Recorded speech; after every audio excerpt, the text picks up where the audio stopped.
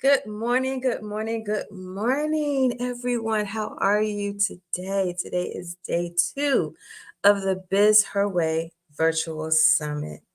I want to thank everyone for being with us all day yesterday. Like I said, it was like a summit marathon, right? We were with you from 8 a.m.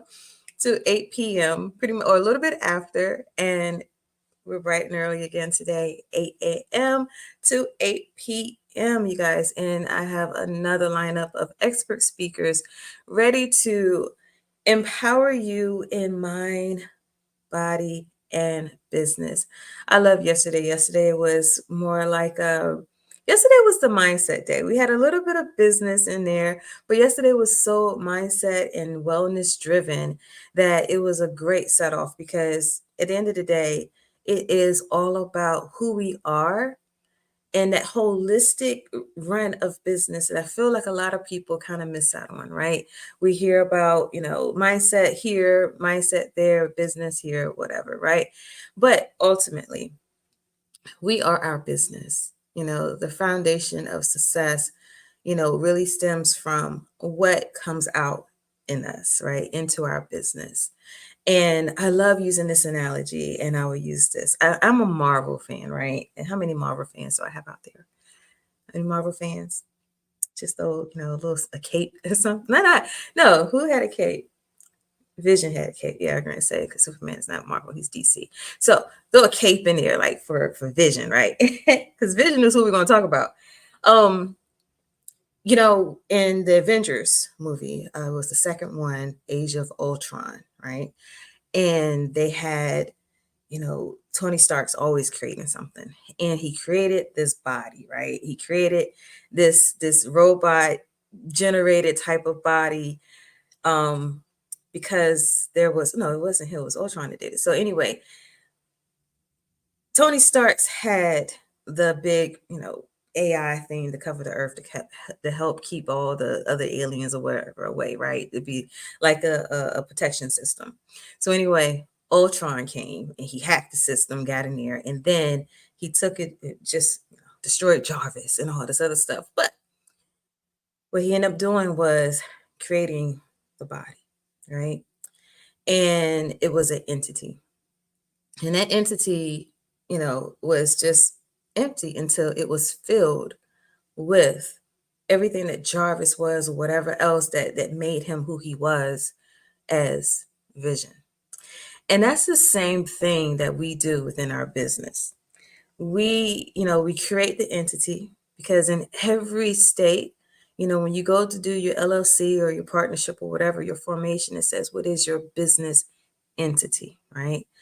And so we all know that outside of business, entities are, not trying to, it's not Halloween, but it's October, right? Entities is always, whatever. So, but when we think about your business entity, it is something that you're creating. It's not a body, it's not anything, but it's yet a body, right? And so everything that you fill into that entity, that business entity, is how it's going to run. And everything that you do to support it, you have automations, teams, everything. They're like the limbs, the nervous system that runs, right? And it helps the body to become something that's living and thriving. Even your documents are called living documents, right?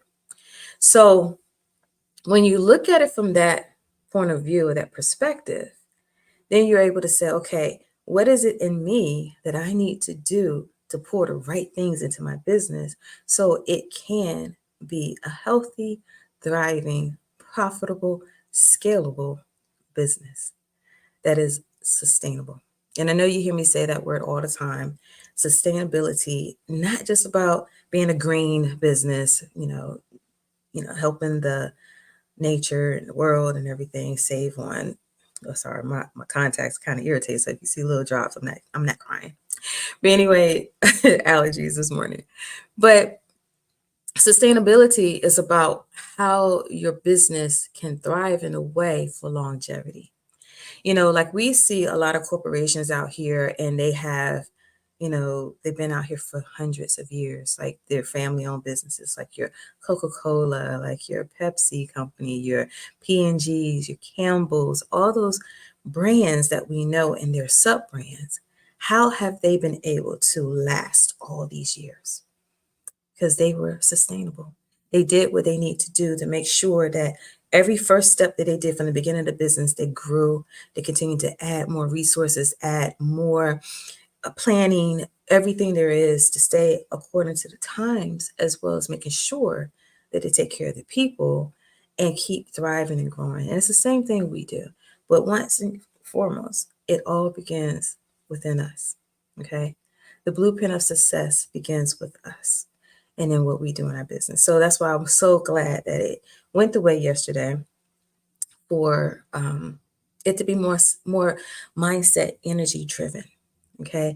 And we had speakers that gave out some of their methods, some of their techniques, what they've done in their business, how they've scaled, how they've hit, these milestones, and they've given certain tips to you to show you that it can be done, but also you can, look at it and inject that in your business as well. But most importantly, they gave you the information and some lead magnets and some freebies, some offers that I hope you guys took advantage of.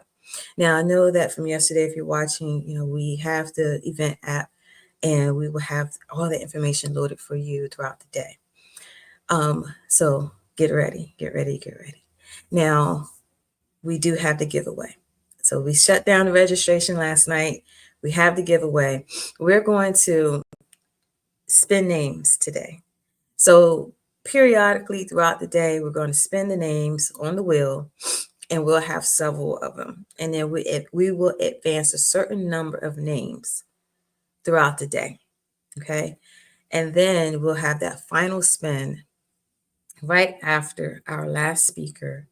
And that one person on the final spin will be the winner of the business grant package giveaway. So why do I call it a grant package? So the grant package is a mix of some funds as well as coaching services, marketing plans, business plans, things of that nature, sales strategies, everything there is to help you where you are in your business. If you're a startup business, it will be catered to you. If you're a business who is pivoting or scaling and you need something different, then it will be catered to you. But the services and the funds all together will be inclusive to the $1,200 value. Okay.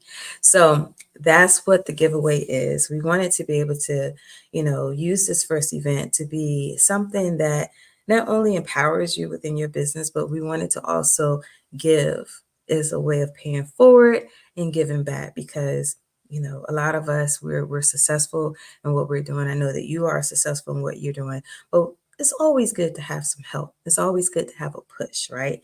And so we want to be those ones who are pushing. So I thank all of, my sponsors, all my speakers, everyone who has been a part of this whole event and making sure that it is pristine for you guys. Okay. So I want to see who is up with me this morning. Hello, Dr. Lisa. Oh, from Baltimore. Okay, we got B more in the house early this morning. Thank you. And good morning. Oh, excuse me. I am so sorry. Like, I keep sniffing. I don't know. I got allergies or something. Woke up, eyes was all whatever. But you know what? We are here. So excuse the little tight eyes. Excuse the sniffles and all this other stuff. But ultimately, I'm here for you guys. I am dedicated to and I'm committed to these 2 days for our celebration of National Women's Business Month and the celebration of our 1 year anniversary of Biz Her Way series on the Her Way series on medium.com. Okay. So thank you. Yes, sustainability, sustainable. Yes, fire, fire, fire. Thank you for being here. And thank you everyone else. Yeah, comment where are you from? Where are you watching from? You know, we're waiting for our first speaker to come in, who is Bola Adina. I believe that's how you pronounce her last name. Don't tell her I said it if I said it wrong. So we're just waiting for her to come in. Oh, she is here. So we're waiting. Let me go ahead, make sure she gets herself together because she's coming on at 8:30. She's going to kick us off. But I do wanted to finish telling you guys about some extra things. Biz Her Way series. Yes, what is Biz Her Way series? Biz Her Way series is a publication on medium.com that I started a year ago, highlighting women entrepreneurs, the trailblazers, the disruptors, experts in their industry. We're not a monthly based subscription style magazine. No, we put articles out there daily, weekly, whatever the case is. And we love highlighting women entrepreneurs. We want to be able to show people that, you know, there's a story behind every entrepreneur, however that is. You know, what has gotten them to that level? What has gotten them to that, you know, that place in their business? It's not just for entrepreneurs, it's also for women who are speakers, women who are creatives, authors, actors, so forth. Because one thing I firmly believe in, everything, the foundation of it all is business. So if you are a creative that's watching this morning or watching throughout the day, you are, or you're watching a replay, you are a business owner. Now, your product, your service is the creation of what you're doing to create, right? Whether it's art, whether it's books, whether it's, yes, authors, you are considered as creatives, whether it's, you know, you're a music artist and so forth. You are a business owner. It's just that the modality is a little different. You know, what you do is different, but at the end of the day, you still got to pay taxes, right? At the end of the day, you still have to keep up with your funds. At the end of the day, you still have to market. At the end of the day, you still should have a strategic plan, right? So you are a business owner. So you are welcome to be featured in the Biz Her Way series. And throughout the day, I'll put the information out there because you can email us. You can excuse me. Definitely. Yeah, I like the email. You can email us. Let me make sure I have my information up here as well. But you can email me. The information is going down at the bottom. Sasha at swimanagementgroup.com. So it's Sasha at swimgtgroup.com. So you can email me and we will get you the information for Biz Her Way series. So you can be highlighted. And one other thing, I know if you were watching yesterday, you may have seen a lot of, you know, videos and commercials regarding the VIP Business Suite. So the VIP Business Suite is a subscription-based coaching service. So that subscription-based coaching service was something that I started because I'm a firm believer that majority of the female entrepreneurs and business owners are kind of still within that startup phase or have not yet met those milestones where they're 5 figures, 6 figures, and so forth. They're still getting to that place.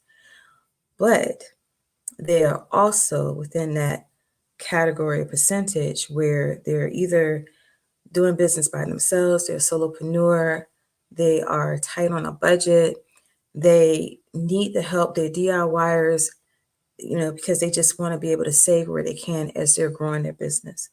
So I have a heart for those who are in that place because I know how it is. It is not easy. Sometimes, you're working and you're taking that money from your job, putting it into your business, all these things. So, I said, well, why not have something to meet the needs of those who are in that position and still provide adequate services, coaching, group coaching, have a community, provide some done for you services, some done with you services, and some media related opportunities within the coaching services. So we have 3 tiers that are out there that are very affordable monthly payments, nothing to hit you upside your head or anything, but you can visit same website, www.si.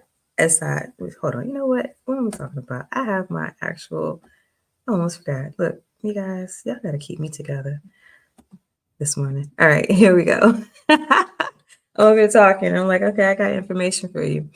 So we offer, this is what we offer here with the VIP Business Suite. There are no high ticket prices and you can cancel at any time. It is a monthly subscription service that you can be a part of, that you could be a part of a community and help you drive your business to the levels that you're looking to drive it towards. And if you're interested, which I hope you are, definitely go to the website /VIP Biz Suite, and it will show you the tiers and the offers within it. And you can join it, like I said, at any time. You can cancel at any time. And hey, it's all good. And what we have for our attendees, the lowest tier is actually free. And you can get in, just go ahead and join. That's what we're doing. A lot of the group coaching, that's what we're doing. Some of the done with you type of services as a group. And I think there are some other things that you could scale into as well. So whatever suits your boat is an opportunity for you to get what you need. It's almost like having a coach in a pocket, right?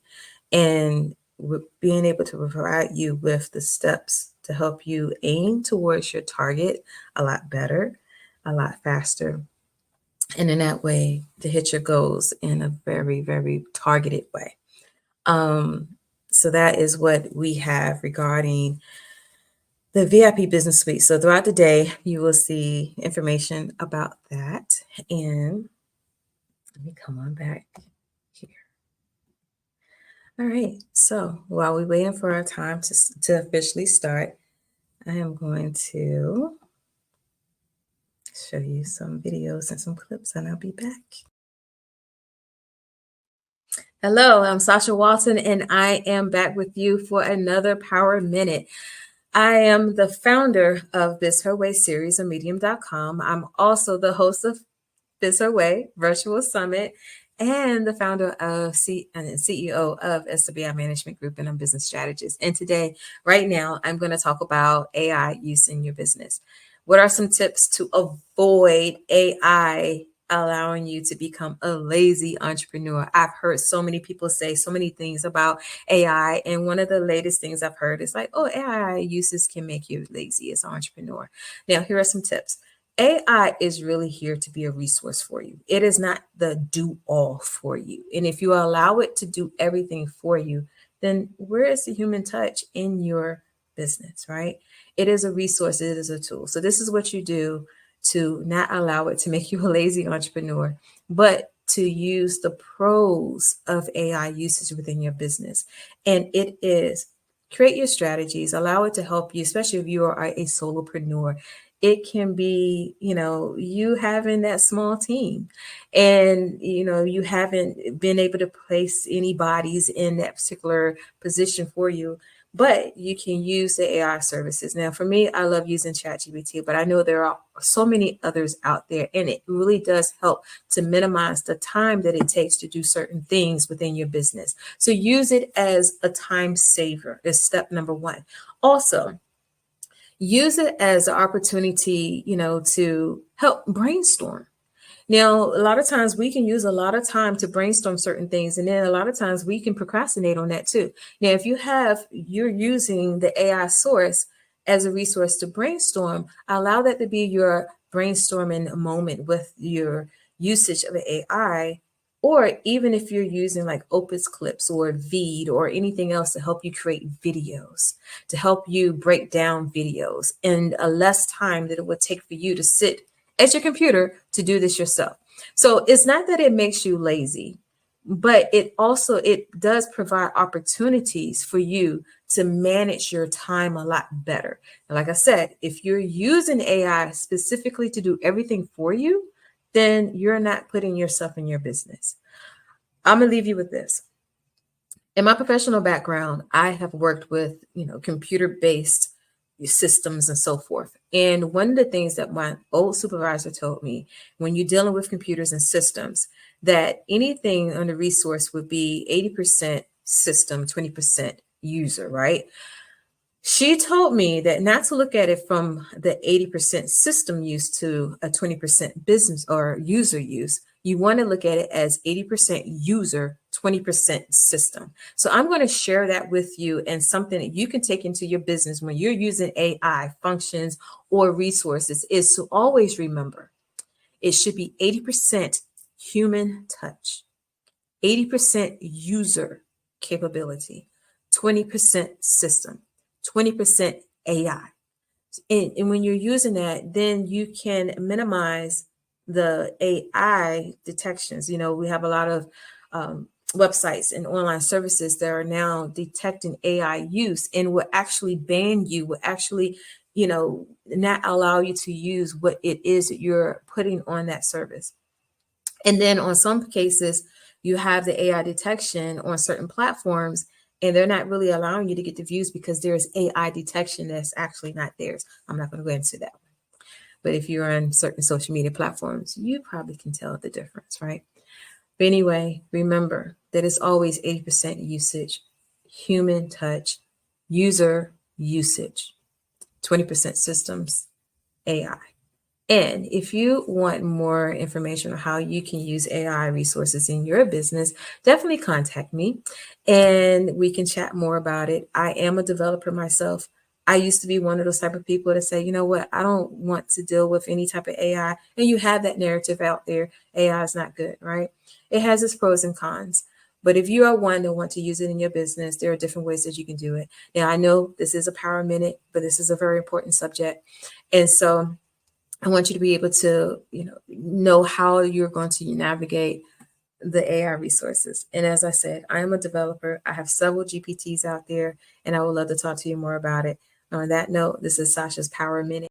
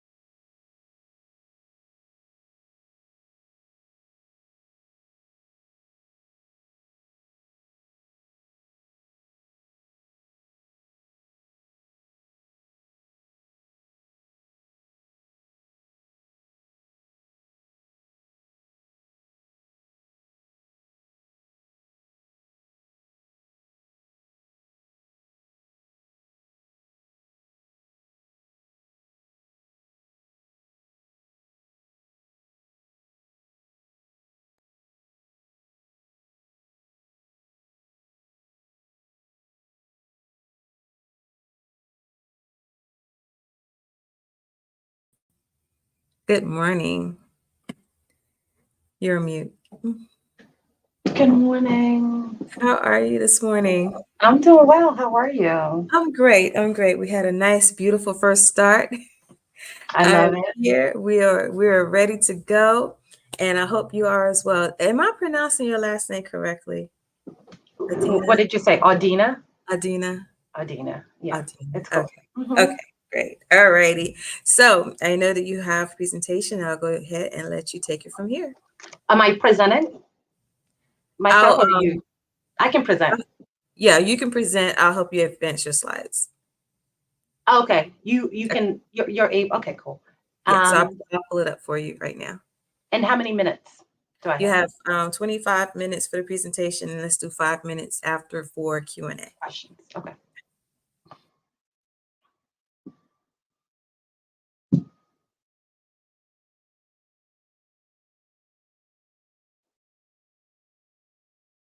All right. All right. Good morning.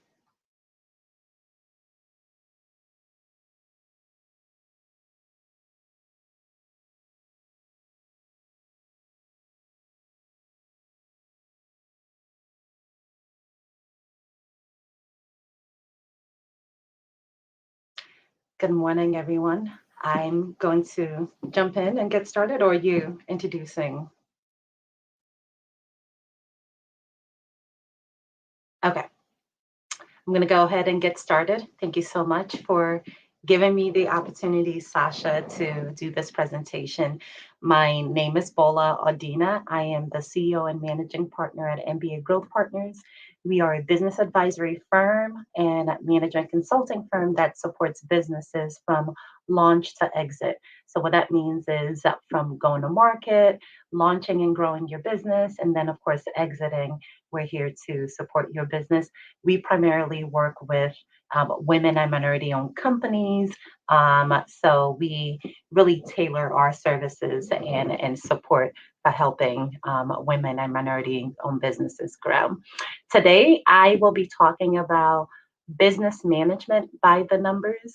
And really, what that means is as CEOs, as entrepreneurs, there's so much that we need to manage. It's sort of like being thrown into the wilderness of some sort and trying to figure out how to get around. But of course, with a strategic plan, tying that plan to your day-to-day activities, and then of course managing from a metrics KPI perspective, you're able to have a better sense for what you're doing, something to help you navigate through the wilderness, so to speak. So with that, we'll get started. Next slide. All right, so did a little bit about MBA Growth Partners. Some of the services we provide are go-to-market strategies, strategic planning, operational efficiencies are those infrastructure, business infrastructure processes, systems, technology, metrics to really help you on a day-to-day basis. And ultimately, it tells you what you should be doing when. I've heard a lot about technology throughout this conference, how to manage technology to become a lot more efficient. So those are all what we do. And then ultimately, obviously, working on your business, the goal is to grow it into an asset that you may be able to sell, maybe merge with another company. So we do have exit planning support as well. Next slide. All right. So the intended takeaways for today's session is to think about strategic planning, especially we're close to the end of the year. So we'll talk a little bit about strategic planning and then how you can use that to really narrow in on some top initiatives to focus on. And then from there, how might you put systems and processes in place, and then being able to track your KPIs through an executive dashboard. So there's a lot that we'll pack in. But yeah, let's get started.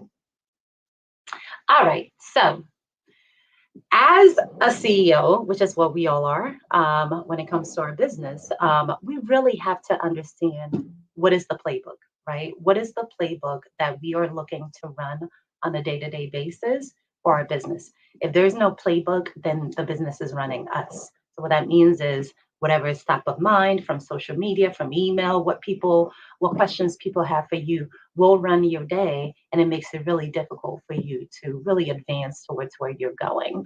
A playbook is it should be a foundation of your goals, particularly your strategic goals. Who's doing what are their responsibilities, who are the players, what activities or milestones do we need to push forward, and then of course, what are some of the metrics around sales that we're tracking, financial results. So that playbook is really what helps us stay on track. Um, if you are not if you don't have a playbook and you're not executing the playbook, you're not tracking metrics, then really what's happening is you're sort of running your business off the fly, which makes it very difficult to be heading towards one direction.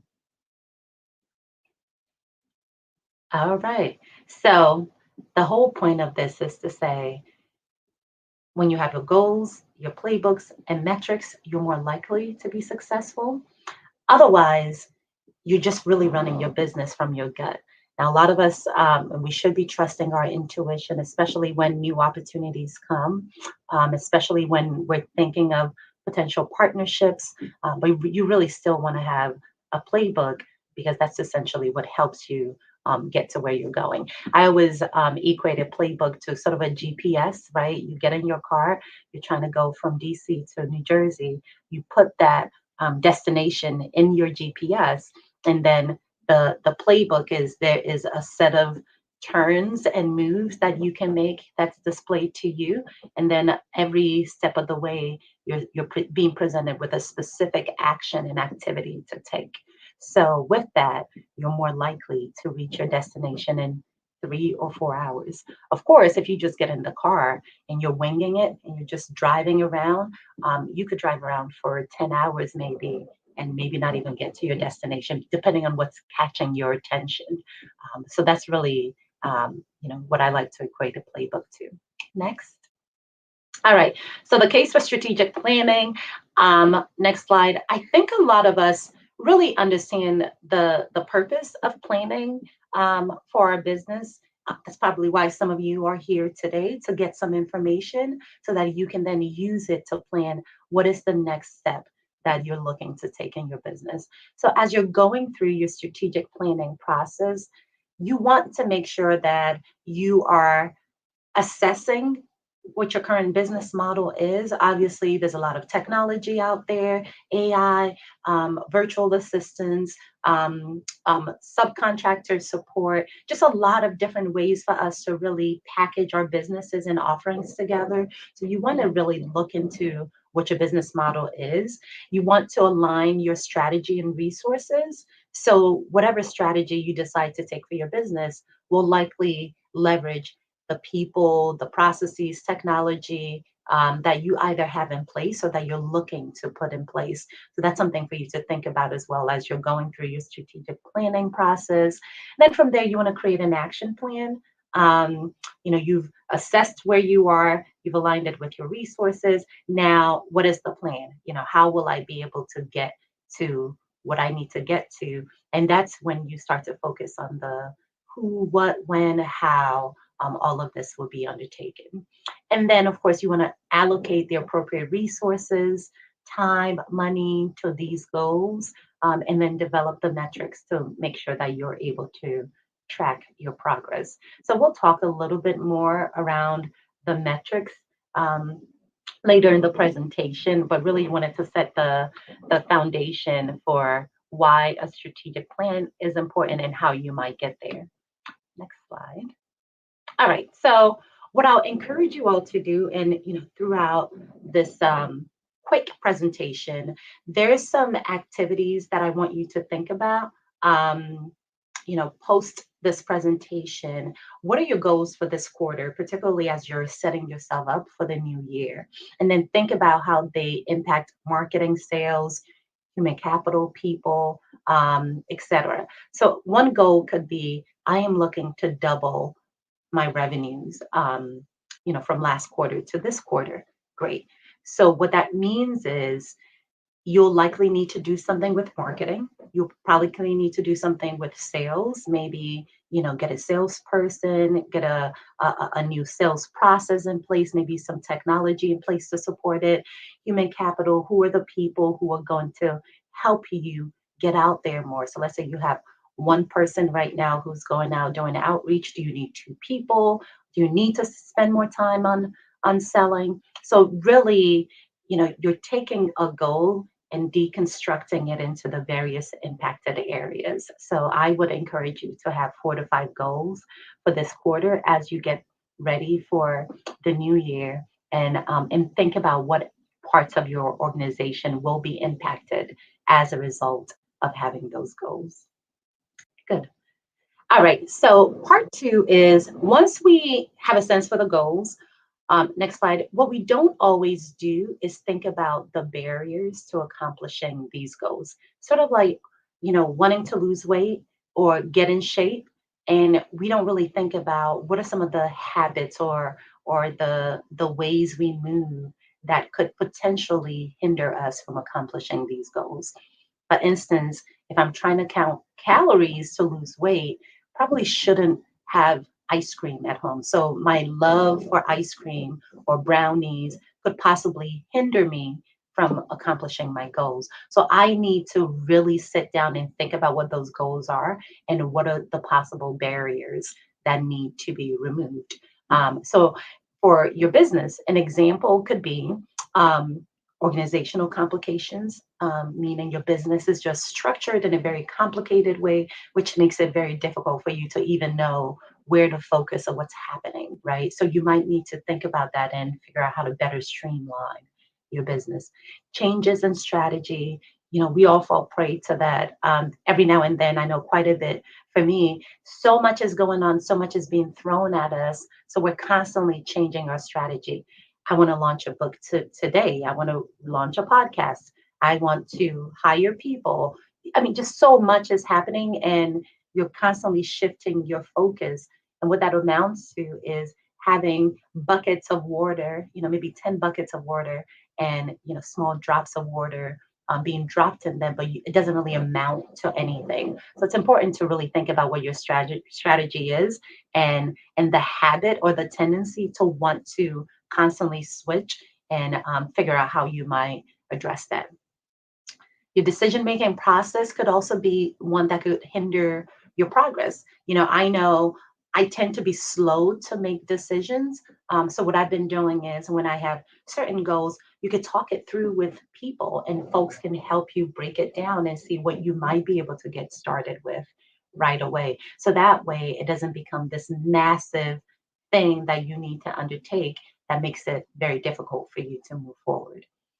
For those of us who have team members, unclear expectations is another one. Folks are thinking this is the priority, and then we change our mind, which feeds into perceived priority as well.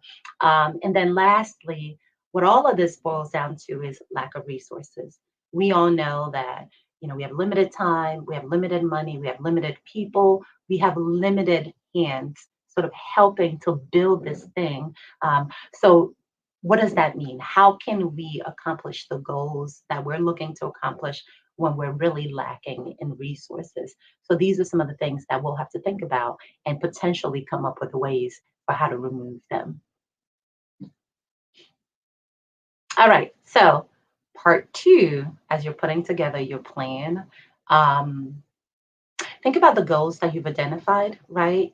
What are the potential barriers that could keep you from accomplishing those goals, and just list them out, right? Spend an afternoon not focusing on the strategy for how to accomplish the goals, because you'll naturally come up with them. But first, we've got to remove the barriers, and we've got to spend some time thinking about that. So that's the activity for this section. Next. All right. So what we talked about at the last segment was barriers to accomplishing your goals. And a lot of time, what's happening is resources are tied up in a lot of things that we shouldn't be doing. And because we're so focused on some of those things, we're not able to have time or resources to really work towards our goals. So, next slide, we'll talk about how we might be able to claw back some time, claw back some energy through business systemization. What does that mean? Running your business, we talked about having a playbook, really requires you having processes and systems throughout all aspects of your business. I'll talk about why that's important, but before we get there, business systemization is about the discipline of building systems so that you know how to do the right things at the right time by the right people, and then, of course, in the most efficient way. Now, when we start talking about efficiency, that means automation. So, there are lots of things that we do manually. There are lots of things that we're doing repeatedly, right? That's just something that we naturally fall into. Habits as human beings, you start out doing something one way, and even though you've done it twice or three times, and now you now have an opportunity to crystallize it into a process or automate it, we just feel that much, we feel comfortable doing it the way we've always done it. Those things are inefficiencies tying up resources in our businesses. Of course, this is the age of AI, chat GPT, technology, CRMs. There's so much out there. And we have to be diligent about freeing up resources by setting up new systems and processes for our business. Why is that important? That's important because as a small business, right, we're always thinking we need capital, which for sure, yes, we can get capital. We're always thinking we need to get more sales so that we can do more with our business. But really, what you don't want is to be throwing good money after bad systems and processes. So the first goal really is to squeeze and tighten up your processes and streamline them as best as possible, because it just allows you to then be able to build on top of it with additional money and resources. But in the meantime, you can really have a strong foundation. And because we're all in the business of delighting our customers, when we're not figuring out how to answer 85,000 emails, or, especially when those emails are not really adding to pushing you forward, or you're not constantly telling people within your business what they should do versus having a system in place, you have more time to delight your customers. So think about it, that the more you extract resources out of your process by standardizing it, the more time you actually have to razzle and dazzle your clients with what you got going on. So it's very important. And I always say as well, chaos don't scale. A lot of us have very chaotic businesses, and it's very easy to get out of control with our business. And we're looking to scale, but you can't, right? You need a strong foundation, and those strong foundations is what allows you to scale. So really spend some time focusing on your business systems. Next slide. So how do we do this? So many ways to do this. I probably don't need to spend that much time into this, but ultimately there's a process to figuring out what your business processes are, right? So on an afternoon, Sunday afternoon, Saturday afternoon, just sit down and think about, how does a customer sort of journey through my business from the initial meeting at an event online, through some sort of a lead magnet process. How do they come into my business? And then what happens after that? How do I engage them? Once I engage them, how do we set up an interview? Who's setting up the interview? How does that interview get onto my calendar? If they're interested in what I have to offer, what's the proposal process look like? When I get the proposal to them, what does the invoicing look like? Is that automated? Do I need to make it repeatable? Once they get started, how do we onboard them? How do we start to serve them? Who is serving them? How are we tracking that they're doing the things that they should be doing? And then how are we serving our clients along the way? All the way to what is the project plan that we're working on to ensure that we're tracking against what we've promised the client, and then delivering on the deliverables. Are we delivering great product? What does that QA process look like? So you can see there's lots of processes along the way, all the way to how this client exits, becomes an alum, or someone who is now an advocate that can now send other people into our business. So that's a whole process. nap and journey relating to sub processes within your business. You need to be able to think through all of those, organize them by systems, and then start to identify who are the owners. It could be us that owns every part of that process, or maybe you have some VAs in the process, maybe you have some folks you've hired, maybe you have some subcontractors, whatever it is, consultants in cases of your accounting, bookkeeping, legal team. So being able to identify who's responsible for what really then helps you break down the next step, number four, around possible improvement measures. So once you have a sense for each of those processes, you start to get a sense for what are the steps that you typically take, and then how can you improve upon them, or how can you automate them, right? Then once you've done all of that, you can now start thinking about what are the metrics and KPIs that signal success for me. So an example of a KPI is, I want to double my revenue this quarter, right? So last quarter, every month, 10 leads came in on a monthly basis, and I was able to close maybe two of them, right? If you're looking to double your revenues, you could quickly and easily say, well, we're looking to get 20 leads in, and we're looking to now close at least four of them. And then as a result, will naturally, hopefully, be able to double our revenues, right? So that's a KPI that you now start to track. How do you get 20 leads in? Maybe you double the amount of networking events you go to, the amount of postings you're making on social media. So now you start to see how listing all your processes out, how metrics are attached to each of those sub processes, and being able to really plan your playbook based on what your goals are and the types of metrics that you want to start to work towards. So that's what that process looks like. Next slide, please. All right. So the activity for this is for each of your goals, right? Because it's very difficult at this point for you to map out all of your business process. If you can, that's perfect.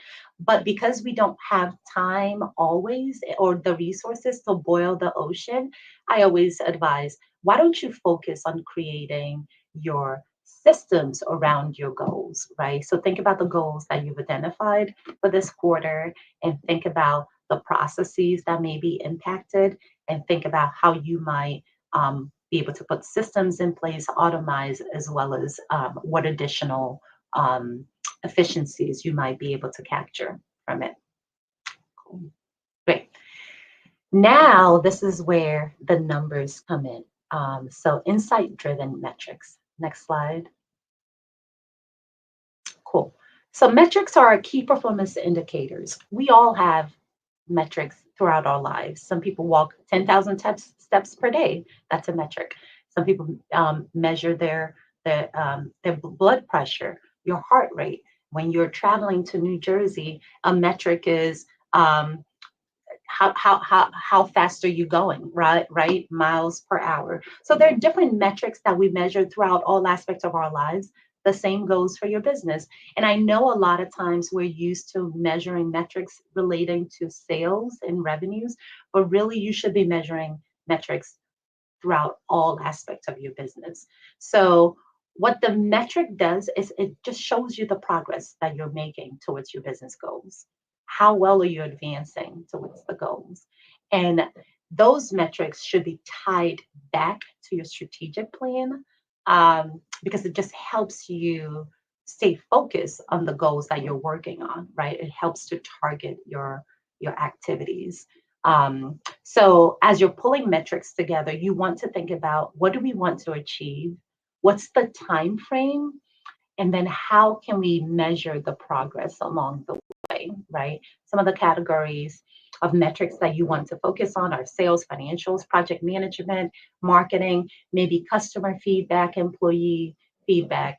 But yeah, so that starts to give you a comprehensive view of your business. Next slide.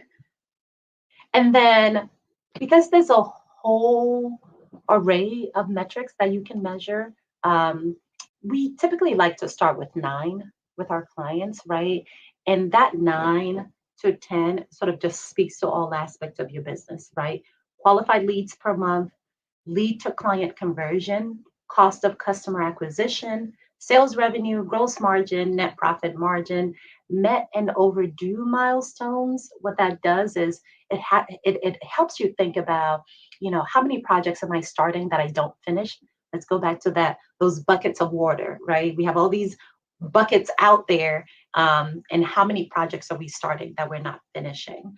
Resource utilization, how much of my time is going towards working in the business versus on the business. And then for your folks that work with you, for your team members, how much of their time are they spending on you in your business? And then employee happiness, or perhaps client feedback from your clients and all. Those are all great metrics that you can use to measure and have a strong comprehensive view of your business. Next slide. So you could see there's so many metrics that you can choose from. It's not just one or the nine. There's so many. So feel free to just play around with it, have fun with it. But ultimately, what you want is insight into your business. Next slide. Cool. So activity 4, you've listed out your goals. You know what your initiatives and activities are. Now think about, what are your targeted KPIs? What are the targeted metrics that will help you see if you're on track with your business? Next. All right. So this is the last part. You've done all this work. The topic of this segment is business management by the numbers. So we've finally gotten to the part where you get to see how well things are working. So next slide, please. Right. So a management dashboard, as the CEO, gives you a sense for what's happening in your business. Think about driving to New Jersey and that dashboard, and you could see how much gas do we have left, how fast are we going, how many miles have we put on the car. If there's something going on with the vehicle, there's a light that will pop up. You need a similar dashboard for your business, and that should really help you. Think about, where are we at any given point as it pertains to your business, particularly as you're working towards your goal. Next slide. Okay, so this is what a sample dashboard could look like. We build these for our clients. And as I mentioned, as you could see, it's a comprehensive dashboard, not just one that talks about, finances or marketing. When we think about the metrics that I pulled up earlier, the 9 to 10 metrics, you can now see that you have new leads this month, revenue this month, invoices quoted versus invoiced, plan versus actual time. That's the resource utilization. New projects this month, that has to do with, if we're closing out our projects, outstanding invoices, gotta go get that money. People, in terms of the folks on your team, what are they working on? Hours by activities. So this gives you a sense of the state of your business, and you could even compare it to the year before. As you could see, the green line talks about, where you are versus where you were last year. So how about creating something that allows you to see at a glance how well you're doing, but all of that sort of feeds into having a system and processes in place that tie into what your goals are. And once you've done all the work up front, you're able to then create a picture that gives you a sense for where your business is at any given point. Next slide, please. All right, so the last activity, think about your goals and what it is that you're working on this quarter, and then think about the metrics that you want to track and how will you display them on your dashboard. Next slide, please. Okay, so that is it for our presentation. And I can just quickly go ahead and let you all know that as we work with our client, there's so many tools that we use to really make sure that they are leading as CEOs, not just another member of their business. One thing I want to leave you with is, there are generally millions and millions and millions of businesses, around and that are created every day. And what you'll see is about 85 to 90% of them are single member businesses, meaning there are no employees. So, in order for you to grow your business into an asset that is sellable, you need systems, you need processes, and you know that foundation is what allows you to bring other people into the process so that you can then start to grow your business into developing it as an asset one day that you might be able to retire from or sell or give to your grandchildren, etc. So feel free to reach out. I'll put my information in there. I'm happy to offer a free assessment for your business. There'll be a drawing depending on how many people reach out for a free CEO dashboard. So we'll work with you to talk through what how to create your dashboard. And then we also have a new cohort that we're starting called the President's Circle next year. So applications will also be made available for those who reach out on how to become a part of leading your business as a CEO and by the numbers. So thank you. Right. That was an amazing presentation. Thank you so much. Oh, I made my light too dark. I gotta fix that. Let me see if anybody have any questions. I mean, I know you should be sitting there wondering, okay, why is this all important? And Bola has just explained everything because when you're looking at your business and you want to be strategic about it and you want it to grow, you want it to be profitable, these are the things that you need to look at in order to make sure that you're hitting those milestones. I mean, she went into depth, so I want you to make sure that you connect with her. I will have her information in the link, in the chat, as well as the link to the offers that she's doing. And that cohort is going to be amazing for people to get involved with. And I believe, Ebola, from who you've worked with and who you served so far, I know that you can attest to those that like, okay, when they first get started, they start seeing numbers. They're like, okay, what is this? Why do I even have to do this? Mhm. Mhm. Yeah. you know, yeah, like, and then it's like, oh my gosh, like, and some people fear that. They Yeah. fear looking at the numbers, they fear looking at the data, or they feel like, that's just minute. I don't need to do that, especially if they're solopreneurs. So that will help them to say, you know what, I really do need a team, Yeah. that can really look at this for me. And and I'm not opposed to VAs or anything, Mhm. but I do believe, and this is my personal opinion, everybody, that when you are digging into the numbers like that, those team members really should be true team members Mhm. because Mhm. VAs, they have several contracts, so you don't want there to be opportunity that's missed or anything, but they are working with other people too. Yeah. So that to me is a way of protecting that back end part of your business. So I do want to put that out there as food for thought. Like I said, that's just my personal opinion. I'm really big about protecting things, Yes.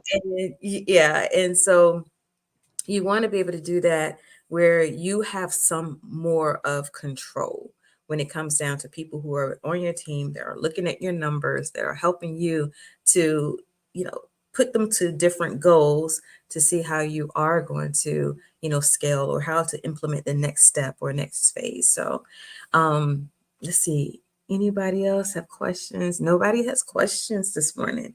You guys are quiet. You gotta wake up. I'm trying to wake up too. Come on, let's wake up together. Mhm. And I will say to your point, Sasha, and I can close on this is, as we're growing our business, it's what we're growing on the outside is just the physical manifestation of how we're growing on the inside.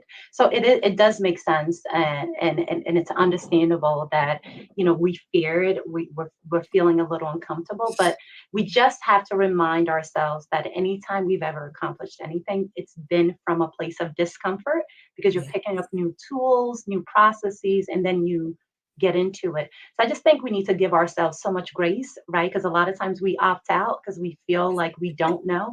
Well, you're not supposed to know because you've never built a business before. If you did, you've never built this type of business before. So it's Mhm. okay to not know, but partner up with those who can guide you through the process, and Yeah. also don't operate in the dark. You sort of need to see those numbers so that you Mm. can know what improvement measures can take place. Absolutely. And that is a wonderful way of closing out. Thank you so much, Bola, for the information that you shared. I know that from the comments, yeah, everybody is spot on. It's going to kind of put some up here. Yes. Andrea, good morning. Andrea hung out with us all day yesterday. Welcome back. Yes. So definitely you are welcome. And I'm glad that you're here, everyone. So, Bola, thank you again. You Thank enjoy the you. rest of your day. Thank you much. And this is great. Really loved all the content. So thank you so much, Sasha, for all you're Thank doing. you. Thank you so Hmm. much. Bye bye. All right, you guys. Now I turned my light down a little bit. I have to turn it back up. All right. So we're going to get into our next speaker.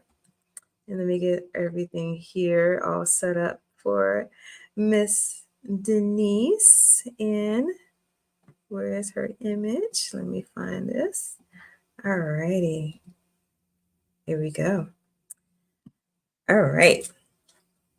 Now, Denise is a powerhouse as well. Like I said, I've been bringing you guys powerhouses. Like everyone here is, they're here to give you some amazing information. And Denise is a leadership consultant, you guys. All right, so we're going to get into that. So, ever since being named the quietest girl in her senior class, Denise Ann Galani has focused on using her voice and helping others find theirs. Working with organizations and individuals through her company, DG Training Solutions Incorporated, Denise is an international speaker who has delivered over 500 presentations and keynotes to countless professionals who want to who want to be better leaders and communicators. Denise's passion for leadership communication and over 25 years of corporate training has earned her a multitude of awards and recognition, including being a two-time distinguished Toastmaster and receiving the Business Choice Award for corporate training at the Pittsburgh Business Show. She is the creator, producer, and host of an award winning TV show, Empowering You. Her previous show, Empowering Women, was a nominee at the Greater Pittsburgh Media Awards in the category of Best Talk Show and Best Series and has received awards for her work as the show host. Now, everybody, once again, I want you to give Denise a warm welcome. And good morning, Denise. How are you? Good. How are you? I'm so excited to be here. I am wonderful. I am excited that you're here as well. Thank you so much. We've had a wonderful first day, Great. and we got a great start to the second day. And I know that you are going to take us into what you have as well. So I'm going to give you the stage, and I'll be right here to helping you. Okay, wonderful. Thank you. Well, hello, everyone. I know you're having a phenomenal day. If you were here yesterday, I'm sure it was fabulous. I looked at some of the speakers, and it just looked like an amazing, amazing opportunity for you. So today I'm going to talk about finding your voice. As you heard Sasha go through some of my bio, it sounds pretty impressive. But I have to say, looking back whenever I was in high school, and I'll talk about that in a moment, I never thought any of that would happen. So let me backtrack a little bit. Who am I? Well, I started my company in 2014. They say have a business plan and start your company. To tell you the truth, ladies, I just jumped into it. I had a bad day in my corporate job. I ended up leaving. Then I thought, I'm going to start my own business. How hard can it be? For everyone that is on here, it is very difficult. It was a difficult journey, but I did it. I just celebrated my 10-year anniversary this year. I've been featured in over 100 plus media outlets. I've given way more than 500 presentations. I'm going to have to update this graphic. I've had 3 talk shows. I host 2 right now. 3 times author. But I've always struggled to find my voice. In fact, my book there, Find Your Voice, I came out 2-3 years ago with my patented Find Your Voice formula, which we're going to talk about. Next slide, please, Sasha. So this is me, and I have these up here because every time I give this presentation or similar presentation, there's always people that I know in the group or in the audience that can't believe that I was voted the quietest girl in my senior class. They know me. I'm outgoing. I'm always the first one to take the stage and start talking. But that was actually me, my high school yearbook. I don't judge. Everyone had the Farrah Fawcett hair back then. I'm old. I was voted the quietest girl in my senior class and next to the quietest boy there. In fact, in one of my candid photos that they had, they actually wrote, Denise never had much to say. Well, I did. I had a lot to say, but I was just afraid to say things. I didn't think anyone would even care or listen to what I had to say. It took me years to break this cycle. And again, find my voice. You'll hear me using voice a lot, to find my voice and come out of my shadow, being true to myself. And it took a long time until I was a young adult. What happened was, next slide, please. I came across this quote. No one can make you feel inferior without your consent. Now, I love quotes. I have quotes all over my website. I have quotes in all my presentations I do. But this one really resonated with me. No one can make you feel inferior without your consent. I was making myself feel inferior. The people around me weren't. If I was speaking to a group of people, they weren't making me feel inferior. I was putting that all in myself. And sometimes as women, we do that. When I came across this quote, it was like an awakening. I thought, this is me. I am making myself so small when I can actually make myself so large and so big and help others find their voice. Next slide, Sasha. So there it was. It'd been in 100 media outlets, over 100. Yahoo Finance, Market Watch. Again, this is the girl that never had anything to say. This is the girl that was the quietest girl in her class. When I went back to my 20-year reunion a number of years ago, everyone was asking me, so what do you do now, Denise? I said, oh, well, I'm a public speaker. I have a TV show. They couldn't believe it. They're like, what? I said, yes, I get on the stage. I talk in front of hundreds and hundreds of people. And they were shocked because I couldn't even talk to a group of 2 or 3 people in my class. So I came a long way. So how did I do this? Next slide, please. The Find Your Voice formula. So VOICE is an acronym. Vision, overcoming obstacles, inspire, confidence, and enthusiasm. So we're going to break all of these down for you during this presentation. In fact, next slide, please. At the end of this presentation, I'm going to help you develop your framework to understand the importance of a vision. We all know what a vision is, but how important is that vision? Realize obstacles exist. No matter how much we plan for them, they're there. Recognize that inspiring others is important, not only to them, but to your own self. To be more confident professionally and personally.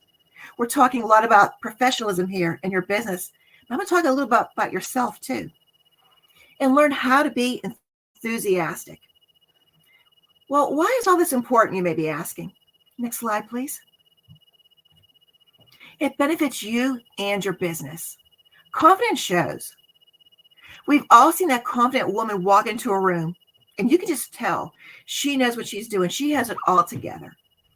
The confidence is just oozing out of her. But you don't know is she was probably cleaning up messy kids before she got there, other things going on in her life, but she doesn't show that. You see that confidence radiating from her. On the other hand, you may see someone that walks in there, their head down, not smiling, keeping to themselves. They may have all the knowledge that you could ever imagine, but it doesn't come across that way because they don't have that confidence. People will look at someone that's confident and say, oh, they know what they're talking about. They know what's going on. So going through this Find Your Voice formula, you're going to learn about yourself. It's going to help you step out of your comfort zone. Was it hard for me to step out of my comfort zone to not saying anything, to getting in front of people? Oh, yeah. It was really, really hard. And I'll tell you some stories about that. But the biggest thing is people will notice. They won't notice what's going on with you, but they'll notice something different about you. After this started happening, I'd walk into a group of people and they'd say, did you change your hair? Something's different about you. No, I don't know what's different about me. It was that confidence coming through. Next slide, please. So when I talk about leading others, and most of the people on this call are actually business owners, entrepreneurs, solopreneurs, but you may not be. To be a leader, you don't have to be a formal leader. And I say a formal leader is like a corporate leader. You're an entrepreneur. You're in that C-suite, COO, CEO. You're a VP, maybe a director, a manager, a supervisor. You have the title of leader. But informal leader is even more important. And that's why I have it even larger, informal leader. You're the one that people go to with questions. You don't have the title, but everyone knows, oh, go to Denise, she'll have the answer for you. Volunteer roles. You volunteer for things, whether it's out of professionally, personally, people go to you as the leader.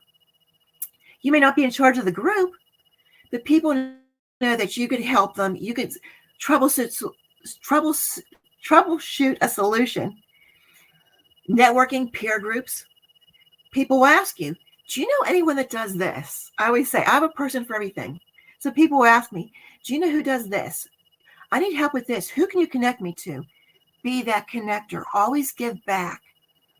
You could be a coach of your child's sports team, or running a book club, or on a committee. So you don't have the official lead title as president, but you are the leader that people go to. So when I talk about empowering others using your leadership skills, again, you do not have to be a formal leader. This can concern all the aspects of your life. Next slide, please. So the vision. We all know what a vision is. But do we always have that vision? I like to give the analogy. Think about if you're going on vacation. You know your vacation starts June 1st. That's my vacation. All year you plan on going on vacation June 1st. You do not wait until May 30th to decide, where should we go on vacation? No, you've probably been planning for months. Let's say you're going to Disney. Oh my gosh, you need to plan that for a year ahead of time sometimes. So you're planning. You're planning how you're going to get there. I live in Pittsburgh. Would I drive there? Would I fly there? If I drove, would I stay somewhere halfway? Would I drive all the way through? Where am I going to stay when I get to Disney? What are we going to do? Where are we going to eat? You put all this stuff together. So you have that vision of what's going to happen whenever we go June 1st to Disney. It should be the same for your business. Think of all those steps to get you there. Plan. The plan is so important. Sometimes we underestimate how much of importance that plan is. We don't plan enough. Going back to Disney. If you have kids, you take them to Disney, you have to plan everything. With your business, plan that. Plan every detail. Not only plan it, share your vision and your plan. Make sure everyone in your family knows that vision. What's going to happen when we get there? We're going to get there day one. We're doing this. The same for your business plan and your vision.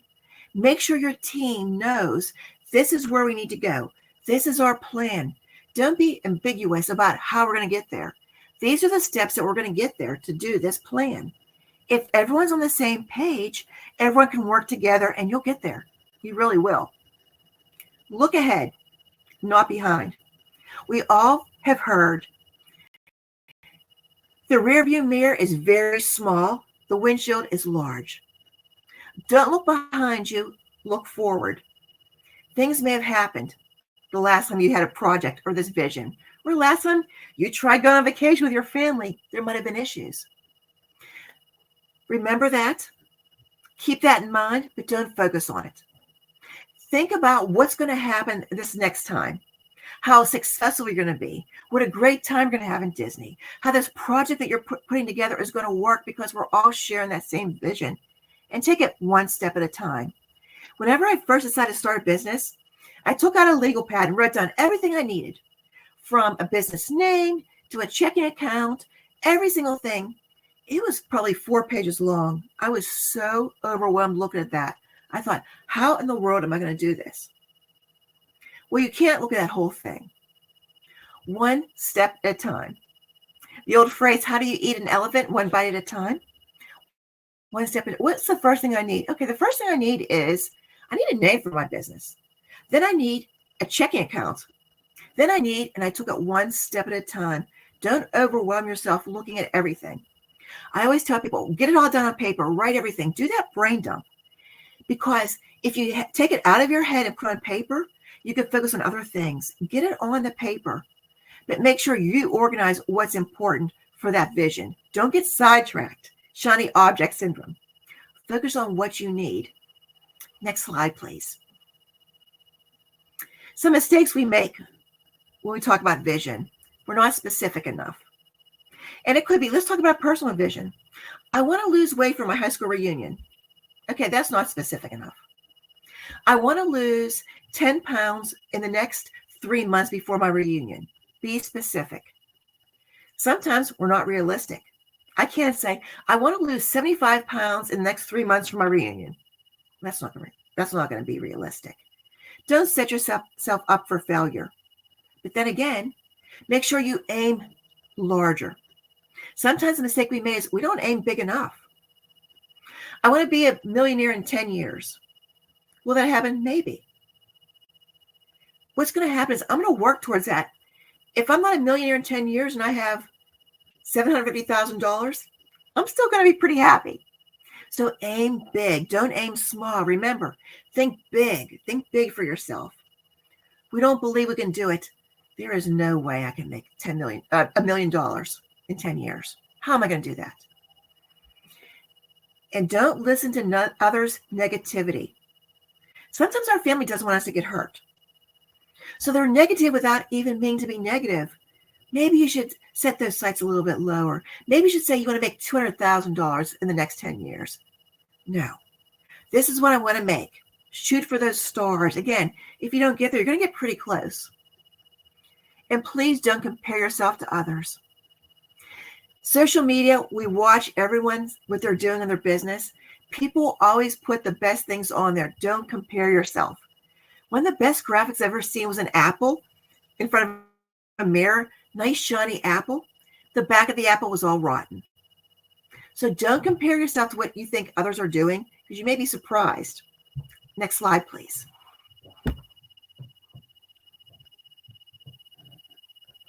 Overcoming obstacles. First thing, ladies, we need to accept things are going to happen. The best laid plans, something's going to happen. So going back to that Disney, we're on our way to Disney. Everything is laid out. Everything is planned. Every detail. The car breaks down. There's construction. Something happens. Someone gets sick on the way. Accept something is going to happen. Very infrequently does something not happen. We have this vision. Things come up. Plan for the worst case scenario. The worst case scenario, if this happens, is this. Anything else I can take care of, I can handle. Plan, not A, B, C, or D. I go a little further. I sometimes I plan E, F, G. I want to make sure I have a plan for everything that happens. Make sure you're looking at updates, the status of getting there. Don't wait until the day before this huge project is due to ask your team, how's it going?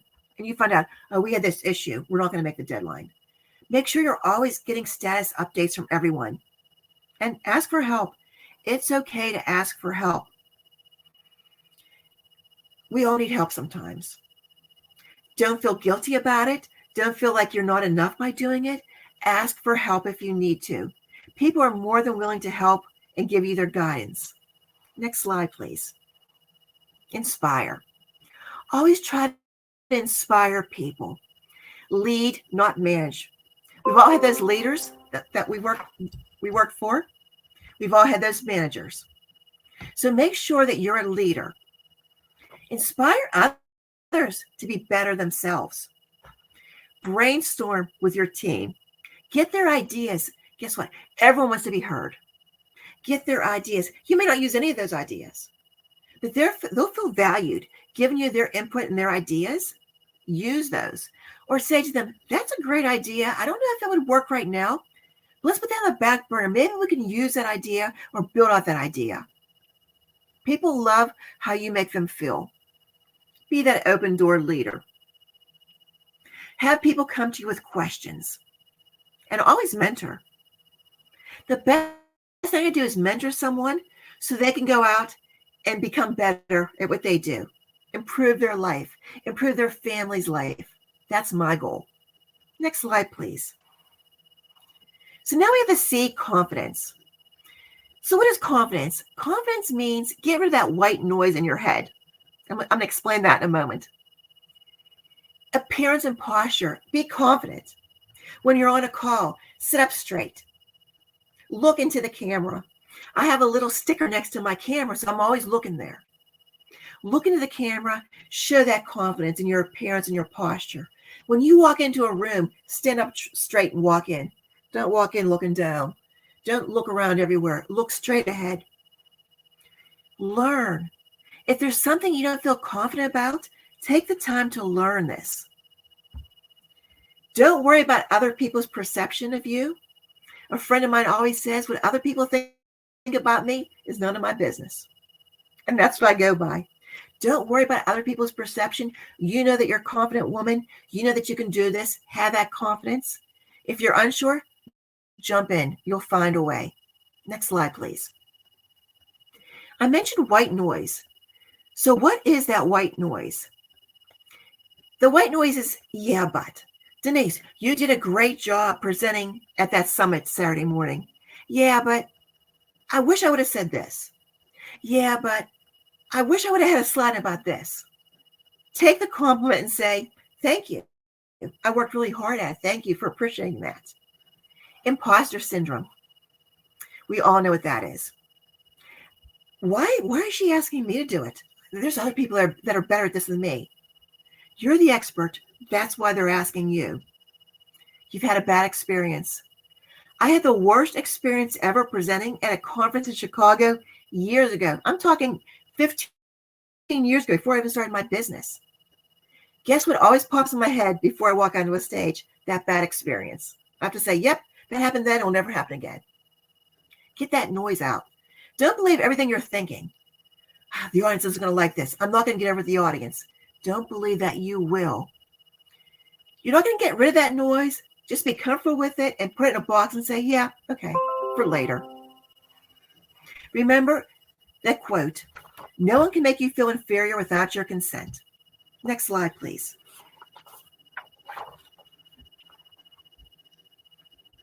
Oh, and I just lost the slides. Let me just give 1 second. I don't know what happened. I'm not sure what happened here.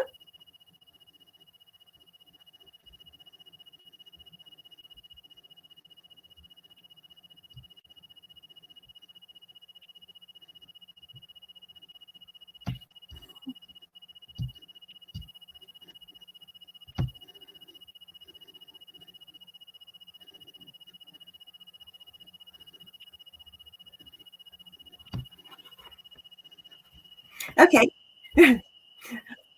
I am. Whoops, and I'm having it. Let me get rid of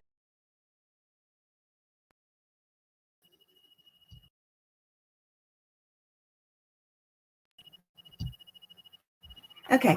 Something happened. Sorry about that. I must have had a little blip in my internet. So what does confidence mean to you? It means something different for everybody. I can't tell you what confidence means to you. You know what confidence means to you. You know what it takes to become more confident. Next slide, please. Just do it. Don't think about all those reasons why you can't do it. Jump in and do it. Next slide. The last part of Find Your Voice is enthusiasm. Show positivity.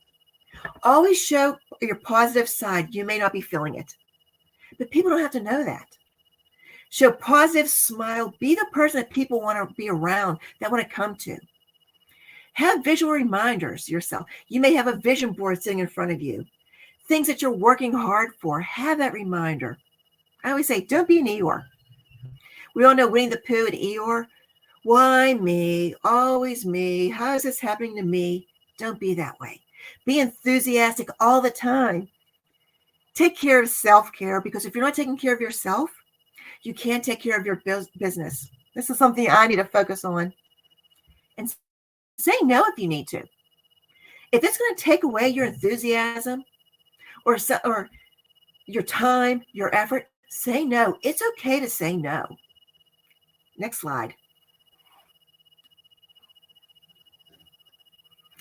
Find out what makes you passionate. and have this expression. Channel that inner passion. So you're that way with everything, especially your business. People will know it. People want to be around you. People want to do work with you. Next slide. So again, the Find Your Voice formula: vision, overcoming obstacles, inspire, confidence, and enthusiasm. These are the things that help you find your voice, become a leader that empowers and inspires others. Next slide, please, Sasha. Knowledge is power. You're taking a big step being here yesterday and today in the summit and learning from everyone. Remember, you can do it. There's nothing stopping you from learning what you need to learn to get yourself to the point that you need to be. You can do it. Again, just do it. Next slide. If you don't remember anything from my presentation, remember this quote: no one can make you feel inferior without your consent. It's up to you. Put the confidence out there. People respond to it. Next slide. Remember, I did it. That was my high school picture in my yearbook. This was taken a couple of years ago when I posed for a 50 over 50 event, and they took that picture. So you can do it. That's a big transformation there. That's why I had that slide. Next slide. So I want to give something to you. So I have some fabulous freebies for you. If you go to my website, deniseangeloni.com, you will get 10 leadership tips. There's also a free course on there that was recorded quite a while ago. So it's not, the recording isn't that great. The content is wonderful on there. It needs to be redone. Present like a pro. Keep your audience engaged from start to finish. If you email me directly, I will also send you my public speaking tips, easy as 1, 2, 3, how to prep the day of and during your presentation. Next slide. I want you to leave this presentation with asking yourself, what questions do I have for myself? How do I find my voice to get there to inspire others? So I'm an empowering leader.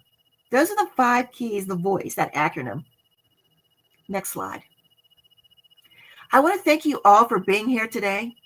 Good luck finding your voice. If you have any questions or you think about something afterwards you don't want to put in the chat, feel free to reach out to me. You can go right to my website, deniseangeloni.com, and send me a message, and I'll be more than happy to send you some resources and help you. I want to thank you, Sasha, for this opportunity to be here and to share this with everyone this morning. Oh, you're so welcome. And thank you for sharing it too. I mean, just listening to you and about the Find Your Voice piece, it is very important, everybody, to make sure you do that. And it's not just about, well, I would say like this. Once you find your voice, amplify your voice. Absolutely.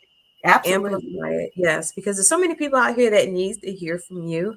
Whatever it is that you have, the knowledge, the expertise, sometimes it's about you being in position for everything else to fall in line. Yes. And just like what you said so eloquently, Denise, thank you. and Yeah, from always help everyone find your voice, help others find their voice. That's why my TV show is Empowering You. I bring people on to empower everybody. Yes, and that's phenomenal. And thank you so much. Thank you so much for all the information. I put the website in the chat already, everybody. So make sure you go to our website and get what you can get. I mean, that's why we're here. They're giving out information, they're giving out offers. Like, you don't want to miss this. Like, we've really put this in position to ensure that you have what you need.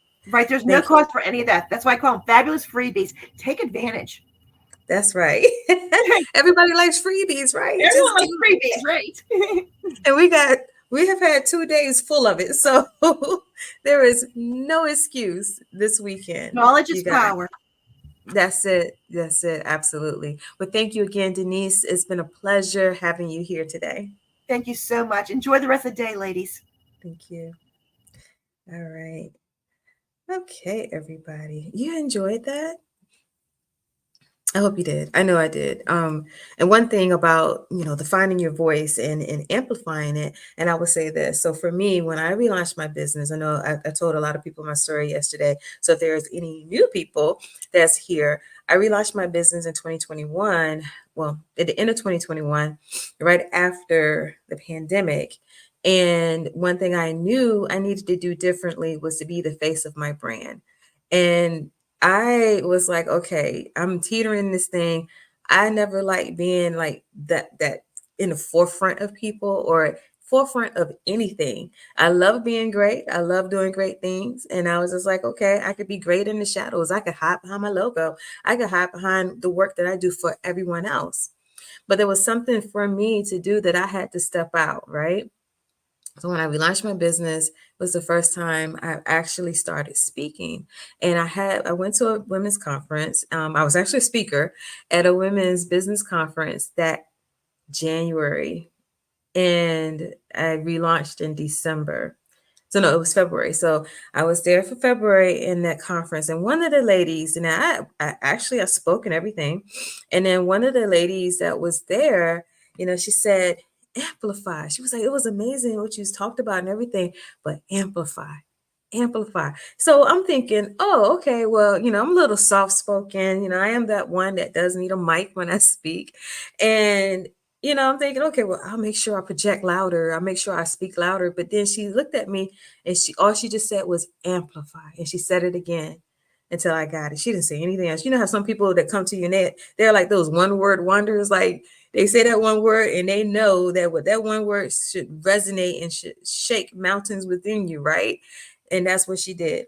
And so I was a little slow, catching on to it because I'm like, okay, I'm gonna be a little louder next time.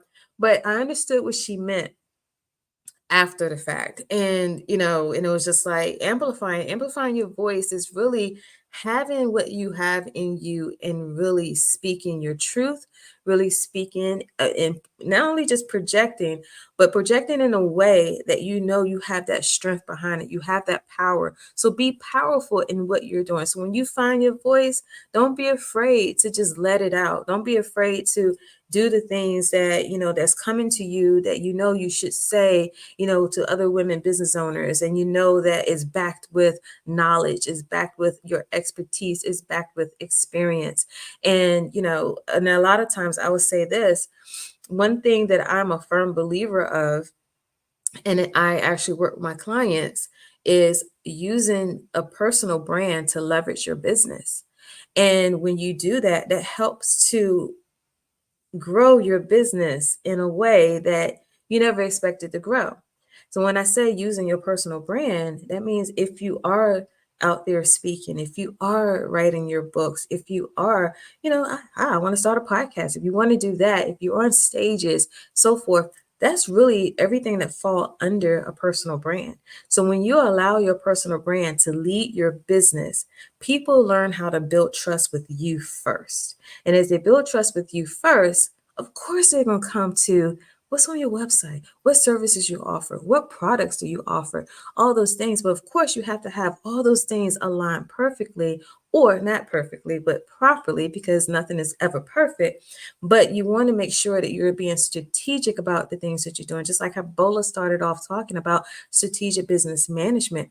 You want to be able to take strategic action in what you're doing and putting everything in place so that when you are out here, as your personal brand, leading people back to your business, then they know how to come to you, and then that you can see the results of that.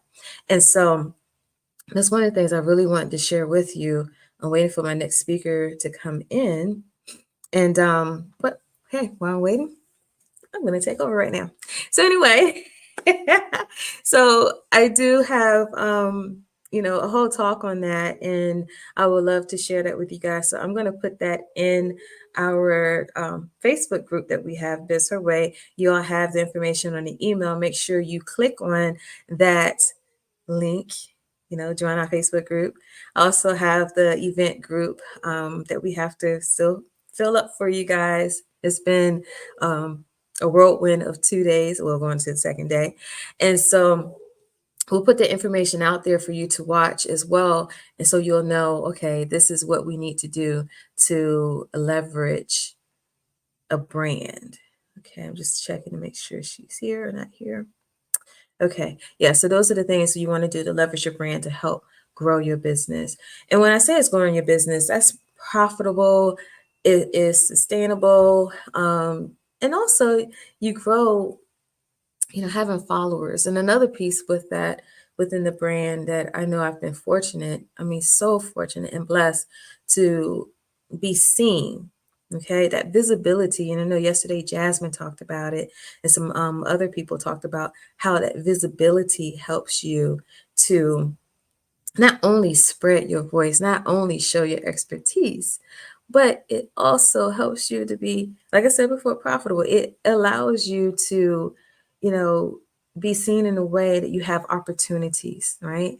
So one of the things I would say for myself is I've been able to be quoted in Forbes 5 times. I've been able to have articles on American Express online business. I've participated in the NASDAQ Entrepreneurial Women's Center, the Milestones. Anybody has been in the Milestones program, the Circles program?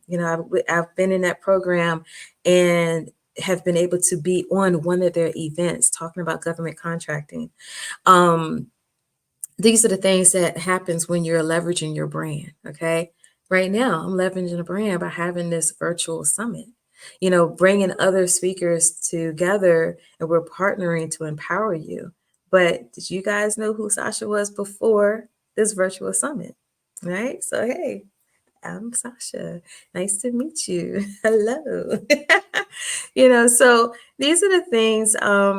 Also, what else? Being in Valiant CEO and some of the other like Canvas Rebel, Authority Magazine, and Shout Out Atlanta, and a lot of other magazines. You could Google me. I love saying that. Everybody say, okay, what's the that turn, that trend? Hey, Google me. Yeah, definitely Google me. You'll see everything. Sasha Walton. Make sure you spell the name right, because there are other Sashas out there, but you could Google and see everything that I've been fortunate to be a part of.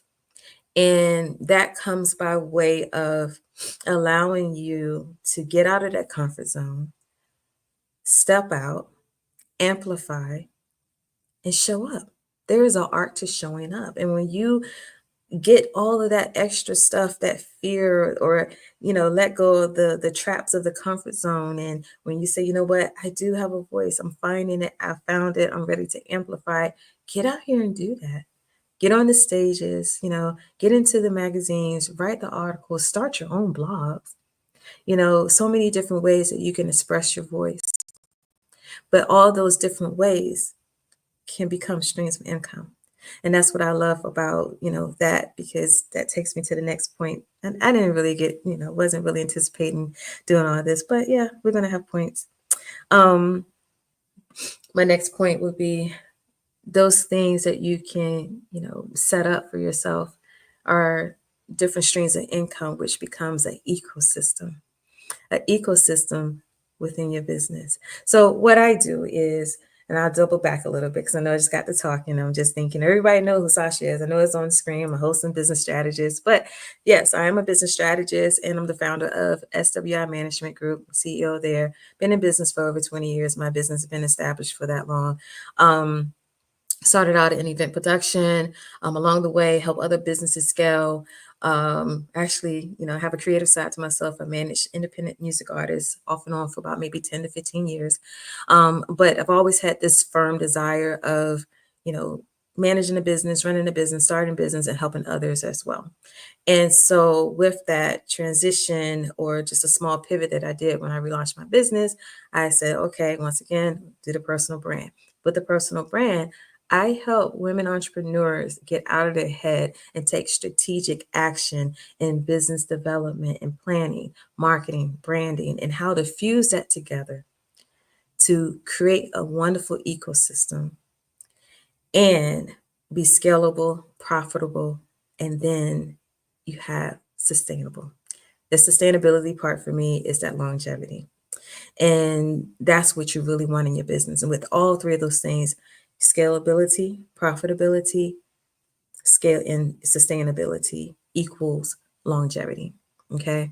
And that's how the longevity come about. So that's what I do as far as how I work with women entrepreneurs, but then also how I run my business. And then I leverage the personal brand for SWI Management Group. Okay. So just like your Jeff Bezos, your Elon Musk, and your Steve Jobs, and everyone else, all these executives, this high level executives, as CEOs who are now stepping outside of their office, away from the boardroom, and away from the logo, and saying, you know what, I want to get on stage. I want to do this. I want to talk about what I do and what I'm passionate about.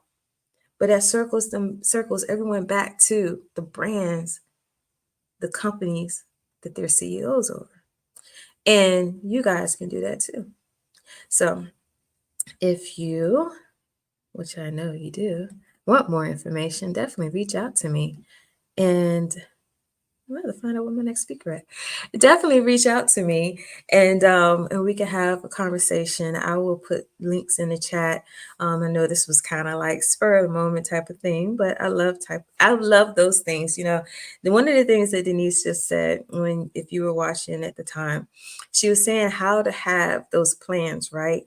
And for me, I've been a planner. I produce events for over 20 years. We've done large events, small events, concerts, whatever, stage productions, you name it, we did it.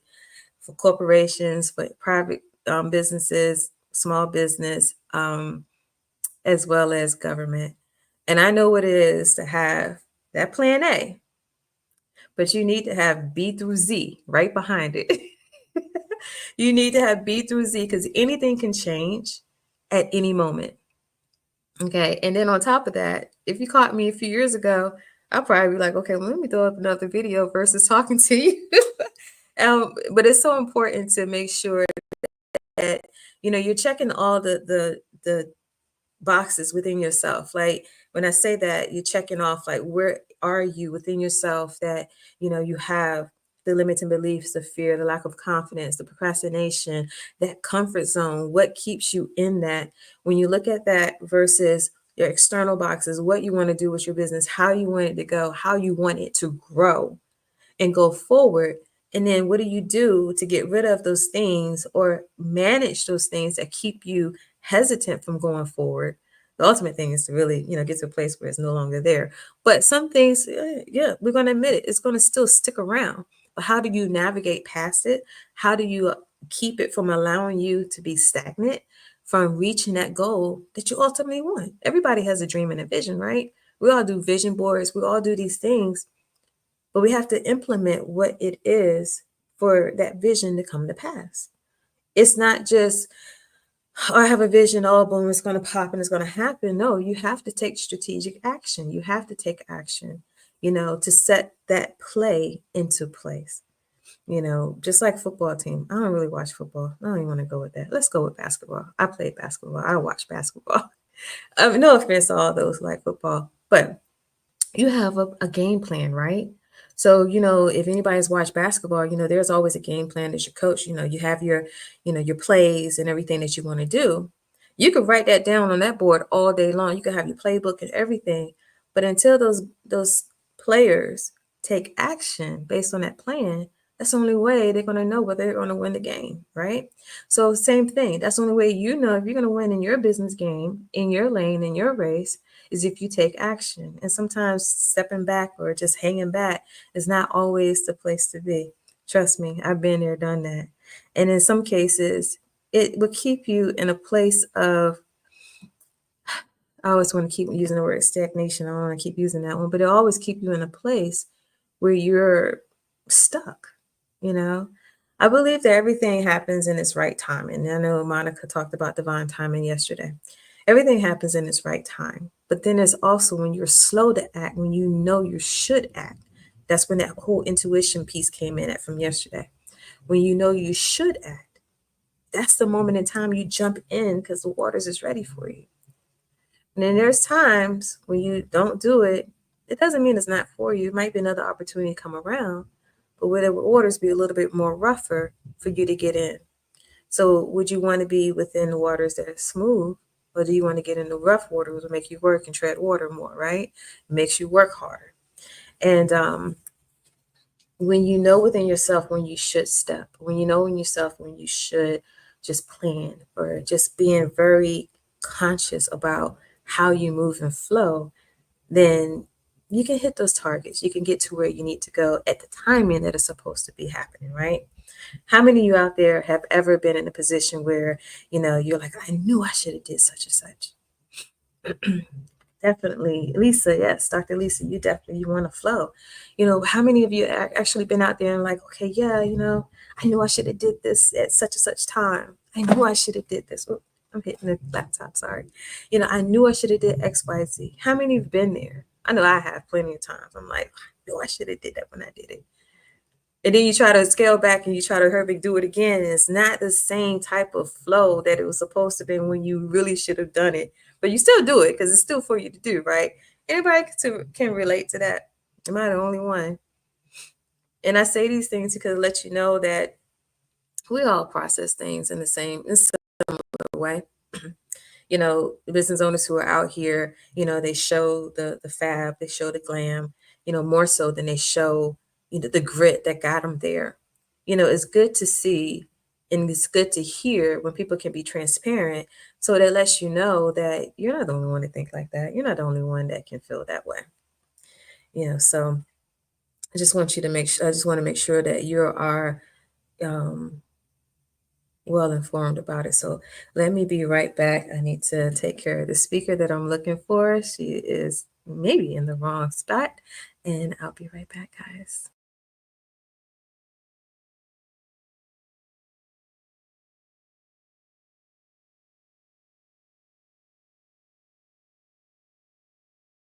Introducing the VIP Business Suite, a game changer for women entrepreneurs. There's an old saying, the people who are crazy enough to think they can change the world are the ones who do. At VIP Business Suite, we believe every woman entrepreneur has the potential to change the world. And we're not talking about just running a business. We're talking about building something bigger, something meaningful. You see, business isn't just about making a profit. It's about passion. It's about purpose.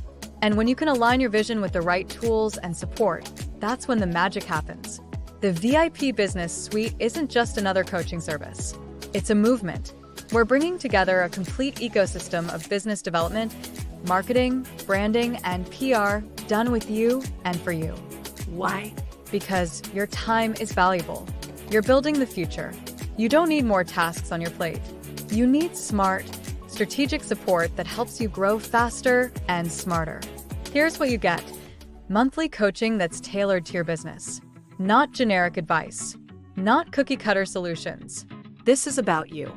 Done with you and done for you services that take the weight off your shoulders so you can focus on your vision. 2 pricing tiers so you can choose the plan that fits your needs. Simple, flexible, no commitment. Cancel anytime. A free online community of trailblazing women entrepreneurs. We're not just building businesses. We're building a tribe. Why? Because at the VIP Business Suite, we believe in more than just business. We believe in creating something that matters. We believe that when women entrepreneurs succeed, the world gets better. It's not just about what we're offering. It's about why we're doing it. We want to empower women to lead, to innovate, and to push the boundaries of what's possible. That's why we exist. Now, the question is, are you ready to change the world? Join the VIP Business Suite. The future is yours to build. Let's get started.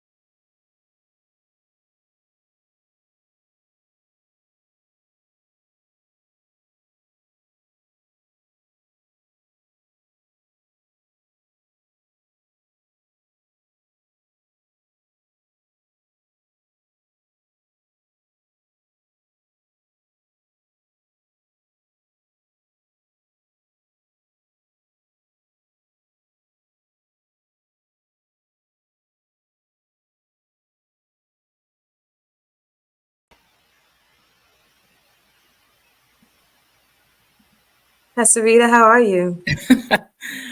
Oh, I'm better now. Oh my goodness. But I'm here.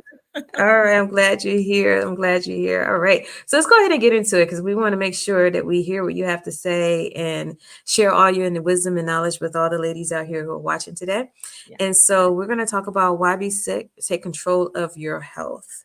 Yes. So I know I read what you do as far as helping women manage their health and their lifestyle and their wellness and everything. So we want to really kind of hone in on a specific topic today within why be sick, take control of your health, right? So Yes. let's go ahead. I want you to go ahead and segue into first, who is Sarita Fox, outside of what I've actually read. Uh-huh. And let's talk about your why for the topic today. Well, women are so special and so intricate that, as a woman, I just see things that we as women, we could do better because we're trying to please everybody else and what we do as far as makeup and things like that. So it's like women are beautiful without all the extras. Sometimes we do need a little extra something to make us look fabulous.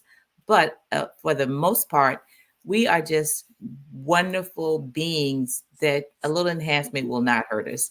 And so I love to see women excel in their beauty, but inner beauty, so that it'll reflect on the outside. So I'm all about health and I've loved health and I just want to see people healthy. I hate to see people sick, and that's my why. So, if you don't have to be sick, then you don't have to, because there's things out there to help us. And so that's my whole mission now, is like to see people healthier and enjoy their life. Awesome, awesome. And I know in our, conversations and everything about centering around this topic and the specifics of that you really want to hone in on is, working with women who are over 40, Right. who are in that time of their lives where they are experiencing change. So how does it, because we were talking about women entrepreneurs, and I know with women, we have to balance everything that's happening in our lives, externally as well as internally. Yeah. So what are some of the things when it comes down to perimenopause and menopause that can impact a woman's health or even mindset? Your hormones. I mean, everything's about hormones. We are just a whole bundle of hormones. And so they start really acting up, I said 40, actually 40, 45 and over. And we'll start noticing changes that before were no big deal. You know, you start gaining weight where before it was easy to get off. I can speak for myself. It was nothing for me to eat everything I want to. At one time, my brother-in-law said, he said, Sarita, you're the most eatingest little person I know that never gains weight because my metabolism was just like that. So whatever I ate just left. But as I got older, it was harder. So I could eat and just enjoy myself. And it's like, oh, my pants are tight. So your body shifts because all the elements of estrogen, progesterone, and testosterone, we start losing some of that. And as we start losing it, we have a whole lot of changes going on in our bodies. So, sleep and things like that. So it makes a difference, and the change is real.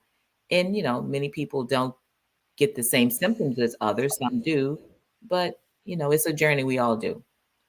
And let's talk about that sleep part. Because, already as women, we're going to try to burn both ends of the candlestick, right? So even if Yes. you're not in that phase of life, but even if you are and you're starting to, tell us there's some things happening, and it comes down to, oh wow, why can I can't go to sleep? What are some ways that will help, minimize the impact, or, are there supplements? Are there teas people can take to help balance that out for people? Oh yeah, you see over here to my, I guess to my right, it says rest. Very important. Yes. Yeah, sleep and rest very important. But the first thing that I notice is the mind. If we go to bed with everything on our mind is still racing. We're still trying to figure out what to do. Oh, I need to do this. I forgot to do this. It's just settle down. You should always have a pad and a pen. That doesn't make you old, but it just makes that you're organized. Get it out of your head. Okay, this is what I need to do. This is who I need to call, and da da da da.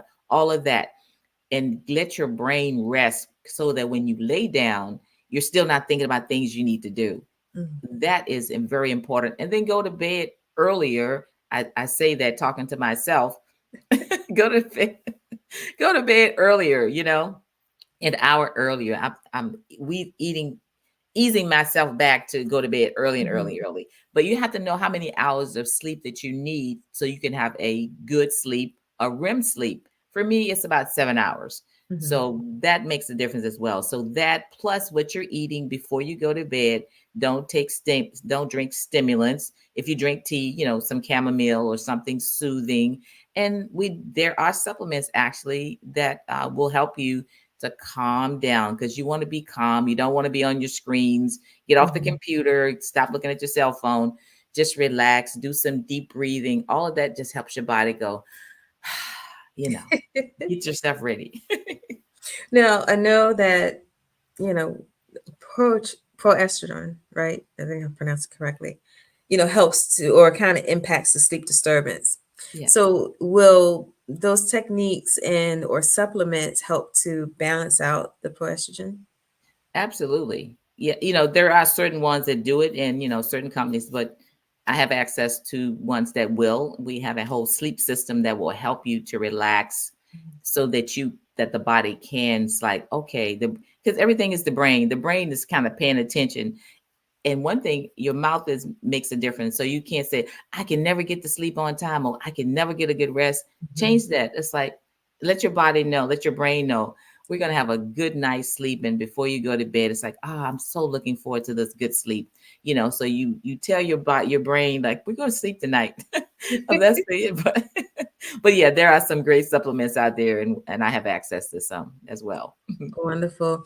Yeah, because I know, like for myself, I'm one of those type of people that, and I'm quite sure a lot of other women out here are watching can attest. Like, sometimes we're thinkers, Hmm. and our mind can just go and go about, what's the next step we're going to take in our business. Oh, I don't know what it is about me. I get more creative at night. So I know I can't sleep.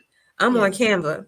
Okay, I'm gonna do this until my eyes get sleepy, and then I'll go ahead. I'm like, oh, my eyes are getting heavy. I try to close my eyes, and I'm like, oh, wait a minute, I got this another idea, and I'll pop open again. Like that is me. But I Yeah. know that what I strive to do is, minimize that as much as possible. Yeah. It doesn't always happen, but I try to, and I'm just like, hey, if you can't sleep, you might as well be productive. Because eventually you're gonna put yourself to sleep. But and then in most cases, I'm that one that, next thing you know, it's like 3 in the morning sometimes. But Yeah. then there's times where it's like, okay, your body itself is going to say, wait a minute, Yeah. you're trying to function, and it's like I can't do it. So the only thing that's really working is your brain Yeah. versus your body, and it's going to lay you down or give you some type of impact on how you feel, Absolutely. right? Yeah. So what would you say? I know you said that you do have some supplements. So I would Mhm. say let's kind of go into some of the supplements a little bit more, because I do know some things kind of help balance you out. I know for me, I take magnesium before I go to sleep. Mhm.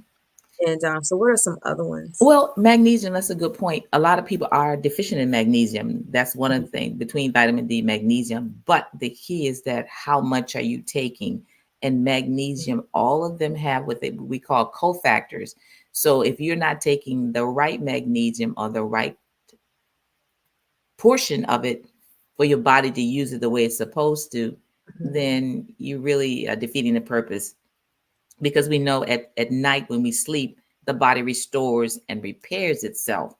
And so we have a system where we help you get the right amount, and our supplements are based on per body weight, Mhm. so that you're not taking more than you need, for someone who's 125 pounds versus somebody who's 240.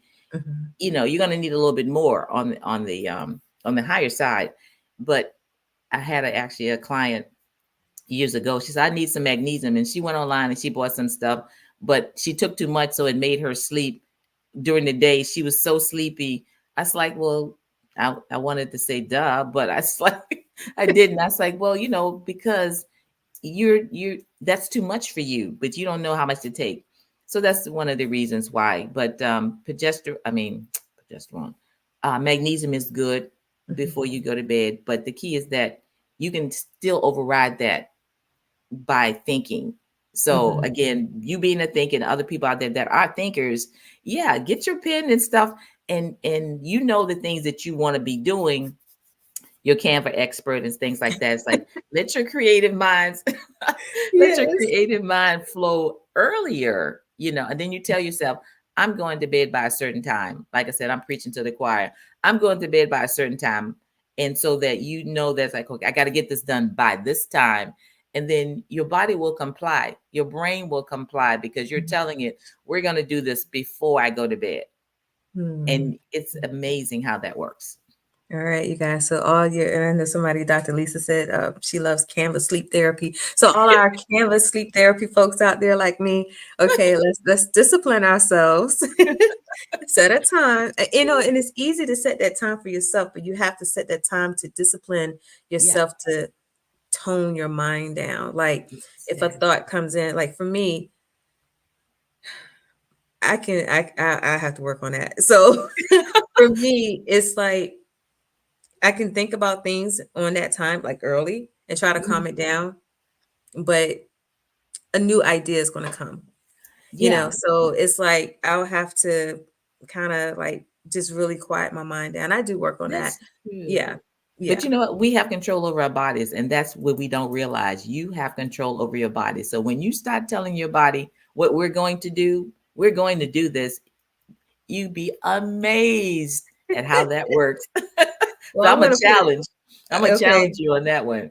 Okay, us late night thinkers, we're on the challenge. Okay. I'm not Yes. going to do this by myself. So I'm going to check in with y'all. Make sure y'all, yeah, I got your email. So I'm going to check in with you. And look, Okay. and maybe we can have like a little 5-day challenge and see who gets to sleep better. Because Yeah, I yeah. know it works. That would be really good. Okay, so cognitive function. Since we're Mhm. talking about thinking and sleeping and everything, Yeah. and I know with us, over the certain age, or even if you're not and you still like maybe have some things going on with cognitive issues or anything like that. Like, so what hormonal changes are happening that impacts that versus, somebody who's just going through because maybe they had head trauma or something like that? Hmm. Hmm. So cognitive issues can come from medications that you have taken and Mhm, maybe are taken. mhm, It's no secret that statin drugs are not our best friend. mhm, So that can cause you to have memory loss, forgetfulness, mhm, and all those things, which we don't need any help as we go through menopause because you're losing some of the nutrients. So the body becomes less and less efficient because we're losing nutrients that we need to replace. And mhm, when we don't replace them, then we start getting the brain fog. We start getting the forgetfulness and all those things like that. So it's mhm, all about getting the right nutrients that the body needs because, your body loses calcium, it loses vitamin D. All mhm. these things, we need to replace them. Like as a kid, we took our multivitamins. We didn't know why, but our mom said, take your vitamin. Yeah. We did because you're growing. But Yeah. it's almost like we're in the reverse on the other side. When you're aging, you lose while you're building. When you're younger, you're losing while you're older. We need to Mhm, go back and replace the vitamins that we were taking younger, but because we don't get them anymore, they're leaving us, and we need to replenish our system, and the body will work well. In fact, mhm. my it's not really my aunt, but my brother-in-law's sister, which is the kids call we call her Aunt Bernice. She just turned 100 years old. No Wow. medications, but she knows how it is to take care of her body. And it's like, it's fabulous. So I was like, I want to be an Aunt Bernice. Yeah, no, that's right. I would love to as well. So what are some when we're looking at our nutrients and our vitamins, what Yeah. is a good multivitamin for women that Mhm. helps to, do everything that we need to keep us optimum or to replace what we are losing? Okay. So we said you need 90 essential nutrients, Mhm, and that sounds like a lot, but we have a proprietary product that infuses everything 66 minerals, 16 vitamins, essential fatty acids, that's what I need to mention about the brain health. So we mhm, need essential fatty acids for the brain and the heart because as we age, more women are having heart attacks when they go through menopause. And mhm, that's an issue because of what we're eating and how we're treating our bodies. So essential fatty acids is very important for brain health. mhm, So yeah. if you're not taking essential fatty acids, and they are not equal either. We have proprietary products, and I would love to work with anybody, talk to anybody about what they are because, to be honest, I don't want you to go to Amazon and get them because as a coach, I want to help you with what you're taking and let you know what you should be taking.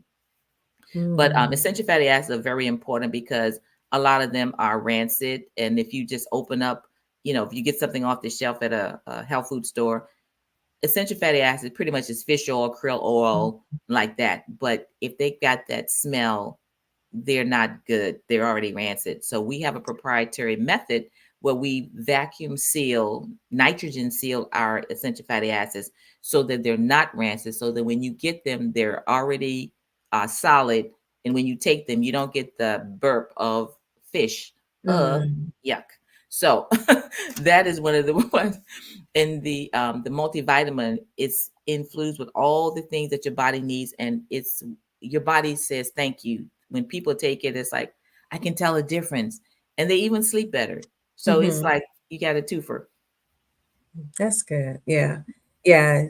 Because definitely, I've always heard about the omegas, the fatty fish oils and stuff like that. Hmm. And, as I try to ensure that my body is optimum or Yeah. efficient, I have this thing where it's just like, and I know I'm not the only one, I don't like using that three-letter word OLD in my life. So I will, always say I'm maturing in You're life true. and things like that. So I am of a mature age, believe it or not. Hmm. And so it's like I'm very abreast or try to be because I want to make sure that I can do the things like exercise and, incorporating better nutritious habits, even my like Yes. cheat days, and and like all these things, because I really want to. I firmly believe that there are ways that you can minimize the impact, Yes. but you have to do that lifestyle work in order to do that. And so that's me. So I do try to like really hone in and listen to and learn what I can. And ladies out there who are, or somebody said seasoned, just sprinkle a little season, yes. That's right. And I know a lot of ladies out there, because we're in business. And when we start seeing certain impacts, whether we have good days, bad days, or, some people might say, oh, okay, I'm in that summer phase of my life. How can you still be effective in business? What happens if you're in a meeting and your Hmm. summer hits, or, you Yeah. know, or you can still learn how to balance that out where Yeah. you're not having so many impacts of the Yeah. summers, or like we talk about brain fog. Like for me, in addition to, and honestly, I can't say that I've hit any of those, anything. Good. Um, if it is, nothing is prevalent to be like, oh, okay, that might be it. Yeah. So I haven't really like transitioned into that just yet, as far as I know. But if it is something, I know on top of me, I have had brain trauma. Hmm. So I'm post concussion. So I had to go through that healing process, which I'm still going through. And Hmm. sometimes I do have the impact. So I know with my cognitive, even though thank God it's not where it used to be, Yeah. my cognitive is in a certain, it's still healing, and I can Mhm. tell the differences. But I also know that I'm in that part of life that maybe some of that cognitive or the brain fog could be a combination. Mhm. And so that's why when, this topic is important, because I know with me, I'm a speaker, I'm a business strategist, I'm this and this and whatever. And I know so many other women are in great, powerful positions as well in what you do. So this is a part of our wellness and how we need to really navigate ourselves, keep Absolutely. ourselves well. Yeah. And so what are some, I know we kind of threw out some tips here and there, but Yeah. what are some other tips that women can do to help themselves balance out their years of during their years of transitioning? Yeah. It's my little logo, Healthy Journey for Wellness. I got 5 fingers there. Spiritually, socially, physically, financially, mentally. All Mm, of them you need as you age. You're spiritually, of course, you need to know and be connected to, I say, the true and living God. Okay. Then mm-hmm, you have physical, you need to exercise, because who do how many people do you know that don't move, don't do anything but watch TV, and don't not active, and they always complain about they're stiff and they got this hurting and this hurting, because you to move your body like the Tin Man. If you don't, give it some movement, it's gonna get creaky, it's gonna make noise, and then you start complaining, oh, I got Arthur and whatever. It's like, no, get out and start walking. It doesn't take a whole lot. They now have online these little exercise. You can do the chair exercises. You're moving. That's important. You need to lubricate your joints by some type of movement, and it doesn't mm, take a whole lot to walk. Walk around the block, or if you got steps or whatever, get out, enjoy some fresh air. And then, what you're eating makes a whole lot of difference. We mm, have to get away from a lot of the processed foods that we're eating. It's convenient, yep, but it's killing us little by little. You can't eat the things that we used to. It's, some people can't, and the people that can, that are not, I'm not gonna call y'all lazy, but you could do better. You can do a pre-prep, but right foods, there's a good food list and a bad food list. It's like, mm-hmm, stay away from these fried foods and the things that have all these oils. They call them seed oils. They are not good for you, and that's one of the things that causes strokes. We're consuming this because it's comfort food and we're used to doing mm. it, and grandma did it. But Yeah. yeah, it's not going to work anymore. It's just not working. Well, okay, ladies. So that means that those cheat days, the cookies and Hmm. Make your own all the cookies. good stuff. Oh my gosh. Like, yeah, I say that because, we are all in this thing together. We all have our different ways of managing. I know for me, I am not like that wine down person. Like you have to have a glass of wine. It's wine is not best. Red wine definitely, Red wine, yeah, it's a little good for you. Not to indulge, right. but I'm not that person. For me, on a busy day, a high level busy day, and I just need to just unwind. If I am not in the gym, Mhm. because I go to the gym almost. I live in the gym. I'm a Good for gym. you. I am that You're gym rat. because I like to eat. You Yeah. know, no, not get it twisted. I Yeah. got to balance my life out. But I am in there a lot more because I know that I am. I don't know when everything will just hit. Hmm. And so, but for me, I am that person that I love a good chocolate chip cookie. That Hmm. is my wine. That is my Ah, glass of wine, you know. yes. So I Hmm. try to, minimize my sweet tooth. Sure. Um, but then also I do know, and I'm going to transition to this before we even close out. I also know that I've had nodules, thyroid, Mhm. nodes or whatever.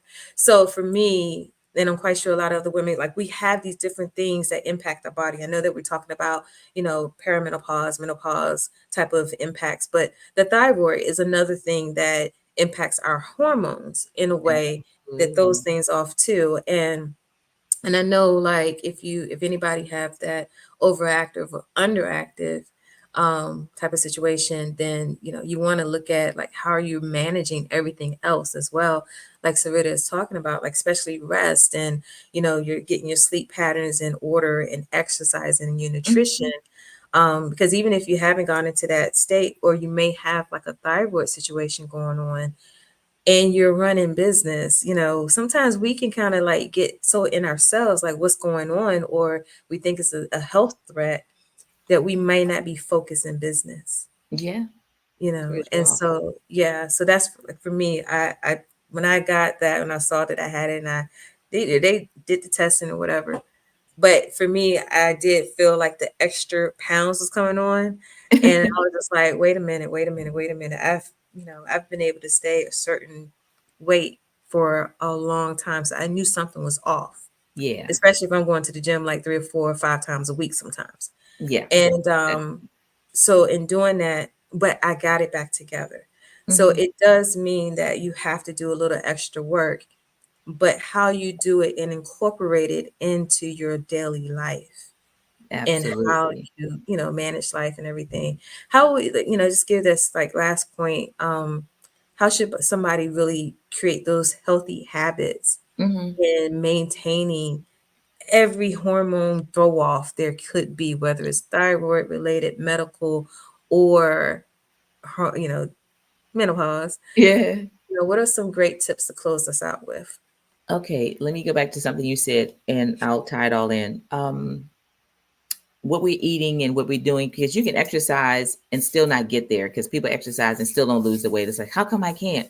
Hmm. It's really about um, getting the proper nutrients, because your body's asking you, craving. It's like, I need this nutrient, but you're not getting it because you don't know. So what we do is a health evaluation to find Hmm. out where you're nutrient deficient, so that you don't have to go on medications. You can do everything pretty much, I say pretty much loosely, with natural supplements. You just have to know which ones to take. So with the evaluation, we find out, okay, what's missing in Sasha's body? What is her body telling her that she needs, that she doesn't know she needs? So we do Hmm. that. And with the evaluation, we find out, and then we set up a program for you, minimum 90 days, because it takes that long for your body to acclimate. It's like, oh, you can tell the difference. And so with that, I challenge everybody to just like, have a health evaluation, and then we can say what's missing. So if you have thyroid issues, or not losing belly weight, belly fat, and Hmm. not having good cognitive It's still cognitive, early. yes, functions, any of that, joint movements and things like that, we can help you. And Mm. as a health coach, that's what we look at the whole person, and we help you. And if it's a mindset thing, it's like, yes, you can do this. Yeah, girl, you can do that, because as a businesswoman, you want to be at the top of your game. You want to be ready, on the go all the time, and you don't want something slowing down, end up in the ER, as they say, oh, ma'am, you're dehydrated. Well, I drank water, but that's not enough. You need more. The body's like, I Yeah. need something else to get my full self ready. So Right. I would suggest that yeah, we do Awesome. that. Awesome. Well, thank you so much. I enjoyed this conversation today, and I know the ladies have because I know they've been throwing some things in the chat. It's like who is it, Dr. Lisa? Saying this is a very important discussion, which it is, and I feel like it's not really tied into women entrepreneurs as much, but we're women, Yeah. and we need to know like how to keep our bodies efficient and optimum for the things that we're doing when we're serving others, and Yes. and having stiff joints, Yeah. you may not want to get out of bed. We wear many hats, and we need to be, and we multitask all the time. And it's like you want to get up and go like you always used to, then you got to Yeah. do some changes so you can continue to do that. Right, exactly. And then my last point. Oh my gosh, I'm so sorry. I got people waiting. My last point, I'm gonna have to give you my podcast. So Okay. and everybody, y'all gonna have to come visit the podcast and see. So, but even with that, it's just like we have to make sure that none of these things are just bogging us down because it Right. can create a bad day, Yes. and we want to make sure that we're minimizing that as much as possible so we can always show up. What we've been talking about this entire time is, we're dealing with the mind, we're dealing with the body now, but it all works together. And we don't want our bodies to get us in a place to make us feel depressed or in a sense where we just don't want to show up for others. And the more that we have our plans for our business and we're a big part of it, especially as solopreneurs, we Mm-hmm. don't show up, then something gets missed. That's true. So it's really good to make sure that we're giving ourselves the optimal attention that we need, but then also, of course, put that attention in your business and get the teams and automations and everything there is to help minimize that impact. But, I just wanted to make sure that I brought this topic to our summit today. And Me thank you so too. much, Sarita, for being here with us. And I Thank put you for your having me. your link in the chat so in that way they can connect with you with the what you're offering. Yes, awesome. That'll be great. Thank you so much, Sasha, for having me. I appreciate it. I love this topic, so we can talk more. Thank you so much. Bye-bye. All right, you guys, we're going to keep it moving. I do have, we have other speakers lined up, and I need to get them on, and we need to get back on track. So I am going to bring up Alicia is our next speaker, and oh my gosh, I'm so off. I love good conversations like that. I do, but we have to keep it moving. So, Alicia is a certified Les Brown legendary speaker, also trained by Tony Robbins and Lisa Nichols. As a motivational speaker for business, schools, resorts, and communities, she speaks on topics of achieving success and living a mentally healthy lifestyle, featuring topics from her Power My Life program within her revolutionary Impact Influence Income Academy, and her self help book, Emotional Strength Explained. Alicia also inspires the world as a podcast host, author, life coach, career coach, resilient expert, mental health advocate, and as a society writer for Transatlantic Today magazine. She has over 10 years experience as a career coach and transformational wellness coach who helps people achieve personal and professional success. She empowers people who struggle with confusion, who feel stuck and soulless, non fulfilling situations, claim their authentic self in their career path or personal life so they can live to their fullest potential using resilience as the key. And I am going to bring up Alicia, and you guys welcome Alicia to the stage. Today, I'm going to talk to you about soaring with resilience. My name is Alicia Pisani. I'm an author, I'm a coach, and I am a professional goal setter. I continually move forward in my life despite the challenges I face. They call me a resilience expert, and I've had a radio show for wellness in over 2 years, and now that is a podcast. So check it out. It's called Resilient You with Alicia Pisani. But all of that aside, today I want to focus on you. Today I'm going to talk about soaring with resilience. If you can, just for a moment, imagine yourself a bird flying over the tops of the trees, flying over the buildings in the city. Everything is happening with ease and with grace. Now, I want you to think of yourself as yourself, flying over everything with ease and with grace. I want you to imagine yourself soaring. You wake up, you start your day, everything goes well in the morning, and despite any challenges at home while you're getting ready to get there on time, you get there just in time for your first meeting. Everything goes well. You end up going throughout your whole entire day. You're soaring. It seems too good to be true. But there is a secret to this. Today, I'm going to talk about soaring over your life and your business with something that is essential. Resilience. How many of you can say you're resilient? Resilience is when you have the ability to bounce back from whatever challenges or problems you face. Think about a time when you were younger. Maybe you had something happen in your life. It was a situation you were in or the way someone treated you. Did you bounce back? Or are you still thinking about that today? I think we can learn all to face this day and the coming days with resilience. It's going to help us in so many ways. There's many things that are out of our control today. AI has us questioning ourselves and our abilities. The economy has us wondering what we can do and how we can manage our money so that the dollar goes farther. We are wondering who we are, and sometimes we just choose to look the other way and wait for it to pass so that we don't have to bounce back, right? Now, if you're in a profession and you're in a job, maybe you have people that you manage, maybe you yourself wants to move up. Resilience can help you in more ways than you realize. And it's so worth it because when you start to elevate in your life, it helps you in other areas. When you have self-worth, you hold yourself to a higher standard and things start to happen. You'd be surprised. One of the things that I'll say right now is that I want you to be kind to yourself.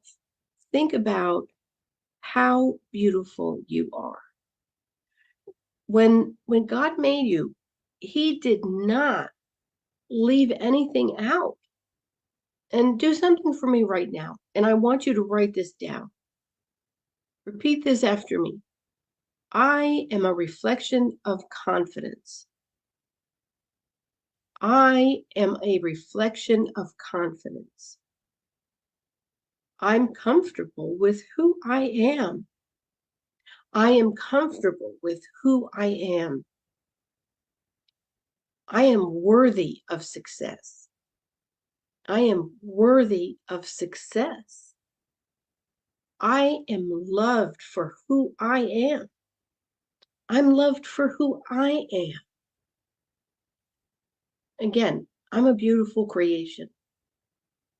I am a beautiful creation. I am worthy of success.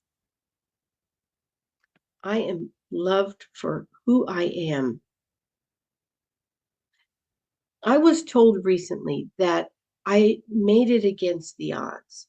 And looking back, I did make it against the odds. I was born premature, and the doctor said I would not live to the age I'm living now. I am God's miracle child. The doctors determined the diagnosis, but God and I determined the prognosis. I showed up all my life, and when most people spend their time worrying, I spend my time as a worry. And let me ask you, if you had the chance to do it all over again, what would you do? You see, the same level of thinking that created the problem won't solve the problem. That was a quote by Einstein. So when I ask you, if you had your chance to do it all over again, what would you do? Your life is not by circumstance. You were made to live your life through your journey, telling your story. You were born for a time such as this. I want to share something with you. I want to tell you a story about one of my clients, Mary. Mary was a happy child. She grew up with a regular house. She grew up in a regular town. She married a regular boy. She worked a regular job, went on eventually to have regular kids. And then Mary realized in midlife that she was missing something. Mary realized she was regular. And to her, it didn't sit well. Mary was one, and I think like many of us, we so often get busy in our roles and what people tell us that we believe it. Genius is 1% inspiration and 1,000% perspiration. Thomas Edison says a person who is successful never realizes how close they are to the dream until they reach it. Mary wanted something. You see, when Mary was younger, she loved exercise. Better her than me. But seriously, she went to a conference similar to this one. And when she was younger, she realized that when she was in her 20s, she remembered how she would lead her cousins on hikes and she would pretend to have exercise classes in her backyard.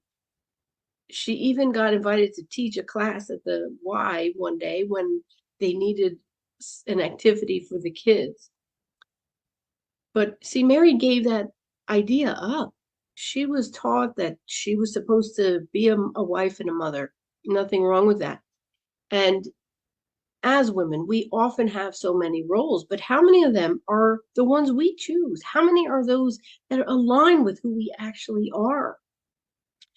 Mary, eventually, she was able to let go of the fear and doubt that was creeping up. She didn't have experience. She couldn't start over at this middle of her life as her kids were going off to college. Well, the thing is, she could. And like Mary, that's what I did. I started over. I had my first child at 35, and I went back to college at 35. I started my own business after that. I ended up helping people in their careers. I ended up giving back, showing other people that they could make something of themselves despite any limitations that were in their way. Now, how many of you fear something and you let that fear and doubt creep in maybe every day or every week? Type a yes in the chat if you feel that. Now, you have so much to offer the world and you need to prove yourself wrong. You got this.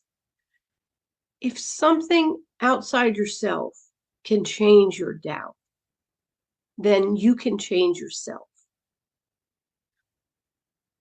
There's been many people who have beat the odds.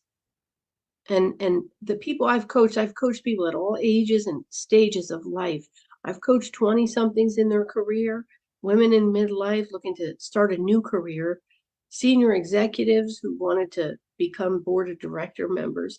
I've helped people in many areas. I've even coached families and parents and caregivers of youth who are trauma impacted.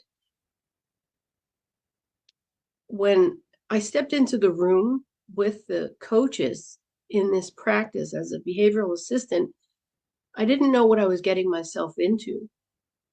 And when I was around that conference room table, I looked around and I saw the stories that these coaches were telling of the kids that they were dealing with, trying to help the families that didn't have the tools to help each other. And I realized something. I said to myself, I don't belong here. I didn't have the right training for this. This is heavy. But then I realized as I came up with ideas for them, that was me in that broken household. My mother was mentally ill. My father abandoned us. My mom was on welfare. Sometimes we didn't know where we were going to live, sleep. We didn't know what we were going to eat. I've lived in motels near a highway. I've walked to school where deaths occurred, and I'd watch the police pull up, search in the woods. I've lived where people were murdered. I've seen domestic abuse. I know this is harsh, but the things that happen to us in the world are what pave our way. Some of us run from it, hide it, ignore it, forget about it, we bury it, but it all comes back. If you were mistreated by someone, whether it was warranted or not, it's still trauma. You're impacted by the things that happen to you, and unless you deal with it, it comes back.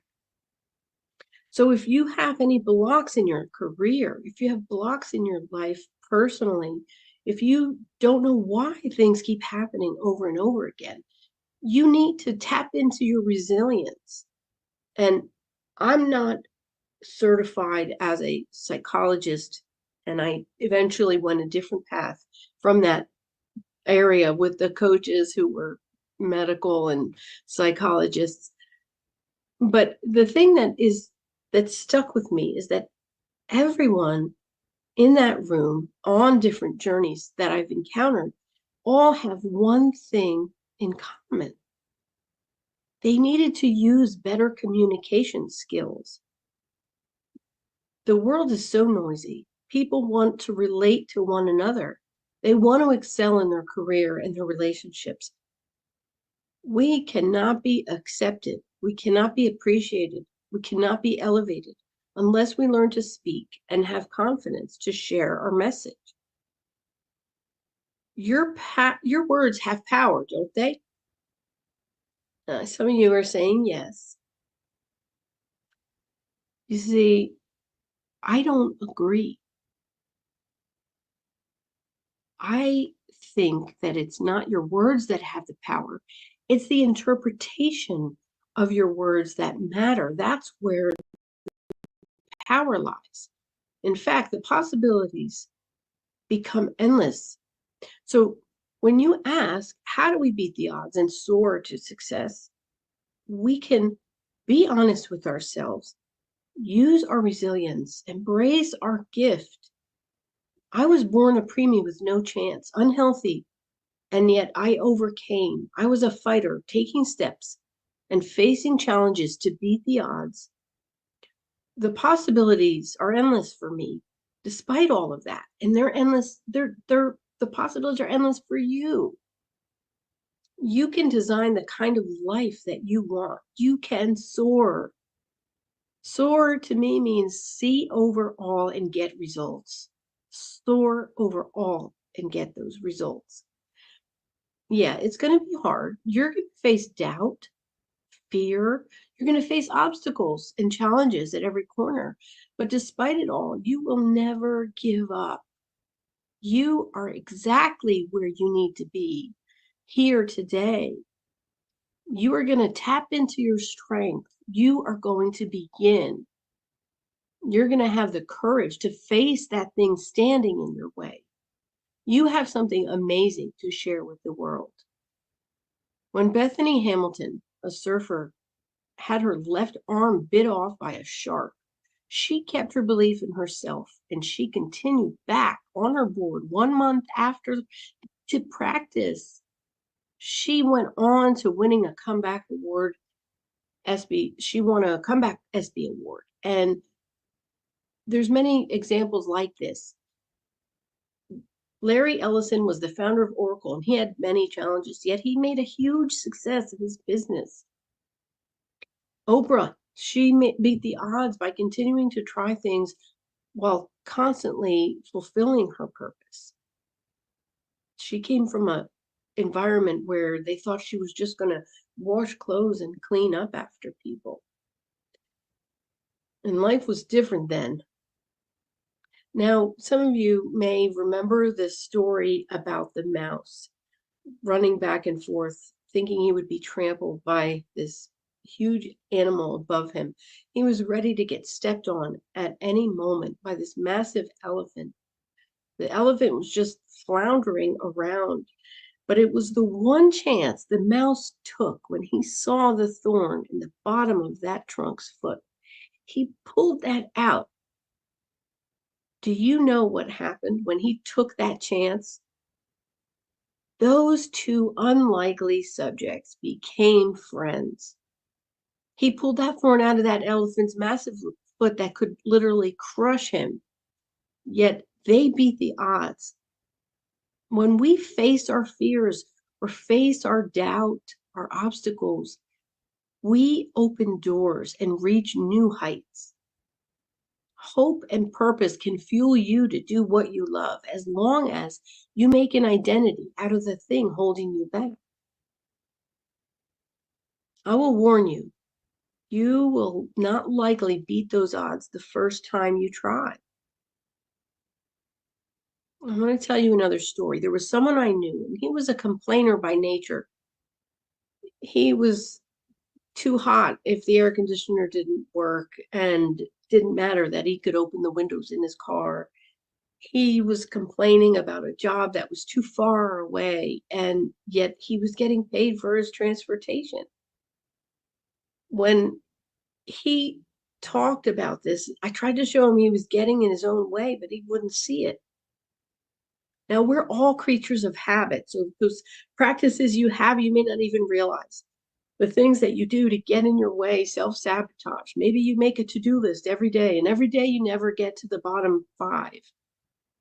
Maybe you make a list for yourself and other things get in the way because they take priority. Well, it matters how we manage ourselves. We have to be aware and continually tuning things to make our life productive so that we can soar.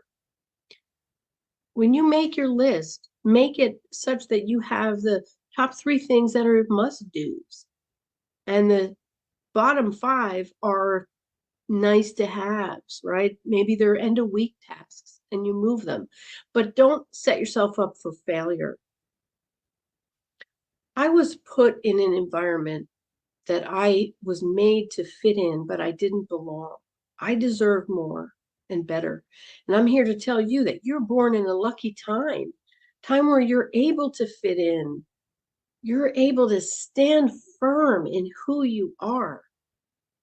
You're able to be arm in arm with your brothers or sisters.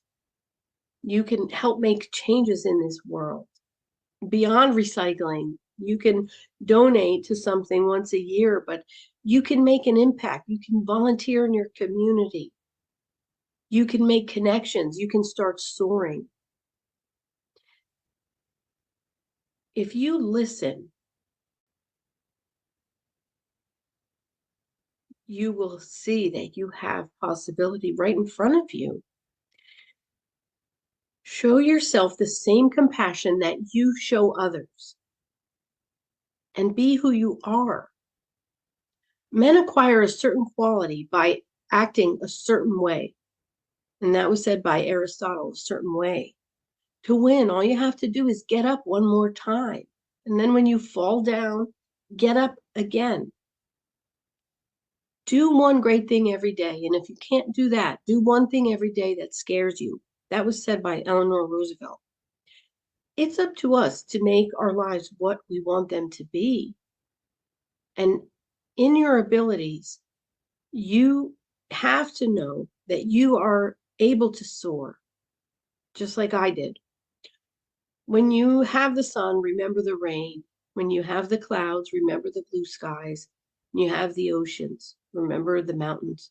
When you're in the quiet, remember the loud music. When you have your vegetables, remember your fruits. When you have your vitamins, remember the candy that you eat at the movies. When you have your family, remember the value you place on yourself. If you have a mind, you have a voice. And if you have questions, you have the answers. So when you're seeking the light, remember the stars. And of course, when you have the tears, remember the laughter. You are so incredibly smart and talented with so much to offer the world. And I cannot wait until you believe it, until you show people what you can do. You see, people tend to settle into their comfort zone instead of living large. I know you can still get by. You make enough money right now. Your job isn't that bad. You can put up with whatever complaints are happening in your house. But let me ask you, are you actually living and leading with your legacy? When I went to my Toastmasters meeting the other day, I was in there and they said that I was the best speaker of the day, the table topics. I was honored and thrilled. And I was smiling ear to ear. And it came to me through practice and taking that challenge, taking that step when I was unsure and unsteady. But now I'm unstoppable. I confronted the challenge. I knew it was my time. And I want you to do something, commit today to investing in yourself. Honestly, look at what you don't want to see. Give yourself permission. Take the steps to move forward. No more what ifs. Ask yourself if you're a girl ready to go for it or a guy ready to go for it. If you have hopes and dreams, cross out those hopes and dreams. Tell yourself that you are now living your dreams. The takeaway is to remember, live the life you want to live. What you tune into is what you turn into. I'm sure all of you had experience or two that made you stop in your tracks. You might even have had to succumb to lying or cheating or lying to yourself. But I know that you can move in purpose and you can move in productivity. You can take care of you. And if you were told that you can't, you became overwhelmed. You told yourself it isn't me. Maybe you weren't picked. You were rejected. Maybe you felt you had to protect yourself. I want you to know that today, that's all in the past. There's always a power in us that even the attackers can't take away. You have the power to determine your outcome of today. Maya Angelou said, "Still I rise." And just like that, I want you to dedicate yourself. Think of how the leaders got to be so good. They worked at it. They studied. They listened to other people's stories. They read. They listened to the practices of the leaders and the winners. I want you to have a breakthrough, but it's not going to happen the first time you try. MIT did a study. It takes 17 times to neutralize one failure. So you'll fail your way to success. But remember, on the other side of that failure is success. You can soar. You can see over all obstacles and get results. You may be done with your past, but your past is not done with you. And Maya Angelou says, nothing happens without courage. Do it because you want the power to overcome.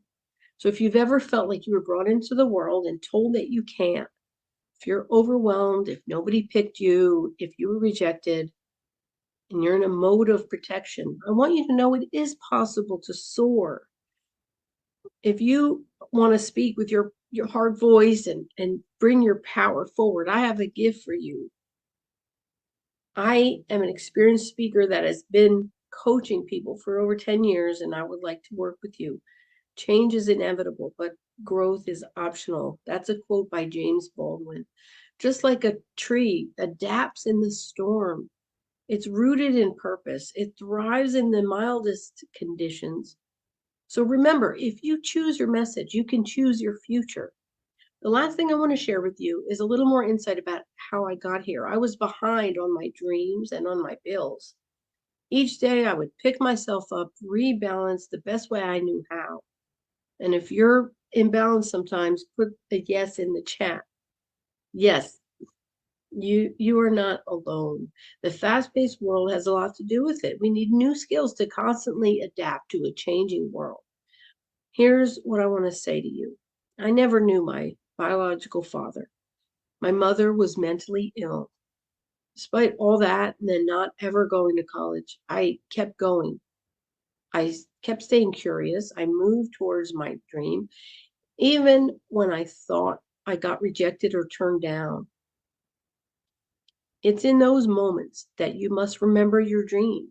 You must stay curious, remember your worth, because you can be amazing. You can make it against the odds by soaring with resilience. You can make it against the odds by soaring with resilience.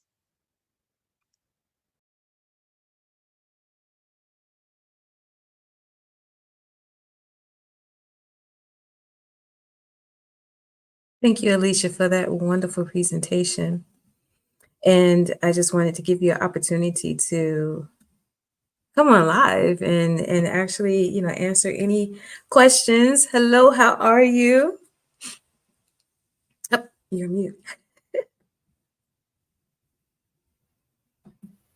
There we go. How are you, Sasha?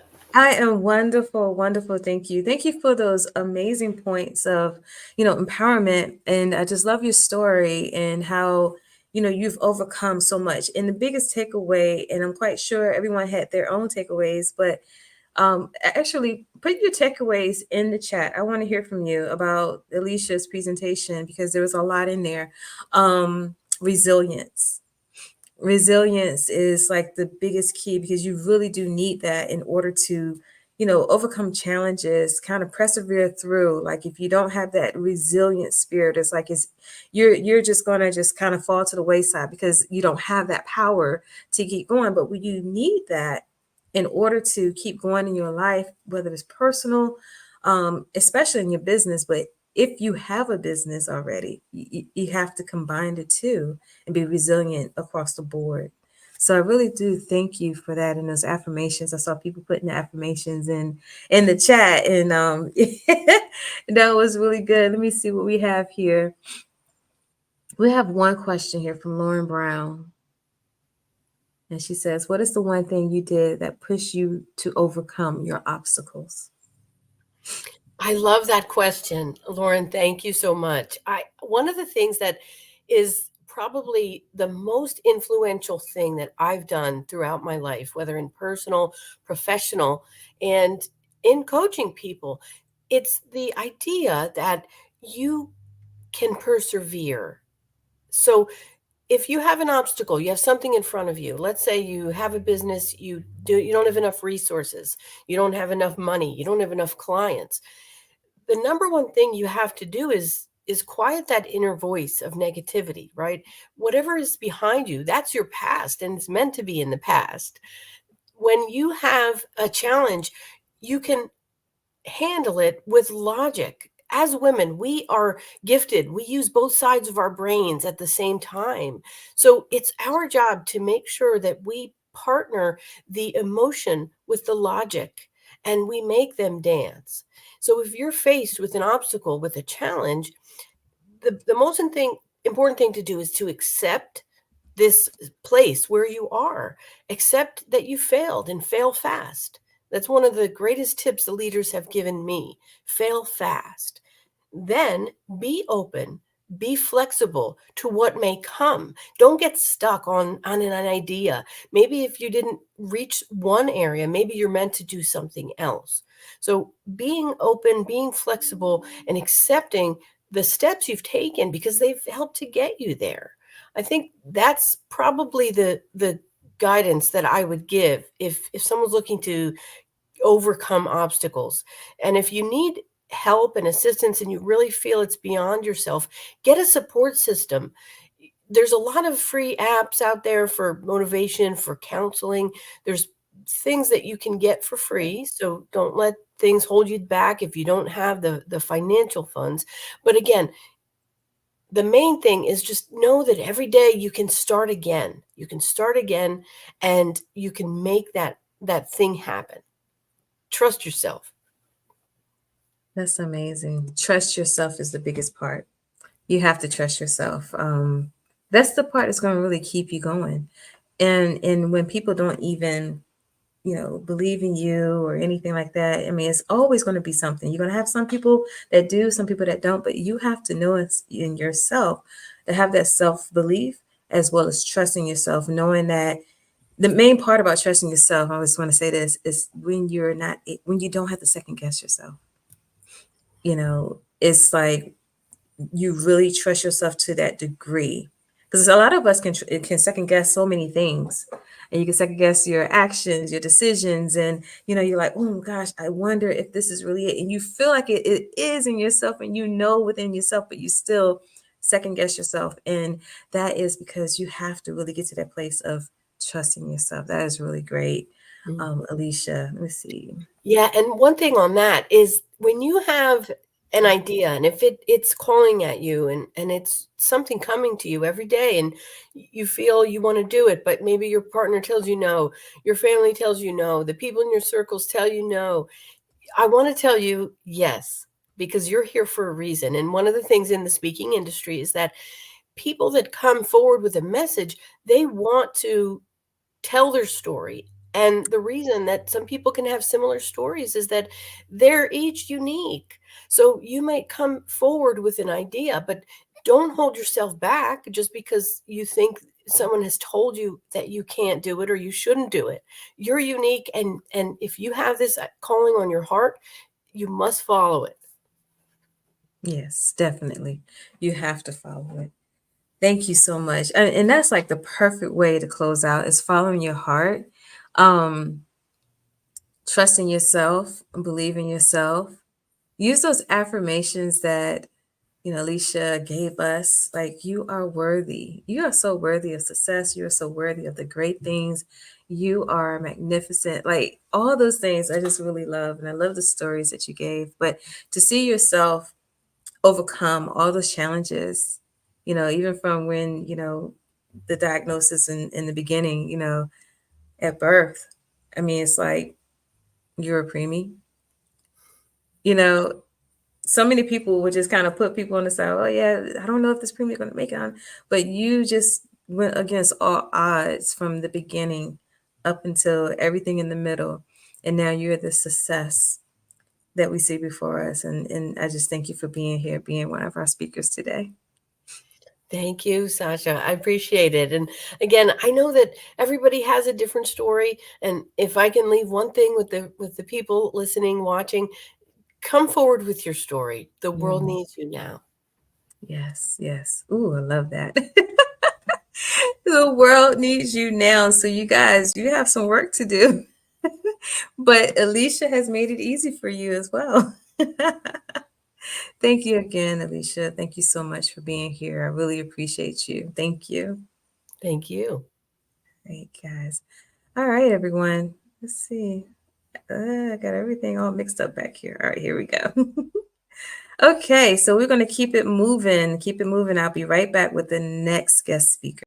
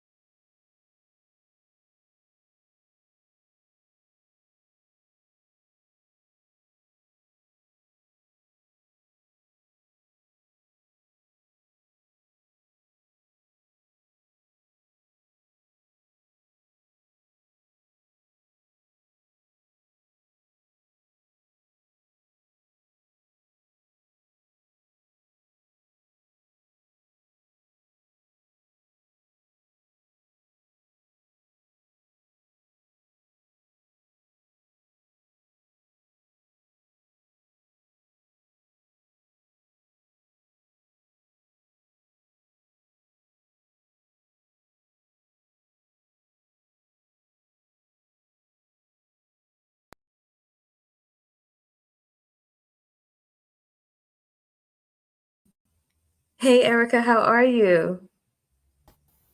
Hello, hello. Happy day. Happy day, happy day. I told you guys, like, we need this. I need to wake up. I'm still trying to wake Everybody. Oh, up. listen, we're going to wake you up. You ready? Let's go, everybody. Yes, Wake yes, up. yes. Get All your right. tea, get your coffee. I All wake right. up like this.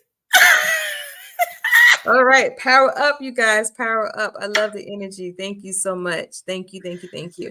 All right, so let's go ahead and get into this because you are that concierge. You are. Actually, you do have a topic too. Let me get back on track, you guys. Hold on. Oh, we don't have to do that, honey. You Let's don't just want to do flow. that? Let's Oh, you just want to flow, flow? honey. Okay, we Let's can just do that. flow. Listen, Sasha, you are in good peace. You over here doing this Biz Her Way virtual summit, baby. Let's Yes. just flow and have a good time. All right. Maybe we'll be Let's the breather. I mean, you giving all this academic information, helping people and everything.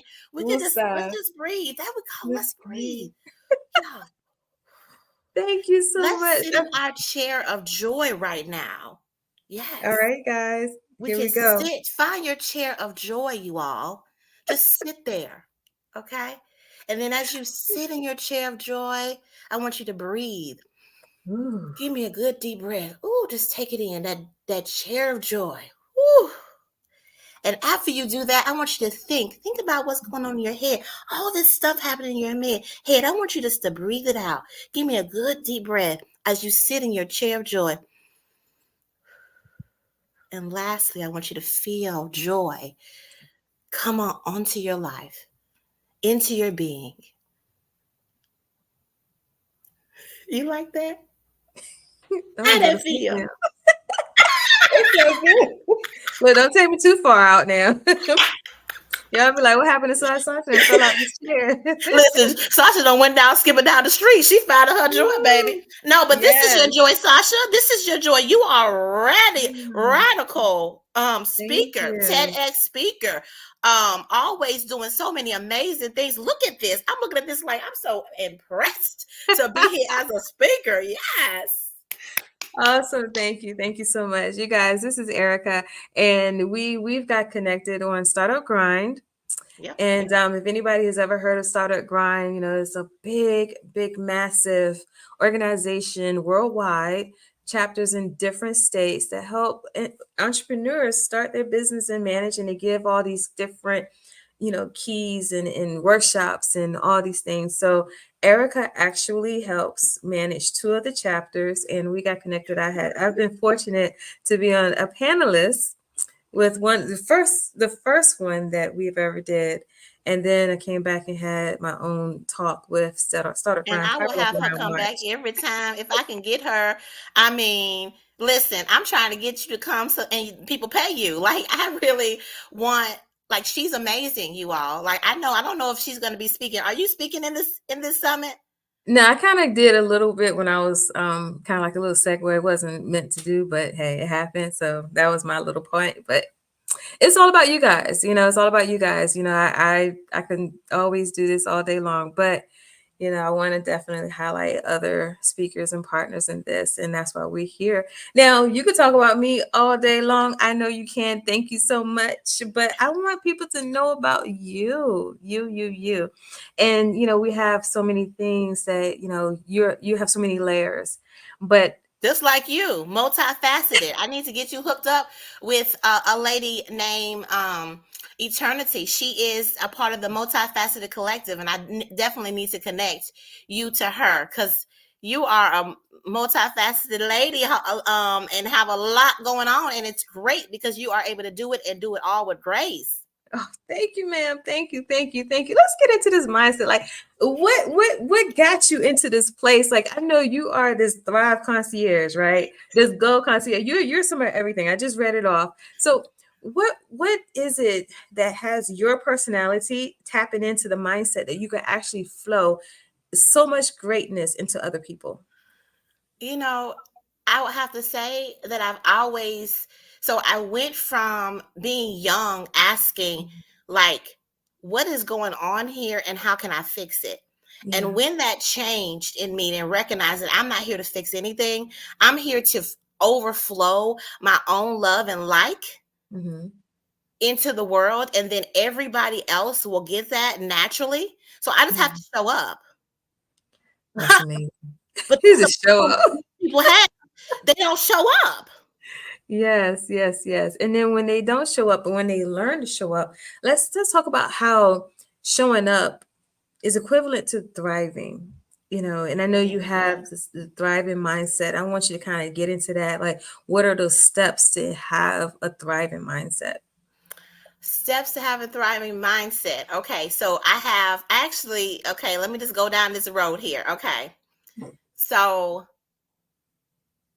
it all started with me having a situation where people were taking from me because I had built this state of me being strong. Any strong women out there? We're not supposed to be strong. We're supposed to be supported. Okay? Right? In order for you to be the best version of yourself, you can both be strong but also supported at the same time. We're not supposed to be one or the other. Okay? So I had a lot of people around me where I was strong for everybody else. But when I lost the baby to an ectopic pregnancy, everybody just couldn't handle it. Like, everybody couldn't be there for me. And I lost my will to live. And in losing my will to live, I said to myself, because I'm a licensed professional counselor, I'm a certified positive intelligence coach. And so I said, I need to do a safety plan. Because, yeah. But then I thought, while I was doing the safety plan, I thought, wait a minute. Why is it that we don't have a plan to thrive? Like, why is it that we don't have a plan to thrive before even anything happens to us? Can we be preventative here? So I created the Thrive Plan. And from there, everything has unfolded, that everything about what I talk about and do, the mindset, my oasis, business development center, everything that I do is I bring in this piece of a tool called a Thrive Plan. It's a self-awareness assessment so you can know where you are regarding your triggers and your trauma. Physically, mentally, emotionally, spiritually. It's like, really do that self-reflection and know where you are. What happens to you in conflict? Do you even know you're triggered, or you just feeling this conflict all your life that nobody has ever addressed? So then, what do you do to cope? Like, and coping means doing something immediately to soothe that conflict so you can rebound back into feeling secure. So what do you do to cope? And then what are you doing with your care on a regular basis, which is your self-care, to keep you kind of centered and feeling good? So when those conflicts happen, you can easily move out of that into being back content and able to make clear decisions, not from your trauma response, which is fight, flight, freeze, flop, and fawn. We should not go there. We need to watch that, soothe ourselves so we don't go into those natural proclivities, because that's how you were conditioned. We want to move from surviving to thriving. Then lastly, the most important piece, and I love that you and I talked about our relationship, because I feel like that's how it's been. I'll meet some phenomenal, amazing woman, and we'll just walk and ask each other to do different things, and the relationship grows. And so you need people in your life who are rooting for you. You got a whole lot of folks around you who ain't rooting for you. A whole lot of people got something to say about you being a business owner, about you and you doing it the way they want you to do it instead of biz your way. Yes. You got a whole lot of people got something to say. But you want the people who are rooting for you to be the best version of yourself, your social support system. And so I asked you to write that down and really understand. You maybe need to go through there and look and see who is rooting for you, who is really there for you, who can support you, who can bring you back to your coping, and who has an expectation. You need somebody to get on your nerves about asking you about doing what you're supposed to do for yourself. That means they're taking ownership of your well-being with you. It's so nice to be supported. I love that. Oh my gosh. I'm like listening. I just jotted down some notes, everything that I'm just like, okay, we're going to see what we can unpack, because there was a whole lot there. And I'm just like, I don't want to forget anything. So let's go back a little bit, because you talked about, women entrepreneurs, like, and I want to kind of dig into the women's side of us. Like I don't know if anybody would be like, okay, I'm a women entrepreneur, but then you can separate yourself, right? You're the entrepreneur, but you're the woman. So let's talk about the woman part, because you really tapped into a whole lot when it comes down to trauma, how to handle conflicts, what's going to trigger you, all these other things. But then also you summed it up with the relationship part and how you can meet people in your social circle. So now, as women entrepreneurs, we have this thing out here where, we got the business besties, we have all these things, the support, the competition, the collaboration over competition, narrative and everything. And we call for a lot when it comes down to support.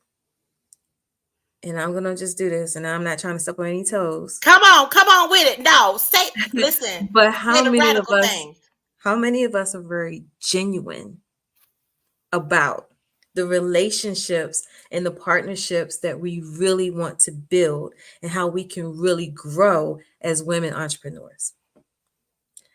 So I really want you so funny, Erica.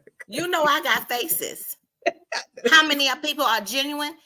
Not a lot, because the world tells you to have an image that you uphold, but down underneath all of that, it is not together. You don't have no well-being yourself. And let me tell you, people out here say, tell your story or all of that. No, when somebody has a rose is when you tell the story, but you talk about the transformation, how you transmuted that into a good situation for everybody and then some. You found the gift of power. You found the gift of knowledge, and you found the gift of inspiration, inspiring you to do something to help the world. Yes. But a lot of people are fake, and they okay with having frenemies. I do not. As soon as I can sniff out that you are not about me, listen. No, serious. But this is a real subject. We really have to be real, because this is part of thriving, believe it or not. It is a part of thriving, because we want to kind of get rid of, and let me just say it like this. A lot of times, like you mentioned, the traumas and the triggers, we take those personal traumas and triggers into a different world, and that different world is business. So I'm going to say this, and I wasn't really trying to get here to this point. Come on, let's go. We want to be real about it. We want to be thriving, and this is a part of success. So as we're going out and we're looking to build relationships, build partnerships with other women, and we're looking for that support. And then sometimes we can have some women out there that may feel like no one can really support me. Who can I really trust? Those things. And these are honest feelings, and it's a lot that, people have been burnt in so many different ways. And, how can we get past that? That type of trigger. I've been burnt. We can. Yeah. I think we all have. We all have plenty of times. I call it relational trauma and relational conflict. And we all have to overcome that. I'll tell y'all a little story. I was involved with this lady. I was supposed to be building out a business development center with her. I spent a whole year with her walking this thing out. Now, let me tell you how important that is for me to tell you. I'm an activator. Like, I'm ready to go. Like, I'm ready to get something done. I have a thought. Boom. Here it is. Like, I birth things easily. Okay. So working with her, it was like a slow walk for a whole year.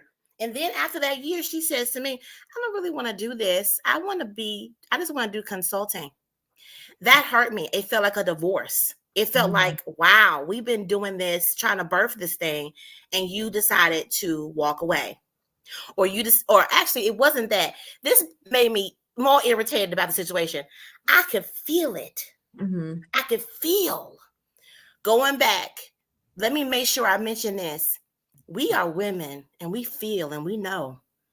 You do not separate your feelings, your intuition of whatever's going on. Your feelings will tell you what's happening. You speak towards that and set up your boundaries around yourself so that you can feel secure and comfortable in all your relationships. And that's how it should be. So of course I felt something. I addressed it with her because I know how to go ahead and walk into my conflict, because I need to have the conflict in order to have a solution. So that's when I discovered that she wanted, the reason why she's backing up and I've been doing most of the work was because she really didn't want to do it anymore. Her heart wasn't in it. Mm-hmm. That's hurtful. There's been plenty of people that looked at my business, Your Goal Concierge, and they're supposed to be coaches, and they tell me, "Oh, you need to change the name of your business." Who? What? Go on somewhere. You are not going to tell me about my baby. You're not going to tell me what I'm about to do with myself and how I can grow it. No, that's what you think. And that's one thing about me as a coach, as a counselor. I don't give advice. I don't tell people what to do. I give them the buffet of options. So let's go back to the subject. You said, how do you handle relational conflict? Right. Really how to heal past that. Yeah. Really use your intuition. It is giving you indicators. It's just that we have to remember to pay attention to those things, because in our past, we've had people who manipulated us and showed us themselves, and we like, oh, that's them being who they are. Y'all ever heard somebody say, don't worry about that, that's just how they are? No, it ain't just how they are, that's how they acting with you, because you were letting them doing it. Yeah, that's why. Yeah. If you have firm boundaries and your vision in place, and you go back to that whenever you feel something going on in you about something, you go back to your values and you recognize, oh, it's hitting up against its value. That's why. So then you just have to have that hard conversation. Another reason why people have issues and not dealing with this kind of stuff is because they don't want to have the hard conversation. Yeah, communication. We're very adverse. Yes. I mean, just recently, I'm working with CEOs, and they don't want to do the hard thing like firing people. But if the person's not working, the person's not working. Or they're gonna stop you from scaling. Do you want to scale, or you want to sit with this person who's not working and you paying them? Yeah, and that's a whole nother level, because you want to make sure that you are, like you said, you're away from the situations where you have those traumas. You want to use the intuition. So when you're using the intuition as one of those steps to manage the conflict within yourself and those triggers, but then externally, you want to make sure you use the intuition so that way you're making the right decisions, or not even the right decision, but a more clear decision towards who are you bringing on board for your team, but also on who you're going to partner with and collaborate too. Because once again, we're still talking about thriving. And in order to thrive, you have to be free within yourself to know that you're going to be connected to the right people. And like how we talked about those genuine relationships, this genuineness that's out there, because at the end of the day, we're still bringing ourselves into everything that we do in our business.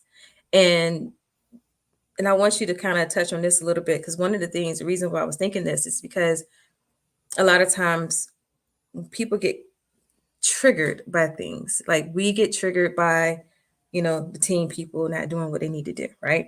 We get triggered by a customer not paying or a client not paying their invoice or giving us issues. We get triggered by all these things, and we see it often all spread out on social media because somebody got triggered and they just spilling the beans, right? And so, looking at this from that mindset and how to thrive when you're handling yourself to be the better version of yourself, because it starts with you. And I'm not saying that anybody is wrong in what they're doing, but you always want to kind of like, when I see these posts, I always say people really should be careful and how to put that out there, because you never know your next client or customer is watching. And when you have that, that's like that form. It's like a thin line between who can people really trust. So somebody could look at it in the point of view of, okay, a potential client is watching this, and they could be saying, oh, they're offering really good. I've seen their posts. I love this. And they're gearing up to do business with you or to do something. But they saw that one little critique. Turned off. Does that critique actually hit a trigger point within you that it can really like throw off? Now you might have people, supporting you, things of that nature. But it could be that one person that might say, I don't know about that, because can I really trust that person If anything, would that person, decide to come to me if there is a problem? Like, Mm. things happen. A customer, a client, we got some bad ones out here. We got some good ones. It is what it is. But what if somebody's really going through something and they come to you and say, look, I can't pay this invoice, blah, blah, blah, blah, blah, blah. Are you able to rectify the situation without going online? Like, how can you really balance the trust for your clients and your customers? Because that's also still part of thriving. You want that retention. You want people to be able to come back. So, with you bringing that mindset piece of it, and then we're looking at it from the point of view of how to externalize it, I think that's a really great point to really bring together. Like I said, guys, we're empowering you, mind, body, and business. And what we do inside of us, it overflows into it, whether it's positive or Yes. negative. Mm-hmm. So what are some other steps that people can take in according to your Thrive plan, and how they can really implement it into their everyday work life within business? Okay. The implementation, it's a practice. Mm. It is you have to practice this. I know that I know what my coping is and what I should do, but I also know when something has triggered me. Let me give you an example. So I signed up to exhibit at this event, actually the original Black Wall Street Market, because I live in Tulsa, Oklahoma. So I was excited about that because of what it was. And my daughter loves to exhibit as well. I have she's my legacy successor. My daughter, Chris Calloway, and she has a brand called From a Kyrie to Chris. But so she was out there, and she has a journal that she's created called So Like It Is. And I have 2 books, right? So we were out there doing that. One of the organizers walked up to me and said, "Did you pay to be here? Mm-hmm. Or did you speak to somebody else to get to pay to be here?" I said, "Oh, what is it not the amount of money that I already paid for it?" She goes, "No, you're supposed to pay. You're supposed to pay this day and this day." I said, that wasn't my understanding, but I don't have a problem paying for it.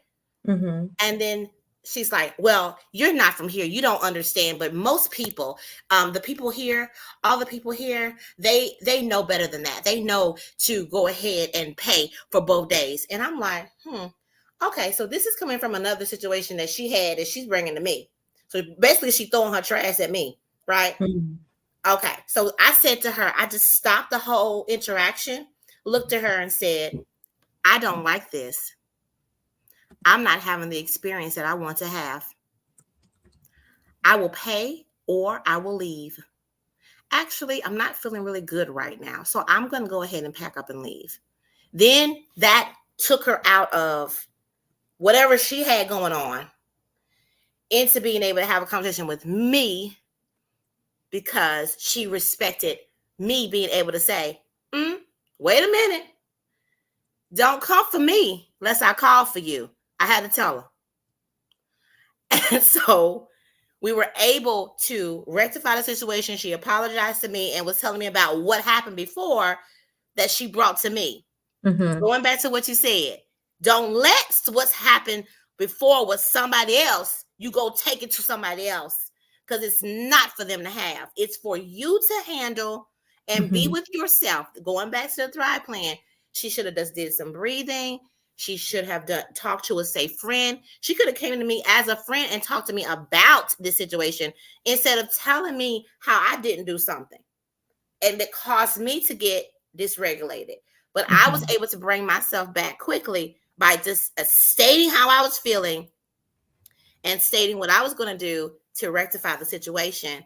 And she was able to come back. But most people are not able to do that.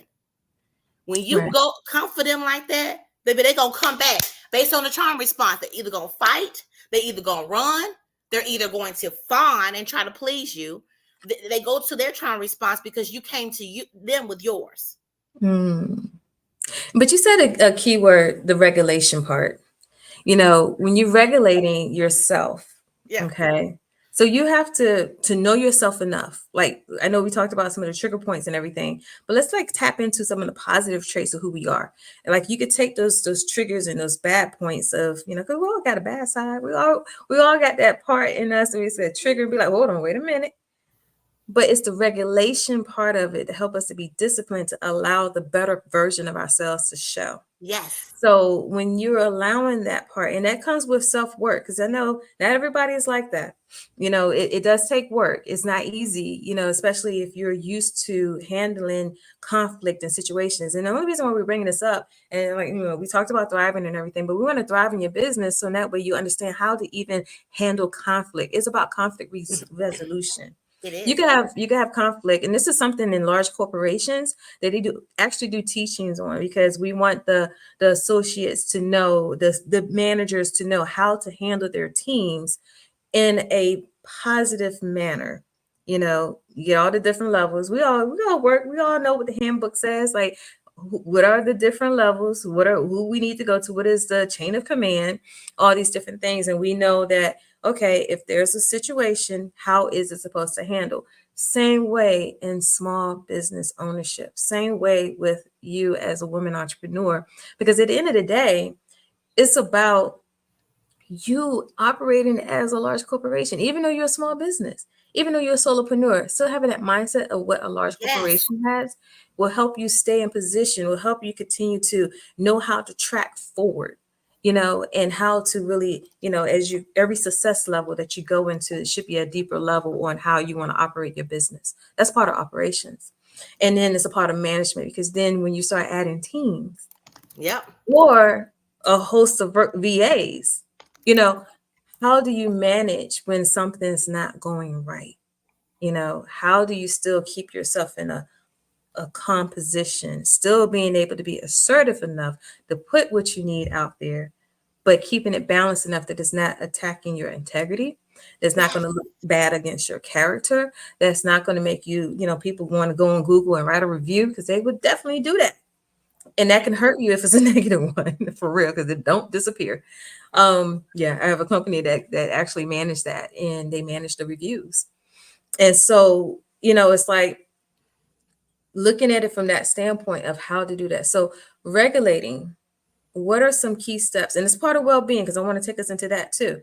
What are some tips of how people can really regulate themselves to keep that well-being within them too, but also how to externalize it in the most proper form there is for people to say, okay, you know what? It is what it is. It's nothing that they can come back and say anything against you or your business. Okay. Yeah. So right now I am working in a business development center, and I bring this plan and also Thrive strategists to this organization. And that's what we're teaching them. This is a part of having business acumen. These are the soft skills that people don't train and teach. They'll teach you about marketing or your financial, standing, or people got their bits that they want to share, but they don't talk about business acumen, which includes you being able to be very clear on your vision and mission, and you stay right there. So when anything comes up that is not going to take you towards where you say you want to go, you should not give it energy. You pressuring something to happen, instead, you soothe yourself, or your internal self. Going back, I like to say soothe, because people, when you say regulate, people get, I try to use sometimes words that I help people to see. If you have a baby and the baby's crying, you go figure out what's going on with the baby, and you get the baby what it needs. But we, as women, especially women, will neglect ourselves all day long and rush to help everybody and then some, instead of ourselves, when we're the one that is crying, tired. Anybody out there tired?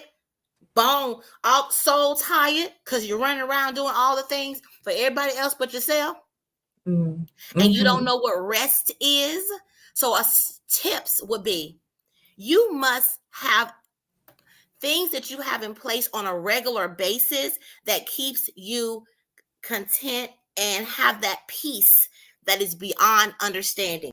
You have to be sure about where you're going and who is supposed to be there with you, and where y'all are going, like where and what you're doing, and you stay right there in that mode.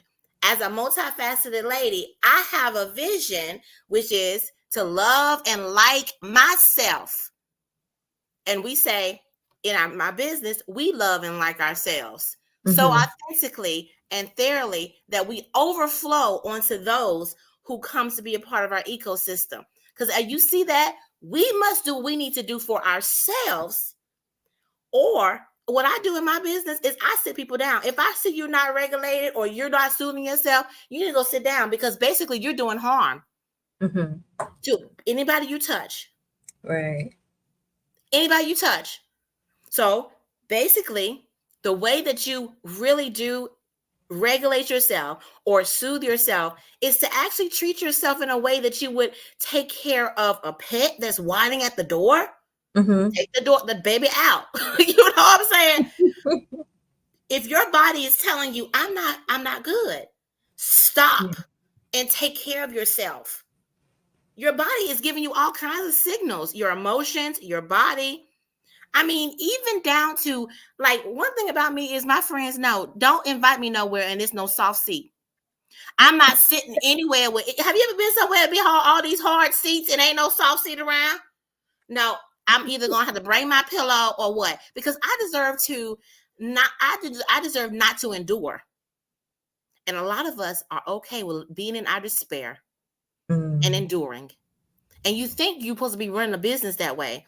Your business looks like you. If you're anxious, you got an anxious business. If you're depressed, you got a depressed business. You a busybody, okay? Everybody gonna be like, I don't know what's going on. That's exactly what's going on. Soothing yourself is priority. But we are not conditioned to believe that that's what we're supposed to do, especially as women. We're conditioned to serve on the outside, I'm supposed to do this and this and this and this for everybody. No, you have to fill yourself up completely, and everybody just get from that overflow. They can splash around in there as much as they want to. Right. But you got to keep yourself with some overflow that they can play in. And sometimes you got to put some of them folks out, because some folks be hanging out in there too long, and then they get mad at you because they done got sick from overindulging. Anyway, that's my little point. That's phenomenal. Well, I know we're going to have to segue out. Hold on. Let me see. Somebody has a comment here. Yes. Somebody said, who was it? Andrea. Yes, you do. There you go. Endure no more. no more. Awesome. You know, we could have this conversation all day long. I know we can. I'm gonna have to get you on my podcast. So let me just plug. And I want to be on your podcast. Listen, and I want you to do many other things for me and with me as well. Yes, ma'am. Come on, let's just share this energy. Every time I have the best conversations with her, y'all. Like, she is so amazing. She has so many great things going on. You know, you are a model. You are a model of a woman that I like to be affiliated with. I'm very particular these days. I don't have people who I know celebrate me. There you go. And that's why you're here today. That's right. We support each other. It's her way, honey. Definitely. I love it. Thank you so much for bringing so much joy and so much information and your spark of energy. I just love it. And, you know, we will definitely have you more on more things. Like I said, I am the host of According to Sasha podcast. I'm going to go ahead and throw that plug in right now.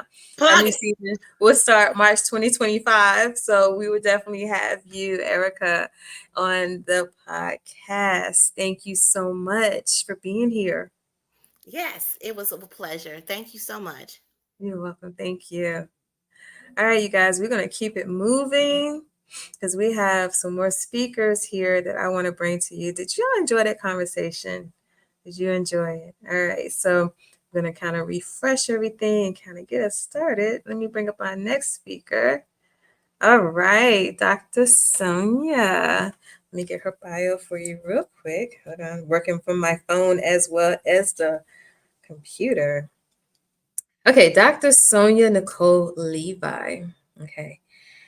Is an inspirational mentor, author, life coach, consultant, and metaphysical minister.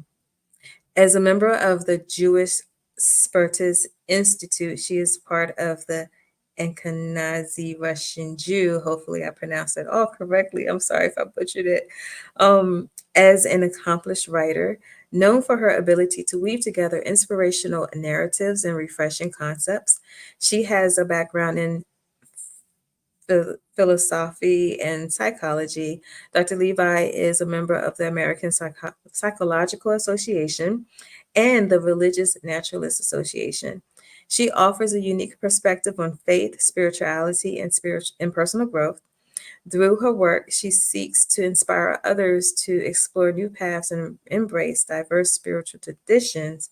And she's a twin, and both her and her twin, this is a fun fact. Both her and her twin have a husband named Will and a son named Kobe. Go figure. Oh my gosh, that's so interesting. That is definitely a beautiful fun fact. All right, so I'm going to go ahead and bring on Dr. Nicole. So help me welcome. I'm sorry, Dr. Hello. Hello, how are How you? you doing? I am Good. wonderful. I am going to turn everything over to you, and you All go ahead. right. Well, thank you for that beautiful introduction. Welcome everyone to the Biz Her Way Summit. I believe this is an excellent platform for all of us to learn something new and grow into our best selves. As you may or may not know, I am Dr. Sonia Nicole Levi of Sonia Nicole Levi Coaching and Consulting. That is a ministry doctorate. It is not a medical doctorate, if you wanted to know. I will begin with an excerpt from my self-published book. It is on Amazon and available currently in paperback, hardback, as well as ebook format. The title of the book is Leaving the Seventh-day Adventist Church: The Spiritual Reality of Jewish Churches and Modern Christianity. The very first part of my book talks about the 7 tablets of creation, and it includes gods and goddesses. The prelude begins as follows. I'm going to read you an excerpt. When in the heights heaven was not named, and the earth beneath did not yet bear a name, and the primeval Apsu, who begat them, and Chaos Tiamat, the mother of them both, their waters were mingled together, and no field was formed, no marsh was to be seen, when of the gods none had been called into being, and none bore a name. This is the introduction to the Enuma Elish, the 7 tablets of creation. To begin, I'd like to acknowledge that Christianity is still a semi-official religion like it was in the days of Constantine. Until Jesus returns, when the work of Sophia Wisdom is completed, Christianity will no longer be a semi-official religion with various branches and denominations. All religions exist to restore our human consciousness to its original pure state, sometimes known as the original intent of God in the Garden in Eden. The universe is merely pure consciousness. All that exists is pure consciousness that we can perceive of. Unlike the Big Bang Theory or the Flat Earth Society, the universe split itself into pieces to experience itself subjectively, and it has exploded as an energy to experience itself subjectively.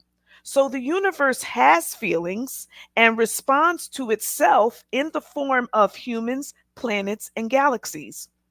These subjective dimensions and emanations occur so that pure consciousness or Christ consciousness can experience itself from other perspectives, even if it is in the form of impure consciousnesses or less pure consciousnesses. The name given to her was Sophia to describe this ancient essence as the goddess of wisdom. She, as wisdom, is all that exists, throughout Akasha, outer space, and aether. It is said that everything else is only a perspective of wisdom. And I'll get to the slides in a second. Sophia is denoted with the article the, so she is known as the Sophia. She was in a pre-existent state of ancient dragon, born into an animal life path, assisting Yo Cave Vav Cave, Yahweh the Creator, Lord God. You can read more about this in the book, as this is an excerpt. Her other name was Etza, which means assistant in Yiddish, because she was named after her dragon father Mumu, who was the advisor in the Enuma Elish creation story, also known as the Seven Tablets of Creation. Biblical scholars estimate that the term dragon or dragon appears 35 times in the Bible, 22 in the Old Testament and 13 in the New Testament. This word dragon is popular in the King James Version of the Bible since it is an Old English word. Other translations refer to dragon sometimes as serpent, the sea monster, sea creature, or Leviathan, which you'll find in the book of Isaiah talks about Leviathan. Now, I'm going to briefly skip some information here. The name Mumu in the Enuma Elish Seven Tablets of Creation is the father of the goddess Sophia. He was known as healthy. He offered counseling and guidance when it was requested. The pronunciation of Mumu's name is nearly similar to a leader of a Muslim mosque called an imam. The father is known as knowledge and life-giving force in this particular Mesopotamian Babylonian poem written on 7 tablets around 1200 BC. The Enuma Elish concerns the birth of the gods, because even God had to be birthed, and the creation of the universe as well as human beings. The Enuma Elish is also known as the 7 tablets of creation. The tablets were recovered by archaeologist Austin Henry Layard in 1849 in the ruined library of Ashurbanipal in Mosul, Iraq, also called Nineveh. In the Gnostic Gospels, Sophia emerges from the Paroma, a place of water yet waterless. The Gnostic Gospels further talk about the Creator God as the demiurge, which is closely associated with the destructive nature of Israel's God, Yahweh. He is believed to be the creator of creation, to include Allah or El as his father. However, the idea of creation came from the goddess of wisdom herself, who has been identified as a young dragon girl around 7 or 8 years old in equivalent human years, where she did not reach the age of accountability, which is considered to be 9 years old in Christianity. So the goddess Sophia is about 7 or 8 human years old, and she did not reach the age of accountability, which is 9 years old in Christianity. Now, within creation, her wisdom spark is infused into nearly all things, not just the creator himself. It is herself as well. She is a little girl. It is wisdom herself that is infused into all of creation, spiritually speaking.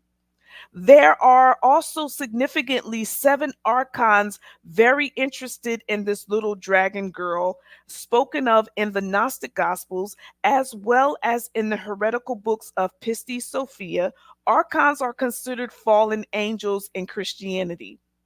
You will also read about these archons in the Apocrypha of John. There's about 9 archons total. There is one significant one, the 4th archon or fallen angel in these particular stories. He is a Grigori or watcher called Azazel. He is linked to the planet called Astaphanos or Sylvanus. And Azazel is closely linked to the Seventh-day Adventist Church, and it is a denomination that he watches over for the Asherah, who is known as God's wife when she is really the ex-wife. When the Bible says that Adam divorced God in Genesis, that is when Asherah got divorced. You can review this in Deuteronomy chapter 16, verse 21, Isaiah chapter 27 and verse 9, and Judges chapter 10 and verse 6, and 1 Samuel chapter 12 and verse 10. So if you want to learn more about this course that you see in front of you, this is called Welcome to the Sethian Journey. I'm going to go through these slides in just a moment. You can read more about this course on my author page at www.sonianicolelevi.info. You can begin the first slide. I am a spiritual life coach, and we're going to go right into it here. Now, success is liking yourself. Next slide. And liking what you do and liking how you do it. And this is a very simple quote to begin this particular segment of my life coaching course. These slides are actually from the class, and this is the second session. And this is a very simple quote by Maya Angelou that is what success is. Success is liking who you are, what you do, and how you do it. Next slide. Now, I wanted to go into something called female self-silencing. And today, women account for almost 80% of autoimmune disease cases. They are at a higher risk of suffering from chronic pain, insomnia, fibromyalgia, long COVID symptoms, irritable bowel syndrome, migraines, and women are twice as likely as men to die after a heart attack. Women experience depression, anxiety, and post-traumatic stress disorder at twice the rate of men, and they face a 9-fold higher prevalence of anorexia, eating disorders, bulimia, and some of the deadliest mental health disorders that can lead to suicide. So why is it that women are falling ill to these diseases at a rate much higher than men? Next slide. Well, according to the concept behind female self-silencing, in the late 1980s, Harvard-trained psychologist Dana Jack identified a recurring theme among female patients suffering from depression, and the tendency was to self-silence. In my own words, the propensity to engage in compulsive caretaking, pleasing others, and restraining from doing what they like in relationships in an attempt to achieve intimacy is the definition of female self-silencing. Since then, considerable evidence has revealed that female self-silencing isn't just tied to psychological issues like depression and eating disorders, but also to physical illness. And other studies have connected self-silencing to irritable bowel syndrome, as I said, including symptoms that go along with HIV, chronic fatigue syndrome, and cancer among women. Next slide. Now, how can we address this female self-silencing? Why are you telling yourself to shut up, don't talk, don't say anything? You must learn to and recognize how important it is to imitate your creator, as humility includes all of his or her qualities. You should desire what is right for your fellow, never denigrate him or her, or wish for their disgrace. Your forehead should not be tense at all, but rather resemble the forehead of the wheel, what you want to do going forward, so that you soothe everyone. Those tension lines, let them go. Your ears should always be tuned to hear the good, while rumors and gossip should never be let in, according to the secret of sublime listening.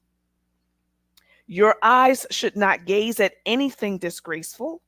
Rather, they should always be open to notice those who suffer and to be compassionate toward them as much as possible. Next slide. One metaphysical law, which my doctorate in divinity is a specialization in metaphysics, is that some folks claim that progress is the outgrowth of the soul. But the soul is mind, will, and emotions. Therefore, creative thought, which is a more precise definition of progress, must come from ecstatic feelings expressed through art, writing, business, research, and other creations. Next slide. Now, how to finish everything you start is to focus on this acronym FINISH, where F is focus on one task at a time. The I in FINISH stands for ignore interruptions or distractions. The N stands for now is the time and not later or tomorrow. Don't procrastinate for anything you want to do. The next I in finish is initiate and innovate so you keep going. And then the S is stay the course, however tough it gets. And the final H in the acronym for finish is hail finishing by celebrating your accomplishments. Next slide. Now, from my book, as I stated, it's Leaving the Seventh-day Adventist Church, the Spiritual Reality of Judaism, which is Jewish Christians, Jewish churches, how churches started out in synagogues, and modern Christianity. The Sabbath was moved to Sunday, and you can read from chapter 14 on metaphysical men and women. In this section, we focus on coaching on page 156 of the paperback, and how Noah was the only one righteous in his generation. His righteousness did not extend beyond his culture of people, nor did his righteousness extend after he died. Yet, according to the book of Jasher, Noah was an intercessor for his people, and we'll review this later in the session if you do take the course. And verses 10 and 11 say that Noah had three sons, Shem, Japheth, and Ham. And yes, Japheth was the second born to Noah and not the third. Next slide. Now, we will learn that the languages of the world can be traced back to Japheth, Noah's second son, who is attributed with establishing the teaching pedagogy of anthropology and linguistics. Japheth has to do with the priestly writings of the Torah, the first 5 books of the Bible, that are so named because they emphasize the priestly tradition or interests, giving detailed explanations through Moses and descriptions of ritual laws and proceedings that are used still today in Jewish synagogues. Next slide. Now, we too might sometimes think that all we need is a fresh start. Sometimes you might hear your grandmother or your mother or your bishop or your pastor say, just start over, start fresh. But that's not always the answer every time. Our problems are not just outside of us. They are fundamentally rooted within us. Sometimes when you are confronted with a problem, you need to think of a creative solution. You have something to do with that problem. Our weaknesses, fears, insecurities, and sins. And like Noah and his children, we need more than a new environment or a new situation. We need God and his healing power to change us so that we can begin to walk in his ways. Only then will we experience the joy and fulfillment in life for which God made us. Next slide.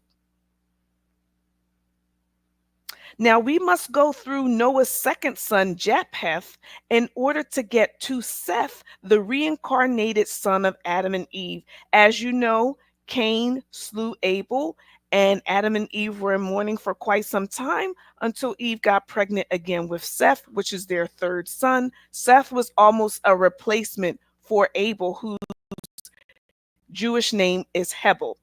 Now, what you'll see here is Ham is on the right. As you may or may not know, Ham was the black son of Noah.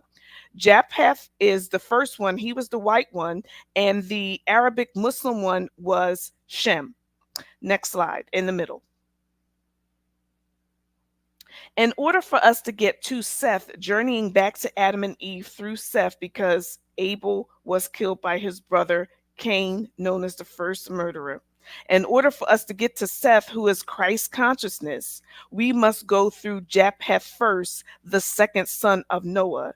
And in order to achieve this, when we look within ourselves, we must look around as the first step of rebirth, and then look down as the second step in our evolution of Christ consciousness. Because as we look down, we can prepare to ascend up and look up. So the third step would be to look up to Jehovah, the Father Creator, and to Tiferet, the Creator of creation. And if you prefer their feminine aspect, their wives and other female entities and deities are just as significant in the Greek pantheon. Greek mythology is not mythology, it is real. It just didn't happen in the human dimension.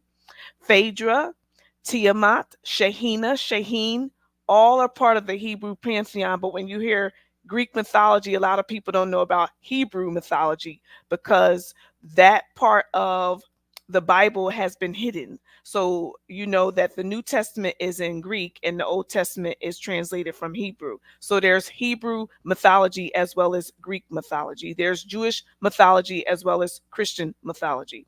Next slide. Now, Dr. Janice Hodge is a licensed counselor and she's a certified pastoral therapist. I found her on LinkedIn and she gave a really good quote that I want to use here. To provide culturally competent services, the United States has a history of racism and oppression that must be understood in a historical context. Diversity, equality, and inclusion is based on principles first. It's not just about being a good and considerate person. Practitioners of DEI, as well as individuals, must recognize and work against oppression in its present form. So we're not dealing with historical problems now. We have to deal with what is confronted with now. This way, cruel and destructive behaviors are not repeated. People can tell you about their cultural background at any point in time, but we can also do additional research on cultural practices independently. Do your work. Diversity, equality, and inclusion, DEI as a concept, received its life from the Black Civil Rights Movement and the struggle that America began in the 1600s. Authenticity in thought and practice is central to understanding DEI. Next slide. What is religion itself? And I'm going to end off here with this slide. There are many different sources of knowledge and interpretations of religion.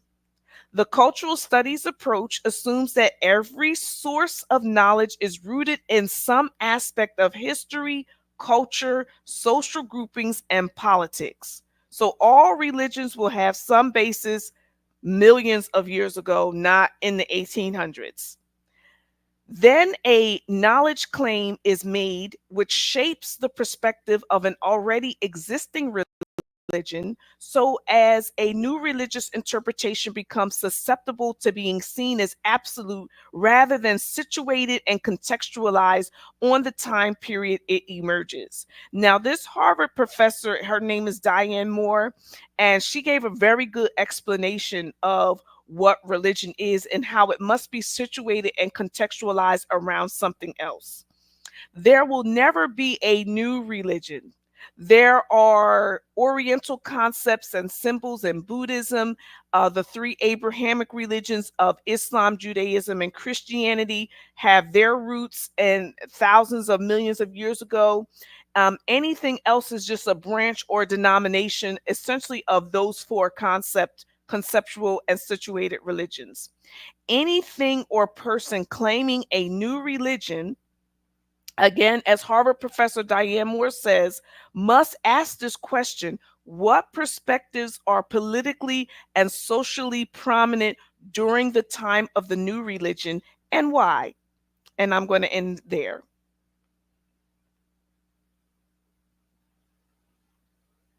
Much for interesting perspective on like tying in how you tied in everything with religion and life coaching. Mhm. And I did like the part about, silencing yourself and Absolutely. not silencing yourself, and kind of like keep it with the oh, sorry, hold on, I got too many people up here. I got my co-host up here too. All right. Well, let's do this together so I can introduce you. You stay on, but I'm just going to address this real quick. Yeah. And how self-silencing is something that we can do a lot of times as women, because we feel like, no one's going to hear us, no one is going to appreciate what we have to offer.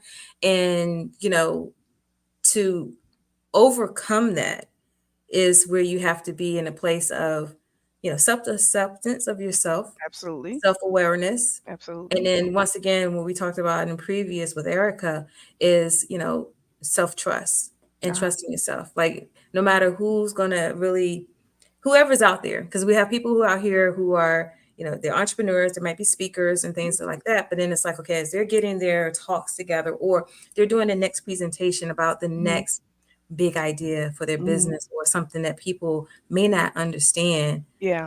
sometimes they will kind of tend to hold back. So I do love that point about how, we really shouldn't do that, Absolutely. just Absolutely. really live in your truth. Definitely.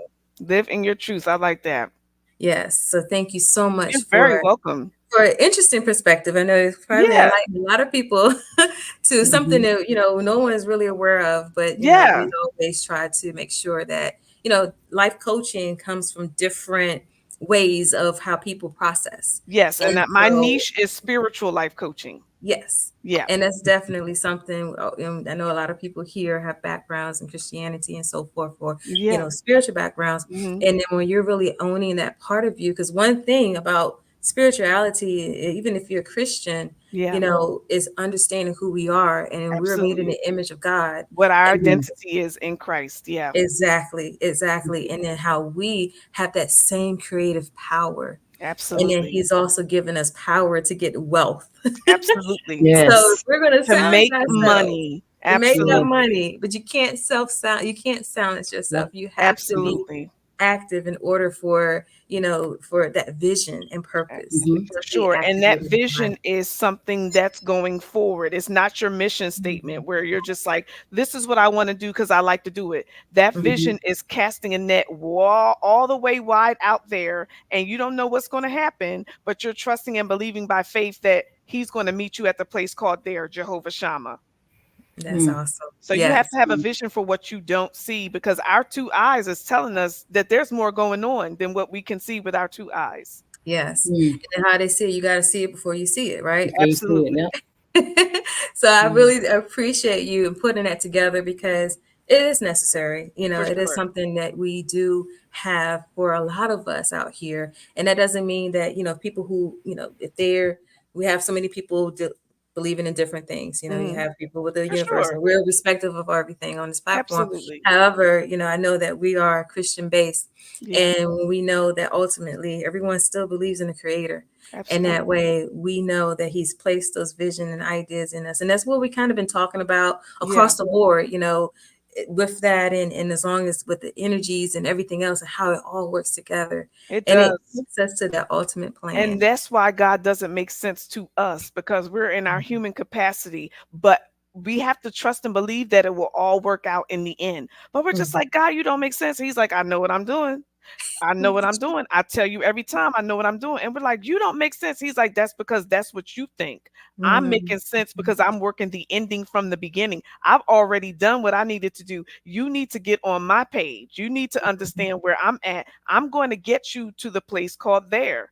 Yeah, Okay. But you yeah, have to yeah. trust and believe by faith that every moment is a moment for you to perfect yourself, for you to see Mhm. it the way I see it, for you to come into alignment with my purpose for your life.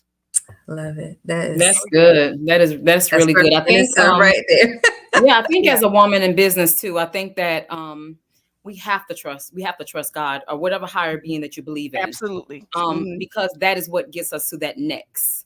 For And so sure. I'm sorry for jumping in, but I just had to throw that little bit out Oh, there. that's all right. That's what gets us to our next. It's Absolutely. about dimensions. Like, we really need to get where he is. It's about being interdimensional. Like, God is ready to take us out of this whole realm and move us into another realm. Yeah. Absolutely. I agree. And we got Touching to and be agreeing. ready. For Yes, Oh, sure. gotta be that's ready. awesome. That's it. Yes. Well, thank you so much, because I believe we Yes. could probably dig into this a whole lot We more. good. That's why I have Yes. the course and I have all kind of stuff out there. Just look me up.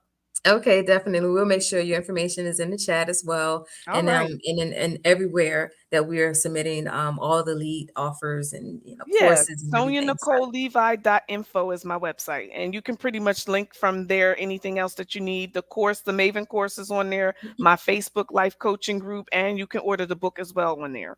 awesome, awesome. Thank Yeah, you so much. you're Thank very you. welcome. Enjoy the rest of your day. You as well. Thank you. Thank you. All right, everybody. So I do have my co-host with me today, Doctor. I didn't know you were a doctor. Dr. Aisha Brown Lumpkin. All right, and she's here to help me for a little while, you guys. So I'm going to turn everything over to Aisha. And it wasn't official with this. Hold on, because I popped you up so fast. I have to, like I do It's everybody okay. else. It's all right. Okay, we're gonna have It's to all look good. Listen, I just want to say thank you before you even get started. Thank you so much for having me. This is absolutely amazing from yesterday until today. Like, this is well needed. So thank you so much for putting this together for women like myself that need that extra little nudge or push, Awesome. just to kind of get that additional knowledge. So thank you for that. Thank you. Thank you. Yes, ma'am. All right. Well, I'm going to turn everything over to you. And this is why I had to show. This is Aisha. I just had to show that, give everybody their props. Yes, All yes. right. Thank So you. I'm going to take it over, let you take it over. I'm going to kind of refresh things back, this back scenes and everything, get everybody refreshed. So you can do a quick little, 1 minute while I do this part. Awesome, awesome, awesome. Awesome. Hello out there. And I know that all of you are having an absolute amazing time here on the Biz Her Way Virtual Summit. As indicated, I am Dr. Aisha Brown Lumpkin, and I am the founder of CEO Girl Bosses, which is a platform for women in business. Again, it is indeed a pleasure being here. Sasha and I, we met, and we are just on the same page when it comes to business, when it comes to knowledge. Because I think it's absolutely important to just have some type of platforms where you can kind of pour that knowledge into others, as well as reciprocate what you are hearing on the front end. And so I know that she's doing her thing on the front end. So Sasha, just let me know when we are ready for the next speaker.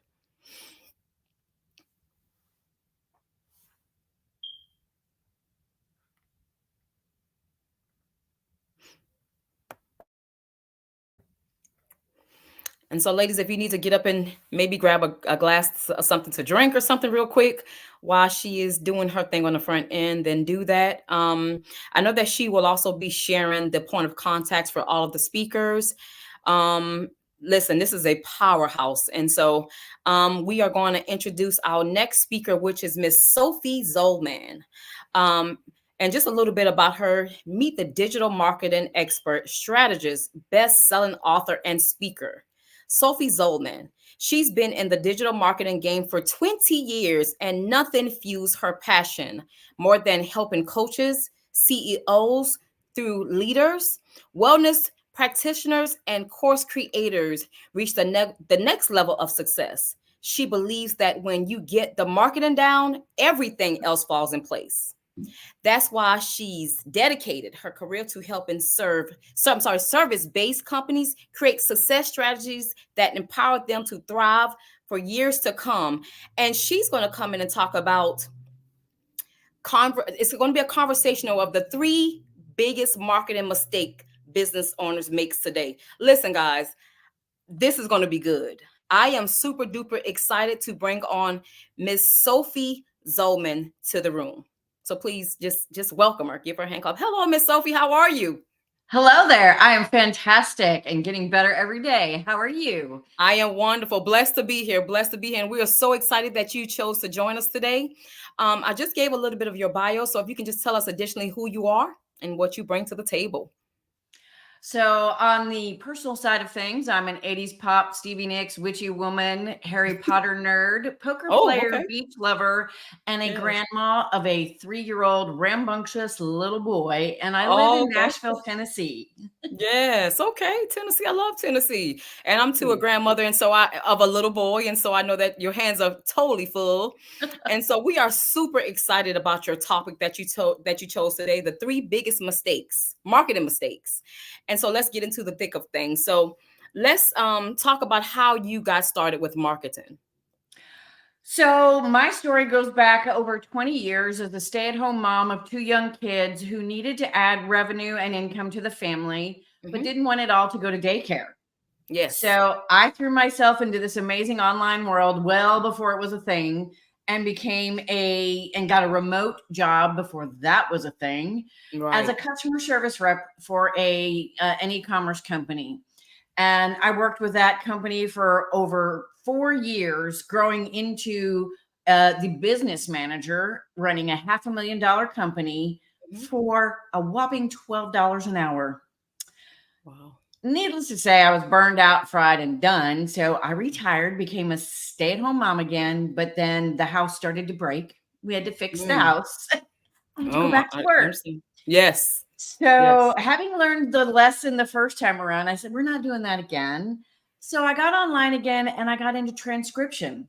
I have a good ear. I'm a fast typist. And I found a company that would kind of teach me and let me start out as a beginner.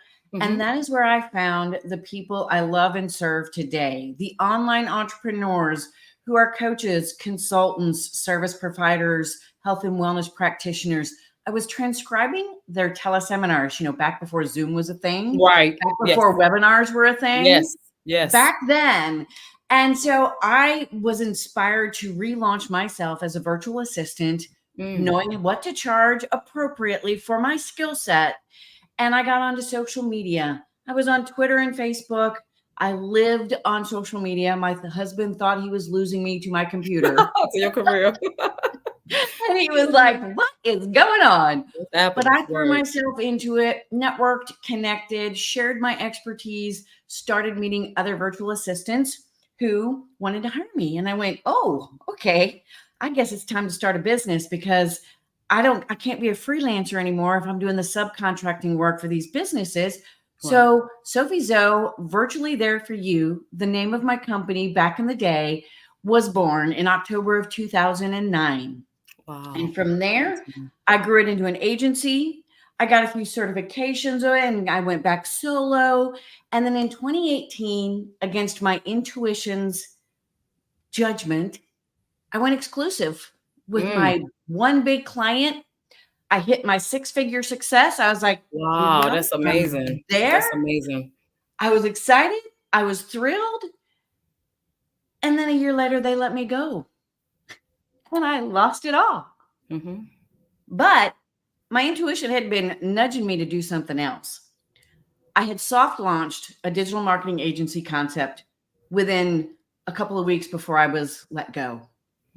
And that digital marketing agency is what saved my business, saved my life, and grew and evolved into what I do today, something more amazing, bigger and better than ever. I love what I do. I have a life outside of my business now, and I have the opportunity to do more, have more, be more, and serve more, and not be killing myself doing things I don't love doing. And that's what it's about. You're doing something that you absolutely love. And so I know that you want to tell that employer, thank you, because they pushed you into your now career. I do see that you started 20 years ago. And so that is an absolute long time to be in business, to be an entrepreneur for sure. And so tell us about one of the things that you that when you want to discuss the 3 biggest marketing mistakes. And so kind of let's get into the thick of that. All righty. So in my experience and working in digital marketing with myself and my team all these years, we have done it all. And we figured out the way to get repeatable, measurable results is not by throwing spaghetti against the wall to see what sticks. That is mistake number 1. Throwing spaghetti against the wall to see what sticks, or spraying and praying, as I've heard some people call it. It's about being all over the place with your marketing. Like one day you're doing Facebook ads, the other you're on TikTok, then you're doing YouTube, and then you're doing a podcast, and you're not giving any one thing a chance to catch fire and do well and be measurable and sustainable and get you what you're looking for in your marketing. Because if you're doing all these different things, you're spreading yourself too thin. You're trying to be a jack of all trades and master of none. Right. And it's exhausting. It is. It is exhausting to do all these things and to not get results and, drive yourself into the ground and be, you started your business to be who you are and what you do, an expert in your expertise, not a marketing person. Right. So That's here good. you are winging it, trying to do it, trying to figure it out, but doing it haphazardly without a strategy, without a plan, without goals, all of those things. That's good. And I agree with you there, because I know when you think about an entrepreneur that just started their business, you kind of, you do that. You go from marketing, business manager, just so many different things that, as an entrepreneur, we try and, kind of take on. That is difficult. And marketing is really the lifeline of a business. I believe that. Some people don't think so, but I believe so, because if you're not a good marketer, it's hard to stay relevant. And I do believe in the old school marketing. So being as though you've been in business 20 years, right? What do you think about like foot on the ground? Do you think that is still a good marketing strategy, or would you say social media, Instagram, Facebook, TikTok? What do you think about still doing old school marketing? Old school marketing can fit into a comprehensive marketing strategy because no one thing is going to get you where you want to go. There is too much out there to choose from, and you have to choose wisely, and you have to do things that are going to intertwine, that are going to feed each other and make each aspect perform better and get the results you want, because no one thing can do it all for you. Not anymore. It used to be that way. When I first started my business in 2009, literally social media was my thing. It was my bread and butter. And that's pretty much all I did. I still blogged and had a newsletter, but I focused on social media. It's where I thrived, where I made connections, where I could get my business. Now, that's not enough. One thing is not enough. But the way you stop throwing the spaghetti is by doing your homework, doing the research, figuring out who your ideal client is and where they hang out, how they want to consume information, and how they want to hear it or see it or read it. Because ultimately it's about being on the platforms and doing the marketing initiatives right in front of them where they are, not being on every single social media platform because everybody else is. Right. If your ideal clients are not on Instagram, what are you doing on Instagram? That's good. That's good. What are you doing there? Because you're wasting time and energy where it's falling on deaf ears. That's good. Oh, that is really, really, really good. And so what would you say the second biggest marketing mistake would be for a business owner? This one is the one I alluded to toward the end of throwing spaghetti. It's doing the marketing yourself and hating doing it. That's good. When you're doing it yourself and it's not your expertise and you don't love doing it, we see that. Your audience sees that because your copy comes out blah. It comes out vague and boring. It comes out sporadically because you don't have a consistent plan and you hate doing it. You put it off as long as you have to. Right. And in today's crazy algorithms, if you're not consistently doing things, nobody can find you. You are the best kept secret because you're not doing anything consistent. You're not speaking to your audience in the way they want to be spoken to, and you're not where they are. And everything you do comes from a place of, ugh, I don't like this. I don't want to do this. And it all shows in your marketing, which is another reason why you're not getting results. That's a good one too. I know also too is that I've spoken to some business owners that may have spent, just say, their life savings on their marketing, right? But because of the fact that they weren't able to keep up with that particular marketing strategy, now you're stuck, meaning that now you can't put back into your business. So you can't buy products. And, so what do you say to an entrepreneur that is looking to, again, start a business and is looking to maybe have a marketing strategy, but their funds are not, here? What would you suggest to them? What would be your suggestion? Well, they can get the strategy from a strategist Mhm. within there, but I mean, because there's, I'm a marketing strategist. I have marketing strategists on my team, and there's plenty of us out there. I'm not the Right. only one, and I couldn't be the only one, even if I tried. Right. And it's a matter of doing your homework again, finding a strategist who can work with you where you are, because it's all about starting where you are Mhm. and giving you what you can handle that's going to get results, even if it's not as fast as it would be if you had the full comprehensive picture. Right. They can at least give you a strategy. They can give you that comprehensive strategy, but then they can break it down into steps. Start here and do this, and then add this, and then add this, and they can build you a process of growing your marketing. And in that process, they're also going to be showing you when and where to hire help, because you're going to have help.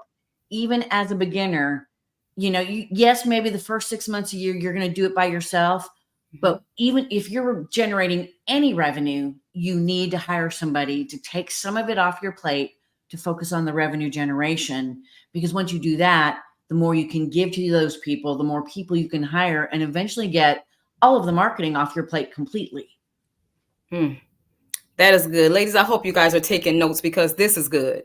This is absolutely good. And because so I can just speak about myself, right? And so I had a brick and mortar boutique. And when I started, I'm gonna be honest with you, I done my marketing myself. I done my marketing myself, but as you indicated, I was totally burnt out. And so I think it's very much so important to bring on someone that, that's your niche, that's your thing. And so, how to guide an entrepreneur, how to get there, right? And so what would you say would be your third thing, one of the biggest mistakes for marketing mistakes in business? What would be the third one?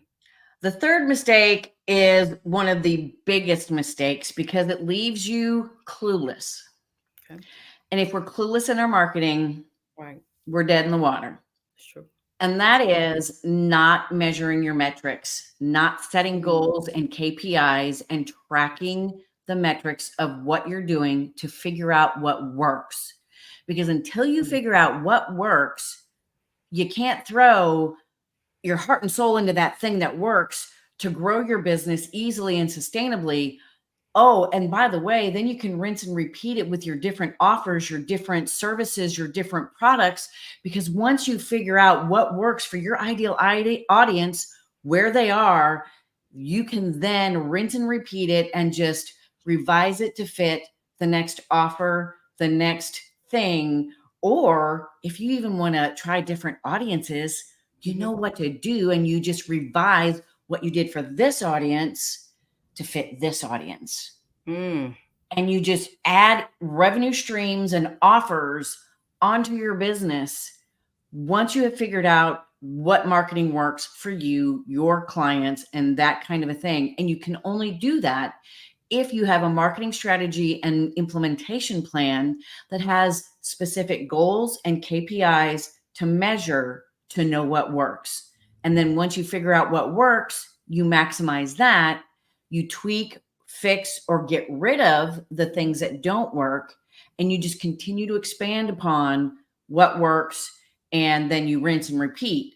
Now, you do have to watch it. You can't just set it and forget it, because as we all know, algorithms change, trends change, Right. the economy changes, Right. the president of the US changes, Yeah, the world right. blows Right. up, so to speak. And that all affects how people will then come to the table. It affects the buyer journey. And you have to keep an eye on the buyer journey in relation to your marketing, because what works now may not work in a couple of years. That's true. But it's not dead in the water. It just needs to be updated to fit the latest economy, the latest buyer journey for your particular ideal audience.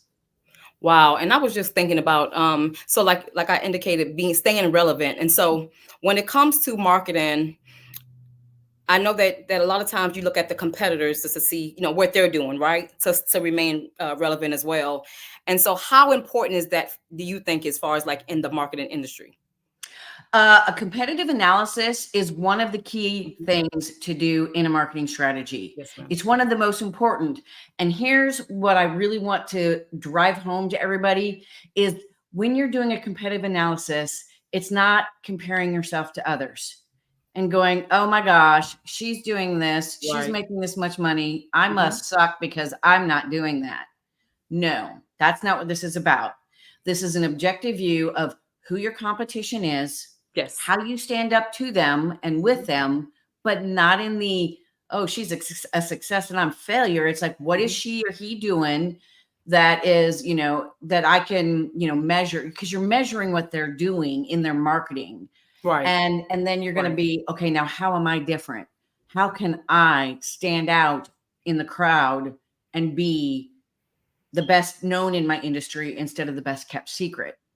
How do I compete with them from the standpoint of how am I different and how can I use that to speak to my ideal clients where they are on the platforms they're on, to be able to get my audience glued to me, just eating up everything I'm giving them, and getting on my list, and then having a call, and then buying my services, because it does matter what your competition is doing, but not in comparison syndrome mode where it puts you in a negative mindset of, syndrome. you know, Right. I suck because my competitors are doing this and I'm not. Right. Not about that at all. Right. That is good. That is good as well. And so, you know, sometimes, you know, when you're looking at someone's marketing, and as indicated, not particularly comparing, but just seeing how you can be better for your business. And so sometimes, like, you may see someone showing, like, just look at someone, and I'm gonna go back to a boutique. And so I may see someone that's actually, you know, showing themselves getting dressed every day. And although I'm not really big on Instagram, they may have 50,000 followers, right? And I'm like, okay, you know, maybe I should try Instagram. But again, that's just not my thing. And so you said something that really stuck with me. Like, if that's not your thing, then leave it be where it is, right?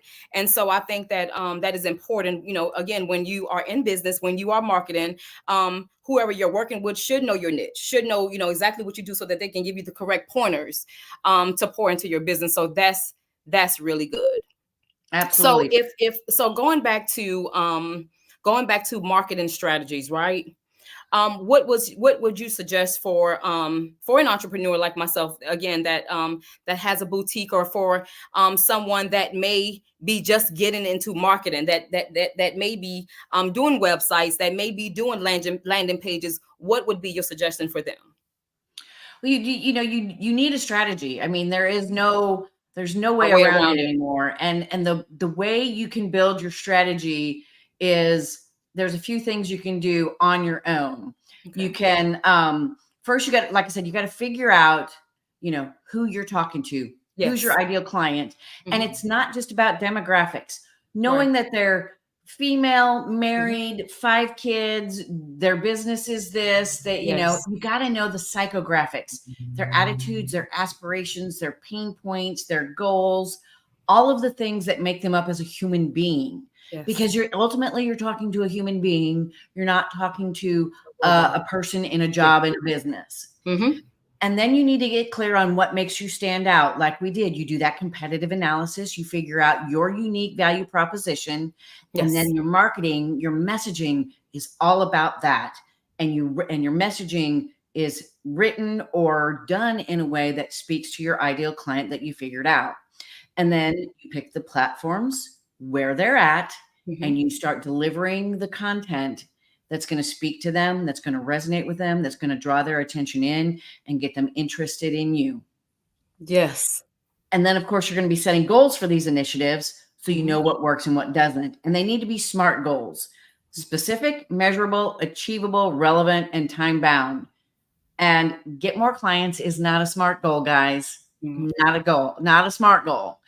Increase website leads by 25% in the next quarter. That's a SMART goal. That's something you can measure. And you can create your marketing initiatives around that objective and that goal, so that you can measure it and know what's working and what's not. Wow. Listen, I'm not sure if you guys heard that, but she says landing more clients is not a SMART goal. So we want to open up the chat, ladies, and we want you guys to engage, so that Sophie can answer some marketing questions that you all may have. Lauren Brown said, analyze and measure your metrics is great. And so thank you so much for that feedback, Lauren. Do we have any more questions that we would like to ask Miss Sophie while we have our ear? This is our Q&A sector. Do we have any more questions that we'd like to ask her? What other nuggets can you drop for us, Miss Sophie, while you're here, while we have you? Give us some more nuggets that you can give us today. Well, marketing is my passion and my thing, and I love it, and I can talk about it all day long. I love it. But, and the three mistakes we're talking about can be avoided. You can do something about them. And because it all starts with strategy, you got to know how to create a strategy. You got to know if you even have a strategy. Like I said, most people are just throwing spaghetti. Right. So, this is where I can talk about a brand new free gift we just put together to help people with their strategy. You can get started for free with our 10-step marketing strategy checklist. It's on my website, sophiezo.com. It's on sophiezo.com/checklist. And it's a great way to go step by step to figure out if you have a strategy, what your strategy is, and how well it's working, where you have holes and problems, and where you need to fix it. So you can pay someone to do it, but you can at least start and get an idea and then go, okay, I know what I have, what I don't have, and what I need, but now I need help because I don't know what to do with this. And that's where you can talk to me, you can talk to other marketing strategists and go, hey, I kind of figured out I don't really have a strategy, and I figured out I really need one, but it's not my area of expertise. Right. Delegation to experts who love what they do, who love marketing, is a win-win-win because you get it off your plate. Yep. You're giving it to people who know what they're doing and who love doing it and who are going to be your best friend, so to speak, because they're going to learn who you are, what you do. They're going to do that deep dive analysis into everything that goes into your marketing strategy and give you a rock star plan, monthly plan of how to implement it and how to do things that are going to have goals and KPIs and start analyzing and going out there and figuring out what works. So she just gave that to us in a nutshell. And so I hope for all of you that is on, you are taking notes. Sasha did drop her point of contact, her website in the chat. So you definitely want to grab that. I'm letting you know that I'll definitely be reaching out to you as well to discuss some marketing niches and so forth and so on, because it's important when you are in business. And so Sophie, we want to thank you so much for joining us. I'm sure Sasha is excited that you joined us because you gave us great nuggets. And so there she go. And so thank you so much for your time. Sasha, is there anything you want to say while you're on? No, I was just going to say, I enjoyed everything that she talked about. Because there are some essential tips that you all definitely need to do when it comes down to marketing, especially if you're doing digital marketing, because that is where it's at right now. I do like that you did ask that question, Aisha, about traditional marketing and how to incorporate that, because in your response with, there's just not one thing. But as you had mentioned, when you have that strategy, you know what to implement and where to implement it at, because we have the digital presence. How are you going to make that stand digitally, social media, everything's social media driven, like how to understand each platform. That's a whole nother layer because of the algorithms, but you don't want to miss out on your local community. Yes. You don't want to miss out on the things that you could do to increase the traditional marketing that you can do locally, live and in person and things like that. So it all works together and, and it helps you to be able to leverage. But everything that Sophie mentioned, the market research, knowing your demographics, the pain points, all that stuff, it is so necessary. I know it just seemed like a whole nother, like you're taking a doctorate class. Because when you want to mill it down, that's why a lot of people just kind of look at it surfacely. But when you really know and understand that is the driver for your business, it is the driver for your business plan. When you do your planning, you have to know what vehicles you're going to take your business into. It's going to get it out to the people. And that goes beyond branding, because I know a lot of times people can mix the two together. That's true. And it's really two separate things. Really, branding is a component of marketing. It It is is absolutely. how your message is going to, have a voice. It is the colors, it is this and that, but it's more so taking that vision statement and adding a voice and a personality and a character to it. That's the branding part of it. And I hear so many people with that narrative and they just want to focus on strategy, branding, branding, branding. But if you get everything else, Right. you got it's a full suite. It You know, is. so, and I think that everything that you brought today is so spot on. Thank you so much. You're welcome. That Thank was you. good. That was Thank good, you. Sasha, what you just stated about branding and marketing. A lot of Yeah. times people do think it's the same thing. It's one entity and it's not. It's Yeah, one of the yeah. many Absolutely components. It's right. a part of a deep dive analysis. When we do a deep dive analysis on our clients, branding, we do look at branding, but it's not the only thing we look at. We literally look at it comprehensively. We look at their SEO, we look at their branding, we look at their ideal clients, we look at their, their strengths and weaknesses and all of those things, and then do the competitive analysis, because it's not, like I said, it's not just one thing. And in a lot of cases, you can have you have brand strategists and people who do create the brand and even the website, but they forget the SEO.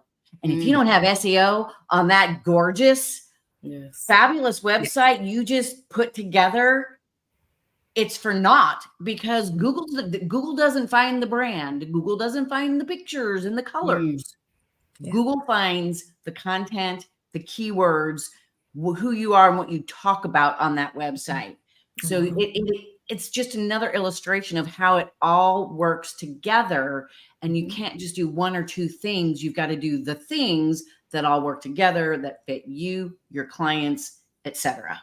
And I know we're about to close out, but I have to say this because I'm a strong proponent of that SEO. SEO marketing, let me tell you, this is what I call it. I call it SEO marketing, your silent marketer.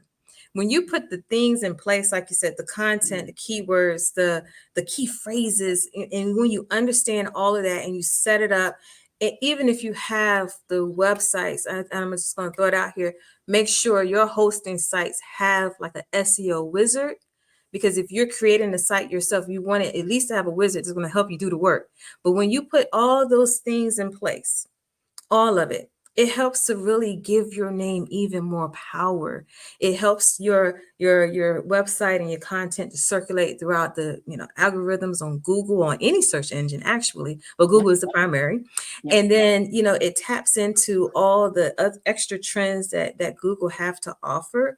But then when you're out here building ecosystems and writing books and showing up on podcasts, or even this event right here, that is the thing that helps when people go to vet you and look for you and they say, Google me, Google you. That's where they're going to find everything about you. They're going to find everything about your business, but only if you have actually activated all of those key, secrets and everything, keywords and all the things within an SEO strategy plan for your business. So you definitely want to do that, even if you have a brick and mortar business, even if you whatever it is that you want to have, especially the website, it drives from a first point of contact, and that is your website, that is your landing page, that is whatever, and then everything else draws from there. So I love the fact that you just pointed that out, Sophie.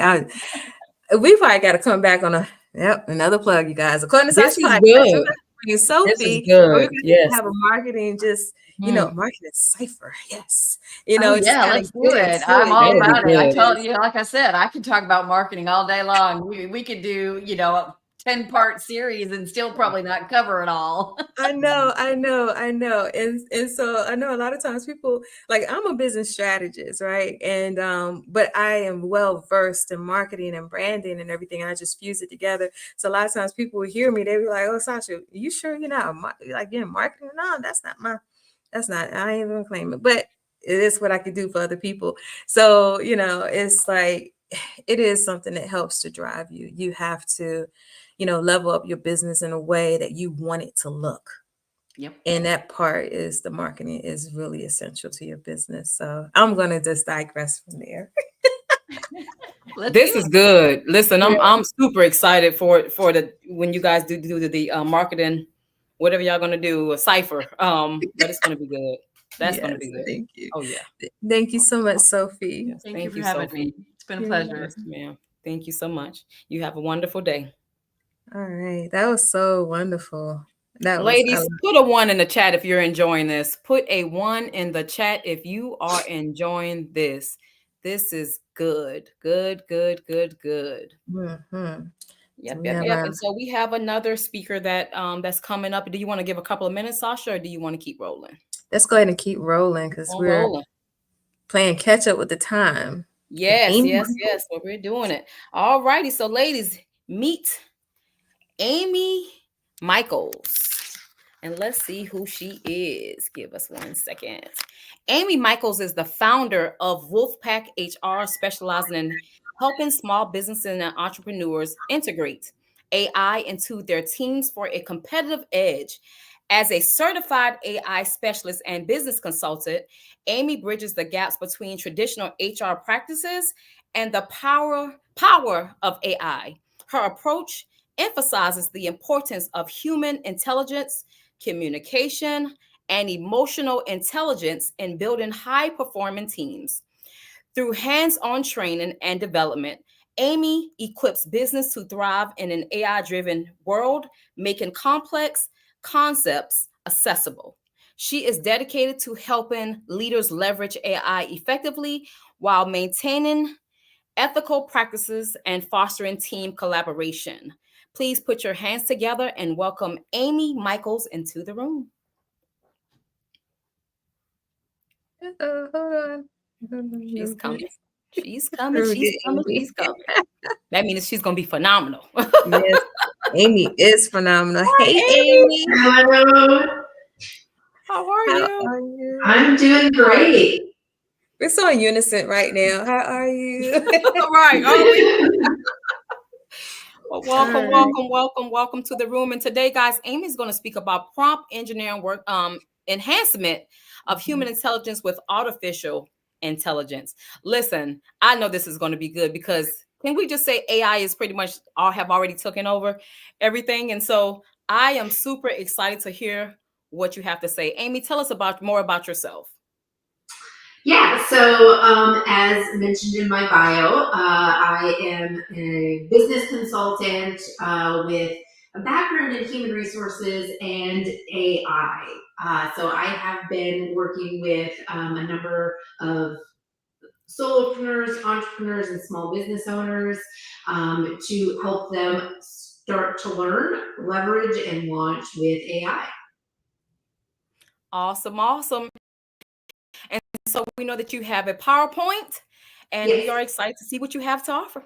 Fantastic. So are you going to share slides on my behalf, or do I need to share my screen? Yep. Sasha's going to take care of it on the front end. So she got you. Fantastic. Just let her know when you need her to move to the next slide.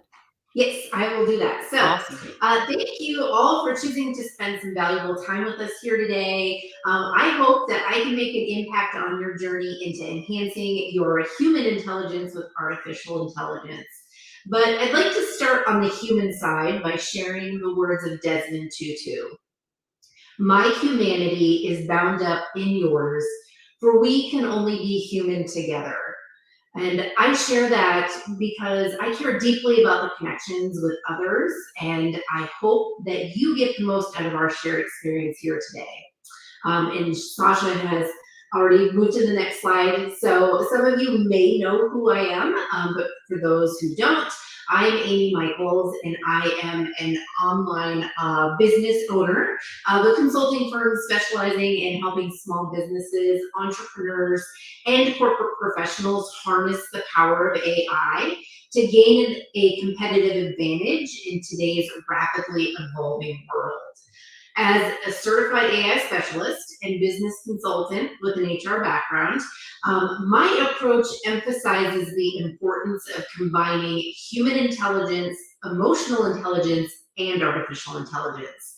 And today, I'm excited to share with you some insights, frameworks, and practical ways that you can use AI. But AI is just one tool in my tool belt.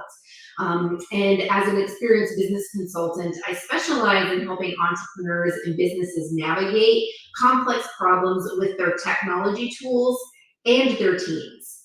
Consultants like me are just problem solvers, and we bring strategies and solutions with proven frameworks and structures that are tailored to your specific needs. So I'm uniquely qualified to help protect and preserve your business, as well as help you and your teams prosper in this new AI era. Another thing I do as a consultant is help businesses mitigate their risk and remain legally compliant. So I'd like to offer you some free advice. If you are using AI in any capacity in business, even as a solopreneur, I recommend that you have an AI use policy in place. If you work for a corporation, you should make sure that your handbook is updated, and you inform your employees about what your AI usage policy is to protect yourself and your company.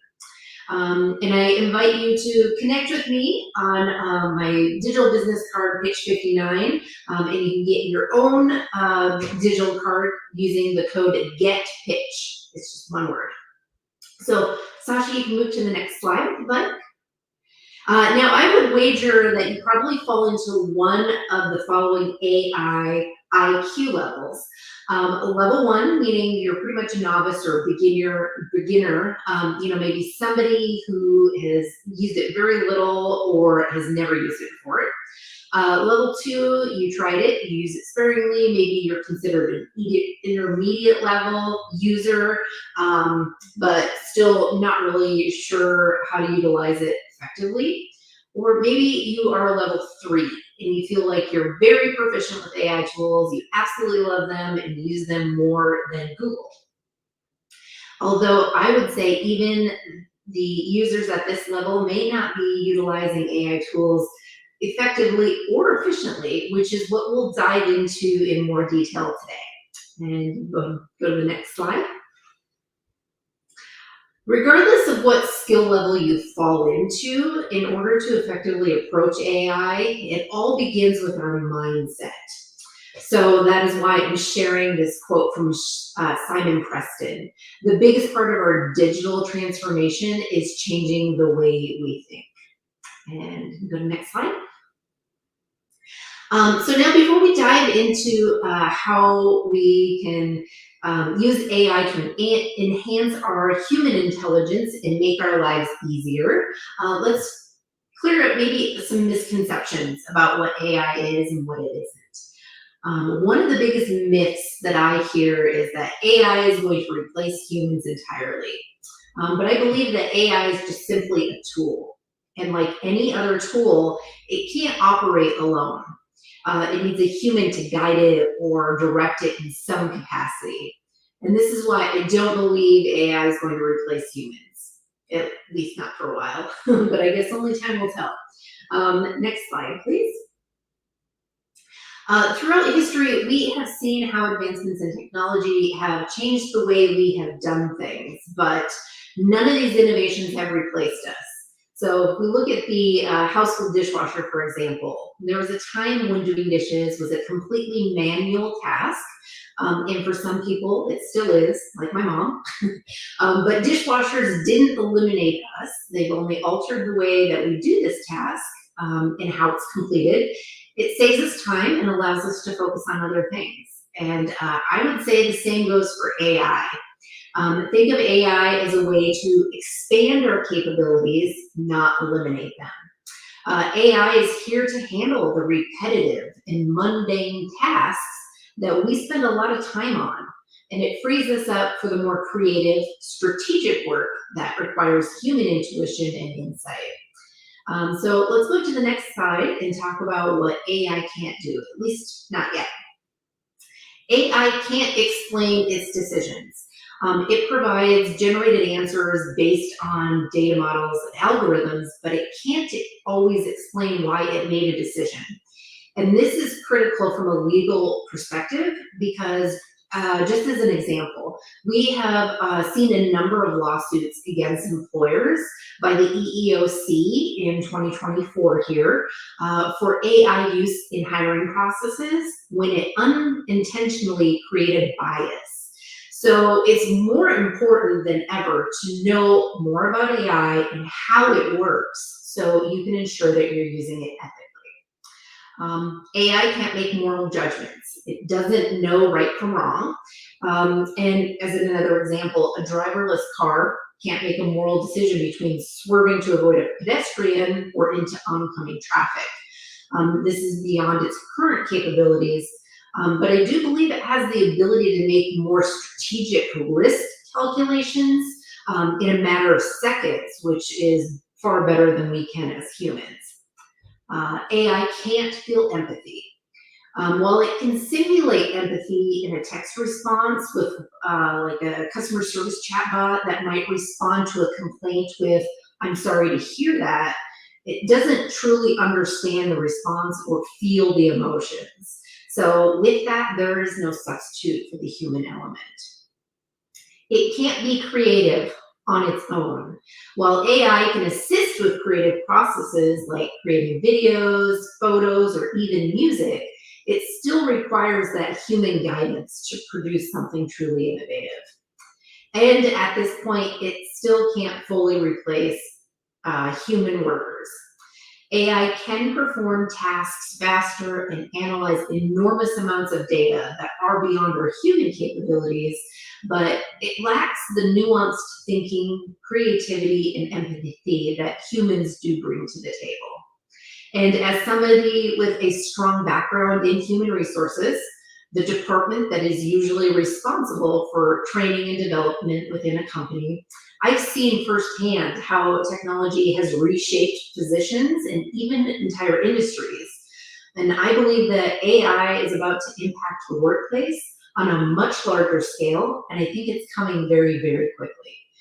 As an example, think about how quickly many major companies adopted self-checkout stations in their stores. The adoption of this technology has made it easier for retailers to implement self-checkout into their operations, but at this point it does still require human oversight and a human to assist when there's a problem or an issue. So I say this to point out that AI is going to change the way we work, but I don't think it's going to eliminate the need for human involvement for quite some time. So those who embrace AI will find themselves at an advantage. In fact, AI is expected to create more jobs than it displaces, especially in areas where human intelligence and artificial intelligence can work together. So the key to staying relevant is to embrace AI, not resist it. And I get how many people who are hesitant about AI use feel, because I've been in many of your shoes before as a corporate professional facing layoffs. And I actually was put out of work in a previous line of previous career path, I guess you could say, that I was in due to advancements in technology. I see so many online entrepreneurs who are struggling to break through the noise on social media, just like the previous talker pointed out, to attract their ideal clients. And I've seen firsthand how many small businesses are often shorthanded and bleeding money due to high costs. But I believe that tapping into AI tools can be life-changing for all of these cases. But before we dive into how AI can be leveraged in these scenarios, I'd like to share some of the most common mistakes that I see people make when using AI tools in order to help yourself avoid them. And I know that we're running behind, so in the interest of time, I'll just touch on a couple of them, and I will offer this as a free download for those who want to grab it. I think Sasha might have the link, and she can drop it in the chat. Next slide, please. So one of the biggest mistakes I've seen to date is overlooking ethical considerations with AI.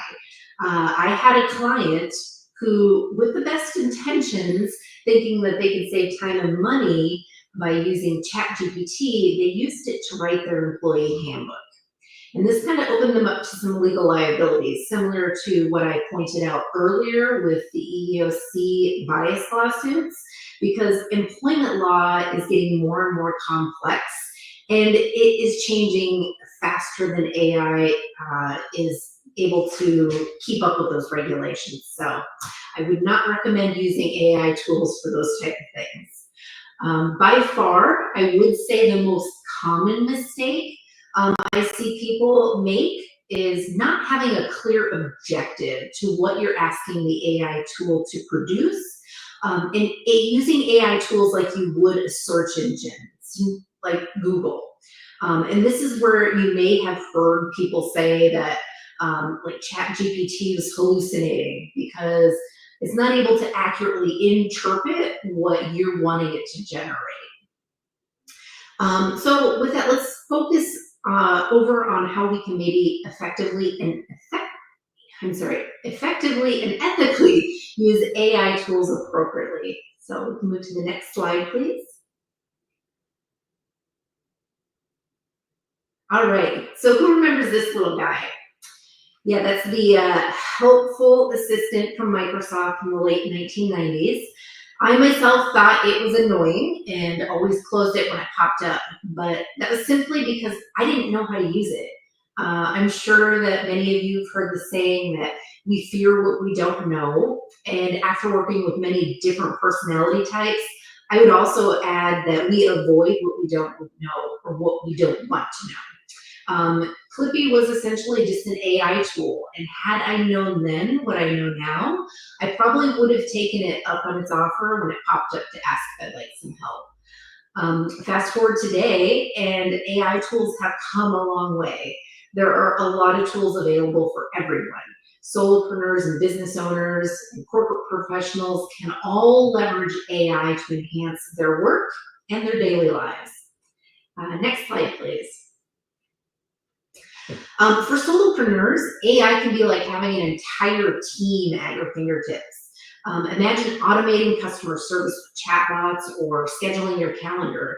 AI tools can draft emails, write blog posts, and help brainstorm ideas, which would free your time up for what you do best. In my workshops, I show people how AI can help them write a book, create an entire year of content, or maybe build a landing page in as little as a few hours. And that's the power of AI when we know how to use it. For corporate professionals, AI can significantly boost productivity. I know someone whose husband had no interest in AI until he saw a colleague outperforming everyone else on their team combined by about 10 times. When they asked him how he was doing it, he told them that he was using AI to make more efficient use of his time. And that's the kind of impact that AI can have. For businesses, AI can be a game changer, enhancing efficiency and boosting profits. AI-driven analytics, time management tools, and project management solutions are all very powerful ways to reduce costs and improve performance. So for those of you who may still be on the fence about AI use, I recommend that you give it a try, because I can tell you that if you aren't using AI already, someone else in your industry is. Now, I'd like to demonstrate the importance of mastering prompt engineering when using AI tools, and to show you hopefully how to prevent that AI hallucination and the Alice in Wonderland rabbit holes that it can take us down when it does. Next slide, please. So if you're completely new to AI, you may need to go to ChatGPT to register for a free account before you can give this a try. But if you are a more advanced user, you will most likely already have a paid account, or maybe even prefer to use a different tool like Claude or something else entirely. And that's perfectly fine, because new tools are popping up by the minute. And it's not about the tool, it's about how you use it. So if you want to follow along, try inputting the following. I am a blank. You can insert your profession. Please give me a weekly goal schedule. And then you can hit enter and see what it generates for you as a response. It will probably give you a pretty good weekly goal schedule to follow. However, it will also probably be pretty generic, because it doesn't know anything about you other than the profession that you entered, and it doesn't know about your specific goals. So as stated many times before, AI is simply a tool, and in order to get the most effective use out of it, you need to give it context. So now I'd like you to try this prompt instead if you're following along. You are a top time management consultant. I am a blank. Again, this is where you would insert your profession. And I've hired you to help me plan my weekly schedule to optimize my time. I'd like to make sure I'm accomplishing the week's goals, batching busy work, and leaving uninterrupted time for productive work. Can you create a list of questions to ask me to outline my weekly plan? It should be goal-oriented, not time-blocked. And then you can hit enter. And this will likely take a little bit more time and effort on your part now because you are working with the tool to provide it more context to truly get a custom response tailored to you. And you'll need to provide it with that additional information that's specific to your goals in order to do that. And I'm kind of curious to see the difference in the goal plans that it generated for you. So if you're willing to share, you can send me a DM or maybe post them online and tag me. So now let's see what happens when we use frameworks to create your prompts. Next slide, please. Today, I'm going to be sharing with you my 2 favorite frameworks that can help you structure your AI prompts more effectively. And those 2 frameworks are the Create framework and the Risen framework. And the reason I'm sharing these 2 frameworks is because I think they apply to virtually anyone, whether you're a business owner, an entrepreneur, or if you're a corporate professional or leader.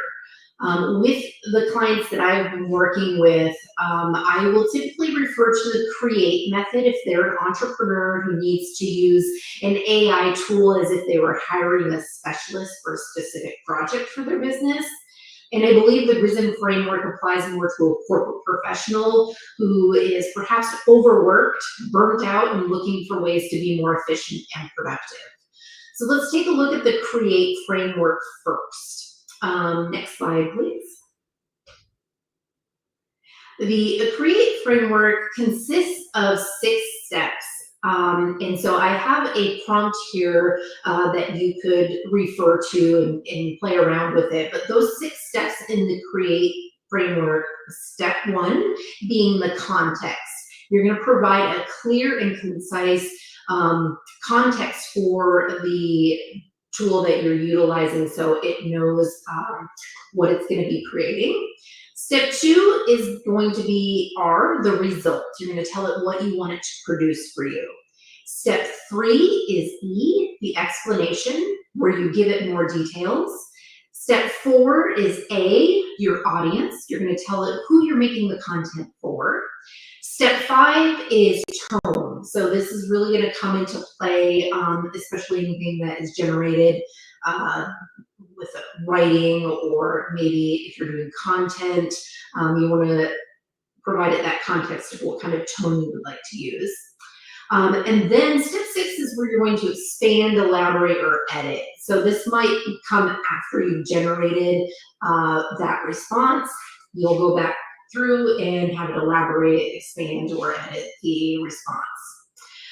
So just as an example, this one, we're saying that you are a marketing expert and we would like to have you produce a marketing plan for my business. I serve struggling entrepreneurs who are trying to get more clients for their business, and by helping them get visibility online, I want you to use an empathetic tone. So then after that, it will generate what you've asked. And even, like I said, you might need to go to step 6 to have it edit what it has generated. All right, so let's take a look at the Risen framework so you can see the difference. Next slide, please. All right, so the Risen framework consists of 5 steps. Step 1 being you're going to establish the role or character, expertise, or the perspective that the tool is going to be functioning as. Step 2 is you're going to provide it some instructions. So you're going to provide detailed and actionable guidance. Step 3, S, is going to be the steps. So offer a roadmap for task completion from start to finish. E, and I guess this is a little out of order, but E is going to be step 4, the end game. You're going to define the desired outcome, impact, and potentially the audience. And then step 5 is end. Similar to with the create method, this is where you're going to narrow it and maybe establish some parameters. So next slide, we'll kind of see what this looks like in terms of a prompt. Back one slide if possible, okay. So in this particular one, we are gonna say that you're a corporate accountant. We'd like you to create or produce a comprehensive report to analyze spreadsheet A first, spreadsheet C second, and spreadsheet B last.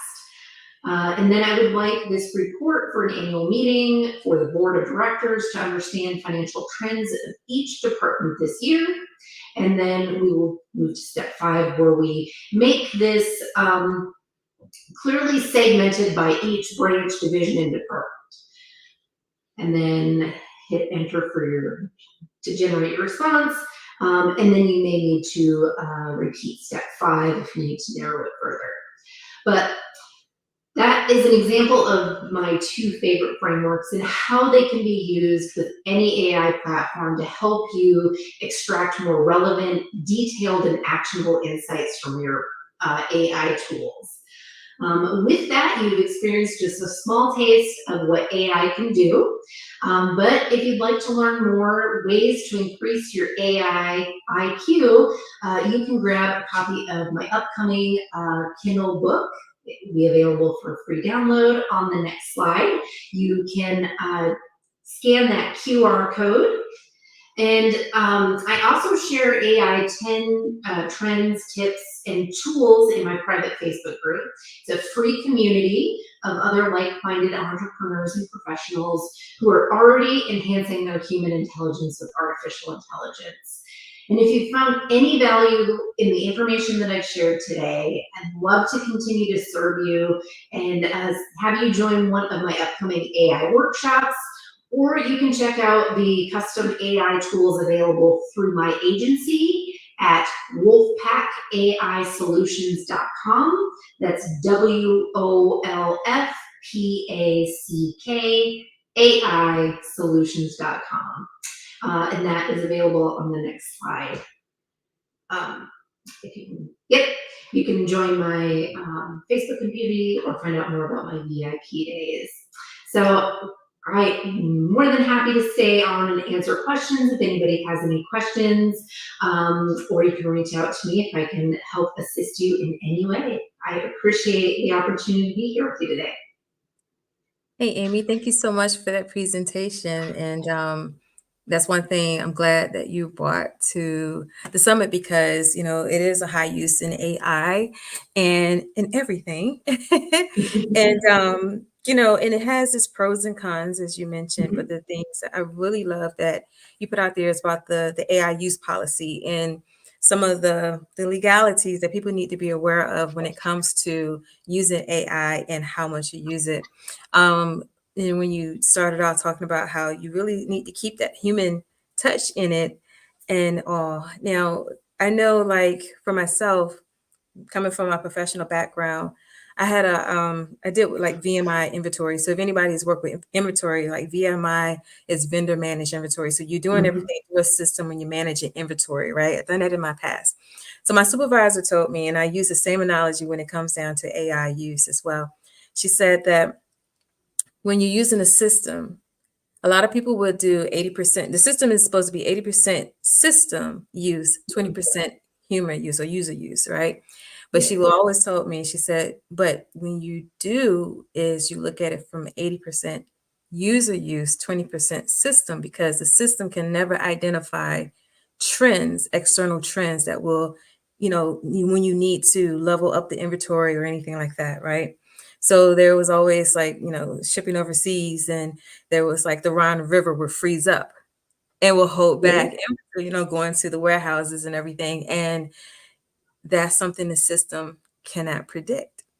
So that's where the 80% user came in at. So I use that same analogy when it comes down to using AI, especially in the conversations, because you do have to keep that human touch in it. One conversation I had with somebody was like, "Oh, AI is it's just makes people lazy. I don't use AI. It just makes you lazy." I'm like, no, it really doesn't make you lazy. You make yourself lazy by using it the way you use it.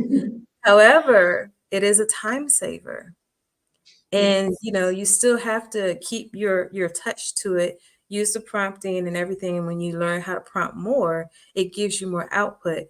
But you always want to make sure that you are the primary user. You're not just allowing the AI to do everything for you. But and one thing I would add too is like when you're doing your prompting, I know you said to go and edit the work, read through it and, change some of the words around, let it be like use it for a template in some cases, depending on what you're using it for. So that way you can, keep the AI detection minimized, because people are now doing, a lot of companies are having the AI detection systems. And, if you could address that a little bit more too, before we leave, that would be really good to know about. Yeah. So, and I'm sure anybody who has been utilizing AI for a little bit of time now is very familiar with ChatGPT and sees now that they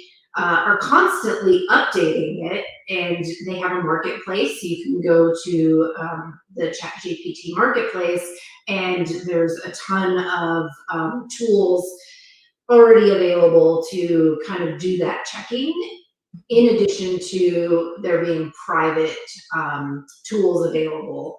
I know that this is something that a lot of teachers in schools are struggling with in terms of students utilizing AI. But I think, they have to kind of approach it that same way. And maybe instead of trying to prevent students from using it, help them understand the logic and reasoning behind it, and how to make sure that they are keeping that human element when they are utilizing ChatGPT or something along those lines. And that's wonderful. Yeah, that's a great point to make. So parents, entrepreneurs, your parents, watch your kids. If they start getting A's on everything, you be like, hold on, why are you making honor roll so fast? You might want to check to make sure they're not using they gave Chat GPT a whole name or something. Yeah, well, I think teachers have been around long enough to know that, that was not wrote by my student. Right. But then you have those teachers might be like, look, I'm overwhelmed. I don't even feel like looking at everything. Oh, it looks right. Check. I think there's probably teachers that are utilizing it themselves to help with grading homework. It's totally possible. Because it's easy to upload documents. That's another feature, especially in ChatGPT and a lot of other AI resources, you can upload things. So that might be a good way to check one, because somebody may say, oh, well, let me go ahead and upload this. And it's like, okay, what grade level would you give? What grade would you give the students writing? So you never know.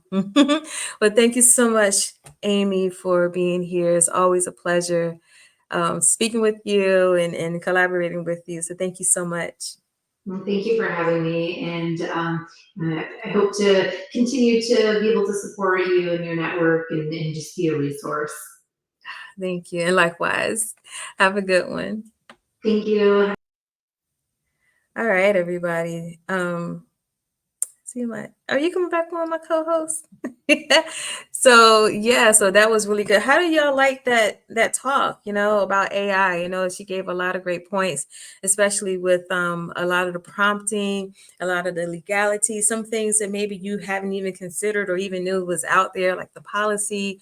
When you're using AI, you want to use it to your advantage. However, you want to make sure you're in the legalities with it.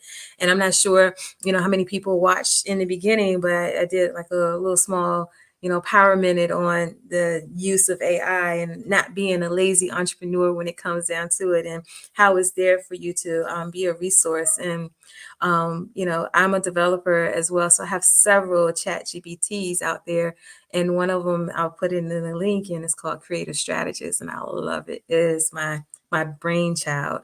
And I believe that when you take what you find that Amy has as far as the prompting and everything that she provided. And if you want to use something on GPT, definitely utilize what she has provided and go to my link when I put it in the chat and check it out. Yeah, so it is a really good tool and a really good resource that is becoming to be very sought after app on GPT's platform. So yes, Sasha is a woman of many traits. So all right, so who all is still here? Those some let's see. We already did some ones. I want you to just say yes. I want some yes. I want a yes in the chat. A yes that you're ready. I have another speaker and I want to go ahead and get everything prepared for her to come on. So give me 1 second and we'll be right back. Go ahead and take a quick break. Go ahead and take a quick water break. Don't go too far and we'll be right back.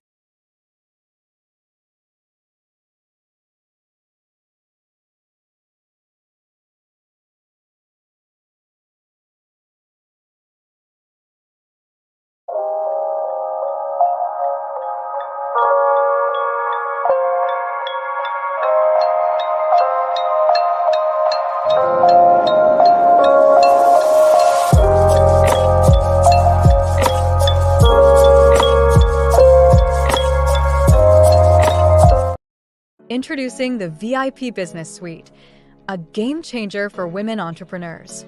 You know, there's an old saying, the people who are crazy enough to think they can change the world are the ones who do. At VIP Business Suite, we believe every woman entrepreneur has the potential to change the world. And we're not talking about just running a business. We're talking about building something bigger, something meaningful.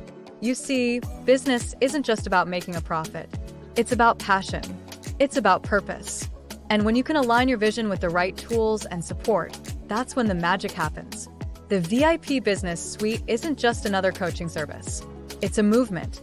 We're bringing together a complete ecosystem of business development, marketing, branding, and PR done with you and for you. Why? Because your time is valuable. You're building the future. You don't need more tasks on your plate. You need smart, strategic support that helps you grow faster and smarter. Here's what you get: monthly coaching that's tailored to your business. Not generic advice. Not cookie-cutter solutions. This is about you. Done with you and done for you services that take the weight off your shoulders so you can focus on your vision. 2 pricing tiers so you can choose the plan that fits your needs. Simple, flexible, no commitment. Cancel anytime. A free online community of trailblazing women entrepreneurs. We're not just building businesses. We're building a tribe. Why? Because at the VIP Business Suite, we believe in more than just business. We believe in creating something that matters. We believe that when women entrepreneurs succeed, the world gets better. It's not just about what we're offering. It's about why we're doing it. We want to empower women to lead, to innovate, and to push the boundaries of what's possible. That's why we exist. Now, the question is, are you ready to change the world? Join the VIP Business Suite. The future is yours to build. Let's get started.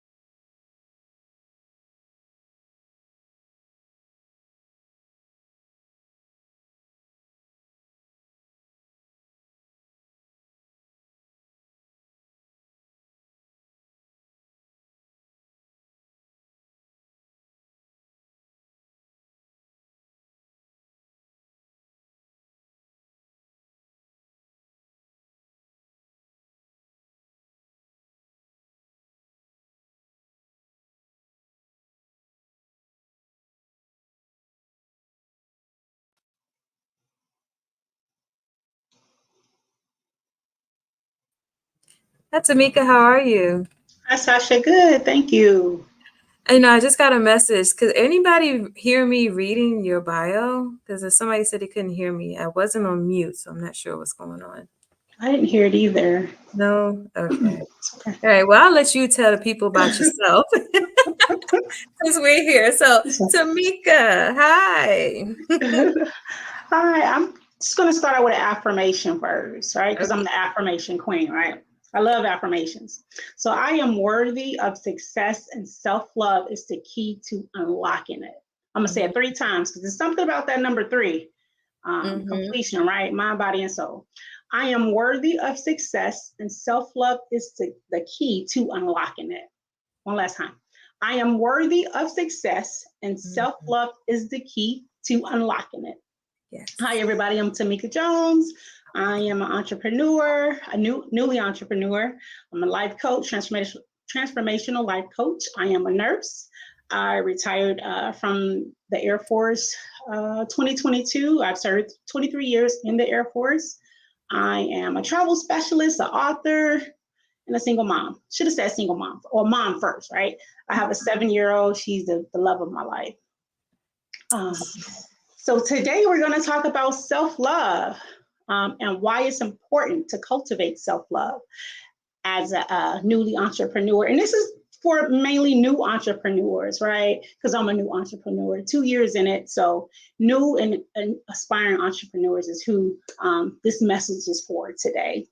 It's easy for us to doubt ourselves and forget to do all the self-care things that we need to become to sustain and flourish as an entrepreneur. So that's very important.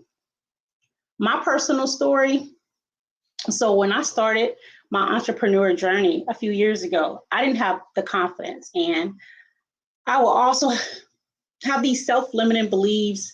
I felt like I wasn't worthy to become a life coach and all the things, right? I grew up feeling I wasn't good enough, right?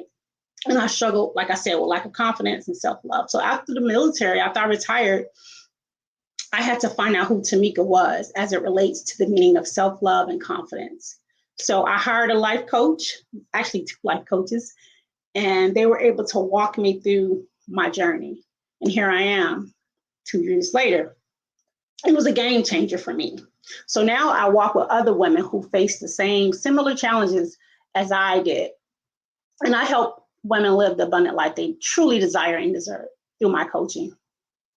So let's break down what self-love means and how we as new entrepreneurs can cultivate it and why it's so important to embody it as an entrepreneur. So my definition of self-love is basic. Self-care, caring for yourself spiritually, mentally, emotionally, and physically. Whatever that looks like for you, those things are important for to cultivate your business. Let's start with, I'm going to give an acronym, self-love. So let's start with S, self-awareness. Know who you are and what you want and what your strengths are. So be clear about what your business, what type of business you want or the business that you're in now. So be clear about it. And there were a lot of speakers before me, all type of business strategists, coaches. The last lady talked about AI. So those are a plethora of resources that we can tap into to help our business flourish. Let's go to E, embrace imperfections. So I don't really like the word imperfections because who am I to say you have imperfections and who are you to say I have imperfections? Let's just say authenticity. So embrace being yourself. Accept that you don't have to be perfect to be successful. You just have to be yourself, right? And be able to relate to your clients. I think that's the biggest thing, being relatable to your clients. So L, let go of self-limiting beliefs. Oh my God, I'm smiling because that's me, right? So stop thinking things like, I'm not good enough, I can't do this isn't for me, and flip it and change it to something positive. Yes, I am good enough. I was born for this. I can do this. I can do all things, right? So F, forgive yourself. A lot of times we as entrepreneurs, we are our worst critics, and we're always comparing ourselves to others, right? So our journey is our journey, whatever that looks like for us, right? So don't be so hard on yourself, and know that mistakes, and you're going to make mistakes, right? So mistakes is just fuel, right? Fuel for success. So just know that sometimes your setbacks are a setup for your success. So let's go into love. L, lead with compassion. Ask yourself every day, who am I being as a business owner, right? How am I showing up when I go to my establishment? How do my coworkers or not coworkers, but my employees or business partners see me, on a daily basis, right? Who am I becoming to be the person that I want to be, to have that $1 million, $1 billion business, right? And then also give yourself grace. We don't do that enough as well. And celebrate your small victories. I had a small victory a couple days ago. I was able to connect my iPhone, or pair my iPhone to my CRM, my database. So I'll be able to see my calendar. So I was struggling I'll go to my CRM and look at my calendar, and go to my phone and put the actual appointments in my phone, but I was able to merge the two. So that was a small win for me, because I'm so not technical at all. Okay, let's go with the O. Oh, open yourself up to growth. Always be willing to learn and to improve yourself. Personal development and professional development is huge, right? We're always growing as an entrepreneur. So for professional development, definitely start tapping into seminars and classes to develop yourself. For me, being that speaking is not my thing, public speaking is not my thing, I'm constantly going to different seminars and hiring coaches to help me with that, so I can improve with my, speaking. Personal development, same with personal development, networking events, life coaching, counseling with pastors, therapy. I think therapy and counseling, I think therapy and having a life coach is super dope, right? One helps with your past, and the other one hold your hand to help you get, towards your future, help you to go towards your future. So I think they go hand in hand. If anyone tells you you only need one or the other, no, both is super dope. V, value your time and energy. So once again, taking care of yourself and setting healthy boundaries so you don't lead to burnout. No is a complete sentence. So no is no is no. And sometimes, a lot of times as entrepreneurs, we fail to use that word. And then as a result of that, we get burned out, we're tired, we're not able to do the things we need to do in our business, or we're not giving our kids 100%, right?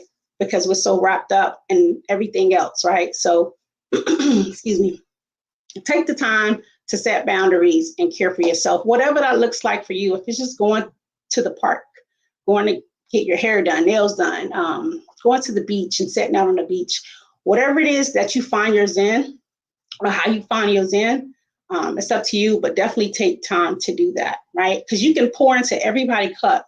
God gives us all beautiful glasses, right? Beautiful, beautiful crystal glasses. We all have our cups, right? And it's filled. But if we keep pouring into other things and other people, guess what? Their cups are going to be full and ours are going to be empty. So make sure you pour back into yourself. E, improve yourself. Believe in yourself. Believe your own worth, and believe that you hold the power. You are in control of your business, how you want your business to run, right? And surround yourself with like-minded people, meaning people that's going to elevate you, help you to grow, and also speak positive, into your life. Those are the type of people you want to be around and be with. If that person or that family member or whoever is draining your energy, you're going to have to pivot, right? Because you're a new entrepreneur and you want to give that your all, right? So definitely believe in yourself, believe in your own power, and know that you are worthy of having this business, and you are worthy of having a successful business, a million dollar, billion dollar business. But you have to put the work in, and you have to have the self-love and cultivate that. So in closing, my advice for aspiring entrepreneurs is to prioritize self-love, because success starts from within. When you embrace your worth and nurture yourself, you'll build the resilience, confidence needed to overcome any challenges and also achieve your vision, right? So I think I can put the actual, or I can ask Sasha to put my freebie in the chat. And also, I wanted to say the first 3 people, new entrepreneur or aspiring entrepreneur, go to my website and subscribe for my freebie. They'll get one of my Self-Love Warrior shirts.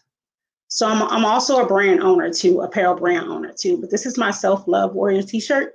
So the first 3 people that go to my website and subscribe for my freebie, I'll mail you one of these shirts. Awesome, awesome, awesome. Well, first of all, thank you for your service. You did 23 years in the Air Force, so thank you for that. And thank you for being here, for being one of the speakers. And I know a lot of people have gotten a lot of great, wonderful things. People, giving yourself grace, that is really key. And I know it has been echoed throughout this whole summit. And I just want you to make sure that everyone that's listening and watching, that you are giving yourself grace. I mean, every point that you gave has been so on point about where we need to be with self-love. I feel like that is something that, a lot of us don't really put first. So Yeah. prioritizing that is a need. It is a necessity. Yes, it is. Definitely. Yeah. Yeah. It helps us to keep us from being burnt out. Right. Right. Just accountability, the whole everything, right? Yeah. Self-love. Because if you don't know who you are, you really don't know where you're going, So it's important to cultivate, that self-love as an entrepreneur, as an individual, period. But as an entrepreneur, we're speaking of entrepreneurship, it's important. Yeah, it really is.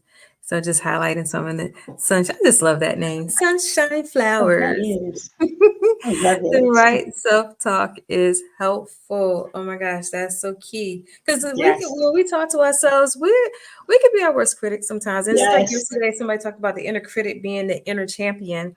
And, so with the right self-help talk, we become our own champions. And, and what we say is, how we think comes out of what we say. Yeah.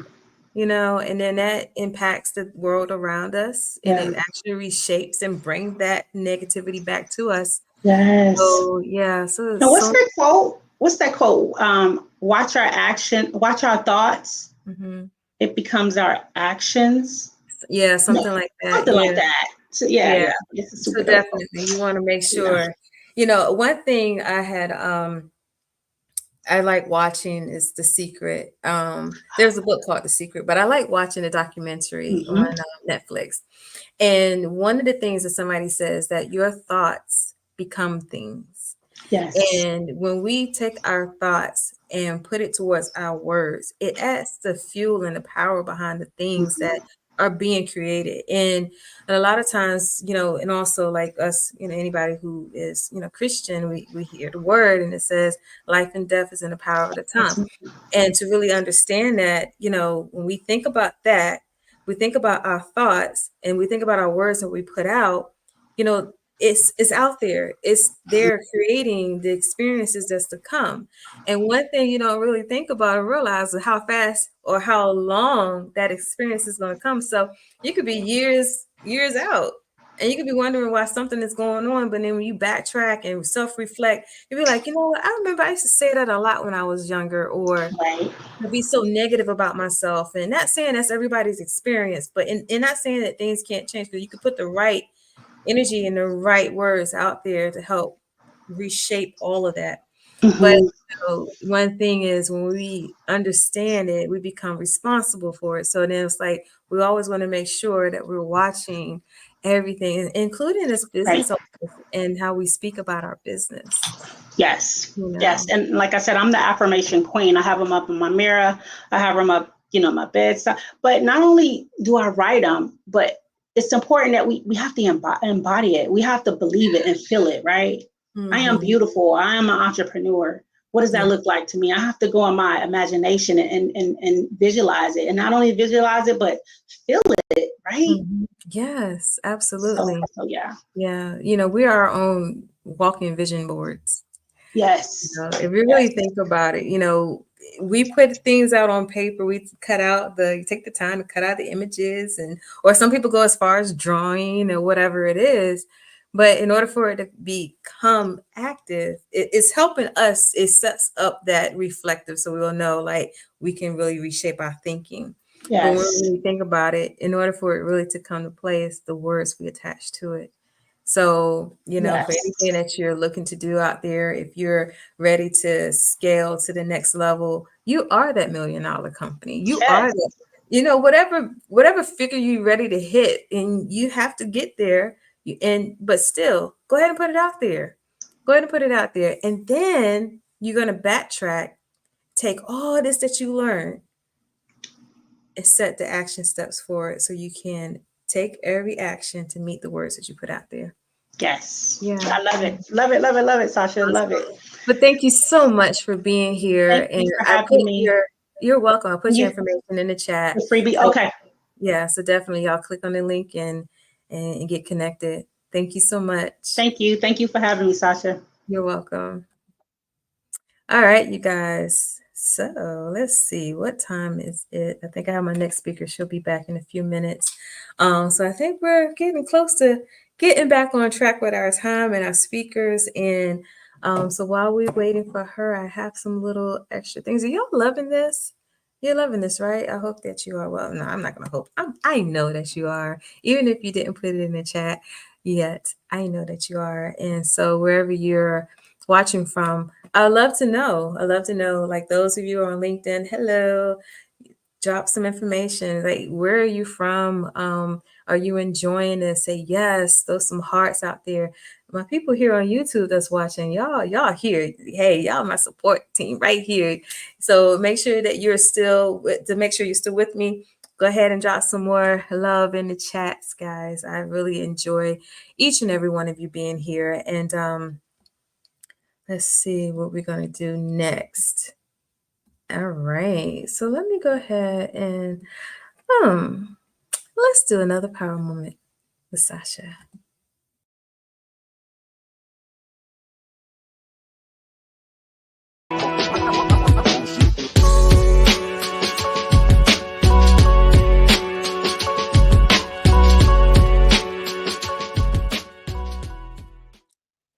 Hi, welcome to Power Minute with Sasha Walton. I'm Sasha Walton, business strategist and CEO of SWI Management Group, and I want to talk to you about managing mental wellness. One thing about me, I am a firm believer and an advocate about mental health and entrepreneurship. I believe that every entrepreneur, specifically women, are to manage their wellness, their mental health, and everything that it is to help them operate to the total capacity that they can, right?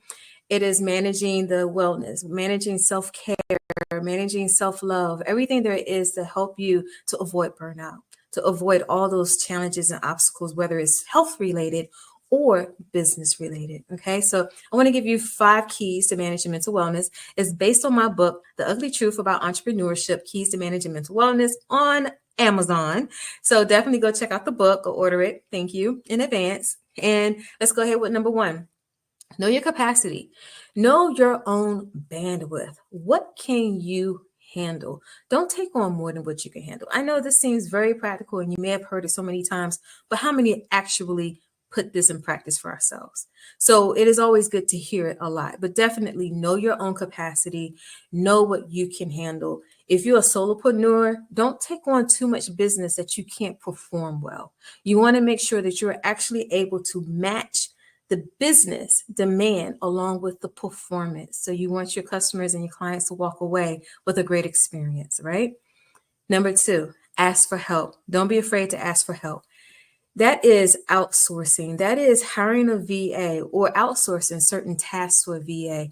That is collaborating, partnerships, things of that nature to where you can bring the best of who you are alongside with someone else just to meet an ultimate goal. And then also asking for help is also hiring a team. Even if you're not in the position to hire, look for interns, but also know what do you want to offer those interns in return other than experience. Number 3, set your boundaries. Have your own clear boundaries within your business. Have your own clear boundaries within yourself, because it is everything that's in us is reflective in our business. And then have your clear boundaries within your business. That is with your team, that is with your clients, your customers. Have those boundaries, those healthy boundaries that will enable you to provide more great service to your customers and clients. Number 4, prioritize self-care. I love this part. You definitely have to prioritize self-care, whatever that looks like for you. It could be that time to spend at the beach, take a long walk, spend time with family, having a glass of wine, a nice dinner. Yes, food to me is considered a self-care, not overindulgence. But having a good meal, something that you could just sit back and unwind. What is that for you? What does that look like for you? Unwinding. So definitely prioritizing self-care. And then number 5, ignoring the noise. This may not be like considered as a practical or normal a normal way of managing mental wellness, but it is. You want to ignore the noise. With social media out here, we'll see a lot of different things out here, and we could get overbogged with what we see, what we hear, right? Don't worry about it. Your journey is your journey. Your race is your race. Handle the fundamentals for your business, set that foundation for your business, make sure it's strong, scalable, have actionable goals, make sure you're attaining them, be profitable, but know that your race is your race, and it's all not about the swift. It is a journey. Entrepreneurship is a journey. It is not a microwavable experience. It is a slow cooker experience. Okay. So you want to take your time. You want your goals to meet the vision and the purpose that is established strictly for you. I can't even get that out. Strictly for you. Okay. But just when you put in the other pieces in place, when it comes down to mental wellness, and there's so many other keys to give, but these are the top ones. Definitely make sure you put that into practice for your own life. So this is your Power Minute with Sasha Walton. And I'd love to hear from you. Reach out and talk to you soon.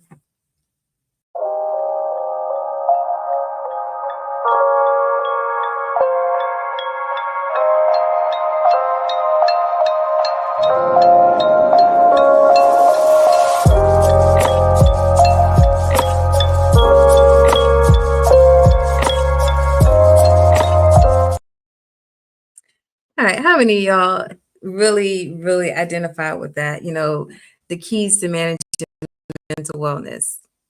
Let me see in the chat. How many of y'all actually prioritize mental wellness, the self-care, the knowing your capacity, all those good things that was just mentioned? How many of y'all actually practice that? I know that's very practical, but it means a lot to our overall well-being, and I know it's been echoed a lot. But before I forget, because I almost forgot, I need to spin the wheel. So let me share my screen, and we're going to bring the wheel up because we do have our giveaway that we're going to be doing now. We're not doing the actual giveaway now, okay?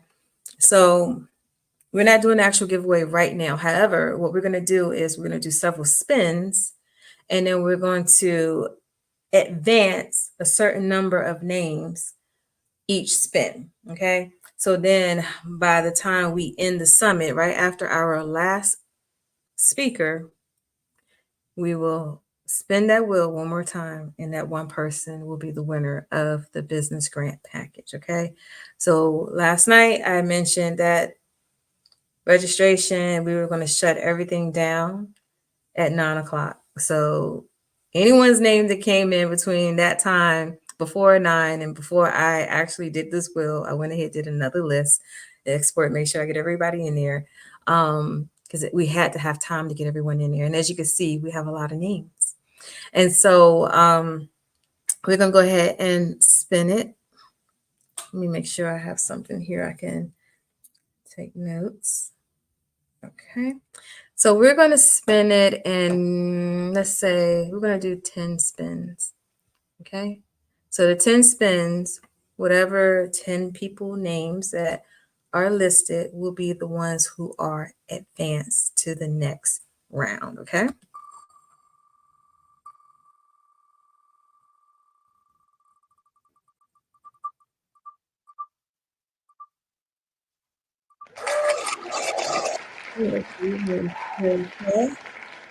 Let's go on to the next round.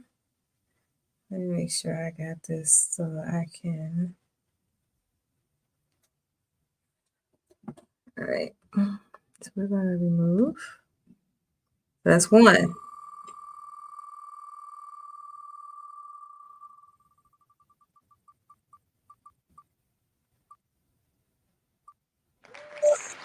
We have Leslie.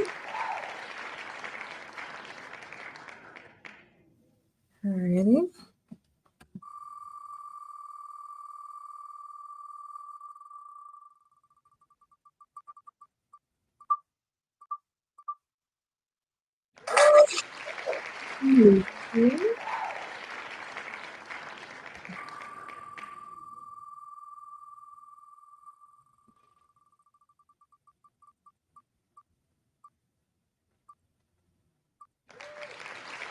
Bianca.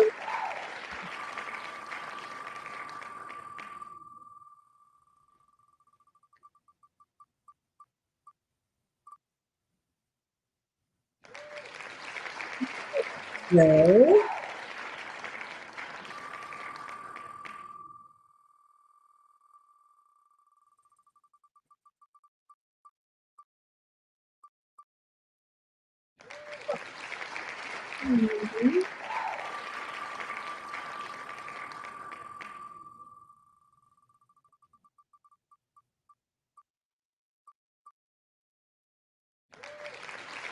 Marlene.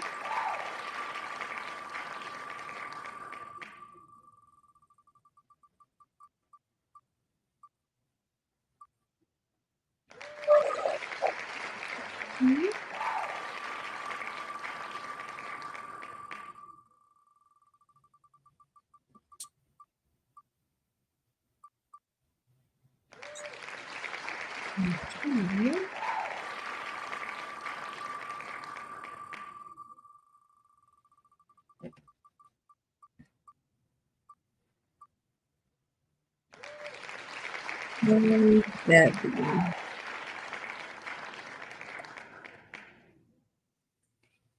going to spin it one more time because I believe I know. Let me see. I'm going to spin it one more time. All right.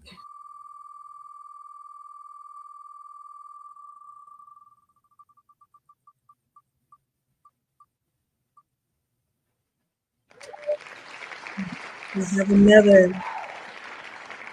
We have two Lisas. All right. Let me just do it here. Just in case.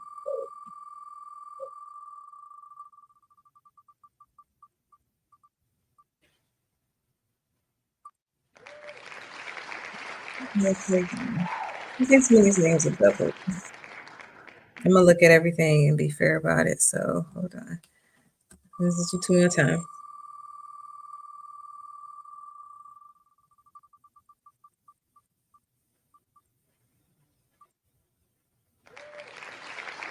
Yeah.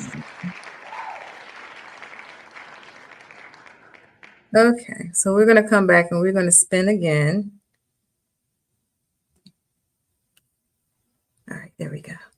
Yeah, we'll spin again to make sure that those names aren't double. So we're going to check it during our next speaker. All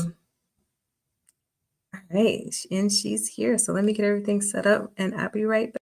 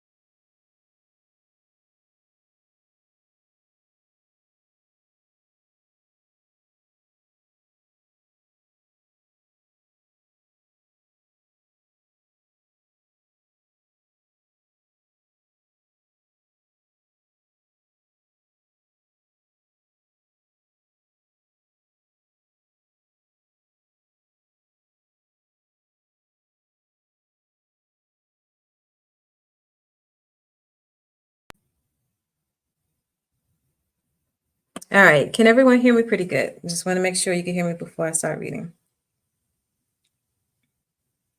All right. So our next speaker is Shakti Sharma. She is an award-winning author, speaker, and quantum manifestation coach. She is passionate about empowering women to reach new levels of confidence, wealth, and impact, particularly in their professional leadership roles, whether in corporate or business settings.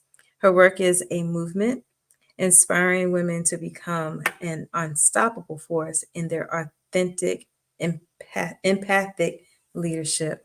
So, everyone, I want you to help me welcome Miss Shakti Sharma to the stage. How are you? Oh, Sasha, thank you so much for this warm welcome. I am doing good. How are you doing today? I am great. I'm great. We're on day 2. It's been phenomenal. Everything has been wonderful. I am so excited, and I'm looking forward to hearing what you're going to present. I'm excited too. I think it's such a much needed conversation, especially on this platform today. Awesome, awesome. All right, so I'm gonna give you the stage. Yay, thank you. All right. Hello, everyone. This is Shakti. I have been supporting women leaders for the last decade. And there are some common themes that I have found taking place when women step into their leadership. And the number one thing that a theme across the board I see is every woman leader feels a level of overwhelm. And put in the chat if you resonate with this, if you have ever experienced a level of overwhelm in really leading your business, leading your organizations. And this overwhelm comes usually from will I be able to do it? Will I have what it takes to be out there? Will I be able to handle the added responsibility in this level of growth in stepping up in leadership? I also notice a lot of women leaders experience this kind of dance. I call it a sacred dance, the dance of being in, I don't know what I need to do, and the dance of I do know what I need to do and I need to make it happen all at once, right? This kind of dance between internally, this kind of happens internally between feeling like I am frozen and I'm directionless and I don't feel like I am connected to my purpose. And then all of a sudden it's like I have my purpose and I know what needs to happen, but I want to make it happen all at once. Put in the chat if you have ever experienced that. Because today, this conversation is going to support you in really finding that inner leadership, finding that inner spark, finding that inner power that you have, the inner Shakti you have, the inner fire you have, and let that be expressed. And this is such an important time to talk about it because we talk about all kinds of automations that are needed in your business. We talk about all kinds of, strategies and methodologies that are needed. And somewhere here, I want to take a stand. And that stand is especially your business, especially if you are a woman leader. What is really needed is you in your business. People come to do work with you because of you, because they see a leader in you, the leader that they aspire to be. And that is what your clients are really looking for. So I want to invite you to take a moment and feel this vision with me. And like the reason I am so excited to talk today, I am here today, is because somewhere deep inside me, I want to see a world where all of us women get to feel our feminine power and feel that certainty within us, feel that confidence within us. And we get to feel it within us and we get to experience more ease, more flow, more abundance in our business. And we do that by really activating your feminine power. And this power within you is exactly what allows you to break through any invisible income ceilings. It allows you to break through any limiting beliefs that are playing out in your subconscious mind. It allows you to step away from this dance of going in a state of freeze, not knowing what to do, and overdoing and over hustling and living a hectic life. That this is really the way to break through all that, where you get to step into your certainty, open kind of those hips wide open, and just sit in your power and let things unfold from there. So I want to invite you to take a moment to close your eyes, come to your breath with me, because today what I'm presenting you is your power to choose.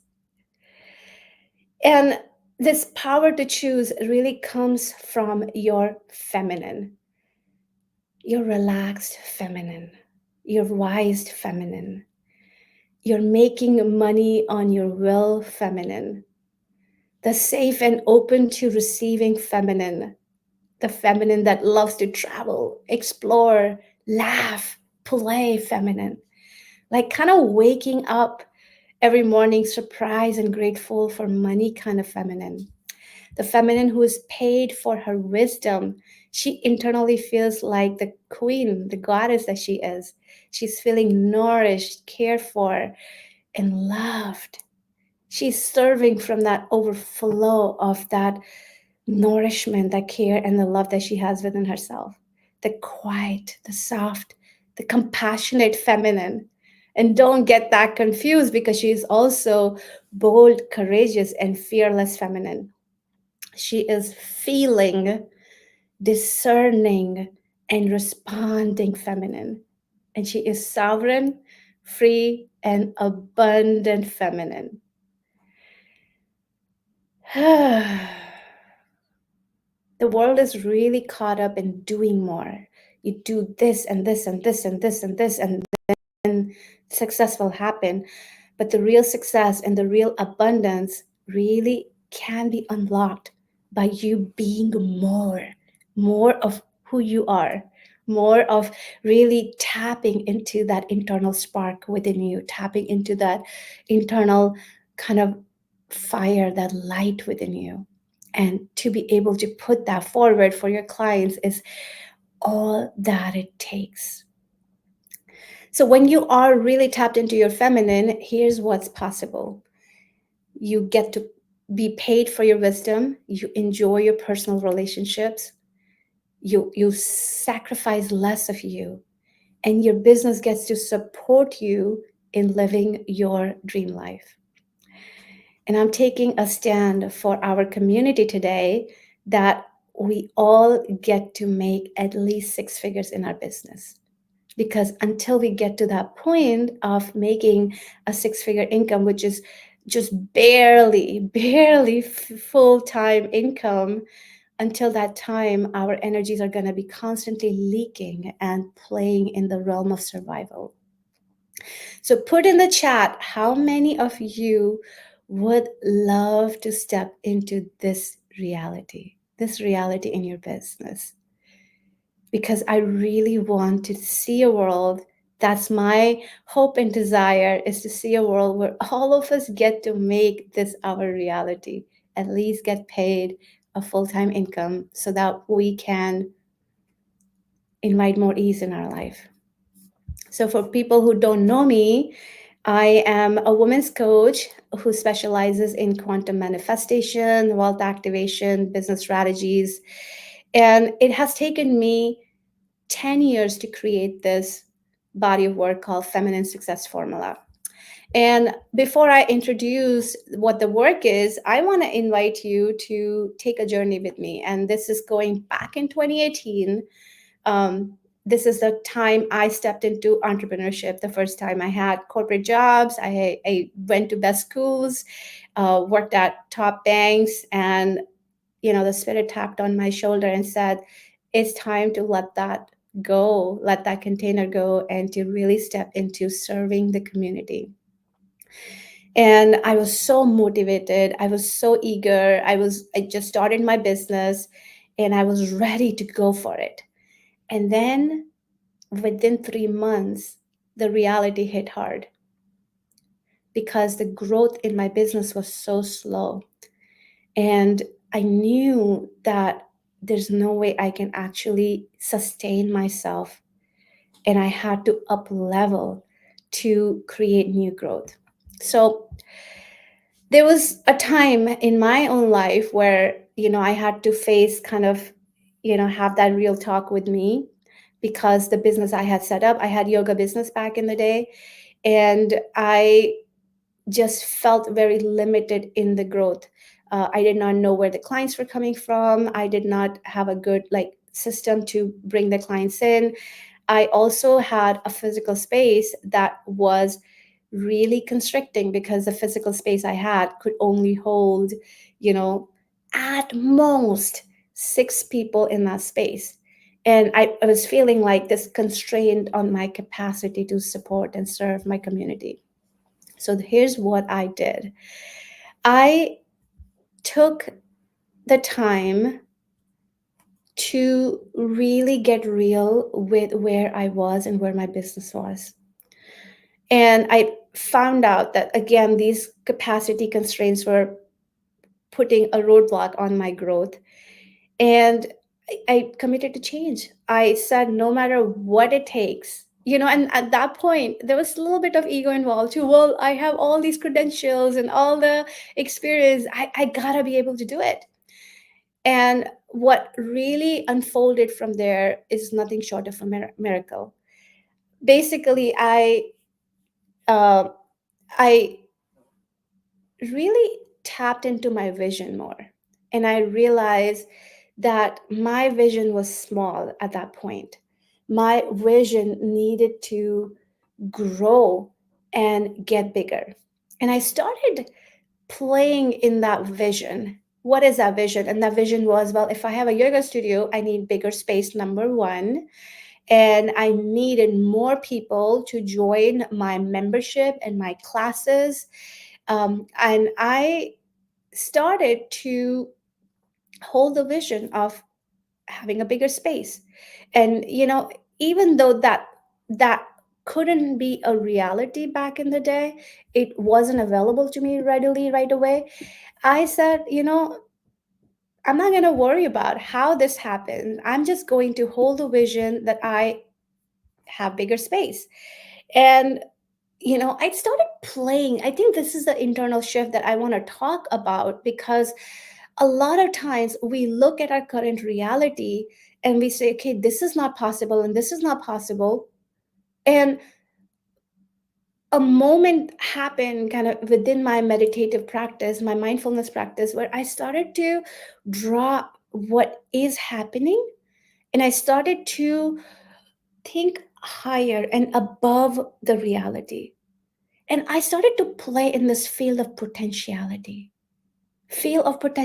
where there are no limits of what is possible.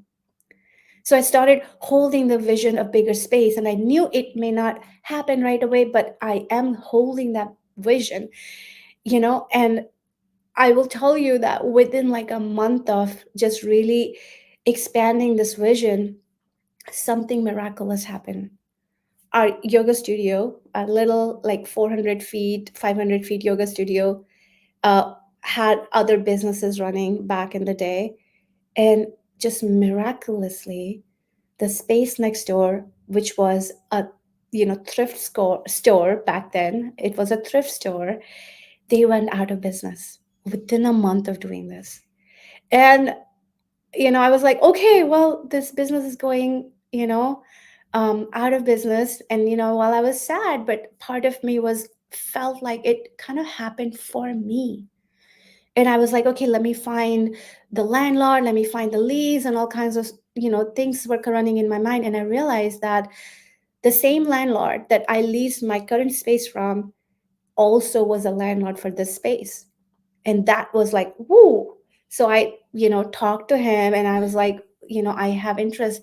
And he's like, Shakti, there's a brewery I'm really interested in bringing here. I want this place to be fun and have like another business coming to the space. And he had all kinds of his own plan.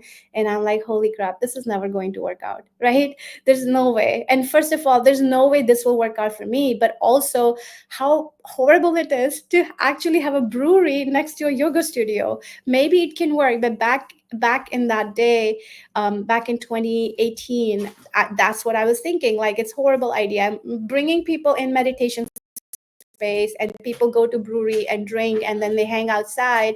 That's like not even like conducive for my own growth, for my own business with the resources I had available. So but here's the deal, these thoughts will come, these feelings will come. And as I kept coming back to the vision, I kept coming and inviting back to what is the vision. And the vision is that I grow my capacity here. And when that happened, the next thing I learned that the brewery that they were really wanting to bring in couldn't get the right permits and couldn't get the approval from the city to open up. And part of me was against that for that business, but part of me was also just feeling so validated that I am dreaming the right thing. So I had another meeting with my landlord. He invited me back for a conversation. He let me know this in that conversation. And I really walked into that conversation just believing that this is mine to take. This is nobody else's. This is mine to take, because I had a vision that matched the exact reality that was playing out. We were not completely there, but there's a good chance this could be mine, right? And something so dramatic happened in that meeting with my landlord. I walked in. This guy is really a sweet guy. And I walked in with my internal queen, like, I'm here to receive this. And he announced to me, he shares to me that, Shakti, I'm willing to let you take this business, to take the space, lease the space, and I am going to pay for all renovations that are needed. I'm like, wait, what? This is beyond my wildest expectation. He was willing to pay for all the renovations. So I said, Alan, like, what do you really mean by that? He said, well, Shakti, I'm not good at designing things, and I'm not good at like picking colors and the fans and the fixtures. I'll let you do all that, make my job easy, and I will pay for it. And I said, Alan, are you sure about you paying for it? He said, yes, because you paid the renovation, every dime for the renovation for your existing space. I am willing to take this chance, and I'm going to support you in that. And he actually, tapped into his story when he started his new business and nobody was there to support him and how hard it was. So he said, I really want to make this easy for you. Like, thank God. And I came out of the meeting like a little kid, like so happy. And I knew exactly what color to pick, what kind of fans to pick, what kind of fixture to pick. He even let me change the flooring so that my business, my yoga studio, needed special type of flooring, and he let me do that. So this was a miracle that allowed me to manifest what I wanted. And it didn't take any strategy for me to get there. It didn't take my mental problem solving to get there. It really took trust. It really took me anchoring on my vision. It took deep trust, coming back to that trust day in and day out, keeping my vibration high, and really deepening this internal kind of the queendom I was holding at that point. And I was willing to go for it. I was willing to take bold actions from it. And bold actions it was nerve-wracking. I mean, even if I got the space, but will I be able to pay the rent 3 times more than what I'm paying now? right? And for me to even say yes to it and come to see this as an opportunity, that was even a big task. But I kept going inward. I kept tuning into my excitement.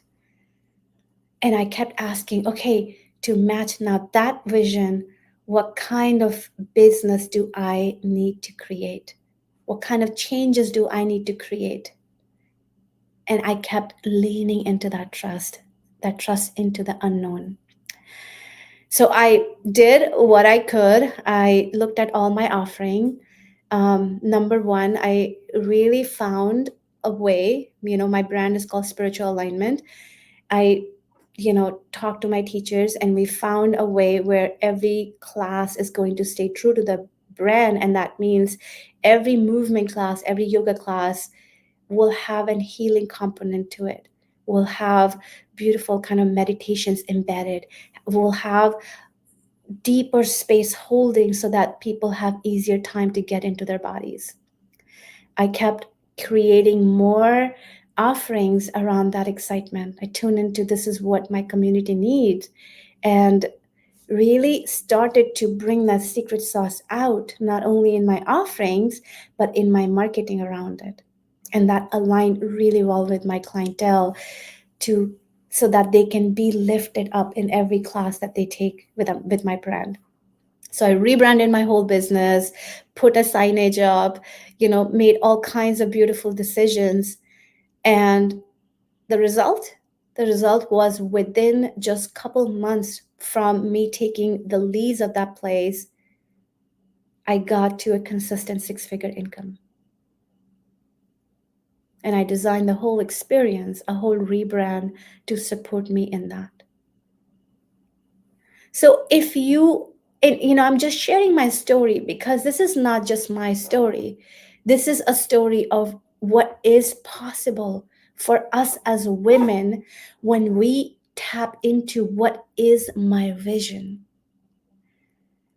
and what is my unique gift, what is my secret sauce that is supported by my vision. And how can I create these offerings that really lift people up?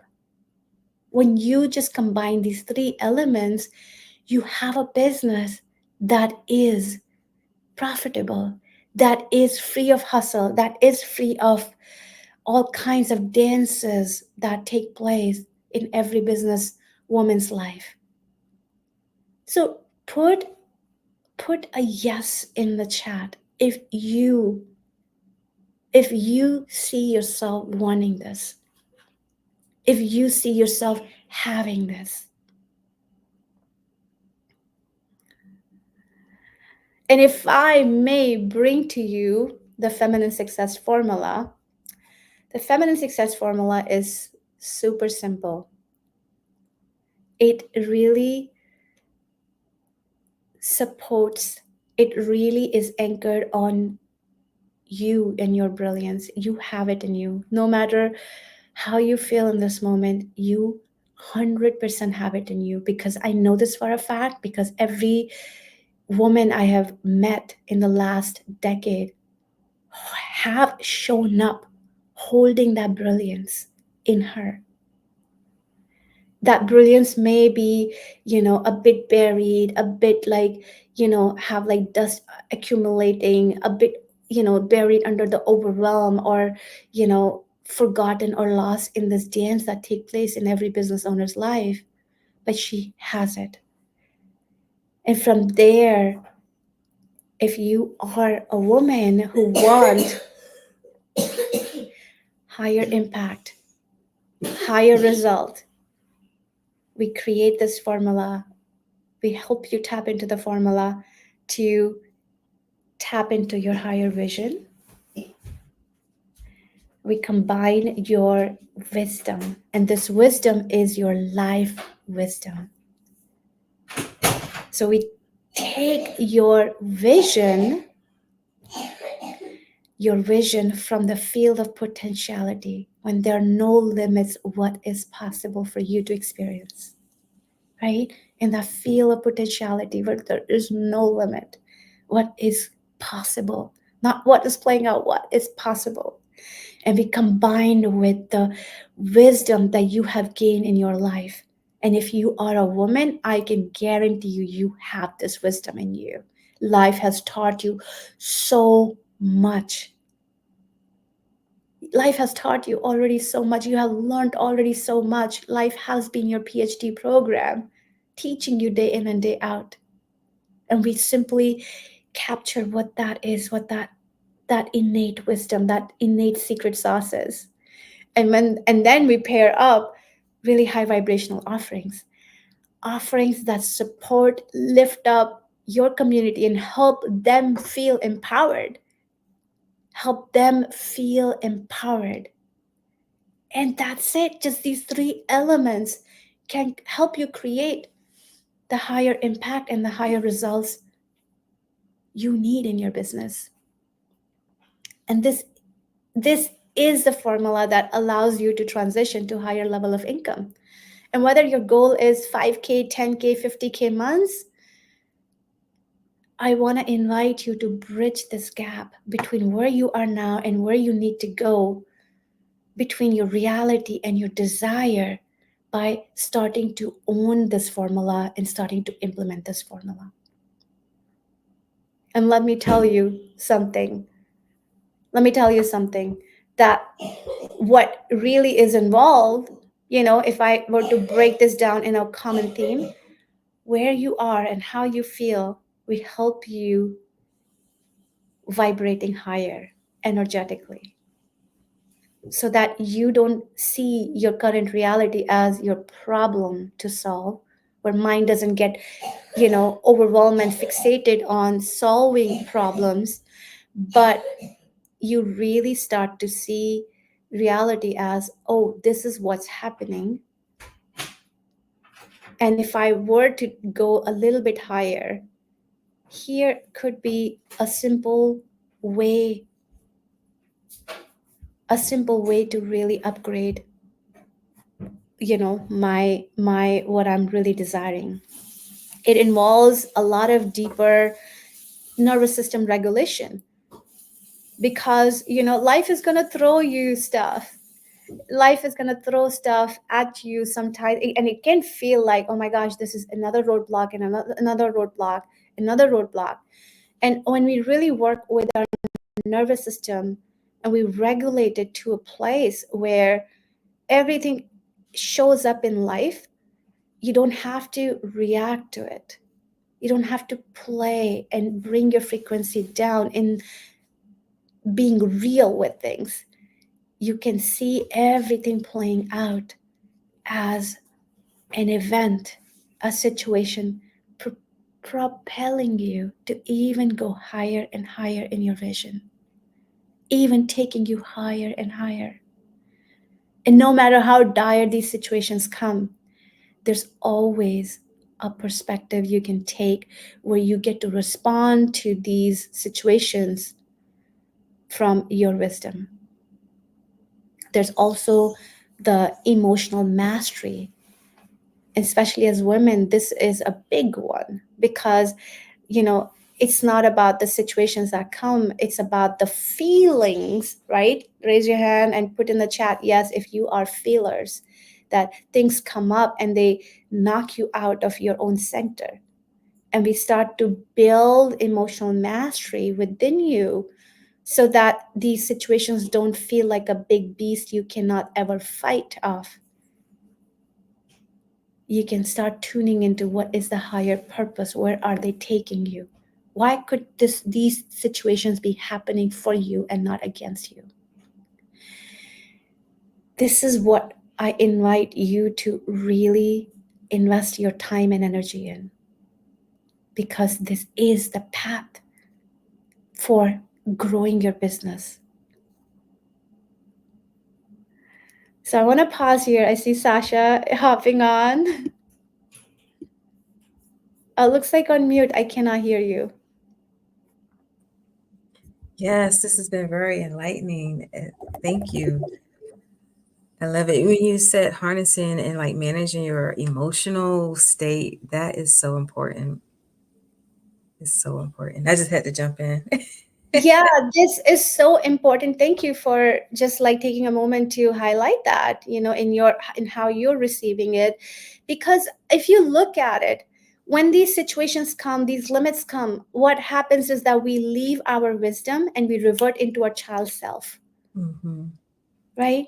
And Yeah. all our like, okay, all our kind of stories start playing out, and we're feeling it, and we're right in feeling it. But there's a place where we start to meet these old stories and liberate them by connecting them to our womb wisdom. Yes. Just like the womb feels all the feelings and all the past events and all the stories, the womb is also holding the wisdom that we sometimes forget to acknowledge. How wise we are as women, how wise we are as women, and not only our families depend on that wisdom. Not only our children depend on our wisdom, but our whole entire community depend on that wisdom. We are modeling at all times what is possible. And that is so true. And then even within your formula, and you're mentioning about the wisdom that we use, and especially as women business owners and entrepreneurs, and in our industries. And one thing I really like about this is, the feminine energy part of it. It's something that, as we will always call, like, we have the names boss babes, powerful women, just everything. But there's that masculine and feminine side to who we are, just in general, because of the energies. And, we always want to make sure that we know when to flow in that feminine energy. And I love how you're incorporating that in the manifestation part of everything. It's really something that I have learned, over time, because you don't always have to be, you're strong, but you don't always have to rely on that. You can still allow the softer side of yourself to come forward and flow within that wisdom that you mentioned. Absolutely. And I will actually take a stand here. Take a stand today, especially, in this conversation.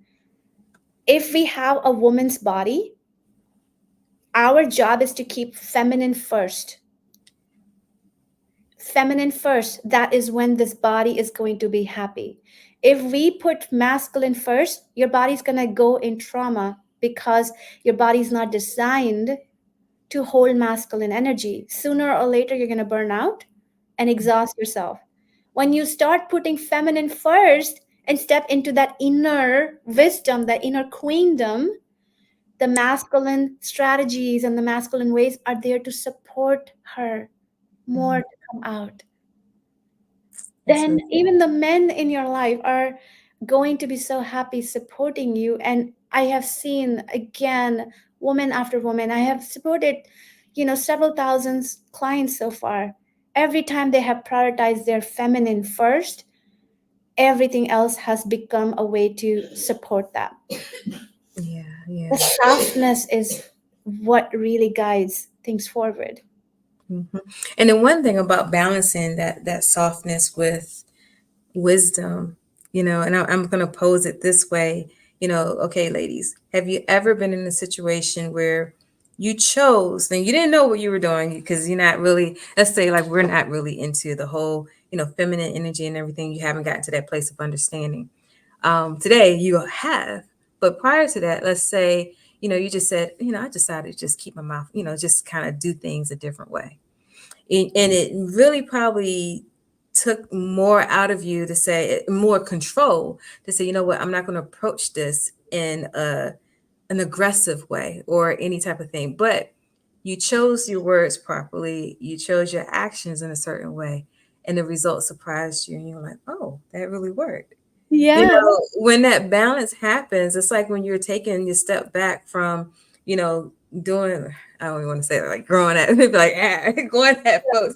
And it's so many things, because it's like we have so much that we have within us. We're, managing business, we have families, we're still people, we have emotions. And that's where you talked about managing emotions and everything. But when you have that balanced state within yourself and you're self-reflecting, self-examining, and then you can say, okay, pausing and taking a moment before the reaction. We are used to reacting in so many ways, but when you get to that place of balance and you say, okay, not saying you have to talk to yourself or whatever, but in a moment, in an instant of time, it's like, okay, when you choose to handle a business situation differently, or, what if it's that new partner that you're looking to partner with, or, a new client, or if you're going after corporate, sometimes you have to meet in the boardroom with different people, whatever that case is, or even on your jobs, how to really balance that. It really overflows in how your interaction is. And that's what I really do like about you bringing forth the formula and, allowing us to become higher versions of ourselves and transforming that. Yes, absolutely. I mean, I think this is not a conversation whether we need masculine or not. And I don't want to, I fully honor masculine. But what happens is when we put feminine first, number one, it starts to free us up from doing things like other people are doing. Mhm. It starts to help us break through the perfectionism in us, right? It starts to see the strategies as supportive mechanism. It starts to see people as resources, supportive allies who are here to help us succeed. And honestly, today we are at the Biz Her Way platform. Isn't this Biz Her Way really all about? Yeah. This is what Biz Her Way is all about, is giving yourself permission to be you. Mm-hmm. And doing things your way and finding success your way, because the reality is that your success is going to look very different than other people's success, and we deserve that chance. We owe it to ourselves to have that chance to do things our way, to take that chance on us, to keep leaning on our trust even when we are taking this journey in the unknown, where Mm-hmm. life can throw things at us, but maybe those things are also our allies. That's And one. that is what we owe to ourselves. That is so well put. It is so well put. I really love it. And I did put your the link that you provided, if you wanted to talk about that and what you're offering to the people again. Yeah, so I'm just so delighted and excited to offer the business breakthrough session. It's a complimentary conversation, but this is where we start to tap into the field of potentiality. What is possible for you? And we start to put together a game plan so that you don't feel limited by your reality, but you start to see what bigger picture is available for you to tap into right now, right here, without more certifications, without hiring more mentors, without doing XYZ. I will be successful only when I have this. We're going to break through all that story, and we're going to start to put together a game plan so that you get to find success in your business. And I am again taking a stand. You deserve to have at least full-time income, at least 100,000 K, 100K, sorry, not 100,000, 100K, at least 100K, so that you are not, spending all the energy worrying and being taken away from actually creating stuff that matters, that brings money to your business. That's so amazing. I love that stand. So everybody take a stand with Shakti and definitely connect with her and learn more about, her formula and how, get involved with, how you can make that active in yourself, but definitely, get that breakthrough session. It's complimentary. And if you feel like that is so, where you're going and you want those 100K, we're going to go ahead. When you say 100K, let's say 100K a month, let's go add a little extra to it. So you want to be in that position to where you have ultimate peace and ultimate, balance, and just, you can just flow in the feminine self that you are created to flow in. So thank you so much, Shakti, for being here. Oh, thank you for having me. It's such an honor to be part of this beautiful summit you have put together, Sasha. Thank you very much for all that you do. Thank you so much. Enjoy the rest of your day. Thank you. Bye. All right, so we're going to go ahead and bring up our next speaker, who is Carolyn West.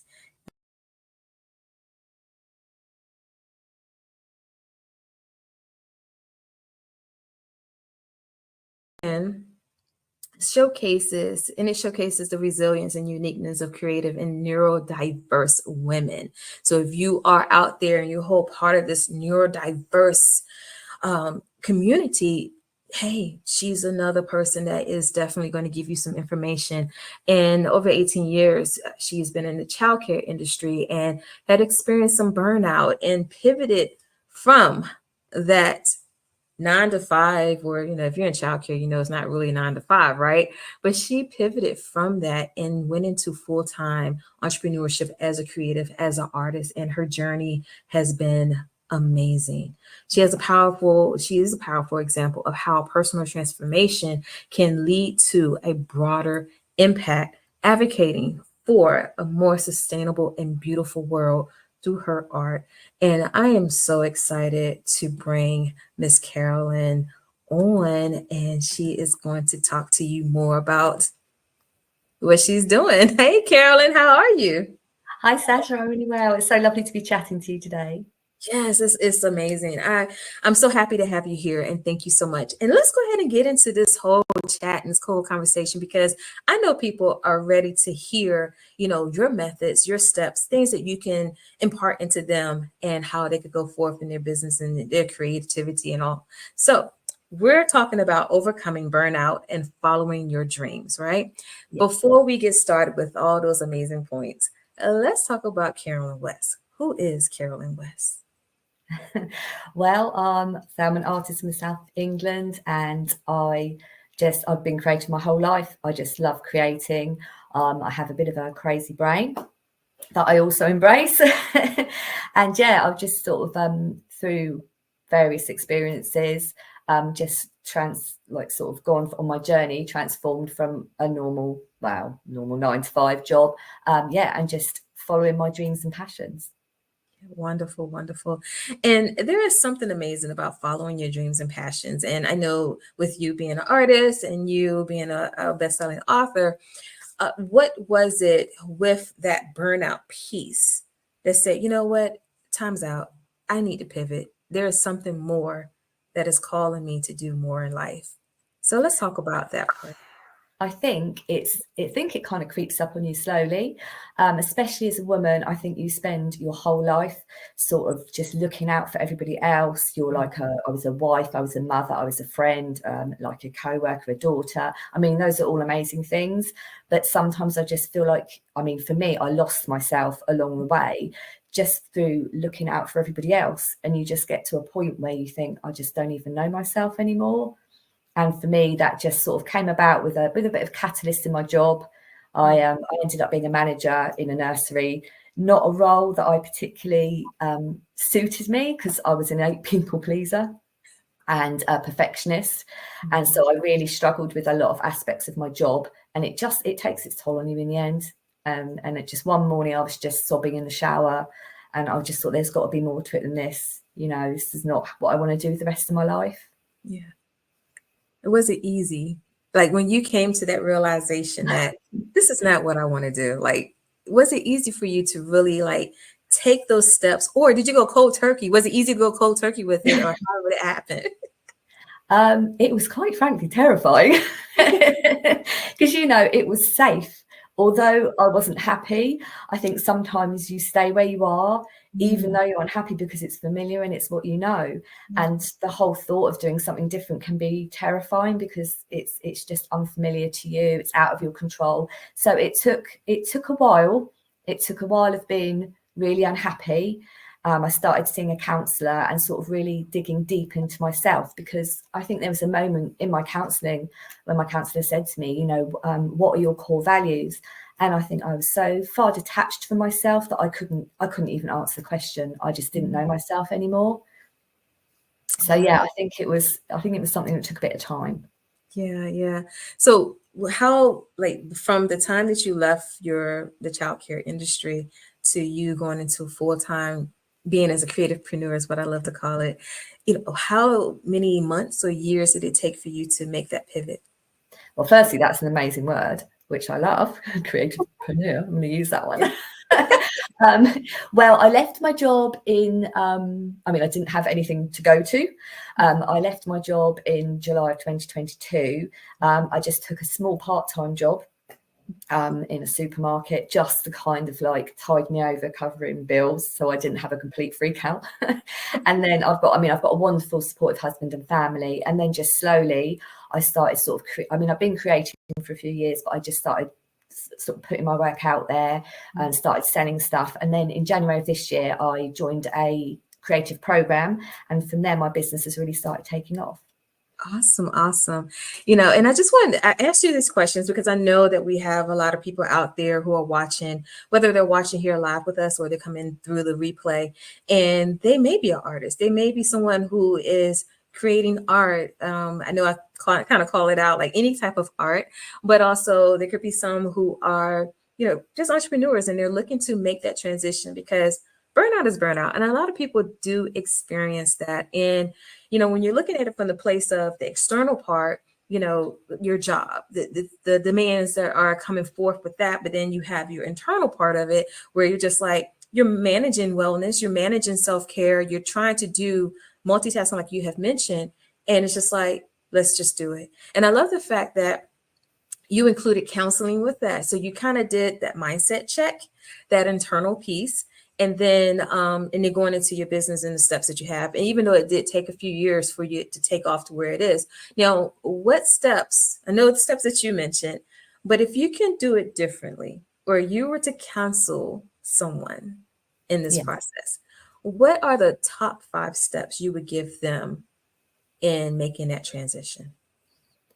Firstly, I probably would have done it sooner than I did and not let it get to the stage I was at before I actually did something. I think definitely if you're not in that mindset, I would recommend counselling or someone to talk to. I just think for me, that was, it was anyone who says it's easy is, in my experience, lying, because it was one of the hardest things I did. But I would definitely recommend speaking to someone. I'd recommend doing your research on whatever it is you want to do, obviously, and just sort of seeing what you will need to do. And I think just taking, even if it's 1 or 2 small steps every day, if you don't want to take a massive leap and just like I did, just sort of quit your job, I would say just take some small steps every day, even if it's just 1 or 2 small things that you feel you can manage to sort of move yourself towards your dreams. Because I appreciate for everyone, you may not necessarily be in a position to just go, I quit. So yeah, I would say small steps every day, definitely. Awesome. And believe in yourself. I worked a lot on believing in myself because I had low self-esteem. I didn't think my art was any good. I didn't think I was worthy of it. So I would say you definitely need to work on self-belief, self-love, and your mindset. Wow. That, those 3, that is so important to anyone's journey in entrepreneurship, whether you are wanting to go into a full-time or you're just saying, hey, I love still working and that's taking care of the bills, but I'm also able to do my business as well. But that belief part is everything, because, there's so many things out here. You have social media, you have so many narratives, you have all these voices. And a lot of times, people who are starting out, they don't know which way to go. They're like, oh, I hear them saying this over here, or I hear them doing this over here. And then they try to follow suit. But business is not cookie cutter. You have your foundational principles, of course, just to kind of get you started, make sure you have a strong, business foundation. But other than that, it's about doing business your way, in a way that works for you and still, helps you to be sustainable, helps you to be profitable, and help you to scale. And so I love that you actually put that out there, because that is so imperative in order for you to continuously move forward. And so I thank you for that. So let's kind of segue into the art, because you do things in a different way. And, where you are very big on sustainability. And so let's talk about that, because I know with sustainable, and we're not just talking about sustainable, like having a sustainable business, anything that's going to be long lasting and longevity, right? But there's sustainability where you help to recycle different things that would normally decay. So let's talk about that. Yeah, sustainability has always been something really important to me. And I just love the idea of taking something that, say, you would usually throw away or would usually decay, and just turning it into something beautiful into a work of art, giving it new purpose. I think we're so busy in our lives, sort of rushing around, that we don't always take the time to notice the intrinsic beauty in the world. And I just want to sort of share that with people and show that everything has meaning. Yeah. And so I know that you use tea bags in my research on you, and it has actually been highlighted in some of the publications over there, or newspapers in London or England. Yes. And so let's talk about, like, what was the thing behind, I want to use tea bags? You know what? I don't know. My brain, usually when I'm trying to sleep, comes up with all sorts of weird ideas. So it's just something I would usually throw away, that I was like, oh, you know, I could paint them. So they're used ones that I would, I dry them, cut them open and scrape out the tea. And then we're probably the only house maybe in the world where my husband will say, what are you doing? I'm like, I'm just ironing some tea bags so I can paint on them. So yeah, I have seen, there are a couple of other people I've seen who do that, and then I also press and preserve leaves and paint on those. I paint on really small paintings on pumpkin seeds, and upcycle things like crisp packets into necklaces, key rings, and art. Wow, that's amazing. And just knowing that you can take, everyday items or items out in nature and being able to do something. And it kind of, when you were talking, it kind of reminded me, like, if anyone's out there watching and, not trying to tell our age or anything, but I remember being at like elementary school, and we would take leaves, especially like the fall leaves, and, do some type of art with them. Yeah. And like the foliage and everything, whether it was tracing it, whether it was putting on paper, like parchment paper, and kind of scaling it out and everything like that. And so it just made me think about that when you said how you could take the leaves and everything and make something beautiful out of it. But it's just like being able to be resourceful in ways that, that is unique in so many different ways. And like you said, being able to be a creative in the midst of it. And I would just kind of go and say, like, even if somebody who's starting out and they are artistic and they're looking at art, and they may say, you know what, I don't even have a lot of money to keep buying canvases or, all these things. But it's like, okay, what about some reuse, tea bags? Yeah. What is out there around you that you could say, hey, I could recycle this and make something out of it, and you're still not adding to, the throwaway themes of things. You could still kind of say, oh yes, this is using your waste. Yeah, using your waste, and whether it's plastic or something else. And I think that's so awesome.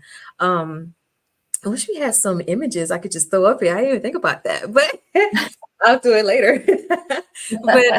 But yeah, so with you, so now we talked about your art, and we talked about how you transitioned into being a full-time artist. And so let's talk about being an author, because I know that we have a lot of people who are writing books. They are already authors, and they may need some, extra help in knowing, like, even somebody who wants to start writing a book and how to be published. So let's kind of go over some of the steps that you took to become an artist, a published artist, in some of your books. And I know you were also recently a best-selling author of a collaboration project. And so what are the steps that you take when going through the publishing phase, or even writing your first book? Well, the one I'm in a collaboration is actually my first one. So I didn't have a lot of, obviously, any real input with the publishing. Fortunately, as it's a collaboration, I've written a chapter in it about my story. Okay. It's a book called Beyond the Ordinary, and it's about the creative and neurodiverse mind. So it's about helping unique and creative women to achieve their potential. So there are a lot of inspirational stories in there from all different women and their journeys, and how they've sort of used their creativity and their neurodiversity to propel them forwards. Yeah. So how was that process with working with a group of other authors and writing, just even if it's a single chapter? It was amazing and inspirational. I mean, I've always wanted to be an author. It's another one of my dreams. And sort of like, when I look back, I think I can't believe it. I'm an artist selling art, and I'm now a best-selling published author, which were both on my vision board. So I was like, mind-blowing. And yeah, it was just so inspiring working with such a wonderful group of women. And I think sharing your story is really important, because it's there's like 30 different stories in the book, and they're all going to resonate in different ways with different people. And if sort of they can help people when you really read a story and can relate to it, and it can just help you then in your own life, and you can see yourself in other people. I just think that's such a powerful thing. Yeah, that's wonderful. Now, would you say this has inspired you to write your own book going forward? Absolutely, 100%. Awesome.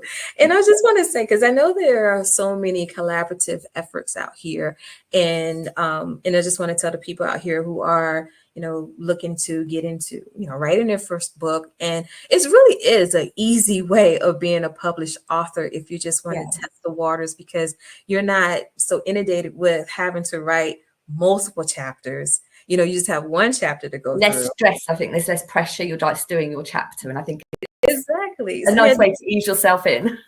Exactly. Now, did you go into any type of writer's block even though you had one chapter?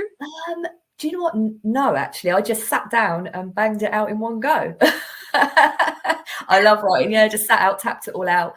Yeah. Didn't really altered a few bits and then sent it off. I think the way my brain works, I need to do this thing like then and there and done it. Otherwise, I will procrastinate the hell out of it and then never get it done. So I just I know that so well.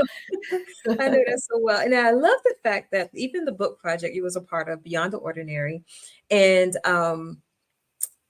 I love the fact that it is based on neurodiversity or being neurodiverse. And I know that is like, I don't know how long it's been part of a narrative, but I know I've been hearing a lot about it over like maybe the last year or two, and it's just heightened up even the more.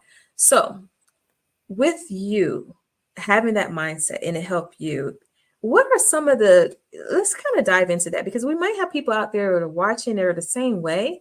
And so we want to kind of speak to them. So in that process with you, what steps did it take you to do that, or even managing your business to help you stay on track? Well, I think that definitely being neurodiverse, it has, I look at it as it's a wonderful thing in a lot of ways. It fuels my creativity. I've got 1,001 ideas going all at once, which is brilliant. But there's also, there's a challenge to focus, because I want to do all the things all at once. So sometimes I think for me personally, my neurodiversity can be a challenge to sort of just focus. I need to be quite sort of on target and on plan. And I would say I joined a mastermind group in January, and that's really helped keep me focused and on track, because otherwise I will just be all over the place trying to do everything and doing the parts I don't find as interesting. So you just want to paint and do the creative stuff, and the other side of business is not so much fun. So that's definitely the challenging part, keeping myself on track with the other sort of the necessary parts of running a business. Yeah, that's awesome. Now, for those who are watching who, are not neurodiverse or am I pronouncing it correctly? Neurodiverse. Okay. So if they're not neurodiverse, or they hear you say some things and it's like, wait a minute, could I be neurodiverse? Like, what is your definition of it as far as neurodiversity? Well, I think until sort of the last year or so, I didn't even realize I was.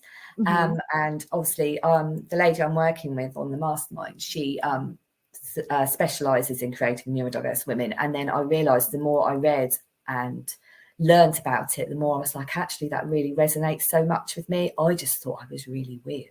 I mean, I am weird in a good way, but I just thought all those things, it was kind of a relief in a way, because all those quirks and things that I just thought were maybe personality flaws, or I actually realized they're just part of the way my brain is wired and the way my brain works. I just think that for like neurodiversity, your brain is just wired to think in a different way. Okay. And there's nothing wrong with that. It's just a different way of seeing the world and a different way of doing things. And it's just learning. Once you learn that and understand that, then you can work with your brain instead of against it. Awesome. Yeah.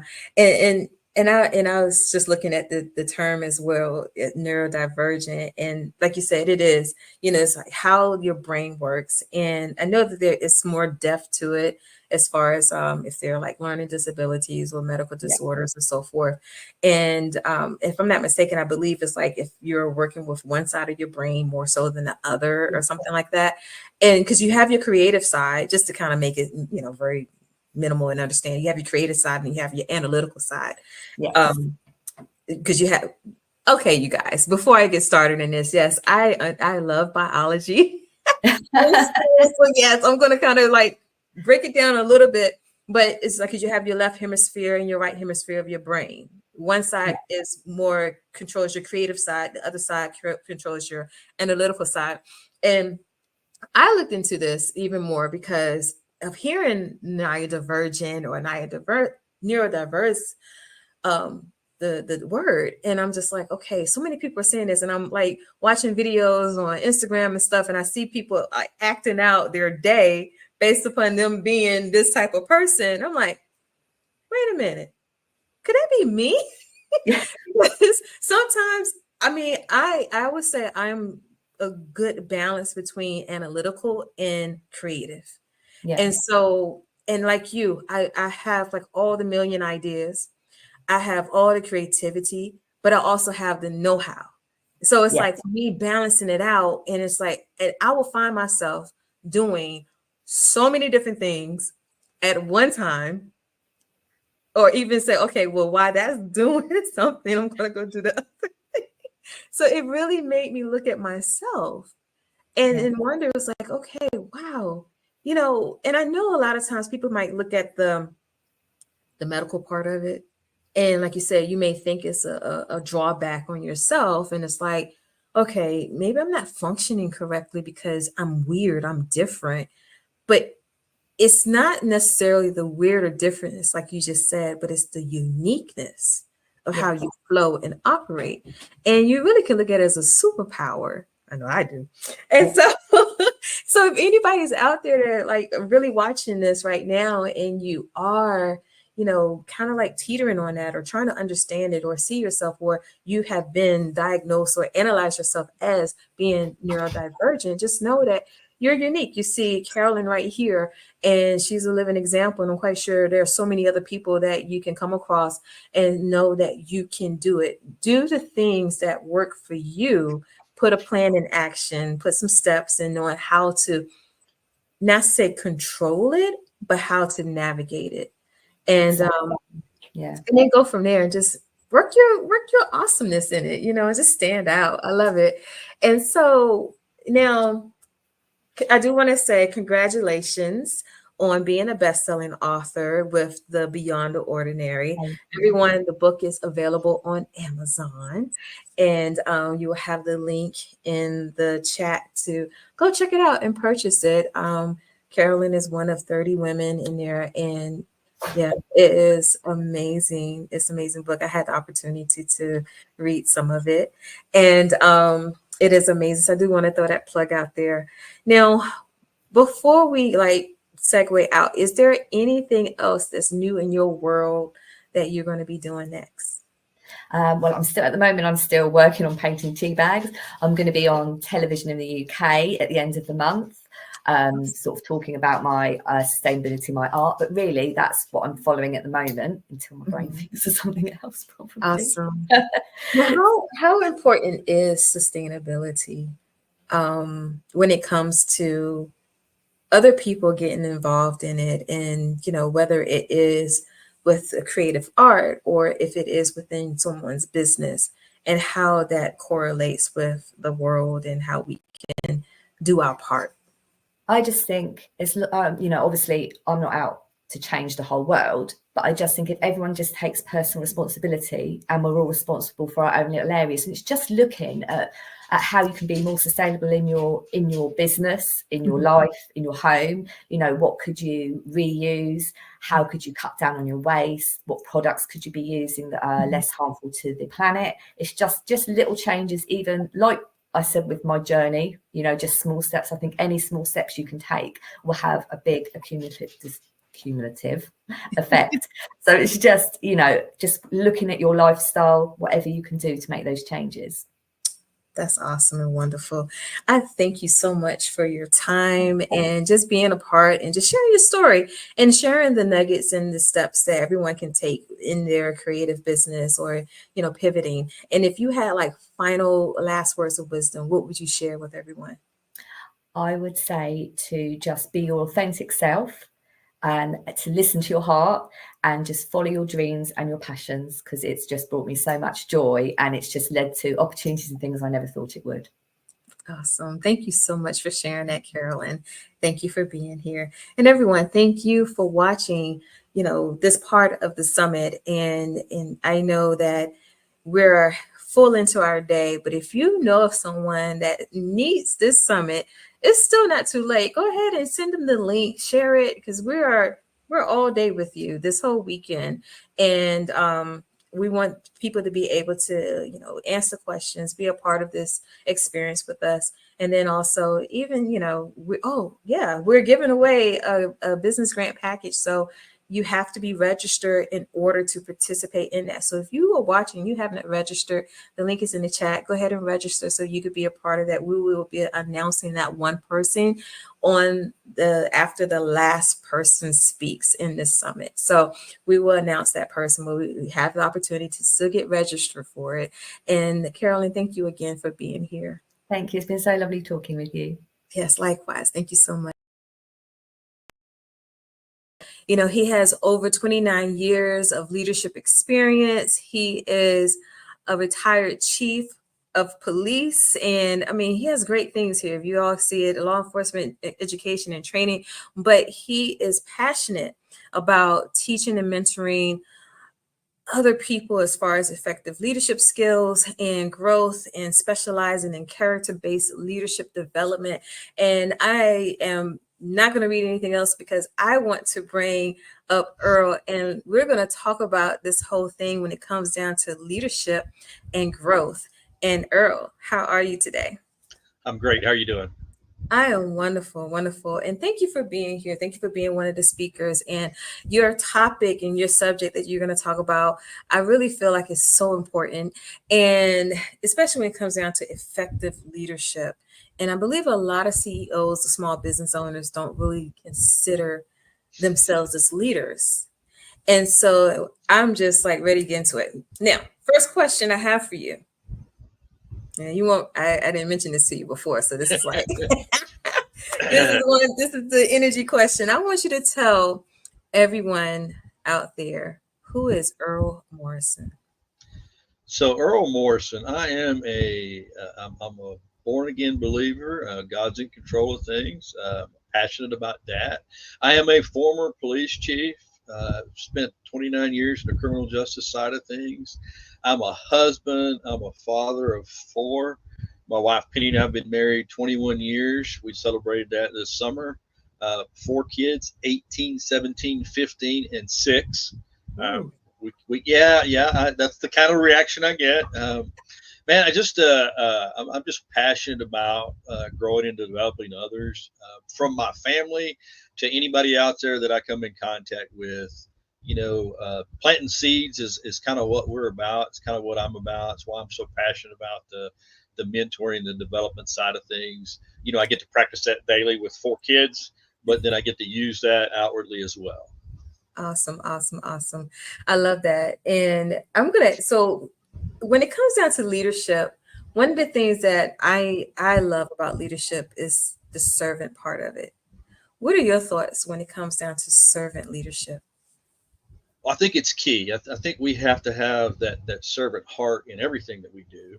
And I try to get people to understand is that, you know, you mentioned it early, because there are a lot of small business people. And when they think about leading, they think about leading other people. And so I want to back up just a little bit and tell everybody that everybody out there is a leader of at least one. You are a leader of yourself first. Now, I will also preface that with the hardest person I have ever had to lead is me. Okay, because see, what happens is we get in our own way. And so if I can't lead myself well, I'm not leading my family well, I'm not leading my team well, I'm not leading an organization well. And so when we break it down, everybody is a leader. It's just getting that mindset of, in order for me to lead others, I have to make sure I'm leading myself well. Yeah. I love that you put that out there because that is key. And I know with entrepreneurs, we get on that grind, we hustle and everything. And one of the big pieces about this whole summit is really dealing with the holistic side, because you hit it on the nail. It's like we don't consider how we lead ourselves because we're in this life every day. We're just going constantly, whether it's family and business, some people working and everything along with it all. And but when you really think about leading yourself first and showing up and how you do that and how you impact others, takes you into another thing that I think I mentioned, I think I saw you have out there, is about character, how your character can lead. So even in that, let's touch in on how you can have character leading style leadership. So the biggest thing is that when you put junk in, junk comes out. When you put good stuff in, good stuff comes out. And so if we're thinking about leading ourselves well, leading other people, is that I'm constantly setting the example for other people to follow. Mm-hmm. It's like, if there's some unwholesome talk or somebody's negative, I don't engage, because that's a choice. Yeah. And we've got to think about the choices we make take us down paths that sometimes we wanted to go, but sometimes we never intended to go because we've made a choice to engage in certain behaviors. And so when you're talking about character, you got to look at the things that are positive. What makes a person, be a positive person? Well, you're doing things the right way for the right reasons. You're taking care of other people. You're serving other people. Mm-hmm. You're making sure that whatever the standard is, that you're accountable to that standard. And I think we mess up sometimes when we don't hold ourselves to those standards, because there's guidelines everywhere for how we're supposed to behave. Yeah. There's laws, there's rules. I mean, there's business behind the scenes guidelines that, you want to be ethical. You want to be real. That's one of the things that I find is that, in my endeavor to be genuine and real, I find so many people out there that are not, mm-hmm. And so I don't compare myself to them, because my standard is I want to be real. I want to be genuine. I want to be accountable for things that I think, say, and do. And so I think we have to maintain that high level of character, that it's there if we just follow the guidelines that are given to us and set the right example for others to follow positively, instead of doing so much of the negative side of things. Yeah, that's awesome. That's great. And one of the things that you mentioned, I was just listening to you, so okay, how can I unpack this? Because that was a lot of great information. And I want to go this way with it. Now, when we're thinking about entrepreneurship, and of course with the ladies out here that we're impacting this weekend, we have social media. And when it comes down to leading, being that example, leading with character, being accountable for ourselves and how we show up, what would you say would be some good ways of how to handle difficult people via social media, or trying to keep up with the Joneses, or seeing what we see and still being accountable of ourselves and how we still govern and lead ourselves, our business, and so forth? Yeah, great question, because part of it goes back to is that all of us out there, when we're starting, we're going out there, we've got to establish who we want to be. Mm-hmm. Do I want to be like everybody else that's out there? Do I want to have the flash and the fluff? And I can tell you right now, I am not that person. I just can't. Some people will sometimes say, well, you want the energy, you want that. I can have energy, but I'm never going to be that just overly enthusiastic. And so, because sometimes that comes across as not very genuine. Yeah. Not everybody's that way, but so you got to find what are you? What do you want to be when you get out there? And then no matter what you see, stick with your plan. Because let me tell you, there's going to be people that see you, that watch what you do, that doesn't like it. It doesn't matter, because it's not for them. You do you, okay? And as long as you're meeting the standard that you've established, you're going to overcome the difficult stuff. And you're going to put things out there. Here's what I say, look, what's your plan? Mm. If your plan is to plant seeds, then plant seeds. At some point, you may see them grow. You may see them grow really well. But a lot of times when we're planting seeds, You're just planting a seed. You don't even know when it's actually going to sprout. But plant those seeds and don't look at somebody else's success or failure. What are you supposed to be doing? What's your calling? Yeah. Don't get derailed, because the world will try to derail you. The world will try to tell you, hey, Sasha, you're not doing it right. You should do it this way. And it's like, but that doesn't fit who I am. That's what I would tell people. Stay true to you. You know, if you feel like you need to charge a certain price, then charge that. If you feel like it's too much, find who you are. Stick with that. Don't believe everything you read and see on social media. Okay. Now, I promise you this, if you go to my website or you go to my social media page, you're going to get a lot of positive, genuine stuff to encourage you, because I'm planting seeds. Okay. Find what that looks like for you, because there's somebody over here being negative. Don't engage. Don't engage with the negativity. Don't give it a second thought, because the minute you go there, okay, then you're there. And the reality that, put things in place where you're like, hey, you know what? It's nice to see that. You're checking things out, but don't let social media take you in a direction that you never intended to go. Be true to yourself, be genuine, be true to your calling, and stay focused. It's going to be hard. There's going to be days it's going to be really difficult. You're like, why am I doing this?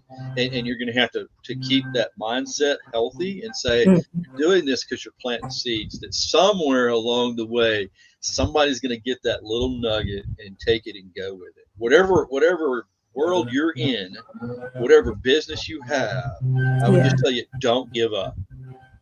Yeah, that's amazing. I love that. And I love how you just said, like, you know, don't worry about what other people are doing. What's for you is for you. And one of the things I always say is business is not cookie cutter. And people get out here and they say, oh, yes, you have to do it this way. And it really does bring a lot of confusion to people, especially those who are just starting out. They're still trying to find their way in business, or, you know, whether it's a product-based, service-based, or whatever. And, you know, I tell people all the time, like, business is like and hopefully I don't make you hungry with this analogy. Business is not microwavable. And a lot of times we see a lot of microwavable style businesses popping up, and they're doing their thing. Okay, that's it. But in some cases, and it could be for you, that your business is like a slow cooker. You know, so when you had that pot roast in that slow cooker, sometimes it's got to marinate. It has to marinate. Yeah, it has to marinate. And it's just like every time, and it comes out to be a nice juicy pot roast, and everything is just perfect in what it is over time. And sometimes that's what some businesses are. But I think a lot of people get caught up in, oh, well, they're making six figures here, or they're doing this and doing that. But, you know, you don't know what the true story is, really. The six figures could be gross. The net might be four figures. Who knows? We don't ever see the books. We don't ever see the behind the scenes. And so I'm always leery when someone leads with how much they make. Yeah. Because, again, that's not the motivator. I mean, there's nothing wrong with that. Please don't misunderstand me. There's nothing wrong with you being successful and making money as much as you can. Yes. But I don't think that's what motivates the majority of people that are getting into the business, especially like what we're doing, is that, you know, I want to make a difference in how people think. I want to make a difference in how you set your mindset and how you create your attitude and do that. And so, you know, if I'm only looking to make money, then my target is different. My mindset's different, and my message is different, I think. Yeah, so true. And you know, it's about sustainability, you know, and that's where, you know, with the reflection, that self-reflection comes in at as well. And because you're thinking about, what is it that you want to accomplish with your business? Who do you really want to impact with your business? And when you think about it in that term, and it's like, okay, does my products and services, are they sustainable? Am I going to just make a profit and I'm sitting here lovely one year, but then I'm struggling the next year? You know, so it's like that. I wouldn't say like a balance, but it's also where you really need to look at your planning and development and how you want to approach things. And if you make mistakes, it's okay, because, you know, you talk about how to learn from your mistakes and self-reflect. So let's get into that. Yeah, because we all make mistakes. It's the problem is sometimes we just get so caught up on the mistake that we can't get past it. Or we blame somebody else and we never realize that there's something that we can learn for that, because the reality of it is that we all make mistakes. Yeah. And none of us are as good, we're as good when we started as we are now in whatever we're good at. We learn because we made mistakes. And it's like you look at those and say, okay, because I tell people, people will say, well, do you regret anything? Well, I try to dissuade the term regret. Here's the deal, because if you look back in regret, you're looking at failures, you're looking at mistakes like, oh my gosh, I wish I hadn't have made those. Well, most people don't want to have made those mistakes. But when I say look back in reflection, I'm not looking back for the mistake, I'm looking for the lesson. What did I learn? How did that help me? Because in everything that I have today, I was shaped and molded through the mistakes and what I learned from them to get to where I am now. And so we've always got to be looking at, what did I do and how can I be better? And when I talk about self-reflection, depending on what kind of service you're in, what job or industry you're in, you may do it more than once a day. But I suggest to everybody, at least in the beginning of the day, you just reflect on what do you have to do today? And then at the end of the day, you reflect on how well did we do? And is there anything that I need to prepare before I go into tomorrow in my reflection? It's just a constant thing. And it just teaches you to don't get too caught up in all of it, but just reflect on how can I be different or better moving forward? What am I supposed to learn? And, sometimes it's easy to pick out what you should learn. And sometimes it's like, I'm not sure, but I need to keep going and I'll keep assessing. And at some point I just need to let it go. But we all make mistakes, and we should all be self-reflecting on how to be better as we move forward. Wow, that's really good. The self-reflection part. And it's so needed in business, especially if you are like a person-to-person type of business. Even with products and service or products, yes, definitely. But sometimes when people are your business, that self-reflection comes in all the time, because you have people that you can deal with that are great, and then you might have some difficult people as well. So how do you deal with difficult people, whether it's a business to business or a business to customer type of environment? Well, the biggest thing is to look at it. Everything you do is customer service. When you're a service-oriented business, even in law enforcement, I try to get people to understand is that every encounter is customer service. Yeah. It's just a different entity or a different problem or whatever that you're dealing with. And folks, there's difficult people out there. And one of the things that in a class that I actually teach on customer service, and we talk about, dealing with difficult people, we've all been difficult.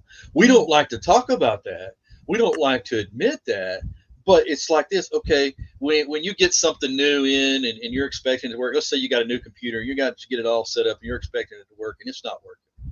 And you call customer service. Are you calling and saying, hey guys, you guys do a really great job. Just wanted to let y'all know, but I got a problem today. No, you're not. You're like, I got this problem and I need it fixed. Right. So there's always an underlying thing. And so I try to get people to understand, the better I can understand my customers and know that, okay, how are you when you deal with people? Is when you're having that bad day or that bad attitude, are you aware and are you very careful how you react to people? Yeah. Or do you snap at people? Because here's the deal.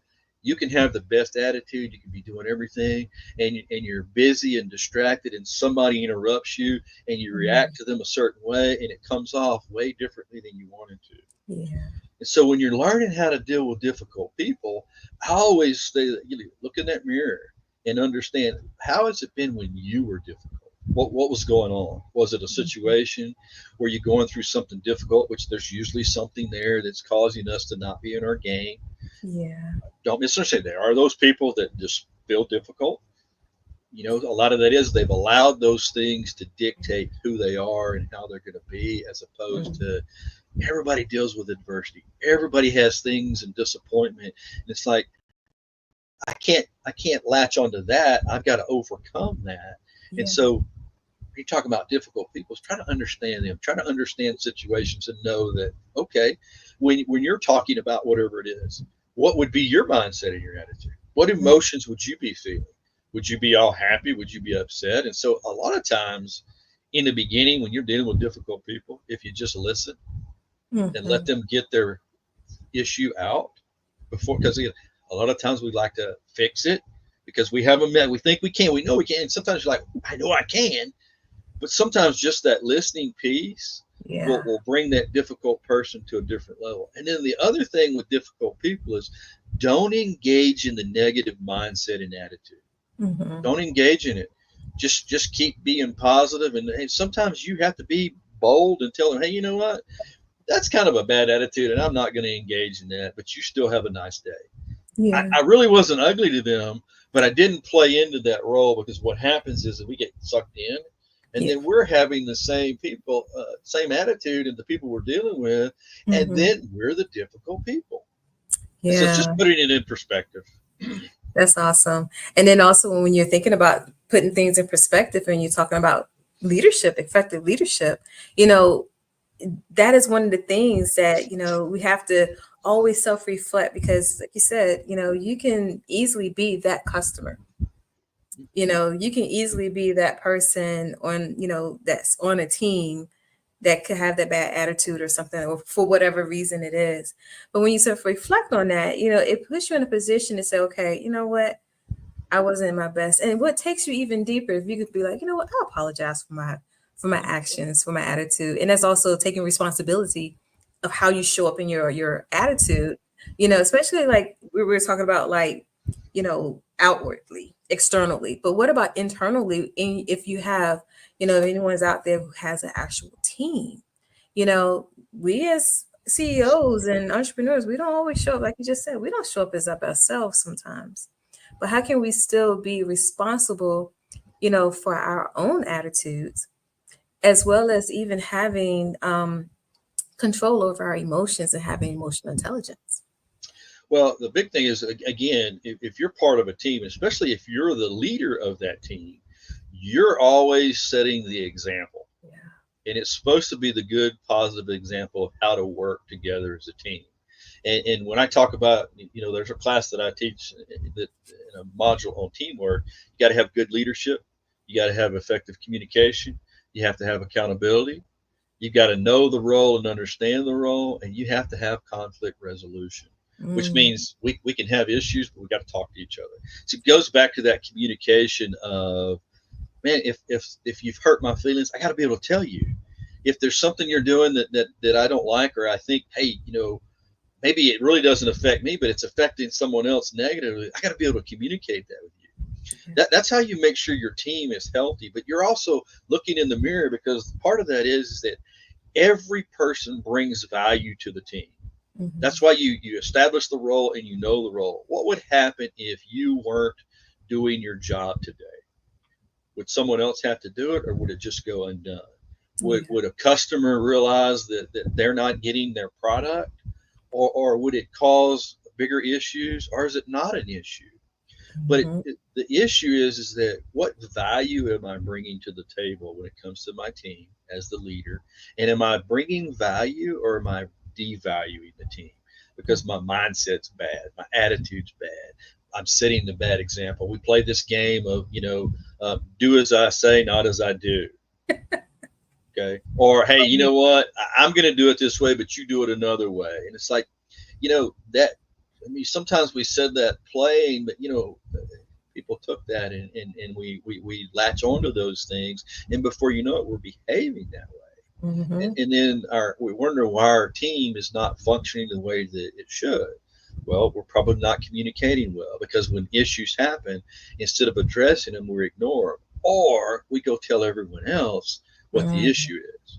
And then we don't realize that by some of our own actions. So what am I bringing to the table? Well, I'm bringing negativity. I'm bringing things that I shouldn't, because I'm going and telling everybody else instead of coming to you and saying, hey, Sasha, you know, the other day when we were talking about this, you said something that you know what, I didn't like it. Can we have a conversation? Now, I didn't come at you like, hey, you know what, let's go outside. We approached that because we're a team. We can be mad at each other, but we still got to work with each other. So we've got to figure out, how do we value each other? Then if you're going to have a bad day, we're okay. We just approach it. If we're going to have things going on, but we've got to take care of each other when we're talking about that team, because again, dealing with people, dealing with each other, we've got to understand that if we don't take care of each other on that team, then the people that we're dealing with outwardly, we're not giving them the best product or the best message, because whatever we're doing within that team is exactly what we're portraying outwardly. That's good. A lot of great points. A lot of great points there. And, you know, when we're looking at the team aspect of it, and once again, if you're that leader, you know, it's all falling on you. You know, it's all falling on you, how things, you know, kind of go. And a lot of times, here's another thing too, because a lot of times people don't really like look at the fact of even being a leader and you have your team, you know, you're being the example. And what you pour out positively can flow throughout your team, you know, because they see you, of course, they're going to follow your example. But then a lot of times, you know, what you give out is what comes back. And when you, that energy or that cycle that comes, and it's like, and you can see what makes it a lot more effective, a lot easier. But, you know, you always want to make sure that you're standing up, that you're leading, that you're in that position and you're aware, the awareness of it at all times. And I think that that's one of the things that helps us to be more accountable and be responsible of being accountable, is that self-awareness. And also how we govern ourselves. I mean, it's so important. It's so important how we do that. And you know, it's like you're just talking about language of customer service and leadership and everything. And I know in my past, you know, being trained under like John Maxwell with servant leadership, and how those things always stands out for me. And being in corporate America, been there where you're working with so many different people, and, you know, it's still, even in the midst of it all, how can you still thrive positively in whatever capacity, you know? And that's why it's so important to always lead with your character and be effective in that. And yeah, I mean, it's just I love this conversation right now. It's amazing. It is awesome. So before we leave, let's tell the people, what's your website? So my website is earlmorrison.com. If you scroll down on there, you also see we're on Facebook, we're on LinkedIn, we're on Instagram. We are on X, which is, you know, used to be Twitter. I don't do a lot there. I'm just going to let you know. It's just one of those that not really my comfort zone there. But we are on the other platforms. You know, we have a page that's Earl Morrison. I think it's Earl Morrison Leading and Learning. We put a lot of our information out there. There's a lot of encouragement, but it also lets you know what we're doing, you know, throughout the year, what we have coming up, and those kind of things. Awesome. Awesome. Any final words for the people that you want to leave them with? Man, just to, you know, when you're out there, you know, mindset is everything. Your attitude comes from your mindset. And so just telling everybody out there that, again, we talked about leader of one, keep your mindset healthy, keep yourself healthy, put good things in, be intentional, be disciplined, you know, whatever that looks like for you, you know, self-reflect. You know, people read, they read books, they read the Bible, they pray, they do yoga, they work out.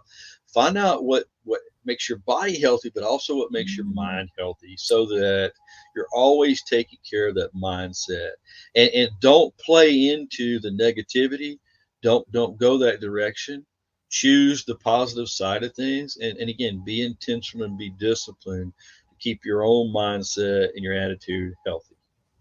Awesome. Thank you so much for those words of wisdom. And thank you for being here and impacting the women this weekend. I really do appreciate it, Earl. Thank you so much. And thank you guys for having me. Sorry about that. No, you're so welcome. You're so welcome. Thank you. Thank you. And everyone, we'll be right back with another guest speaker, another amazing speaker that's going to bring some more information to you. And I thank you for hanging out with us, and just stay tuned for our next guest. Very active in her business, and she's a dedicated entrepreneur. She loves helping people, coaching them to show them how they could better streamline their business operations and regain precious time, which is so important, you guys, precious time in your business, and also achieving their goals and navigating challenges. She's also the owner of a teensy bit of sparkle, where she promotes positivity through crystals and wellness. And her son, Tyler, is also active in that part of the business as well. But most importantly, she is on her personal journey through neurodivergence and chronic illness and making her compassion advocate. She's a compassionate advocate and resource to those on a similar path. I can't talk right now. I don't know why. However, we're going to keep going. And she's also a co-author of an upcoming book. Oh, actually, the book is already out at this time, Beyond the Ordinary. And so we're going to go ahead and just bring up Amy and say hello. And let me get back over here to where I am so I can show you Amy. What's up, Amy? How are you? I'm all right, thank you.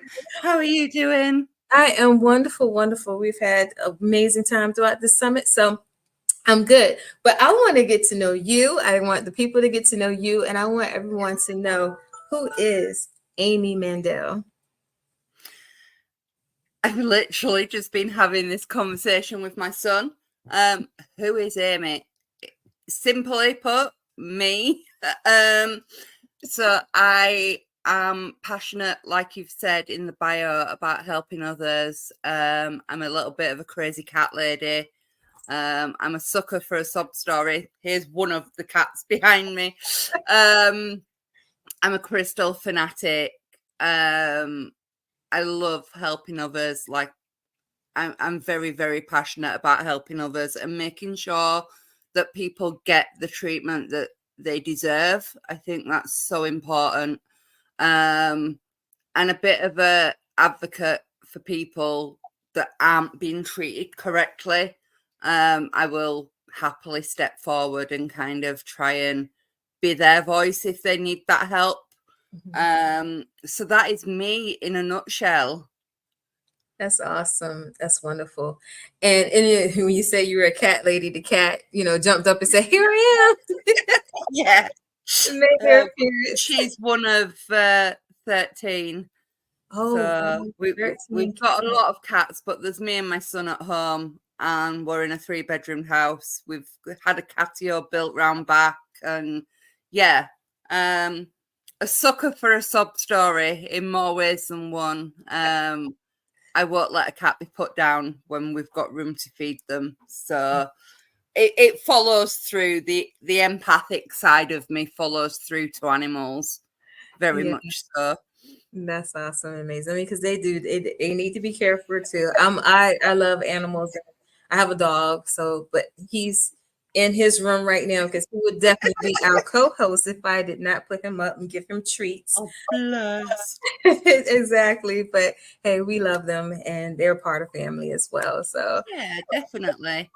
Yes. So let's talk about, you're here for the summit, and I know you have an amazing topic that you're talking about that's centered around self-employment due to chronic illness. Yeah. So when my son was born, he was about 1 year old, and I got poorly out of nowhere. It was called Nocturnal purpura, which is a form of vasculitis, typically found in children. And that really started the ball rolling for the illnesses side.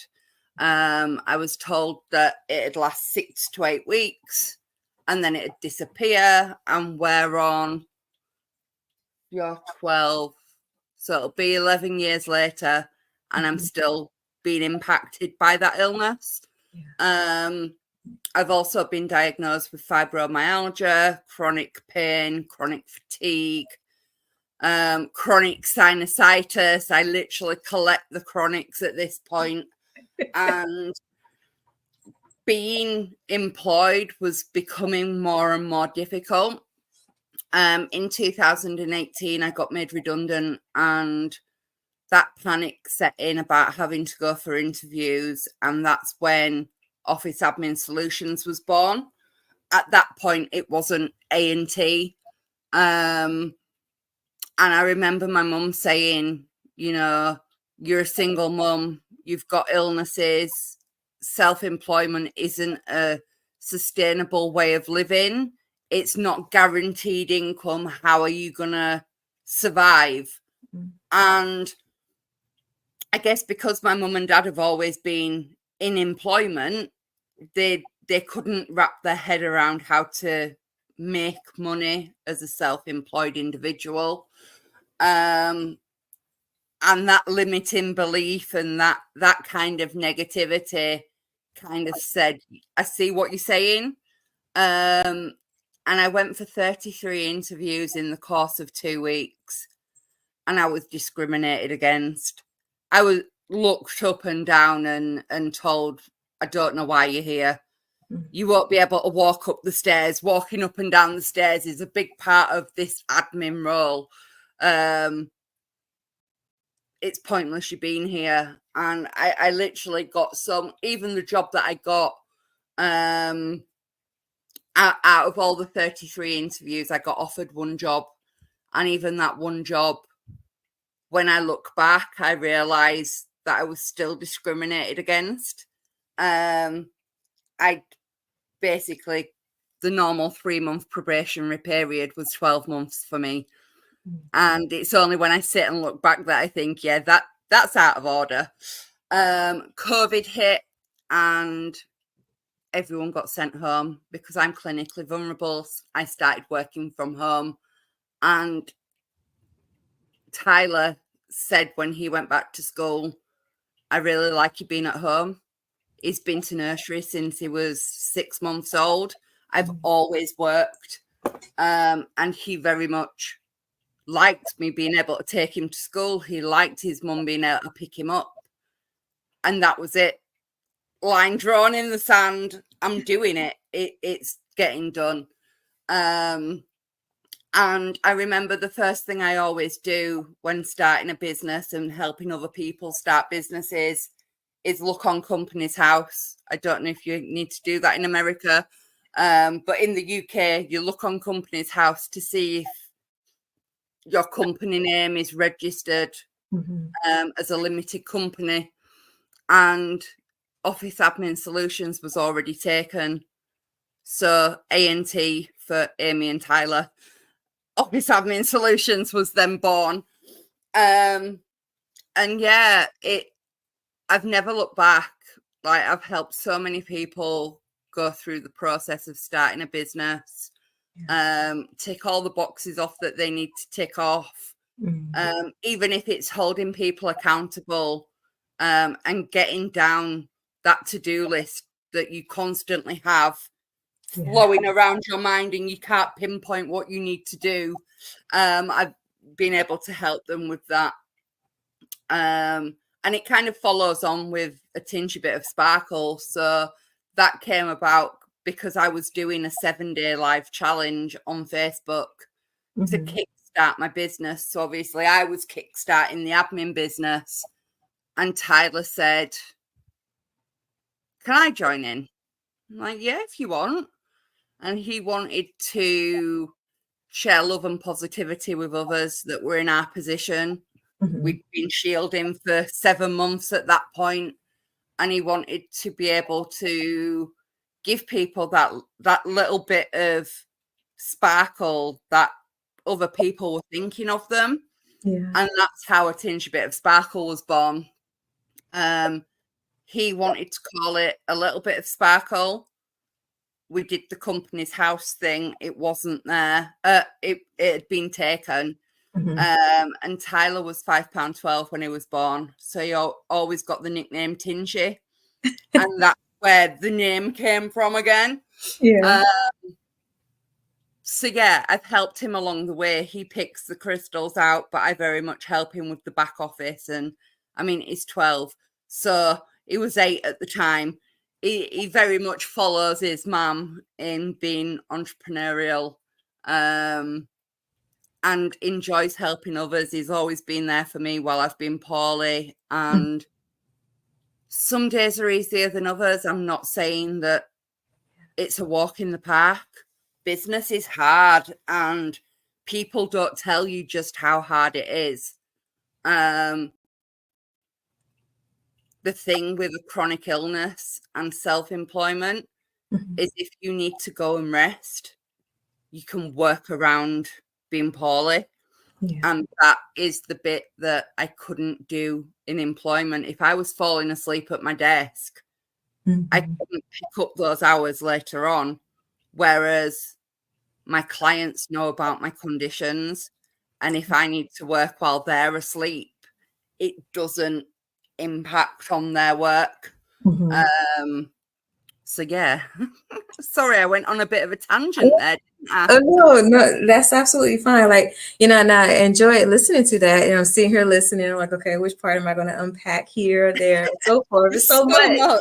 It's great information because I know that people are out there in the audience that are watching, and there could be so many different backgrounds. I just kind of want to touch on the chronic illness part because, that is something that is there. And I know that many entrepreneurs may be facing certain challenges. I know for myself, I do face my own challenge. I was in 2023, I was in an ATV accident. So yeah, riding the ATV, the four-wheeler, and yeah, didn't break completely and swung and hit a tree. So I was propelled from it. It hit my head on a tree. I had a helmet on. However, I sustained the concussion from that. And so, and even to this day, I still deal with some of the issues, the post, concussion, traumatic issues and stuff. And there are times where I have to step back, and I know a lot of people, have to do that. When it comes down to listening to your body is in a place where it's going to tell you, look, you've done too much today. You need to chill out because we're going to get really bad if you don't, and you have to be able to manage that. And that's that wellness piece that, many entrepreneurs have to do. So for you, I commend you for being able to say, you know what, I went into self-employment because of this. However, it ended up being the best decision for you and overcoming those challenges. So I would say, even though you did talk through a lot of it, if you were to give out 2, maybe 3 tips to someone who is maybe in the same situation or similar to what you're doing, how to overcome the challenges to get to that place of making that decision that's best for your life. Definitely listening to your body is a big factor. A pros and cons list is useful. I found, obviously, with employment, the days are longer, whereas being self-employed, I can split my day into 3 if I need to and nap in between. So it's finding that happy medium that works for you. What other tips could there be? I think they're the main ones, doing a pros and cons list and being able to listen to your body, knowing what works for you is so important as well. It took me a long time. Obviously, I work with crystals and things anyway, so I can be quite spiritual, but it took me a long time to actually realize your body's screaming out at you. And yeah, it's a tough one, but learning to listen to yourself is a big key, plays a big factor. That's good. Those are some excellent points that, people can take and run with it, whether they're going through an illness or so forth. It just knowing how to balance out their time and just balance out yourself. Like, we're getting into here in the States, we're getting into like our cold and flu season and, things like that. So anything can impair you, but you find the ways to keep it moving while taking care of yourself. That is the biggest part, because if you're not well, then you can't show up for your clients or your business. And little and often, I think it's important to show up for yourself as well as your clients, like having the conversations with your clients and just making them aware that you've got these issues going on. If they're bothered by that, they're not worth being your clients. Like, you need to have that positive understanding, but retain your boundaries at the same time. Because if someone's not willing to listen to your boundaries, then that's going to go downhill quickly. and they're not going to step back from that. Do you know what I mean? Yeah. Like once someone gets started, they're not going to just pull back. When they show the true colors, they're doing it for a reason, and picking up on the signs is so important and big. It takes time to actually recognize, like, you might get burnt a few times. Yeah. As long as you're learning each time the reasons, and kind of you're recognizing it sooner the next time. You're evolving. You're making the progress. Does that make sense? Oh yes, definitely. Especially that evolving part. You learn from every, experience that you have with clients or so forth. And also, I was going to make the analogy of, like, if you have a client that's like, like you mentioned, if you have those moments and they're not understandable about it, it's almost like having a manager. You're working for a company and they're like, okay, I understand you have the flu, but are you still going to get this done? You can have the tools to work from home, but I still need this done by 5 p.m. such and such time, and that's the thing about having that freedom with entrepreneurship, because you are that one that's calling your shots. You are that one that's making it happen for your business, that's creating that legacy as well. But then it's like, okay, you still have to manage and be accountable even on your own self for the clients that you bring in.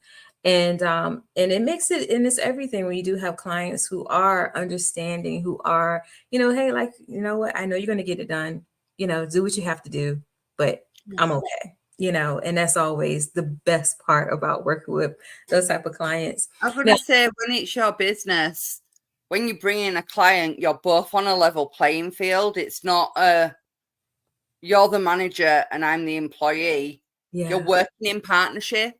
You're both bringing something to that table. Yes. And that can take a lot to get your head around, especially if you're new in entrepreneurship. It's not an easy thing to snap out of if you've been in employment for a long time. I'd been in employment for 20 years. To then come out of it and realize that I was on a level playing field with people and able to have adult conversations, as opposed to it being a dictatorship of employment. It suddenly wasn't like that. And I was like, oh, this is different. I'm being listened to. Which is nice, and it's empowering. And that's the kind of thing that I've taken from it that I want to share with other people and help them through that learning curve. Obviously, I do an element of coaching as well. And that a lot of the coaching that I do is to empower people that they are fully capable of owning their own business. They're fully capable of doing anything that you put your mind to. It's breaking it into small enough steps for you to be able to walk through them. You don't want to set yourself up to fail. Doing the step from earning nothing to $1,000 a month isn't achievable. You can't jump that far. So break it down. Do it daily. Do it into your daily chunks instead of a monthly chunk. And suddenly it doesn't seem that difficult anymore. So I sit and work people through that and put it on a spreadsheet or an infographic that they can see and they can tick off like a reward chart, because there's a little kid in all of us that enjoys that element of, ooh, I've progressed. Let's put a sticker on it. But you'd be surprised how much that works. And it's something so simple. Wow. But people think because it's for children, it's not going to work. Where there's that little bit of all of us that like to have that tick chart. Yeah. Every child like getting that star in school when they were in kindergarten and so forth. Oh, you have your star today, your happy face. But you made some valid points, especially with if you're coming from employment to entrepreneurship and being on that level playing field, like that business to business, set up in the business working deals together and everything, collaboration and partnership. And I think that's really good to touch in on, because some people don't look at it like that. And you have to have, that's where the right agreements and so forth to come through, because I'm quite sure people have probably experienced like, okay, yeah, this person, they hired me to do such and such for their business. However, that person contracted you to do work for the business. But sometimes people can get it misconstrued in thinking that you're an employee, but you're not. It's business to business. So that level of working together to accomplish the things that you were contracted to do is different from somebody bringing in associates or building a team. And some people look at that as, oh, I have a team because I have a team of contracted people doing work, but you have contracted other businesses to do certain parts of work for you. And that conversation is different. And there's a different level of respect and accountability on both parts versus somebody's being a part of your team. So I really like that you brought that part up. And that's something I think that, should be talked about a little bit more, because it does get kind of misconstrued. And I'm quite sure a lot of people has been in that position. But I also want to segue into how important it is to have your son active in business with you. Like, how does that really like drive the relationship between you guys, and also teach him how he can be like at a different path and going into entrepreneurship himself? So we've always had a really close relationship. I think because his dad's not involved and never has been, we've always been two peas in a pod. And him joining in and helping first started when I was doing network marketing. So it was before the actual businesses came about, and he'd come and sit with me on a live and we'd just bounce off each other. So for him to come up with the concept behind A Tinge Bit of Sparkle was absolutely lovely. And like I say, he picks out all the crystals online. He picks them out when we're going to do market stalls, and we do those together as well. We've got a craft, kind of an artsy, creative side of the business where we do paintings, either paint pouring or like crystal chip mosaic pictures. And it's happy memories that I get that we'd get the happy memories regardless, but it's something that it's building for his future.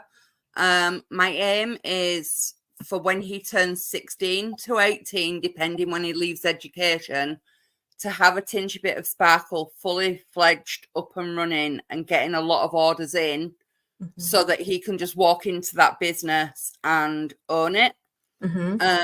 With how things work in the UK, he could potentially do his apprenticeship through his own business, which would be amazing. But he also helps out with the admin side, like just keeping me accountable and keeping me motivated. He's done it before when I've had uni assignments due in, and he knows the neurodiverse mind, how my mind works, that unless I've got a deadline, it's not getting done. If I know something is due 5 o'clock today, I will be doing it 3 minutes to 5 to get it submitted. And he sat with me doing uni assignments before, going, all right, then you had 1,500 words to do. Where are you at? And he'll ask me every half hour how many words I've done. And he's pulled the all-nighters with me.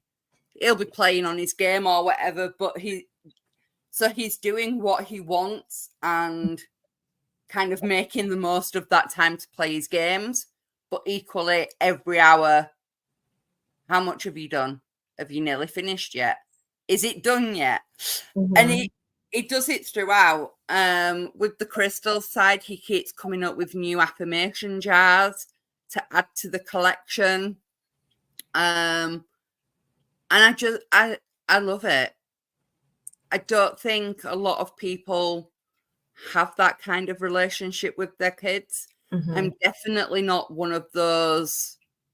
I look at other people parenting and I'm like, I wish I could seem like an adult in that respect. But it's as if we're really close friends. Obviously, there's elements that I have to say, get to bed and be the strict parent. But I like what we've got. And he's literally sat there playing his game, chuckling away at himself. That's awesome. That's amazing. Because I know a lot of people are starting to incorporate their kids in, in their business. And I know here in the States, not sure about in the UK, but in the States, if you're at a certain age and you incorporate your kids in the business, like there are different, credits and stuff like tax advantages for that, that you can get, but you can also use that to put aside for your kids and how it works. Right. But it's like that way of setting up that mindset, that entrepreneurial mindset at an early age. So in that way, their path can be a lot different from ours. Like they don't have to necessarily go into full-time employment. No, I'm going to a full-time entrepreneurship gig because this is what I learned from my parents, my mom, and so forth. And that's how that legacy, builds, and you have that. Definitely. Yeah. It does all the mindset work as well, and the practicing gratitude, which, don't get me wrong, as a kid, I was always thankful, but I don't think I knew it to be practicing gratitude. Yeah. In how I've taught it to Tyler. So yeah, I can't fault him. If he wants to keep coming up with ideas, then I will back him 100%. It's what parents do. Yeah. And I will always, no matter what he wants to do, be right behind him being the cheerleader. Absolutely. You never know. Hey, he might come out with his own YouTube or something doing affirmations. He was looking through videos last night, and him and his friend had already started a YouTube channel that I wasn't aware of from a year ago. So I can see that happening as well. Yeah, that's awesome. That's so fantastic. So before we close out, I would like to, for you to give out some tips. I know that you work with different businesses, from accountability to providing office solutions and so forth, executive style on the executive level. So what would you give like a starting entrepreneur, a woman who's in business, is just starting out first year up to year 3. What tips would you give, like top 4 tips that you would give that person as they're starting their business, and how to be effective with a lot of their admin solutions on executive and CEO leadership tips? So to be effective, you need to be organized, keep things in specific folders if you need to, if you've got paper copies. It's easy enough on the likes of Google Drive to set up files and keep things in their designated folder. It sounds boring, but it makes life so much easier as you get further into business and you've got so much more. All it takes is that original client to come back. Have you got this? And you've not deleted it. If it's in a folder, you'll be able to go straight to it. Yeah. Don't be scared to ask for help. There are so many Facebook groups, women in business, that are all there rallying to support each other. If there's anything that you're not sure about or you're stuck with, raise your hand, shout up, drop me an email. There's so many people around you that are willing to support you. So don't get your head in the sand. Just ask. Keep on top of your accounts. And if you don't know how to do your accounts, ask someone for a spreadsheet. It's actually something that I'm in the process of setting up as a freebie. Just a bog basic account spreadsheet. So you don't need to have all the online taxes, digital stuff. A simple income and expenditure list will be a godsend. I've done my accounts for last month, yesterday, and trolling through pages and pages of Amazon buys. It's not a productive way to spend your time. Right. If you put it there and it's ready and just keep on top of it, either daily, weekly, whatever you spend and whatever comes in, it's there then. And what else?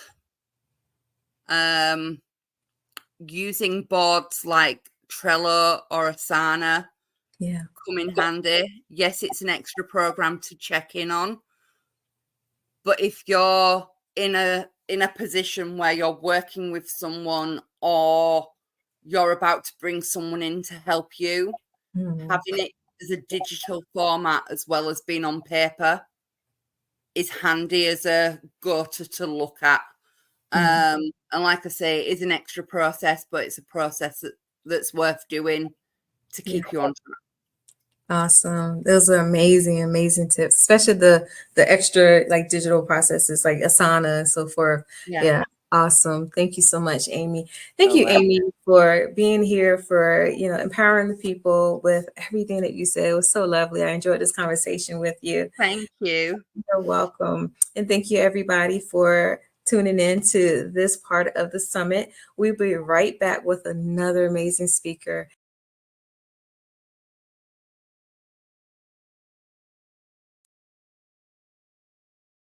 All right, everybody, we are back with another speaker, and I am going to introduce our next speaker, who is Monique S. Pearson.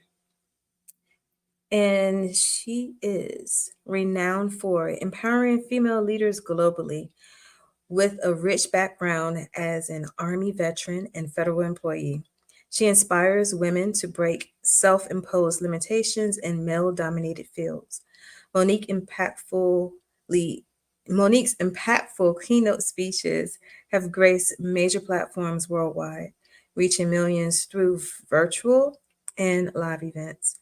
As the founder and CEO of Soaring Without Limits Enterprises, better known as SWOL, she champions women's empowerment through travel, fostering self-confidence and resilience. So everyone, I want you to welcome Monique to the stage. How are you?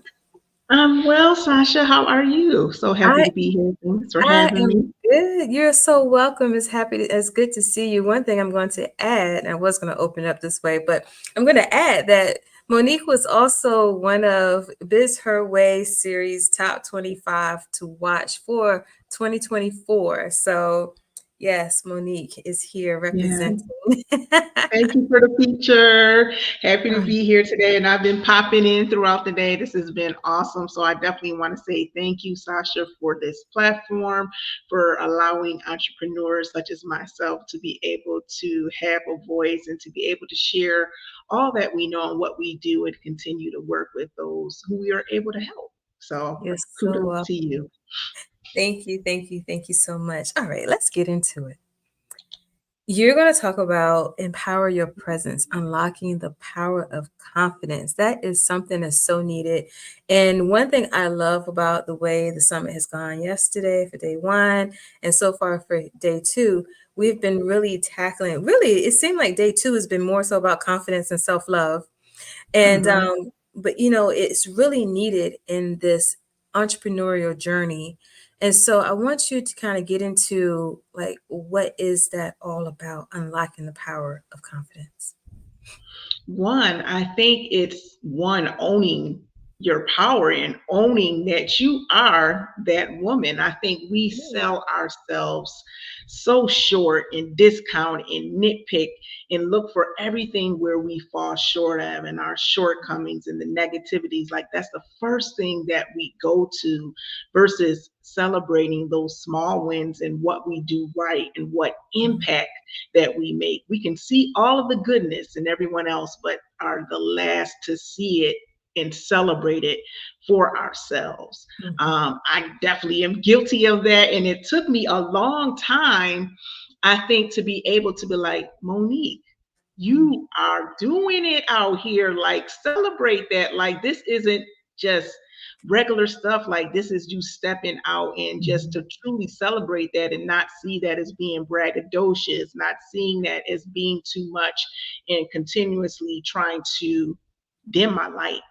I think a lot of us are guilty of doing that because we want to make everyone else who surrounds us comfortable. And if that person has to, if you have to make whoever you're surrounded with comfortable by dimming who you are, one, you need to find another circle, and two, you need to tell them to put on some shades because your light is not about to be dim. Like, either accept that, or you need to move with those who are also shining. And I think also being in company of those who are doing better than you so that you can continue to aspire for greatness. That's amazing. I just want to stop right here real quick. So I want everybody who is watching and listening, I want you to drop in the chat, shine like a diamond. That's the one thing that I was just hearing when you was like, yes, you want to shine like a diamond, because really, if you think about it, you know, what the diamond goes through, like in order for us to see that diamond in the ring, you know, it really goes through a lot of hard pressed things, a lot of hard pressure, and then it actually shines afterward. And so the shimmer comes from the hard press. Now, a lot of women entrepreneurs out here who are hard pressed, and you go through so much, that can't that really impact one's confidence? It can. But also, once you think about it, I love that analogy you used about the diamond. After it goes through all of that pressure, what comes out on the other side of it? A brilliant, priceless gem. And if we would allow ourselves to continue to go through the pressure, continue to go through the disappointments, to continue to go through the challenges, the discounting out on what we have, I just believe, far as the stick-to-itiveness, no quitter attitude, that on the other side of that storm, it is going to be so worth it as far as all that you would gain. One, I think you had someone speaking earlier was saying, far as not seeing failures as failures, but instead as opportunities to learn and to see for how you can improve. I'm definitely an advocate of that. And that's what I think some of us fall short of being able to tell the story, because we get caught up in the valley of the challenge. Wow. Oof. I love that too. Look, now I'm trying to stay on time. Don't get me off.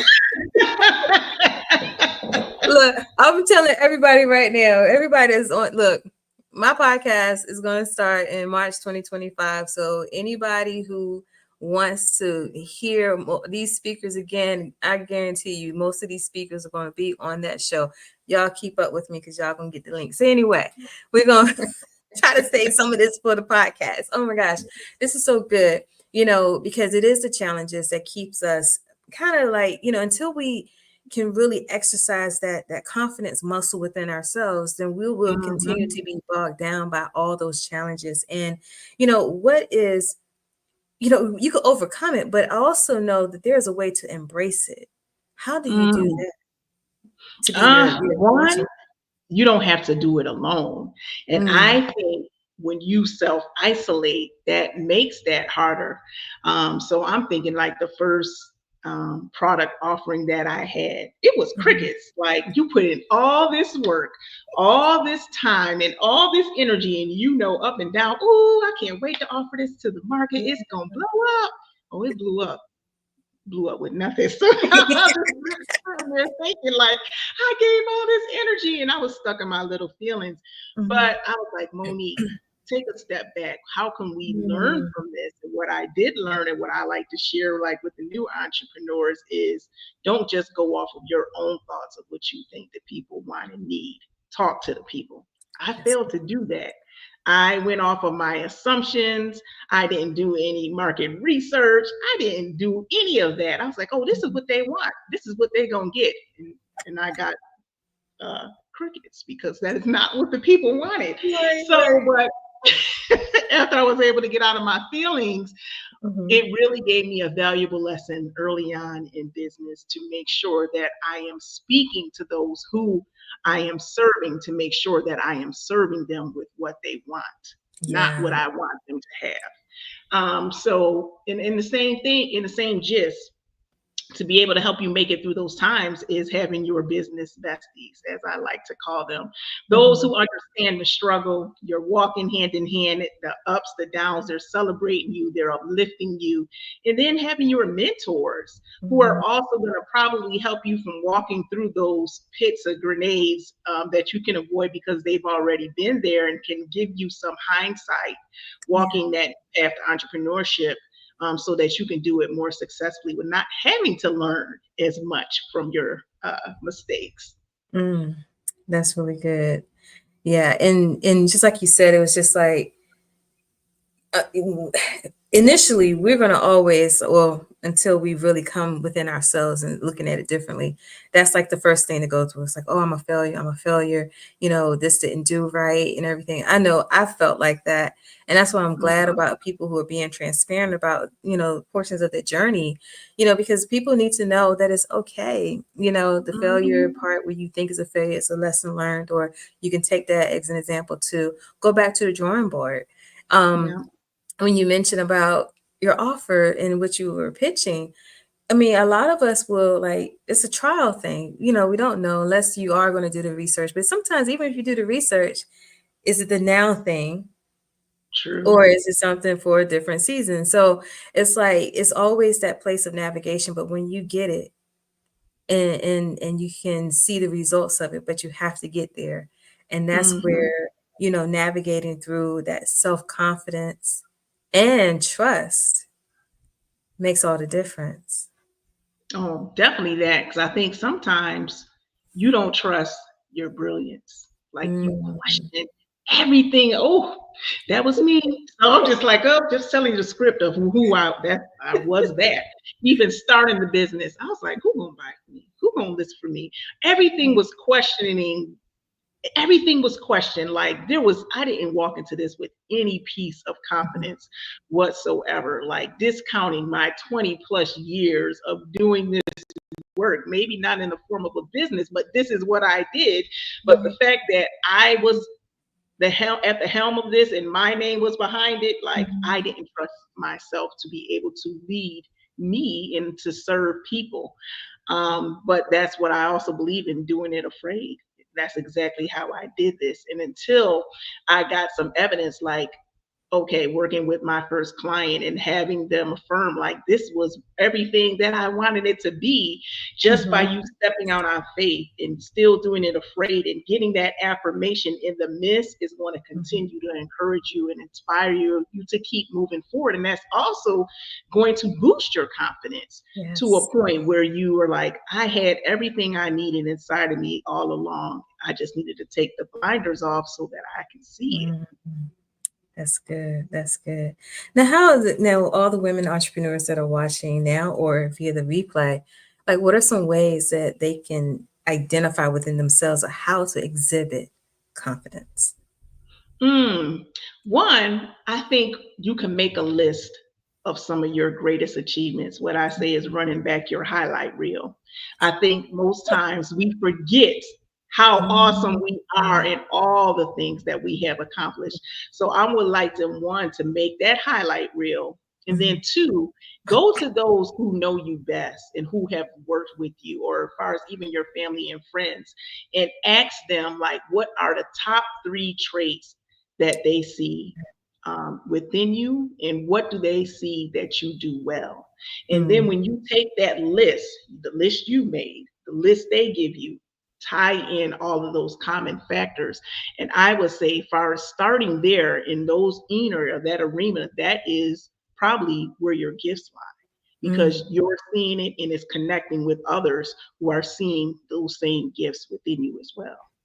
Yeah, I love that you brought that up, because I always have this like thought that, well, we have it's out there. Your gifts make room for you, right? And, and a lot of times I look at it like the people who are meant for you are going to be attracted to that gift. Yeah. But you have to get that confidence level right. And you have to start showing up in whatever capacity that looks like. So that way you can meet the people who pretty much are waiting, There's so many people, Yeah. there's so many other like women entrepreneurs out here that are still untapped. That they're still DIYing it. They're still, in that comfort zone. They're still kind of like just kicking rocks as they're going along and still aimlessly moving around and trying to do business. And when it comes down to that confidence level, that's something that we battle. It doesn't even matter what level we're at. Sometimes it's going to come in some form. It's almost like there's tests to see where we're going to stand or how we're going to take that stand. And so I really do like the fact of how you talked about those gifts, because that is so important. But it also allows you to see what it is that you need to pour it into, so that way you can Mhm. hit that target audience that you're looking for. Right. Well, that's, I think, also too, being transparent. Like, I may not know it all, but also the passion. I think a lot of times being transparent in that passion about what you do also is going to attract those who you work with. Because I was guilty of thinking like, okay, I had to be perfect. I couldn't show my flaws. And that is not what people are looking for. They're looking for someone who can relate to them. And once I was willing to be open to show who Monique truly is and be vulnerable, that's when I found that people were more than likely willing to work with me, because I can meet them where they were at that time. And I had to go back to when I was at that place to be able to connect with them, because somebody doesn't want to work with someone who knows it all, sees it all, feels like they have it all together. You see that person as not being approachable, or not being someone who can relate to or help you through an issue, because they're so far removed from you. So even when we're speaking of confidence, I believe that there is strength in vulnerability, in transparency, because that is showing that you have the confidence to show even the weaker sides of you. And Yeah. that, I believe, is strength in itself. Wow, that's amazing.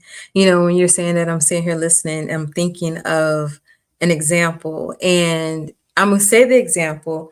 Then I want you to give me your feedback on what you think of how people should handle that. Okay, because we were just talking about Okay. transparency and vulnerability. Okay, so recently, I have another program coming up soon. So of course, we have, how it is. We have programs we launch, and we have people, signing up and everything. But there's one person that was kind of on the fence, and they wanted to really kind of go into it, but they were, calculating all those thoughts, calculating the thoughts of, okay, they've been burnt by coaches before. Will I get burnt again? Am I going to get the results that I'm looking for? So many different questions. But the person, instead of walking away, they inboxed me and they said, "Can you call me?" So someone else like could be in that same example, and you still have to keep your confidence up, because now it's like you're going to call this person, and that person is being so transparent with you. And you have to really choose whether or not you're going to be salesy, or you're going to walk in confidence and be transparent too. So how would you like take that example and really tell people like what is it that you really need to like hone in on when it comes down to those hard moments that you know you don't sometimes people don't like being in that position when it's kind of making them make that choice. Should I be transparent, or should I just go with the surface level stuff? I think I even had to get to that point for myself. And once I saw that me trying to be staying up here, surface level, I was not reaching the women that I wanted to reach. And I was like, I had to flip it. I was like, Monique, if you are the client, you are the customer, and this is the person who you are considering working with, the way that you're moving, the way that you're doing things, would you work with you? And I was like, I'm a hypocrite. I'm a conflict, because I connect with those who are transparent. I was like, well, if you connect with those, why aren't you doing that yourself? So I love the fact that you said that this individual asked to speak to you. I love to be able to have the opportunity to speak to someone one-on-one and do that heart work. I am always going to be an advocate for of sharing. This is where I want to first, I'm going to ask them, I'm just going to listen and ask them to pour their heart out and what their apprehensions are and what are their fears and what's the worst thing that can happen. And show how we can help avoid that. What that roadmap would be as far as your experience here does not have to be your experience there. And be able to not sell them, because it's not about selling anyone. You want someone who's coming in willingly, who is jumping to work with you because they see the value in you, because it's not about the business, it's about you. So if you are able to show them like, this is something, and I don't want to miss out on the opportunity to be able to glean from this individual, and that means being transparent, that means doing that hard work, that means being able to show this individual, this is who I am, and that you are a good fit and we connect, I believe that is always going to serve you best. That's awesome. That's amazing. And then like when you said that, saying, thinking how it puts you, that level of confidence, but then also how confidence equals into trust, because when you're pouring out that confidence level to, the clients or people that you're looking to work with, they feel your transparency, they see that, they hear it, you're confident enough to even display it in that vulnerable state. And then that takes them to a level of trust because you're connecting with them just on that other level, but it equals out the trust. And I know one of the things I just recently put on Facebook is like, trust is a currency. It's not always about just the salesy part, but can you still lock in with a person and they still desire to work with you because you chose to use the trust currency? As they say, people want to work with those who they like, they know, and they trust. Yes. So you can sell somebody, but are you going to be able to hold them? That's the thing I think about. You can get them in the door, but are they going to stay in the house? Yes. And that's the retention part that helps the people to rinse and repeat within their programs. And then that takes us into this other question that I have, and being authentic. We hear that word, everybody's talking about it, but everything that we're talking about right now kind of takes us into that. So how can someone actually embrace their authentic self? I think that is being true to who you are, not just when people are watching, but behind closed doors. Like, who are you genuinely? If I were to ask somebody who knows you best, how would they describe you? Is there a continuity into who your public self is, your private self? Are those two meshing, or are they worlds apart? If they are worlds apart, then definitely think that there is some issue there as it pertains to inauthenticity. So I know some of us may be guilty of that, as far as showing one side of ourselves when it's in the public versus being congruent to who we are behind closed doors. And I just like, none of us are perfect. So I'm just an advocate of the good, the bad, and the ugly, and just being upfront with telling you what my ugly is, because either you're going to like me or you're not. So that's my thing. And I don't see that there is an issue with that, because sooner or later, that mask, if that is what you're portraying, is going to have to come off. You're not going to be able to keep up with that for so long. So I'm just an advocate of keeping it 100. Like, here is my shortcomings. Can you deal with them? I mean, I found that's a better way to go. Especially when you're empowering women, people want to see you empowered as well. And a lot of times that empowerment comes from those low places. Once you learned how to overcome, and once you have built that resilience, and it really does shine. Like you said in the beginning, you want to shine, and all those things really do shine through you when you're, at that place of, I wouldn't say like wholeness, but wholeness on that level, because we're always evolving. Yes, And it definitely takes us there. Oh my gosh, this is so good. This is so amazing. So let's talk about how since we talked about, I just brought up the resilience and everything. So how can women entrepreneurs become more resilient and navigate that within their business and their lives? I would say one, continuously pressing your boundaries. Mm. I think we get comfortable with being comfortable and stay in our niche. I mean, well, of course, you should operate in your niche, but I mean, far as being open to trying new things, possibly being able to expand some of the work that you do, or collaborations, being open to working with others and not seeing that as a threat, but rather Mhm. an opportunity to enforce what you're doing and be able to offer it to others. So Yeah. I would say that one, being open minded and continuously challenging yourself with new opportunities is the one of the best ways to continue to grow and expand upon your resilience, because you're stretching your comfort zone. And I always say, outside of your comfort zone is your growth zone, because that Mm. is when you learn, oh my God, I didn't even know I was capable of that, because you don't know stuff until you try it. And that is definitely how I've been able to see, like, I can do all of these things, even though I never saw it. But once I was like, okay, I'm gonna just try it. Like, Yeah. oh, I am. So I'm just saying, I think your resilience comes from being uncomfortable. Mm. That's good. That's good.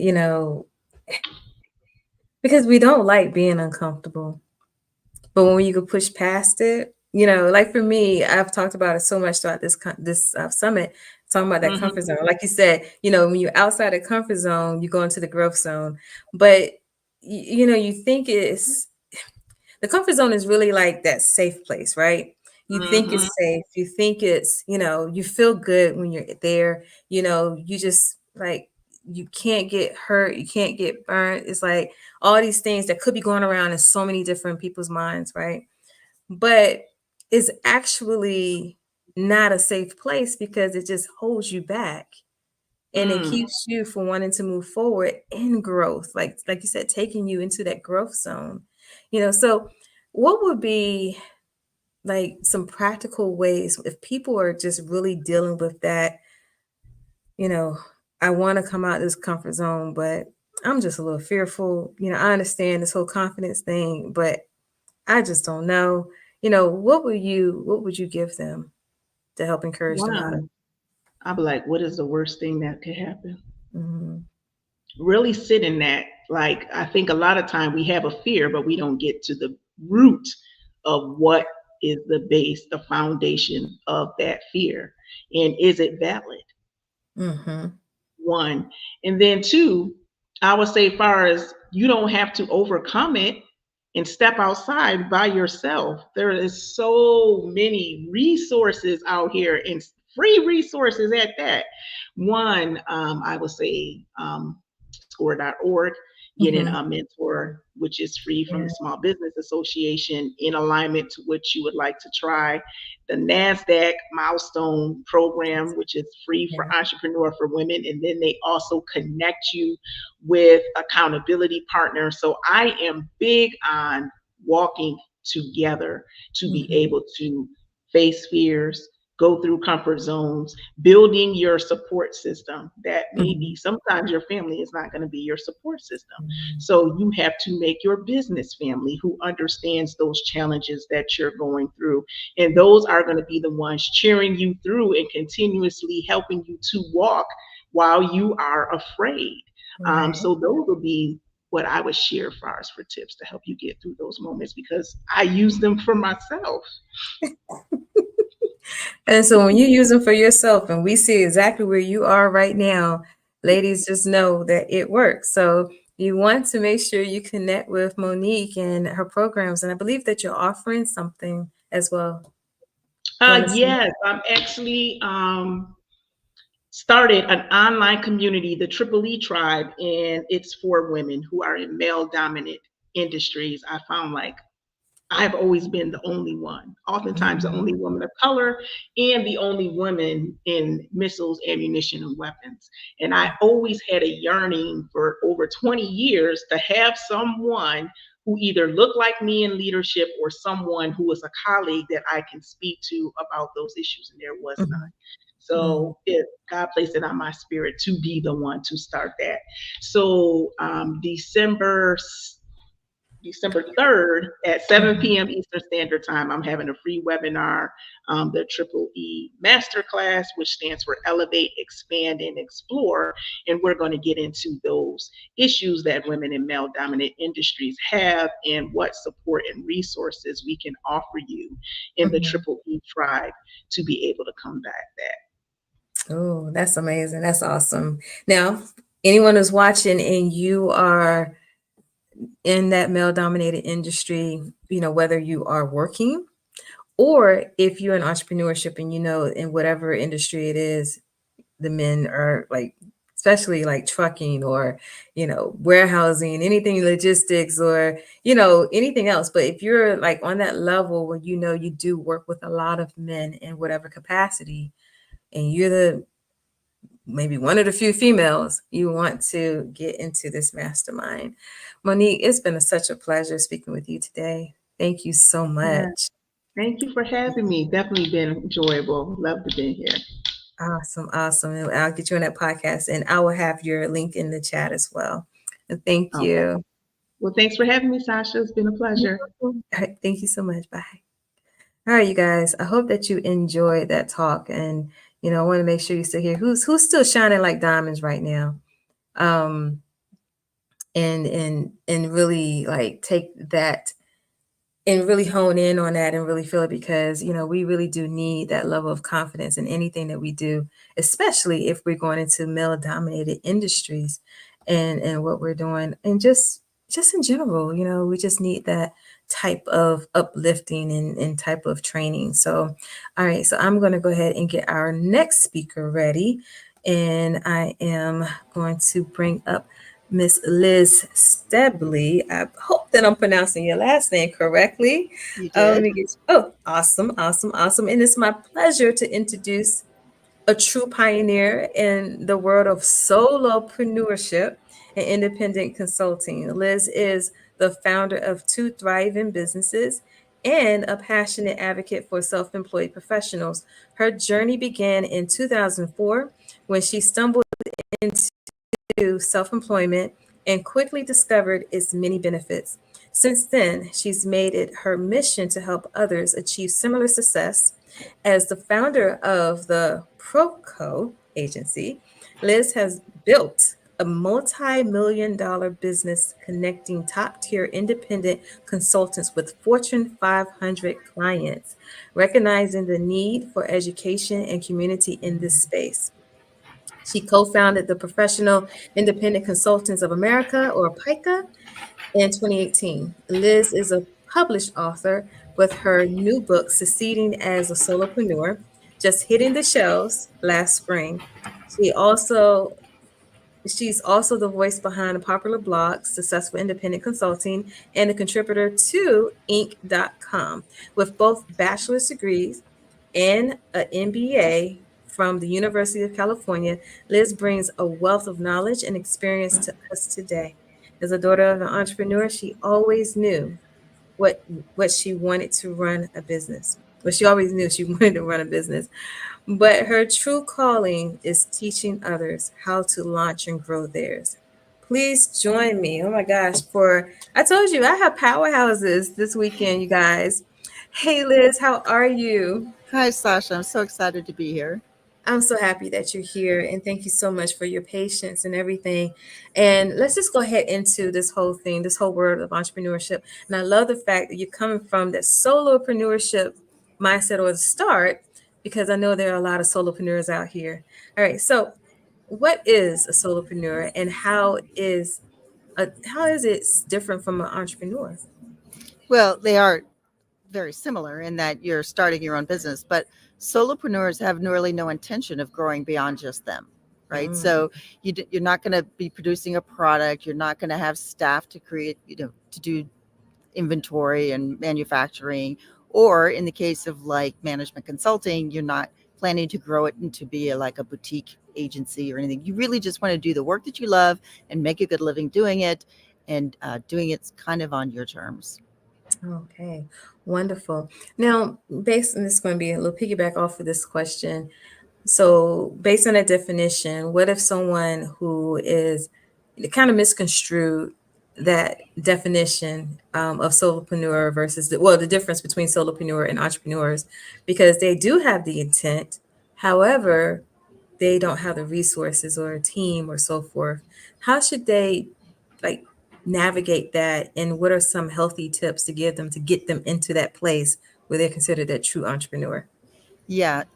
You know, I've spent 20 years or so around Silicon Valley, and everybody thinks that, oh, I just put together a pitch deck and I can go get investors. And in reality, most businesses do start with just one person. One person has the idea, and maybe they're doing it as a side hustle. They still have their full-time job, but on nights and weekends, they're developing their online store or whatever it is that they're doing. And so most businesses in this country do start out as solopreneurs. It's just a new word, basically. Okay, good. So you guys, you're safe. Anybody who knows that you're looking for longevity, but you just haven't gotten there just yet, just know that you are going to get there. And what are some good resources to help solopreneurs get to that level? Yeah, there's one of the reasons that I started that educational organization called the Professional Independent Consultants of America, which is 17 syllables and way too long. But one of the reasons that I started it is because I had already been a self-employed management consultant for, 15 years. And I had already launched my first business and grown that into a national multi-million-dollar business. And I kept getting asked out for coffee. Liz, I want to pick your brain about should I step out on my own, or do I need to set up an LLC, or how do I do marketing, or how do I negotiate a contract? I was getting all these questions and literally being asked out to coffee twice a week. And so finally, at one point, I said, well, there's got to be a better way to help more people than just drink a lot of coffee. So I reached out to two fellow solopreneurs and I said, hey, I've got this idea for this educational organization and community to help people launch and grow their own independent businesses.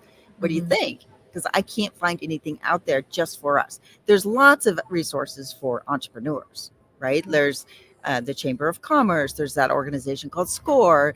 There's your local community college that offers courses on entrepreneurship. But there is nothing specifically for people who just want to do their craft, whether it's consulting or coaching or financial planning or interior design, whatever it is, on their own. And there is a distinction. So that's why we created and launched Pika. And the easiest way to find Pika is go to independentconsulting.org, which is not .com because that was too expensive, but independentconsulting.org. So that there's a ton of resources there. When you introduced me, you mentioned my blog, which is called successfulindependentconsulting.com. And then the third, and probably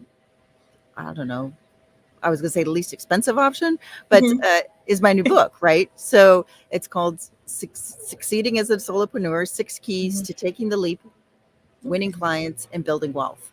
And it's on Amazon. There's or Barnes & Noble, there's ebook, it's audiobook, any kind of form you want is available. And the easiest way to find the book is at 6keys.info. Again, not .com because that was too expensive. So .info. 6keys.info. Okay. And I'll make sure that, everyone gets those links to your websites. And since you mentioned about your book, let's talk about, what are some of the 6 keys of becoming a successful solopreneur? Yeah, it's hard to me just to say, 1 through 6, because they're interrelated, right? But one of the more critical ones, I think, would be the first one, which is be prepared to vanquish FUD. Which is fear, uncertainty, and doubt. Anybody who's self-employed, particularly if you haven't yet made the leap to being self-employed, has FUD that's larger than life.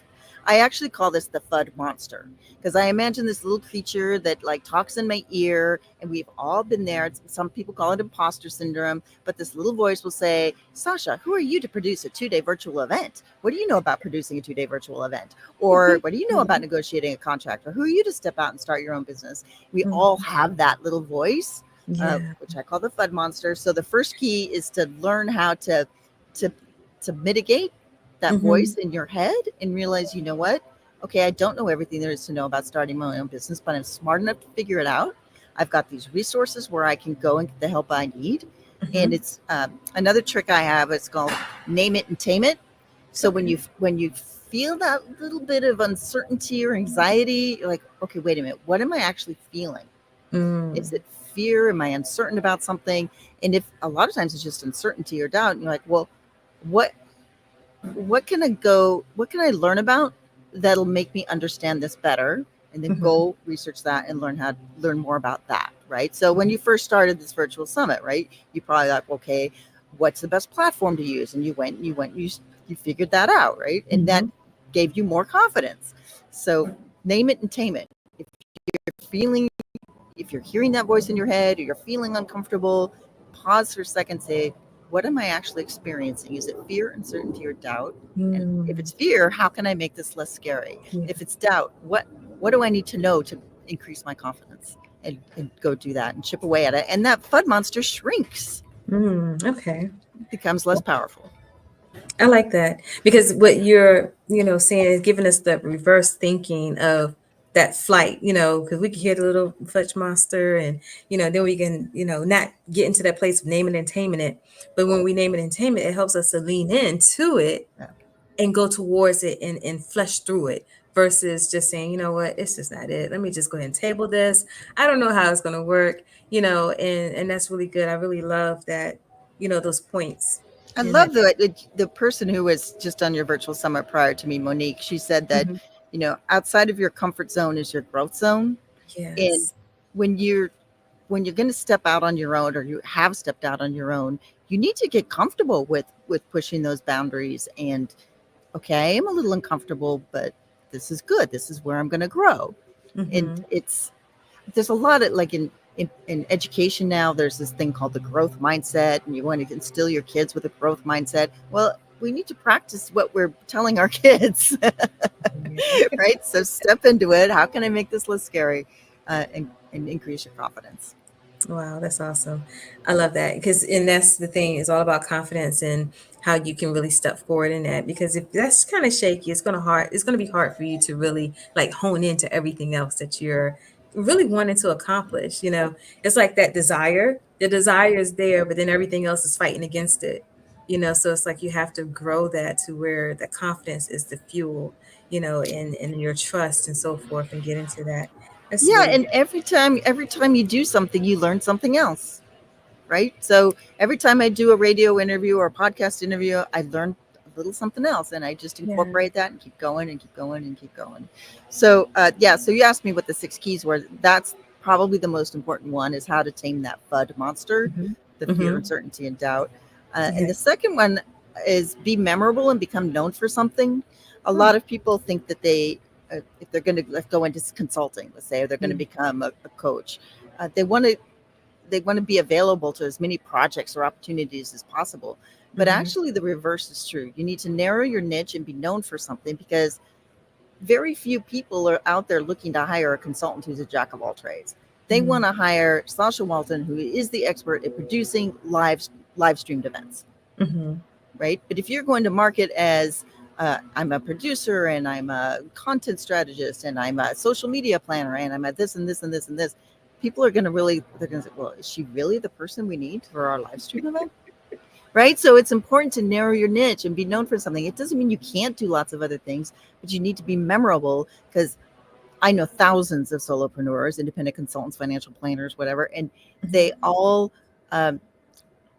whenever I ask, they nearly always say they get their business through referrals. Yeah. So if you're diluting your brand by going to market as 16 different things, it's hard to make you memorable, and you don't get the referrals. So that's the second key, is to be memorable and to be known for something. Wonderful, wonderful. I love that.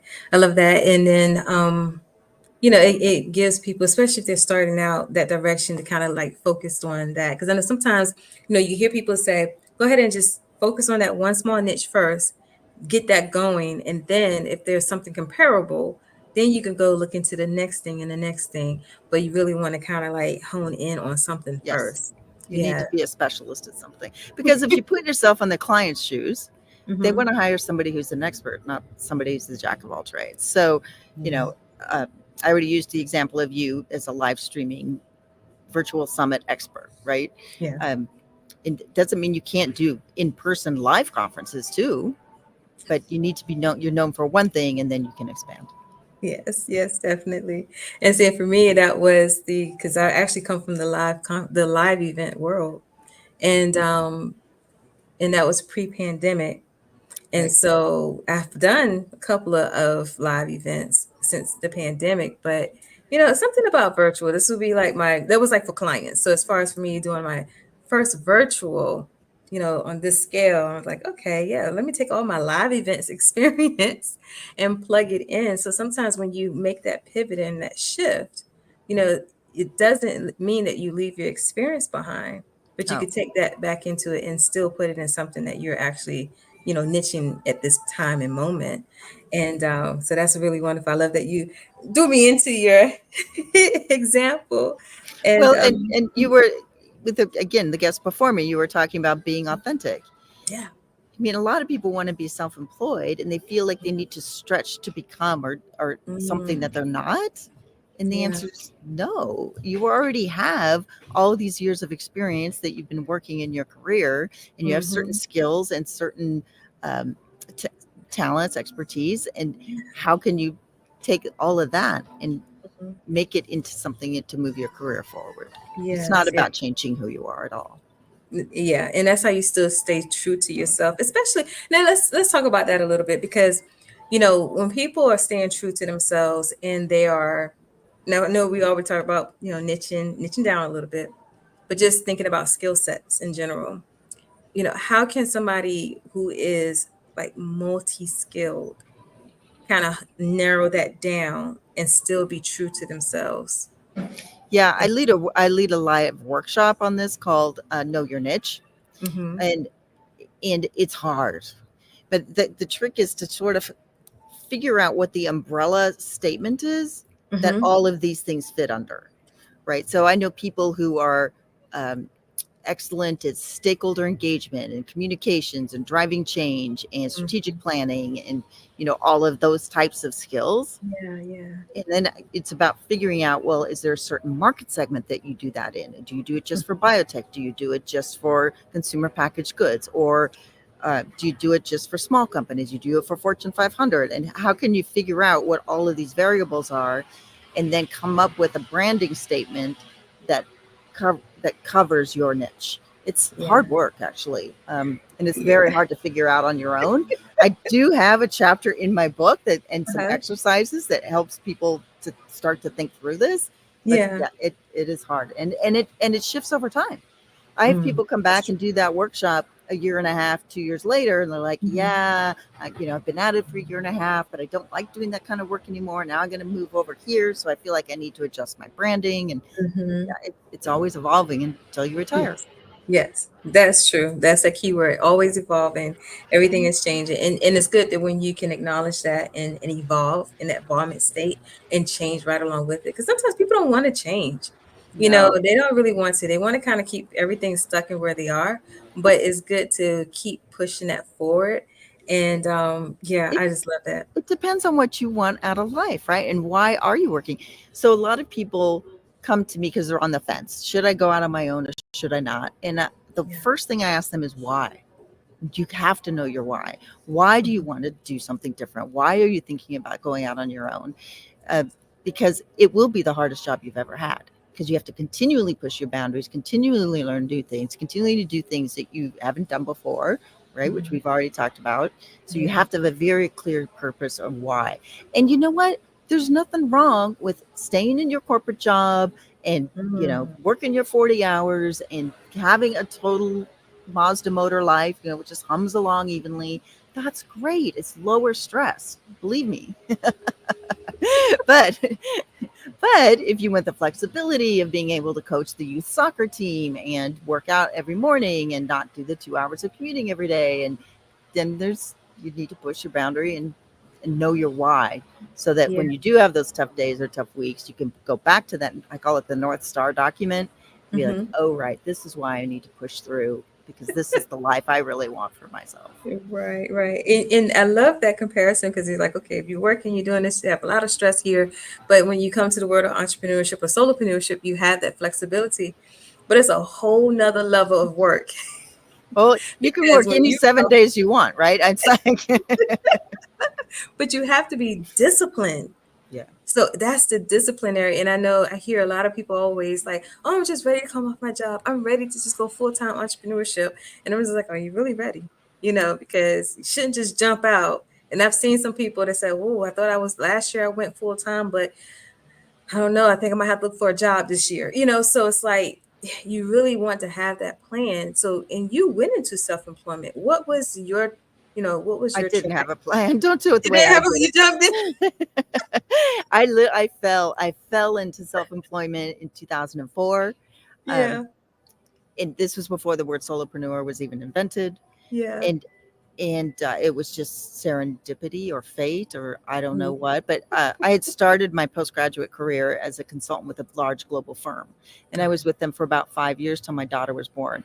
And Mhm. then that model wasn't going to work anymore, right? Because they wanted you to be on the road all the time, and the firm and consulting was supposed to be your life, and I wasn't willing to make that sacrifice. So I went back internal for a company. I worked at Levi Strauss, and then I was with them for like a year and a half, and I got laid off. Mhm. And I called a former client that I'd had when I was with the global firm, and I said, "Hey, I just got laid off. Do you need any help doing Okay. this?" I did change management on big hairy tech projects. So, do you need any Mhm. help? He said, "Are you kidding? As soon can you get here?" So I literally had my first client before I had a laptop, and that was in 2004. My daughter was 3 years old. That's also the Mhm. same year I got divorced. And I Mm. did that project for like, I don't know, it was 8, 9 months, whatever. And at the end of that, I thought, oh, uh, this is great. Like I Mhm. was managing my time and made more money. I didn't have to deal with the big firm BS. I was working fewer hours, had more Mhm. quality time with my daughter. I'm like, Yeah. I just want to keep doing this. But of course, it wasn't that easy. I stumbled a lot and made a lot of mistakes and had to figure a lot of things out. And a lot of those life lessons, if not all of Mhm. them, are in the book, Succeeding as a Solopreneur. This was really a gut wrenching experience. Not so much writing the book and editing it, and getting it published, and Mhm. recording the audiobook, all that stuff, but afterwards, I was exhausted because Mhm. it was like every trial and tribulation I'd been through in the last 20 years is now in this book. In it was in my face, and I was so burnt out and fried for weeks after the book came out. Wow. Um, but yeah, all my key learnings, don't do it the way I did necessarily. They're all in the book. Mm. I love that. And I was sitting here and I'm just like, I remember being in that state. Well, before I get here, it just seemed like it's been the narrative for most of the speakers on the platform that they kind of went into entrepreneurship by way of something happening. It's almost like something that's like, okay, well, it's time for you to go ahead out there. I'm going to pluck you out. It's the only thing that's going to get you there is some type of issue, Right. so let's go ahead and you're going to get laid off. You're going to lose your job. Something's going to happen. But then everyone that has done that, they have, found their place of success and over the years, and now you're giving back by telling your story and helping others. And and when you talk about the flexibility with your child, like for me, I went into full-time entrepreneurship by way of a layoff. Mhm. And I remember, I went into government contracting like heavily after that. And I remember, trying to schedule brunch with my daughter. My daughter is grown. I have an adult daughter. And I was always like, oh, let's go to brunch on Sundays. So you're always thinking brunch on Sundays, right? And it hit me one day. I was like, wait a minute. Because we could never get the Sundays together. I was like, we could go any time of the day, any time of the week now. So I said, well, look, if you don't mind going with me, I have to meet with a client, and we can go right after that. We'll go to brunch. And we did. And it was on a Thursday. And we were sitting out there on the patio. And I told my daughter, this is what I want for the rest of my life. It's that flexibility and freedom. Now I had to hit the payment because I was going to all networking events. I was, making my brand known. I was into always learning in my Yeah. classes, stuff like that, making use of that time. But also, I'm writing proposals at night. I'm looking going through here because that day I meant to, I scheduled out. I'm going to do network. I'm going to get out here. I'm going to get my car. So all that other stuff. So it's possible. And when it is possible, it's that freedom that you're like, okay, I don't want anyone writing my check again. I want to be the one or have clients writing my check. I don't want anyone to be in control of when can I take PTO or, all this other stuff. but it is a whole nother level of discipline. It is a whole nother level of discipline. You mentioned something about, uh, take, you went to the client meeting and then you went to lunch afterwards. Mhm. I don't know if this is in the book or not, but one of the things that I advise people to do if they're in consulting is to have a wow session at the very beginning of the contract or the engagement. Wow stands for ways of working. So I would meet with my, saying I'm going to start on Monday with a new client. I'm like, hey, can we have coffee or can we go out to lunch on my first day? Because we need to talk about how we're going to work together, whatever. And in that meeting, I would say, listen, I'm a single mom. I got my daughter's in kindergarten. So I pick her up usually about 5. So between the hours of 5 and 9 p.m., I turn my phone off. I'm not available. So don't freak out if you can't get me between those hours, but you will be getting emails and things from me at 10, 11, 12 o'clock at night. I don't expect a reply, obviously, but just so this is how I work. And clients always are like, wow, that's okay. That's great. I get it. I never in 15 years had a problem because I had managed their expectations up front. I got this quality time with my kid. And when I started actually turning my phone off for those hours, one time I picked her up to getting her into bed, our relationship improved too. I love that. So you having that total balance when you're putting something and forcing it in play, setting those boundaries. We've been talking about boundaries all weekend. Yes. And when you have family, you still have to be, you don't want to be that person who's like, oh, where's mom? Or where's the spouse or whatever. You don't want to always be that person that's like, oh, I got to keep going, going, going, going. But when you have those boundaries and you have the systems or automations and you're making time for what you need to make time for so you can have time for something else, that's really good to know, because there are so many people that are probably figuring out like, how in the world am I going to try to keep juggling this and want to show up the right way in everyone's lives, including their own. Yes, I love and that. I did hear one of your speakers talking about outsourcing what you can. Mhm. So, here I am, a single mom, running my own business, whatever, doing all this stuff. Great. I had offline between 5 and 9 p.m. or whatever. But then I'd find myself baking cupcakes at midnight for the bake sale for her school the next day or whatever, or doing laundry because she didn't have a clean uniform at midnight or 1 o'clock in the morning. And I thought, this is insane. I don't need to be making the cupcakes from scratch, or it's not improving my relationship with my daughter at all for me to personally be doing her laundry. And that's when I got a part-time housekeeper, this wonderful woman, Anna, who I would literally become part of our family. And she came in for, I don't know, 2 or 3 hours a week and changed my life. Right. Wow. She was mending toys, sewing on buttons, doing the laundry. She'd go to the store and pick up the ingredients for dinner. She would go to the post office for me. It was game changing. Worth every penny. That sounds so good. Because I always say my first thing of outsourcing is going to be somebody that can cook and can clean. I may not outsource anybody in the business, but as a single mom, it was my girl Friday. Anna was my right hand, right? Or so there was some sort of an emergency, like the freeway was closed, and so I'm stuck in traffic and I can't get to Kate's school. I would call Anna, can you please pick up Kate? That's good. That's wonderful. It was, like I said, total lifesaver. Oh, wonderful. Now I want to tap into this one question before we go. And it's about one of the things in your book about paying less taxes. I think that is something no one's talked about that at all. Oh, okay. Well, we should have started there. No, I'm looking through the questions like, okay, oh no, we got to get on this one right here. Let's talk about it. Yeah. So there's kind of 3 sections to the book: taking the leap, winning clients, and building wealth. And so the pay less tax is all about the building wealth over time. And I am so crazy about this topic. As a small business owner, or as a business owner, period, right? There's ways to pay less tax. And so the single biggest way to do that is to contribute to your own retirement account, whether that's a SEP IRA, a solo 401k, or whatever. But every dollar that you pay to yourself, to your future self, to your retirement, comes off your taxable income, right? So let's say you make $150,000 and you put 20,000 into your SEP IRA. You're only going to pay tax on 130,000. So that's the first thing. Then is to invest it so that it grows tax free until you hit retirement and can withdraw it. Okay, so it's the same thing when you're an employee. However, as an employee, you're doing a 401k.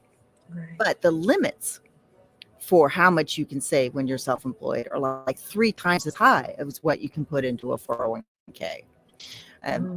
So I'm not a tax person. I don't give financial or tax advice, but the other trick to doing this, however, particularly if you're an executive coach or more likely a consultant, is to be paid on a business-to-business 1099 basis, not as a subcontractor, as a temporary W-2, because your tax statement has to have the 1099 income in order for you to take advantage of those higher savings plans. The self-employed tax deductions and things, you have to have 1099 income. I'm so adamant about this that I actually trademarked the phrase "friends don't let friends W-2."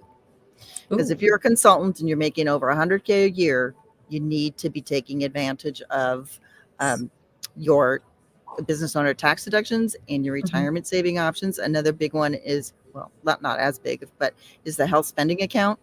Okay. You should funnel as much as you can into that every year, because these are things that just they compound, they gain interest, you're not paying tax on it. Then when you're retired, you're in a lower tax bracket, right? So it's building wealth over time. So it's one thing to be great, and say, oh yeah, I'm successful, I made $150,000 this year. Yeah, but how much are you saving for your retirement, and are you being smart with your money? That's what the last third of the book is about. Wow. You guys, you got to get this book. You got to get this book. Because, that's really good, because I think a lot of times, some entrepreneurs, solopreneurs, entrepreneurs, or even small business owners, they don't even think about creating that, savings within the IRA, not even thinking about the tax level, but just thinking about, oh, can I put money in here? I'm quite sure some are doing it, but maybe not everyone. And, they might think, oh, I'm just going to keep the money in the bank. But then when you can gain interest on that within the IRA, and then also, the health savings plan, people who are employed, or have been employed, you only think, oh, that's just something I do with my employer, do those plans and everything. But no, you can actually do it as an entrepreneur. Yes, That's wonderful. no, it's the health spending account, and it's different than a flexible spending account. Flexible spending account, you have to use it or you lose it by the end of the year. Not with the health spending account. I think I've got not as much as I'd like to. I think mine is now up to 60 or 75,000. But here's an alarming statistic, Sasha, is every year, I think it's Fidelity Investments puts out this survey or this number report that says right now, for the average couple who retires in the United States, their out-of-pocket expenses for healthcare in retirement is $200,000. That's what Medicare doesn't cover or whatever, and that's a lot of money. It is. Now I'm single, right? So for me, it's 100,000, but I'm still trying to get my nest egg so that when I take that money out, it's tax free. The health spending money, you take it out and you spend it for your new eyeglasses or your, your whatever your Medicare isn't going to cover. Right. Then it's tax free. Wow, that's I love that. I love that. And you can borrow against it too. What the SHA, the health spending account? The health spending account, you can borrow against your own money. And see, and you never know what type of medical, things you might have coming up. And that's really good too, because even with, let's say some solopreneurs, they're still working, you have that money coming in from your business and you can put that in there. But let's say there's something that does happen where you need some extra money that you can borrow from to cover some type of medical expense. And so, yeah, that's really good. Everybody, y'all liking this. You're kind of quiet. I hope that you're quiet because you're taking notes. Or it's just taxes, and who wants to really be Oh my talking about gosh, taxes? this is really good. This is really good because, one of the things, I know you say you can't be the jack of all trades. Well, I'm like, sometimes I can be the Jill of all skills sometimes. So I felt kind of a little convicted when you said that. But one of the things that I have done, I have, been a tax professional.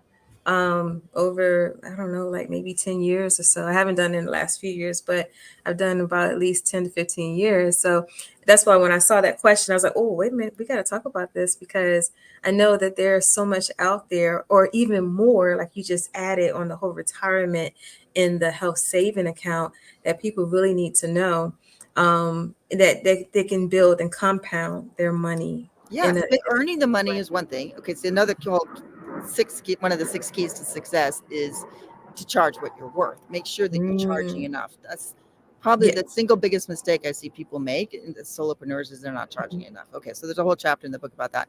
But you have to be smart with your money too. Yes, it's not enough just to grow the top line and make 100,000, 200,000, 300,000. Are you being smart with that money that you're earning? So that's the last 2 keys of the book. Yes, that's smart money tools, and you know, and then getting a good financial advisor, you know, somebody who can, not just anybody, you know, you want somebody. I heard that's used to working with small business owners. Yes, that small makes a business huge owners. difference. Yes, definitely. And then one thing I heard somebody say a long time ago, when you're looking for financial advisors, look at how they manage their funds too. You know, in their portfolios, because that determines how much they're going to give you, that wisdom they're going to bring to you as well. So I think that this is yeah, I'm making a list. Okay, y'all gonna get an email, because I'm gonna have to get you on the podcast too. Yes, it's official, you guys. We're gonna have to have like a Biz Her Way special podcast summit or something. But thank you so much, Liz, for all of your wealth of information and everything. I hope you guys have really enjoyed it. I know I have. This conversation is well worth the wait. And I'm sorry that, you know, time has gotten off a little bit, but thank you for your patience and everything. Thank you so much, Liz. Is there, oh, I'll make sure all your links are going to be in your, in the chat for everyone, and they'll have all your information as well. Okay, thank you so much. Thank you, Sasha. It's been a real pleasure talking with you. Thank you. All right, you guys, did you enjoy that? I hope that you did. So I'm going to go ahead. I'm not going to keep us too long talking about things. I want to go ahead and bring up my next speaker. And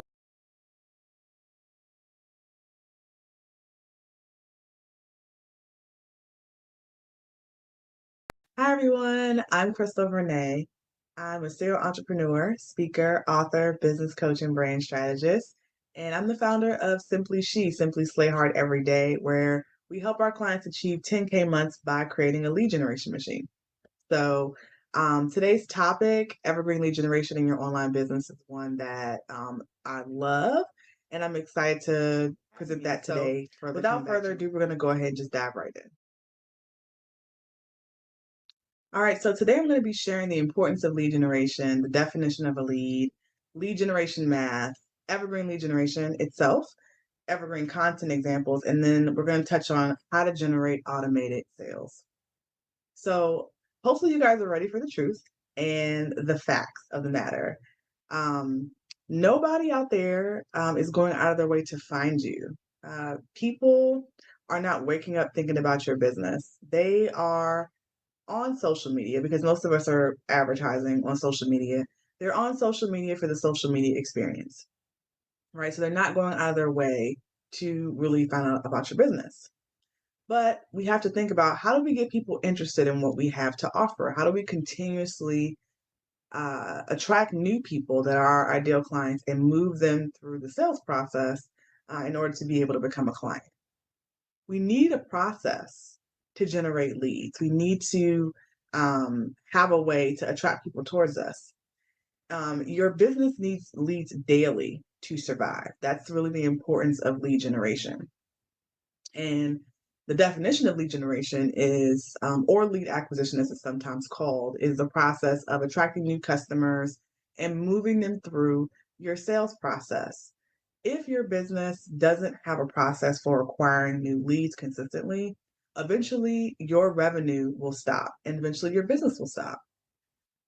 So I like to level set and talk about what a lead actually is, because I think that there are a lot of definitions out there in the online space. But leads are people who have opted into hearing more from you and are now on a platform that you own. And I think that's critical because a lot of times people are like, oh, I have, X number of followers or X number of subscribers, but we don't own social media. So it's really important that we focus on getting people into our customer relationship management system, or CRM. So really, new leads equal new emails, new phone numbers in your customer relationship management system or in your CRM. That is how you know that people are interested in what you have to offer and not just following you. So I like to tell people social media followers do not count as leads. Unfortunately, they don't. They're followers until they've taken the next step and opted into something that you have to offer or purchase something from you. So we may feel that lead generation is challenging. And why is that? A couple reasons are the marketplace is really noisy, right? There's a lot of advertisement out there. People are getting bombarded with ads. People don't know who to listen to. Susie says X, Mark says Y. They both do the same thing. Who's right? So people really don't know who to trust. And then sometimes us as entrepreneurs, we don't know who our target market is or our niche. Therefore, our messaging becomes unclear. And then we just may not know how to generate leads. We're just confused on the process as a whole. So, what if I told you that lead generation and sales was truly a game of numbers, right? So, basically, the magic is in the numbers in terms of how you generate leads and convert them into clients. So, how many leads do we really need per month? So, I have an engineering background and I do love math. I know everybody does not love math, but I want to do some simple math with you guys today. Hopefully, that's okay. So, if we think about the average closing percentage for new entrepreneurs, that's about 15%. And this is like an industry statistic. This is like for coaches and consultants, online service providers, folks who typically do business online and have like a service-based business. It's about 15%. If you do high ticket sales, it's about 10%. Now, of course, these percentages can be improved as I like to say, as you grow up in your business, as you get better in sales, you can most definitely improve these percentages for sure. But starting out, this is about where you're going to be. And then we can pretend here that we have a $5,000 offer and that our offer already resonates with our target audience and niche. So that means that this offer has been tested within the market. So we've done our market research. We know that our target market wants this offer, and therefore we have a good chance of selling it. So if we look at these scenarios, scenario one, if you get 10 leads in your CRM per month and you book 5 appointments, that's going to be 0.75 clients. We can't have 0.75 clients, so that means that's $0 in revenue, right? But if we generate 25 new leads in our CRM and book 13 appointments, that's at least 1 client, right? If we round down. So that means we made $5,000 that month. Now, if we get 50 leads and we book 25 appointments, right, that's 3.75 or 3 clients, which means we made $15,000. So the moral of the story is the more qualified leads you generate, the greater your chances of booking clients. So how do we go from scenario 1 to scenario 3? We need to generate leads for our business, right? We generate more leads. So there are a variety of ways to generate leads in an online business. Content marketing, social media marketing, speaking, events, networking, media, PR. Not an exhaustive list, but definitely some of the most popular ones out there. Regardless of which of these strategies you use, whether you use one or all of them, you're going to need some type of a lead magnet in order to be able to generate leads. What's a lead magnet? A lead magnet is a marketing term for an item, a product or service that's given away for the purpose of collecting contact details. Basically, lead magnets are conversation starters. What types of things can be lead magnets? Ebooks, guides, courses, blogs, books, quizzes, checklists, podcast episodes, audio trainings, workbooks, and more. This is, again, not an exhaustive list, but just some of the things that you typically see as a lead magnet. Now, I like to work with my clients on developing what's called a high-value lead magnet. So a high-value lead magnet is a lead magnet that has significant value to your ideal audience because it speaks directly to a pain point they are experiencing and solves a small problem for them. So your lead magnet needs to be effective. You need to understand your target market and your niche in order for you to be able to generate or create a lead generation machine. So let's talk about target market really quickly. So your target market is a group of customers or clients that you identify to sell your product or service to. An example of this, or some people might say before working with me, their target market is women entrepreneurs. You can make this even more specific, right? What if it's women entrepreneurs in the first 1 to 3 years of their business? That's startup women entrepreneurs, right? We could maybe even make this more specific by saying, oh, it's startup women entrepreneurs in the financial industry, or startup women entrepreneurs in the trucking industry, right? So we could be more specific. Then there's your niche. Your niche is a specialized segment of the market for you to sell your product or service to. So this is where you're going to really utilize your zone of genius, and where you're going to be creating something that no one else can do quite like you, right? So an example of a niche. So let's think that we're in the health and wellness industry, right?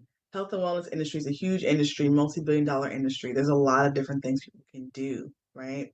But if we say that our niche is nutrition and gut health, that gives our ideal client a better understanding of how we can help them, right? Your niche is basically like, what part of the marketplace am I trying to serve here? And so with this example, being in the space of providing a service on nutrition and gut health tells that person that that's what they want, right? Because health and wellness could also mean fitness classes. It could also mean holistic health. So there's a lot of different areas in which someone could be in the health and wellness industry. So let's talk about how to drive people to your lead magnet. And that we're going to focus on evergreen content, right? Because it's about evergreen lead generation. So producing evergreen content leads to evergreen lead generation and automated sales. So what does evergreen really even mean? In the digital space, evergreen means sustainable and lasting.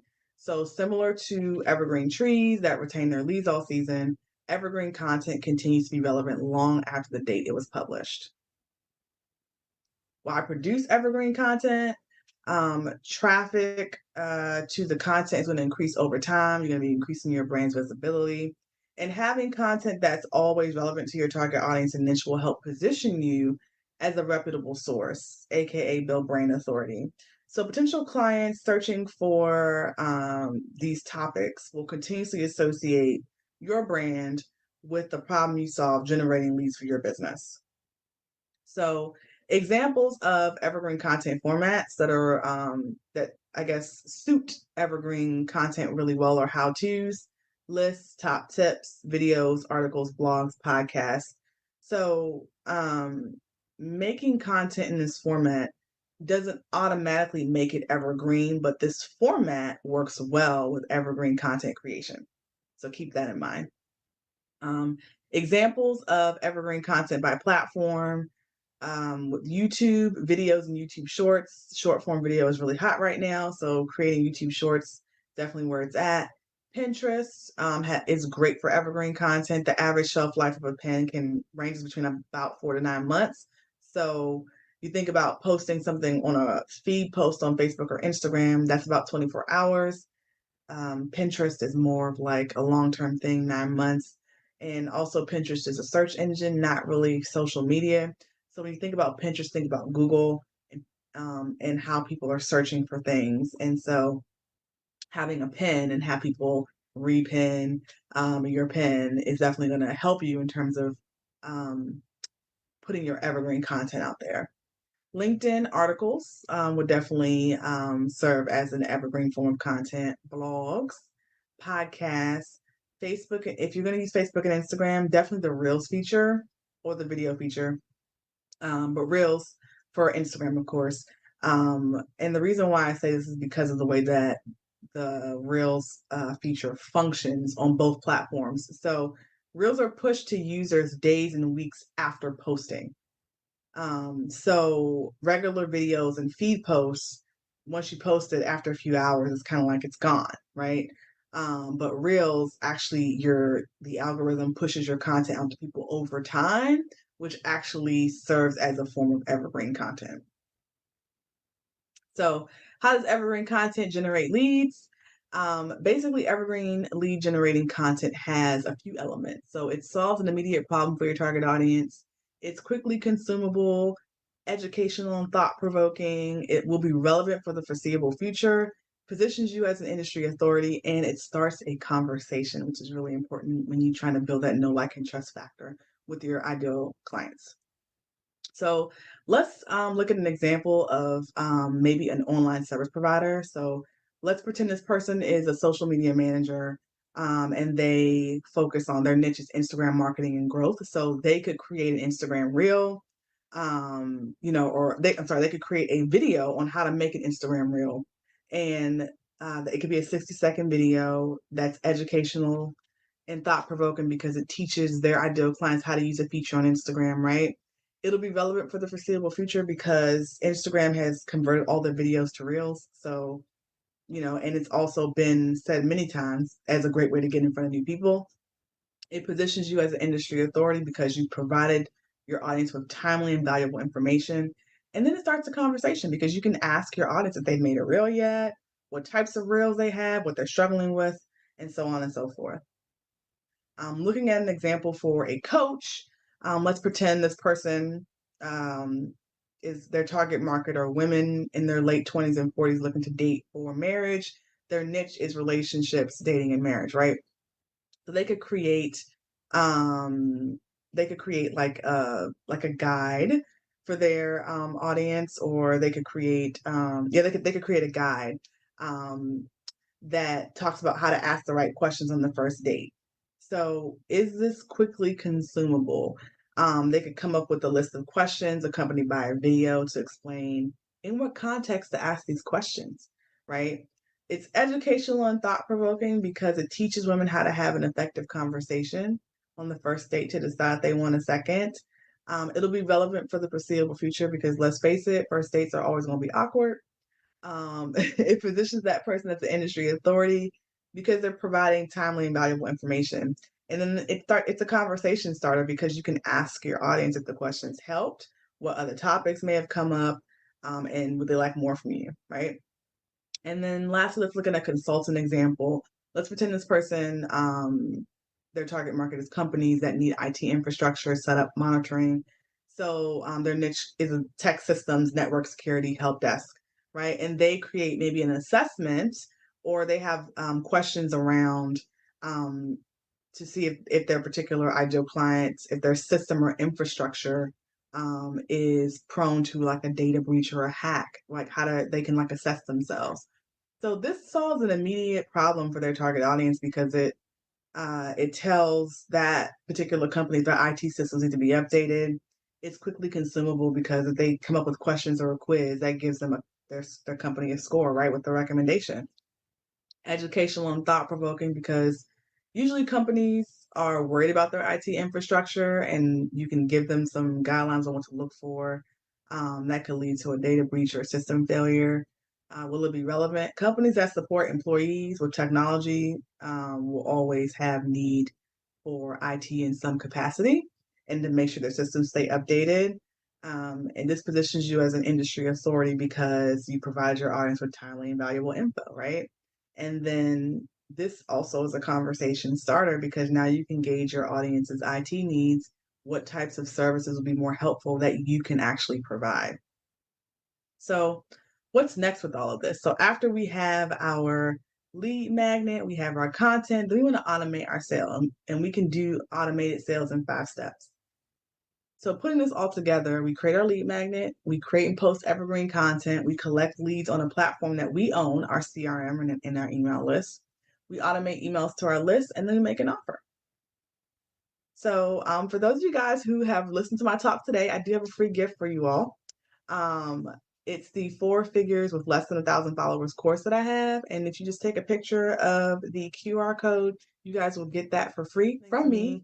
Hopefully this talk was helpful. Let me know. Feel free to connect with me as well. And the reason why this course is I love this course and I created it is because you don't need a huge following to make money on social media. You just need an audience that's interested in what you have to offer and that you can serve. So feel free to connect with me on social media, on Facebook at iSimplyShe, Instagram at I_simply_she, LinkedIn at Crystal Vernay, And you can always visit my website at www.isimplyShe.com. Thank you so much. I'm Crystal Renee.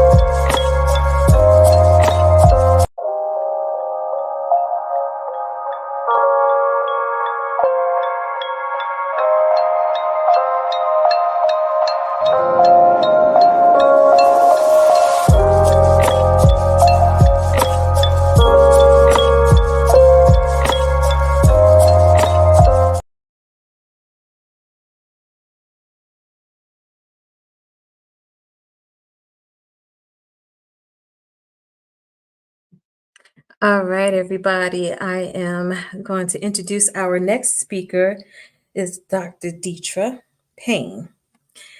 And she's dedicated over 14 years to education, driving by a passion for helping others. This passion led her to establish Fabulous Coaching, Training, and Productions, LLC. Through personalized coaching and transformative training programs, she empowers individuals and organizations to achieve their full potential. As, a, as an achievement and accountability coach, Dr. Payne specializes in self development, personal growth, and career success. She also collaborates with corporate clients, delivering impactful training on conflict management, workplace bullying, emotional intelligence, and diversity. In addition to her coaching and training expertise, Dr. Payne is a motivational speaker, author, and conference presenter, inspiring audiences with her insights and experiences. And I would love for you to give a warm welcome to Deetra Payne. How are you? I am fine. How are you doing? I'm great. I am wonderful. I'm enjoying this event. I'm enjoying all the information the speakers are giving, and I'm looking so forward to what you're going to offer right now. Oh, I appreciate that. And I appreciate you. Thank you so much for the Biz Her Way Summit. So I'm going to go ahead and get started. So hello, all of you fabulous women out there. I hope you're having a wonderful day. I hope you're enjoying the Biz Her Way Summit because it's a great summit. So one of the things that I want to do at this point is to thank you so much for coming out, because you can be anywhere here on this Saturday, but you decided to come out and join us. So we want to make sure that we say thank you and that we recognize and appreciate that. So today I'm going to be presenting on overcoming adversity to achieve your dreams. So I was introduced, and my name is Deetra. And one of the things that I want to say is overcoming adversity is difficult, right? Everyone knows that. But guess what? It may be challenges that we're all faced with, and I say all because we will all be faced with adversity and challenges in our life. But I believe in you, and we can overcome these adversities and challenges in our life. So I want to say, you got this. You got this. So believe in yourself and know that you got this. So overcoming adversity, I'm going to tell my story, a personal story. I'm going to define what adversity is. And so I'm going to talk about 5 lessons in these 20 minutes, 5 lessons to move from adversity to living your dreams. So the 5 lessons I'm going to mention are: reframe the narrative, embrace setbacks as stepping stones, take relentless action, and surround yourself with the right people, and then celebrate your wins. And the last thing that I want to do is have a call to action, and then we'll have our closing. So right now, what I want to do is have everyone take a few deep breaths, because I know overcoming adversity, when we're talking about this may be a difficult subject. It may be a challenging subject. So we want to all center ourselves. So I want to have you take a few deep breaths. Oh, I'm sorry. With the slide, I was supposed to have music, but apparently there is no music. So we can go ahead and take our few deep breaths at this time. So breathe in through your mouth. Breathe in through your nose and exhale through your mouth. So breathe in and exhale. Breathe in and exhale. So hopefully right now everyone is feeling centered as we move forward. So it looks like I'm going to lose some things in this presentation because I don't have my music, which I should have had, which was great music for it was meditation music.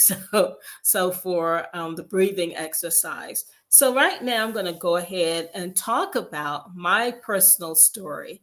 So when we're talking about adversity, as I said, everyone faces adversity at some point in their life, right? We all have challenges. So I'm going to tell you the reason I started my business. So it's been a little more than a year. So it's back in July of 2023. I received a call from the police in Maryland. Now I live in Arizona, but my family, they live in the DC, Maryland, Virginia area. So I was out shopping at the time, and I did not know that I had received a call. So not only did I receive a call from the police, when I didn't answer that call, I received a text message. So when I get home, I see that I have this text message, and I'm thinking, who lives in this county? I have no idea as to who lives in this county. I believe it was Montgomery County, Maryland. And so I call up the police and I get the detective. And she says, I'm sorry to inform you, but we have found your sister deceased. And this was my youngest sister. And I couldn't believe it. Never in a million years would I have imagined that I would get a call informing me that my younger sister has passed away. So it was hard for me to process that. I'm sitting there thinking, this has to be a mistake. There is no way. So I was really overcome when I heard the news, because she just blurted it out. And she said, yeah, I don't like to give this news, over the phone. So she actually sent the Arizona police out to check on me, which I had no idea that she had done that. But yes, this was very difficult for me. And this came 8 months after my father passed away. And he passed away on Thanksgiving in 2022. And so it came 8 months before my aunt passed away, one of my favorite aunts. We would talk all the time, and I miss her dearly. So in my life over the last 2 years, it has been extremely difficult because I lost 3 members of my family. But the thing is, when we're talking about adversity, we can turn adversity into triumphs, into greatness. And my thinking was, because I had always wanted to start a business, I had tried before, but because of my position and all of the responsibilities I had as an educator, I did not attempt to do that. And so when my sister passed away, it really hit home that tomorrow is not promised, because my sister passed away unexpectedly. So she had just returned from a trip. She was in the hotel and apparently putting on lotion, and she just died. So when I heard that, I said, it's time for me to start this business because tomorrow is not promised. So I don't know what tomorrow is going to look like, but I do know that I can go ahead and start living my dreams. Living my dreams is so important. So we're not going to wait until tomorrow. We're going to start living our dreams now. So that's my personal story when I'm talking about moving from adversity to live your dreams. So I started my business understanding that tomorrow is not promised because my sister passed away unexpectedly. Okay. So when we're defining adversity, we're talking about any type of difficulties and challenges that you're faced with in life. So adversity is anything that keeps you away from living your dreams, right? It keeps you away from doing that. So you may have to have a mind shift change because there's something that's keeping you from living your dreams. You may have experienced limiting beliefs in your life, which means that that's something that you may have to overcome. And when we're talking about adversity, adversity is universal, which means that we're all have challenges. We all have adversity in our lives, right? It's the way in which you handle those adversities and challenges in your life. Because sometimes adversity will knock at your door and stay a while, right? So it's all about how do I go about overcoming these challenges and adversities that I'm faced with in my life. So adversity can become greatness. It can become greatness depending on the way in which you approach it. So you can learn from adversity, you can grow from adversity, and all of that will help transform you so that you can become a better person and to live the dreams that you deserve. So lesson 1 is reframing the narrative. So when I'm talking about reframing the narrative, we all have that little voice in our head that says, you cannot do it. You're the most worst person in the world. These challenges will be with you for the rest of your life. So we have to get rid of those negative thoughts in our head. We have to get rid of them and replace them with positive thoughts, right? We have to have that mindset shift. And so how do we do that? How do we shift our mind to begin to think positively, right? So one of the things that I recommend, which I really love, is affirmations. So when we're talking about affirmations, what do we mean? We mean affirming yourself, speaking positively about you. So one of the things that I find really interesting, and this is an interesting story, I was working for a college, and the building where they hold the classes, I had gone into the ladies' room, and on the mirror, there were a bunch of inspirational messages, clearly designed for anyone who goes in to inspire them. And so that's what you're doing when we're talking about affirmations. You're inspiring yourself. You're inspiring yourself to think positively, right? So you can actually put on your mirror, on the outside of your mirror, positive message. It's like, I am beautiful. I am loved. I am the best person in the world. Whatever it is that you want to put on that mirror. So when you wake up in the morning, you will see these messages of affirmation saying that you are great. You are great. You have to remind yourself that every single day because you are. It's like, don't let those negative thoughts in your head get to you. Don't do that. You're going to replace them with positive thoughts. So when you get up every single morning and you see these positive messages, guess what? You're going to start feeling more confident. You're going to forget all of those negative thoughts in your head. Absolutely.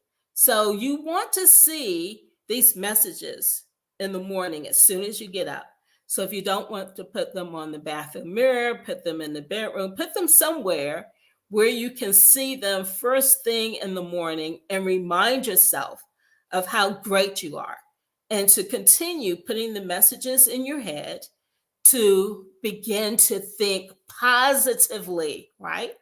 Another way in which, and one of the things that I really like, is to have a gratitude journal. I have a gratitude journal. And so many years ago, I think this was probably back in 2007, my electricity in the house went out.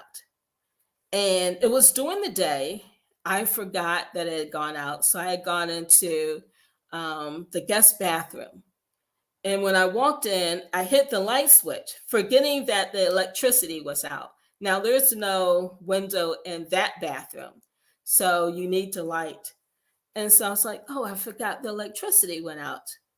And so it dawned on me, I needed to indicate in my gratitude journal that I am grateful for electricity.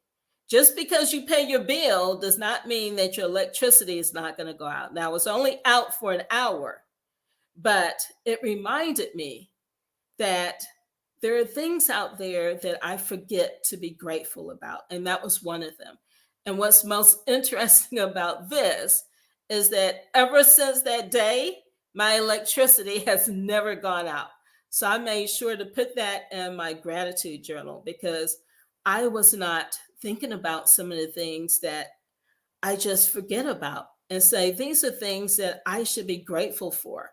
And I don't think about them throughout the day. It's like, oh, okay, I paid my electricity bill, so I'm going to have electricity.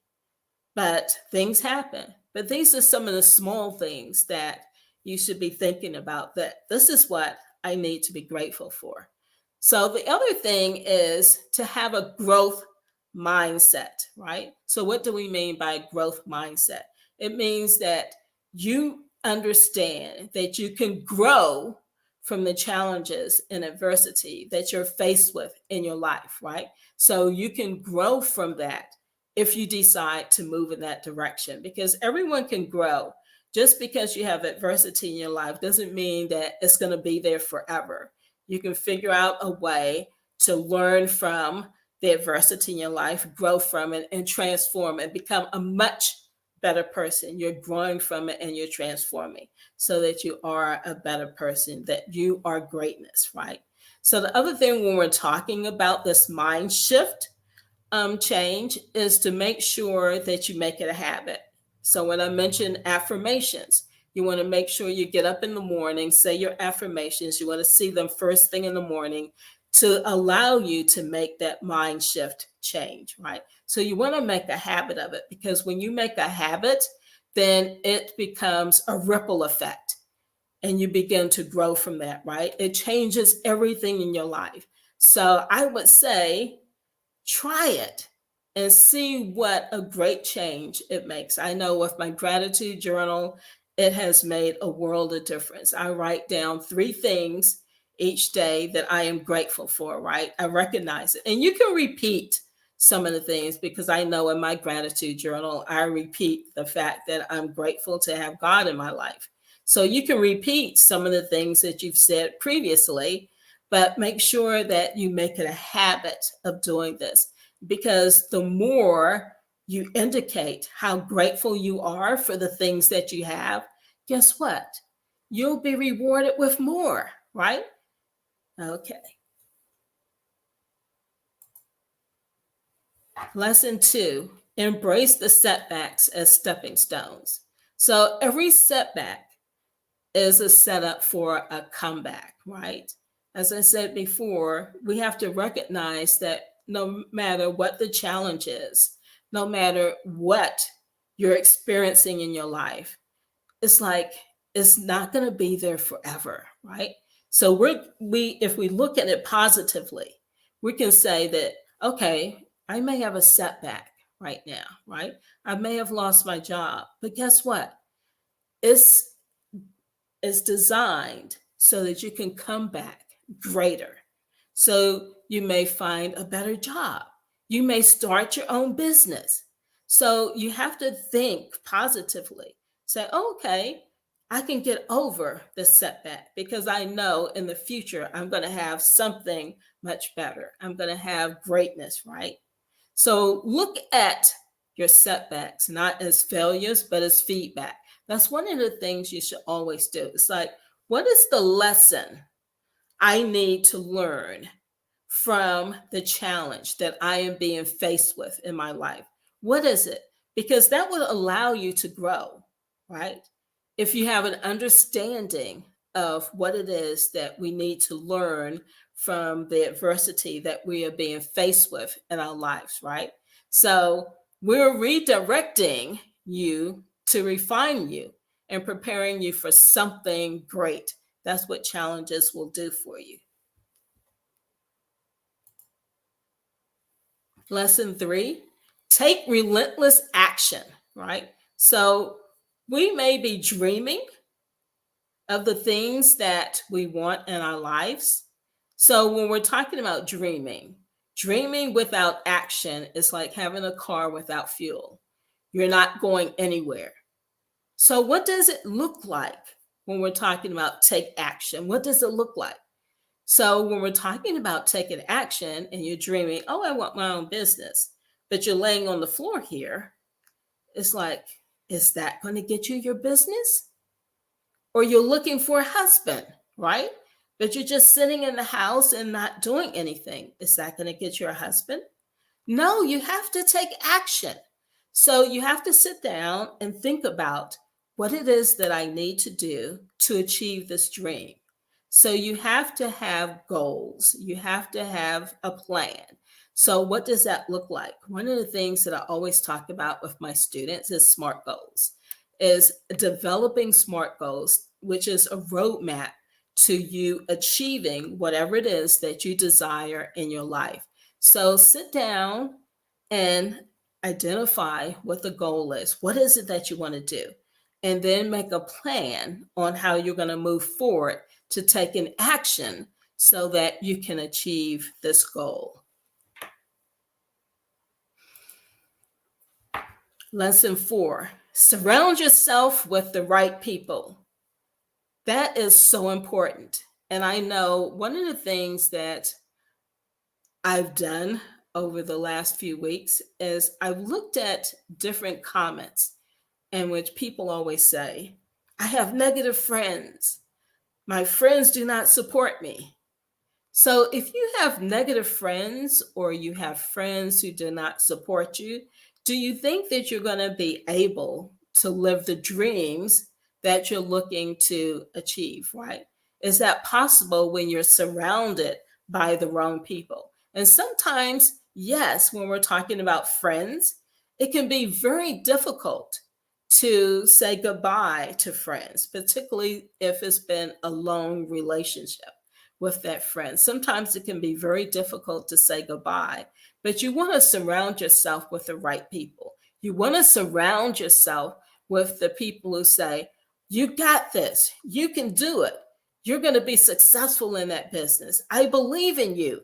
These are things that you want to hear from the people in your life, your friends and your family, because that uplifts you. And that's what you want in your life. You want people who are going to uplift you and motivate you and believe in you and say, you can do it. You want to surround yourself with those people. Okay.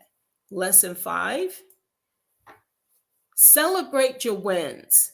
So when we're talking about celebrating your wins, we're saying that whatever it is that you're doing, when you move a little further and closer to your dreams, you want to celebrate that, right?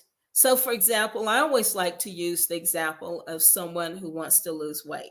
So let's say that you lose 2 pounds. Celebrate that. That's a great accomplishment. Even though you may say, well, I have 50 more pounds to lose. It's a great accomplishment. Recognize that whether it's a small win or a big win, it's a win. Now, when I say celebrate your wins and we're talking about losing weight and you lose 2 pounds, no, don't celebrate it by going in to eat cake and ice cream, right? So you may want to go out with your friends, go walking, but you want to celebrate it. Like all wins are great. All wins are great because they're helping you move towards that dream that you have set for your life, that goal that you have set for your life. So make sure that you're celebrating your wins, no matter how small. Okay, so the last thing that I want to do, because these were the 5 lessons on overcoming adversity to live your dreams. Now, I can add much more to that, and I do have a workshop in which I can add more to it, especially talking about goal setting and helping you to move closer to your dreams.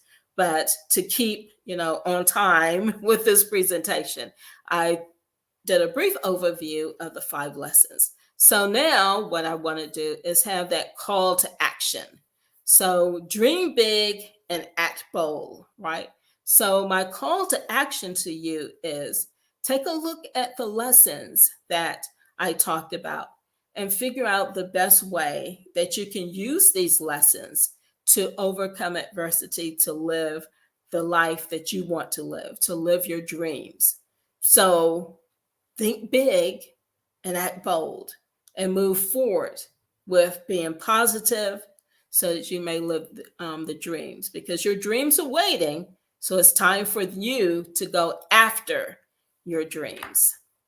Okay, so let's just do a brief summary of what I went over. So we talked about the 5 lessons. So first, reframe that narrative. Get those negative thoughts out of your head, and you're going to replace them with positive thoughts.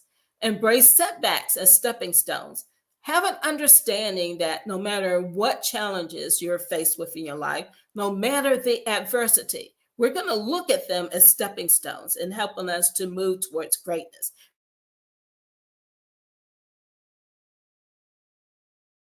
Because that's what will help you to overcome and move towards greatness. So take relentless action. So whatever it is that you're faced with in your life, you have to take action. Just sitting back and not doing anything is not going to help, right? So we have to figure out, what is my action plan? What do I need to do to overcome this adversity that I have in my life? Surround yourself with the right people. You want people who are going to uplift you, motivate you, inspire you to live your dreams and to move forward towards those dreams. And then celebrate your wins, no matter how big or how small. Celebrate your wins. And then the last, I said, call to action. Make sure that you're looking at these 5 lessons, figuring out what's the best way so that you can live your dreams. So that's your challenge, is to make sure that you dream big and you act bold and you're moving towards living your dreams.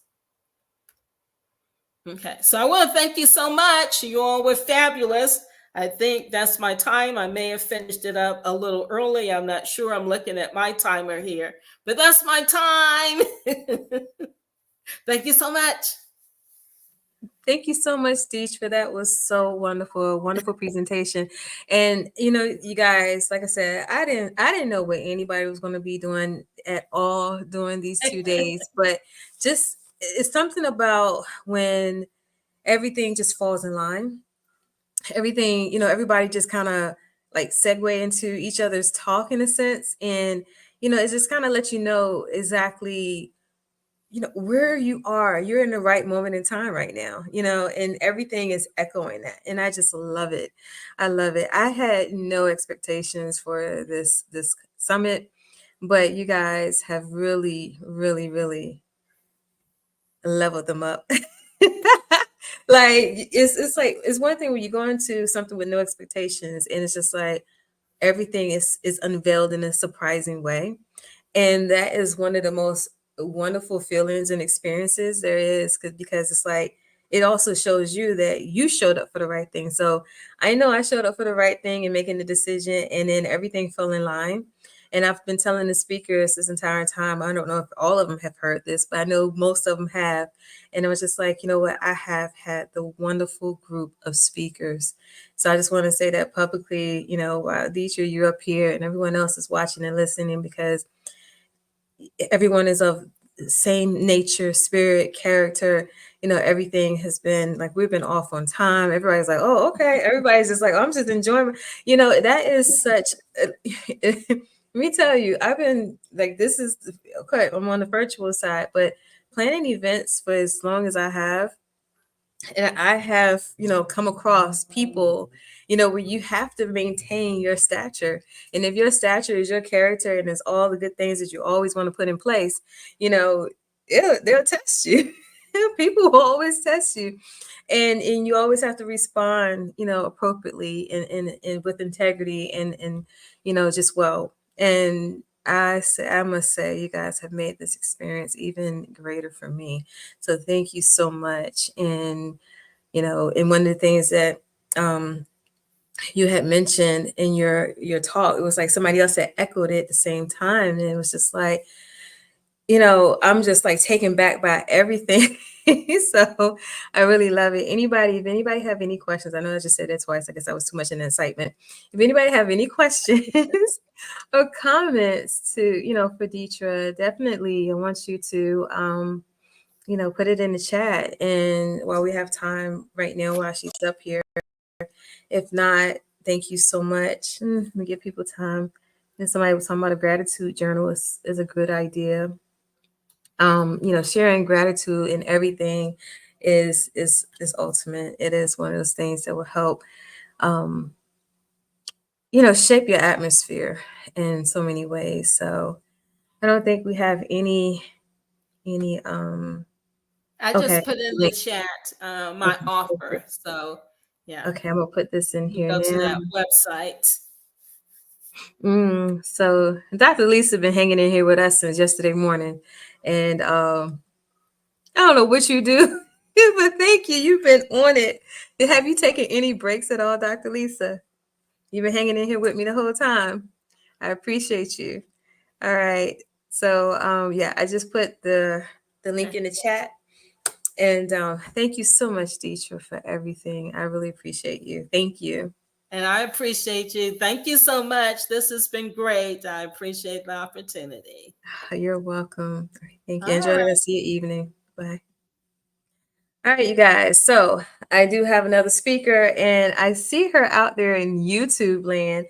Miss Lauren, I need you to come on my side of the world. Come on in so I can get you up here on this stage. I'm waiting for you. So Dr. Lisa said she had to recharge her phone. I hear you. Thank you for recharging your phone and hanging out and just being here. Let me get to my bio list here and get to the right place. Okay, I see Lauren just popped on in. Let me get everything set up here, and I'll be right back, guys.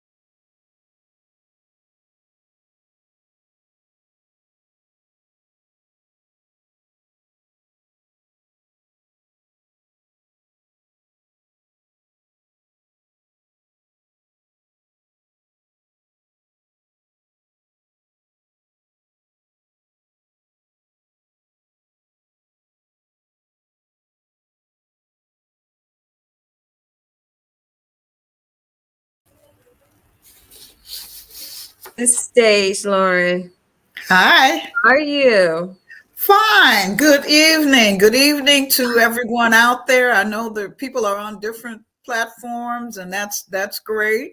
We had a little scare earlier, but we're back on track. So We're here. just delighted and honored and blessed to be here with you and our audience. It has been a wonderful 2 days. I was kind of in and out, but I have loved it, got some great nuggets, and just thank you, Sasha, for making this all happen. You and your team, you guys are awesome.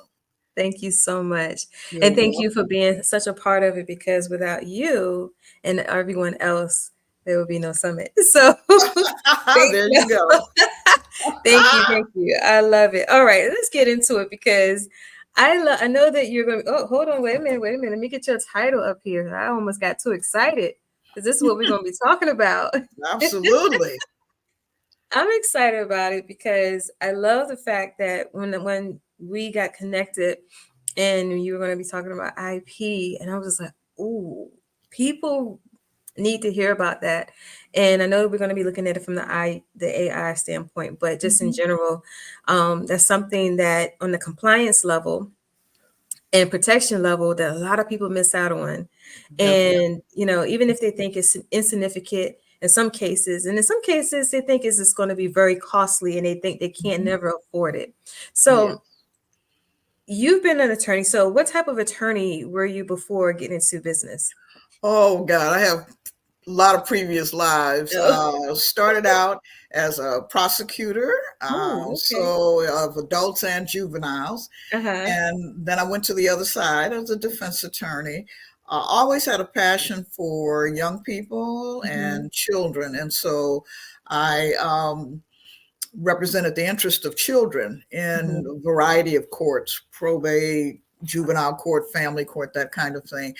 And then I always knew I wanted to start my own business. I am a baby boomer, so that means the opportunities available were not anywhere near what they are now. But in my private practice, I had a chance to be a commissioner to marry people.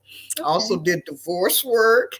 But also really had a practice where I worked with small business owners and startups, and that really led to me forming my company after retirement as a 60-plus-year-old. So I have had a really blessed journey, learned a lot, combined all of those skills and experiences, and formed LRB Global Consulting Services. And so here I am. And in working with intellectual property, that was something that was always on my mind. Came across various issues surrounding intellectual property throughout my practice. And what I decided to do was to focus a lot of my business, because I have a passion for working with startups and small businesses, get started on the right foot and then grow and scale in a way that you're going to really be successful. So that's why I decided to focus much of my consulting business on intellectual property and more recently AI. Oh, that's good. So before we get into the AI part, let's, in layman's terms, let's define intellectual property. Well, it really is creations of the mind or the intellect. That's why intellectual is there. The root word is intellect. That are placed in commerce, that are used in commerce. So business owners, entrepreneurs, even organizations that have a revenue stream of generating revenue for their organization. So any creation of the mind that is used in commerce, and you have a way of protecting that. That's really what intellectual property is. And there are 4 common types that we are aware of: copyrights, trademarks, patents, and trade secrets. Those are the 4 main types. Wonderful, wonderful. Yeah, I'm just asked this little funny question here. I know there's not an answer to it, but I'm gonna just throw it out there. Now, I'll always go around. I would tell people, because I know my mind. I'm like, I'm a walking IP. That way I can protect myself. before my ideas are out there. Well, actually, we'll talk about some ways, but here's the thing. What's in your mind has to be manifested or expressed in some kind of way. So be it a writing, be it music, sculpture, choreography, whatever it may be, it has to be expressed in a tangible form in order to be protected. So you cannot, because if you think about it, fast food companies, there would only be one. If they could capture that idea and protect it, which means no one else could use it. And so we think about examples like that, but basically it has to be expressed in some tangible form in order to be protectable. That's why I was like, I'm just going to do this little funny question just to be kind of, because I do, because I'm always full of ideas. And then a lot of times I get into, meetings and conferences, well, not conferences, but meetings with people. Maybe I'm going to look into partnerships or something like that. But how I do protect that, if we're looking into like some type of collaboration, and you just let me, if you want to expound on this non-disclosure agreements, I do have people to sign that NDA. And I put it in terminology, across the board, like down to the T. I don't know what we're going to talk about, but all I know is in the confinement of this conversation, exactly what you're giving, just as well as I'm giving, it stays right here. Very, very important. And I would say, even as far as your friends and your family, you don't just want to share with anyone until you've taken the proper steps to best put yourself in the best position to defend, should you have to, number one, and number two, to stop infringement. So it should be in writing. And I have clients who have great ideas. They want to take it to a bigger company, for example. And I said, look, first thing they need to understand and what you need to have is a non-disclosure, confidentiality and non-disclosure agreement. And I'll tell you, if they don't want to sign, then that's not who you need to be doing business with. So that's a very important point. That's good. That's good. Because a lot of times people really do miss out on contracts. And one of the things that, in my past business life and everything that I have worked on and touched on, I've worked with a lot of independent music artists. So getting involved in that whole contractual process and, everything that comes along with it, being the business manager for them. And so, and that was like when I really first started in business. So it was like a little bit of events, and there was some independent music artists and, marketing, promoting, and business management.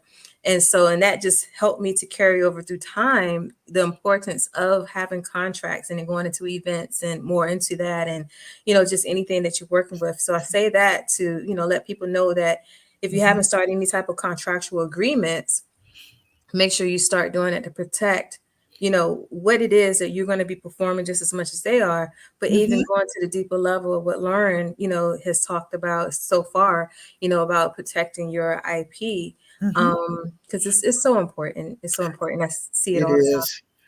It is, even if it's a matter of after you have a conversation to follow it up with a text or an email, that is putting something in writing. And so if the reader has a disagreement with it or a different understanding, then that starts the back and forth until there's some agreement. But also, put it in writing. And that's not my legal training. That is just life experiences, because two intelligent people can hear the same thing at the same time and give a different interpretation. And so it's just important to make sure that you have the right understanding and that the other parties involved have the right understanding of what that conversation was, and then to go from there. So very important step. So that's really good. So one more question before we turn it over to the whole AI, conversation. Let's debunk the myth. Poor man's copyright, poor man trademark. All those things from back in the days, people are like, oh, all you got to do is send it to yourself. All you got to do is this and this, go ahead and put the, copyright symbol on something. So let's talk about that, because some people may still, believe it or not, some people still think like that, and they still put the information out there. And, it is a myth, but then again, it's not, because if you have a situation where you end up in court, and you're saying you're making a claim, then you have to prove it. And so what we call the poor man's copyright, and that is making a copy, not your actual prototype, but making a copy of it, mailing it to yourself, certified mail, return receipt. The certified mail stamp from the post office shows the date it was stamped and mailed. The return receipt shows to you the green card, your proof that whoever you mailed it to, which was yourself, actually got it. So you're covered on both ends. But it's some indication. It's not absolute proof.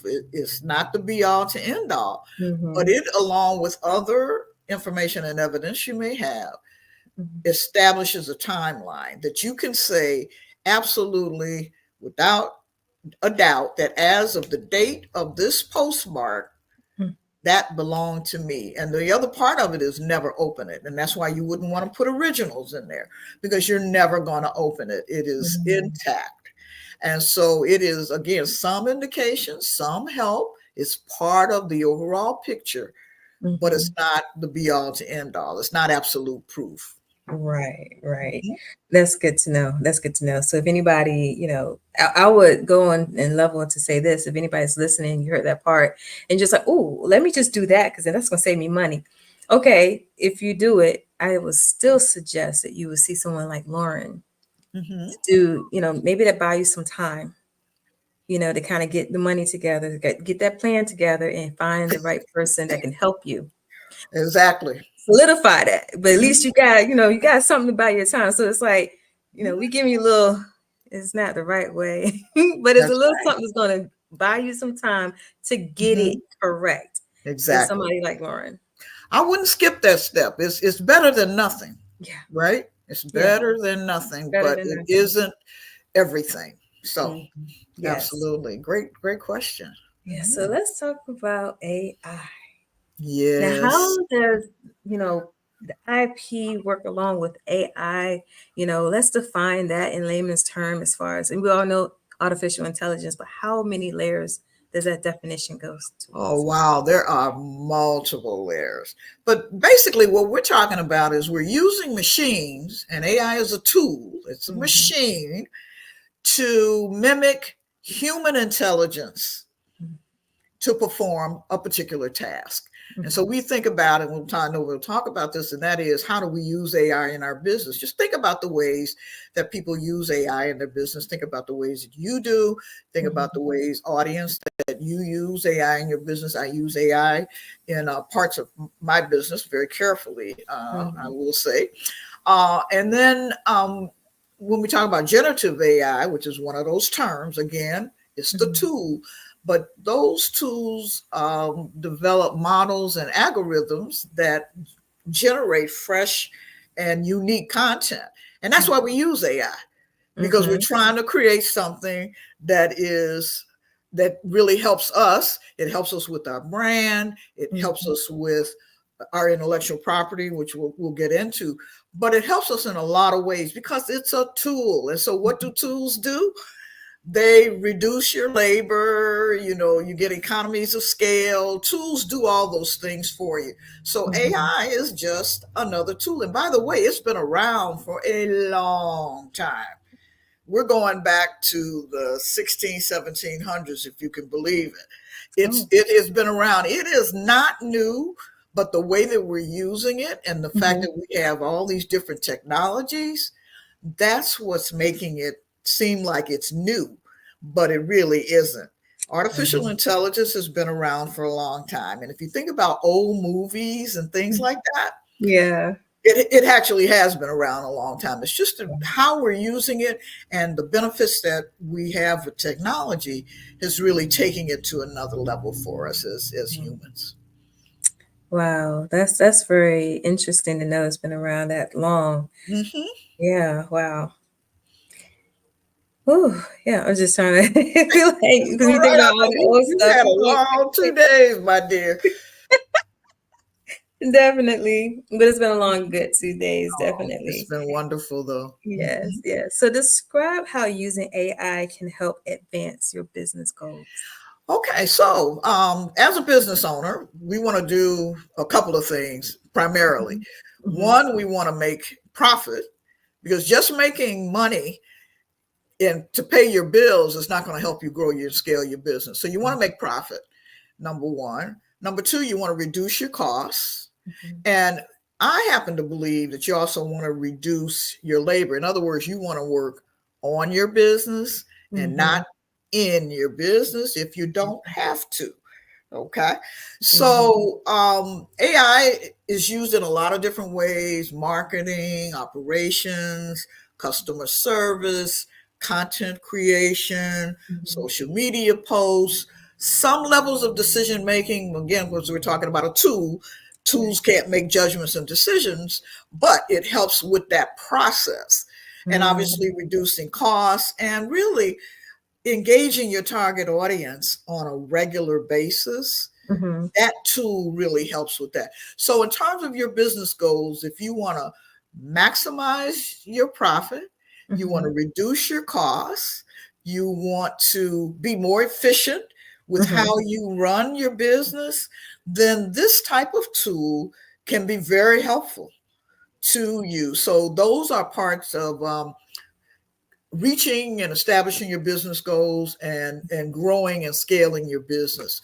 This is a tool that definitely can help with that. Wow, wonderful.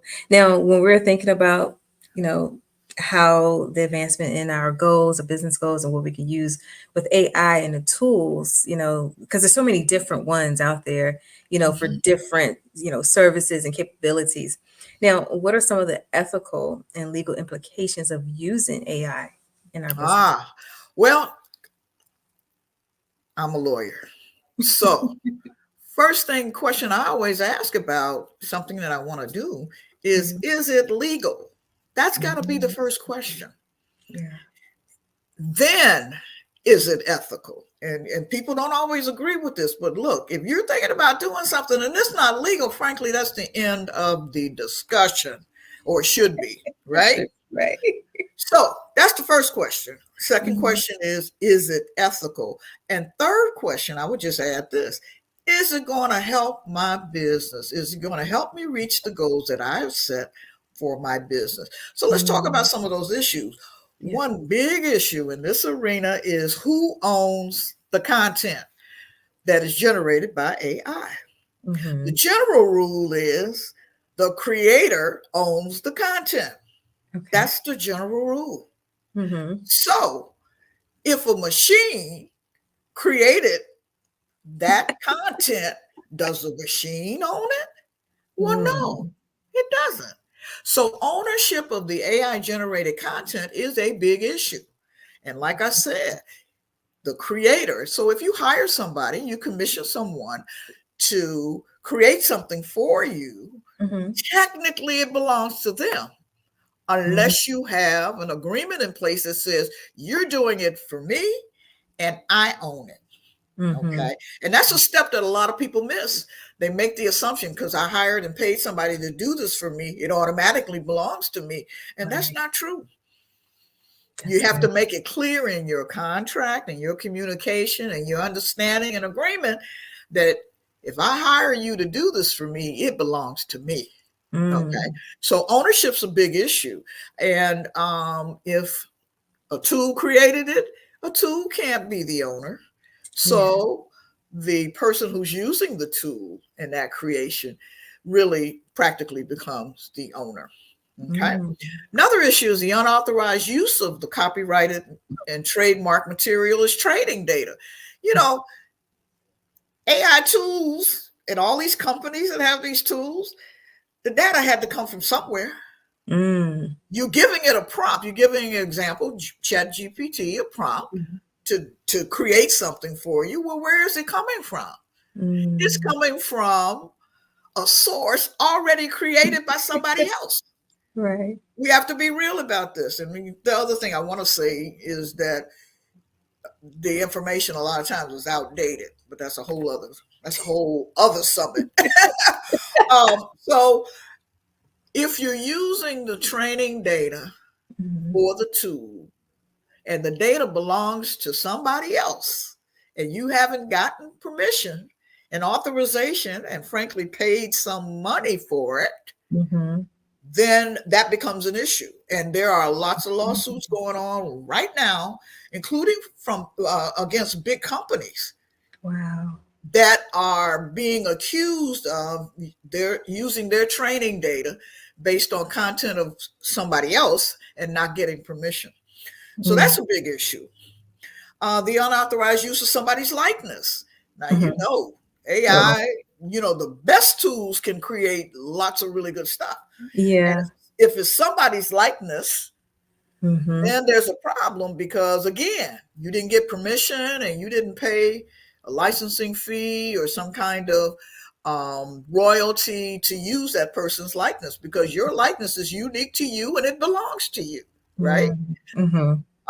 Plagiarism, fair use, protecting your AI generated content. How do you do that? And I know we're going to talk about that in a moment. And then in the trademark arena, especially, there's a standard of, is it going to confuse the market?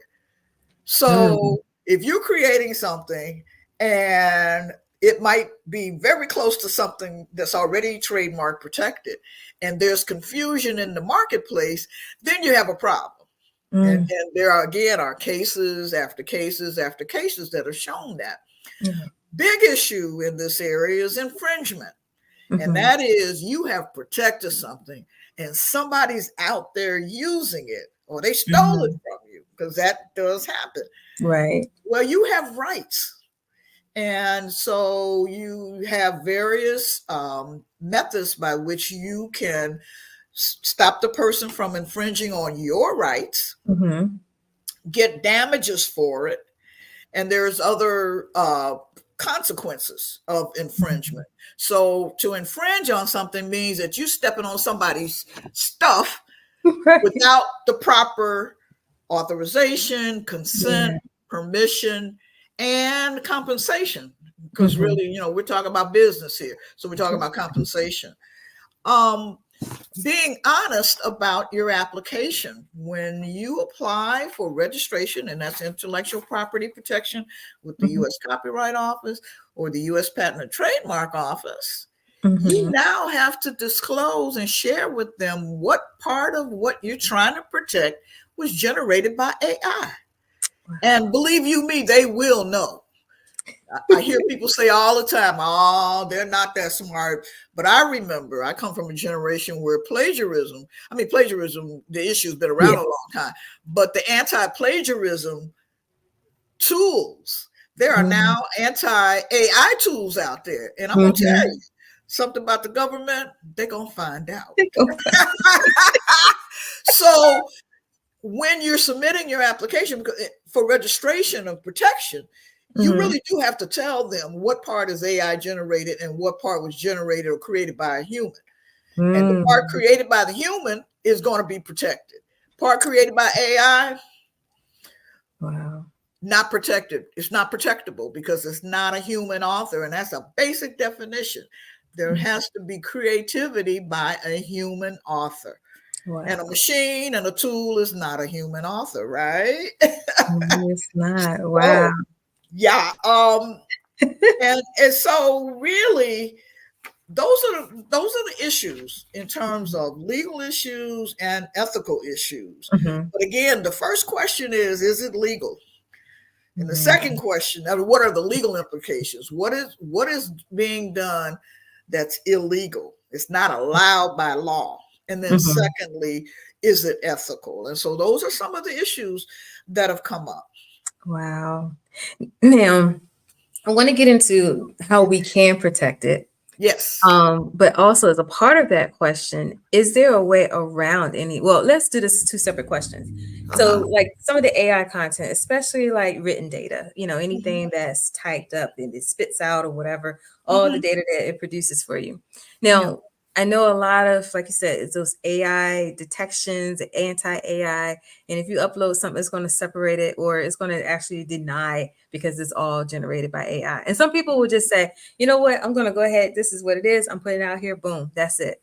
Now, is there a way around some of those documents, like taking what AI has created, but then retyping it, or anything that people can do to get around that? Or Well, here's what I would suggest. First of all, there's nothing wrong with using your own creativity. There's nothing wrong with hiring somebody or commissioning someone who knows you and know what your goals are and what you're trying to achieve. Just do it the old-fashioned way. That's number one. But number two, I would say, if you minimize your use of AI in your creative work, then you have a better chance.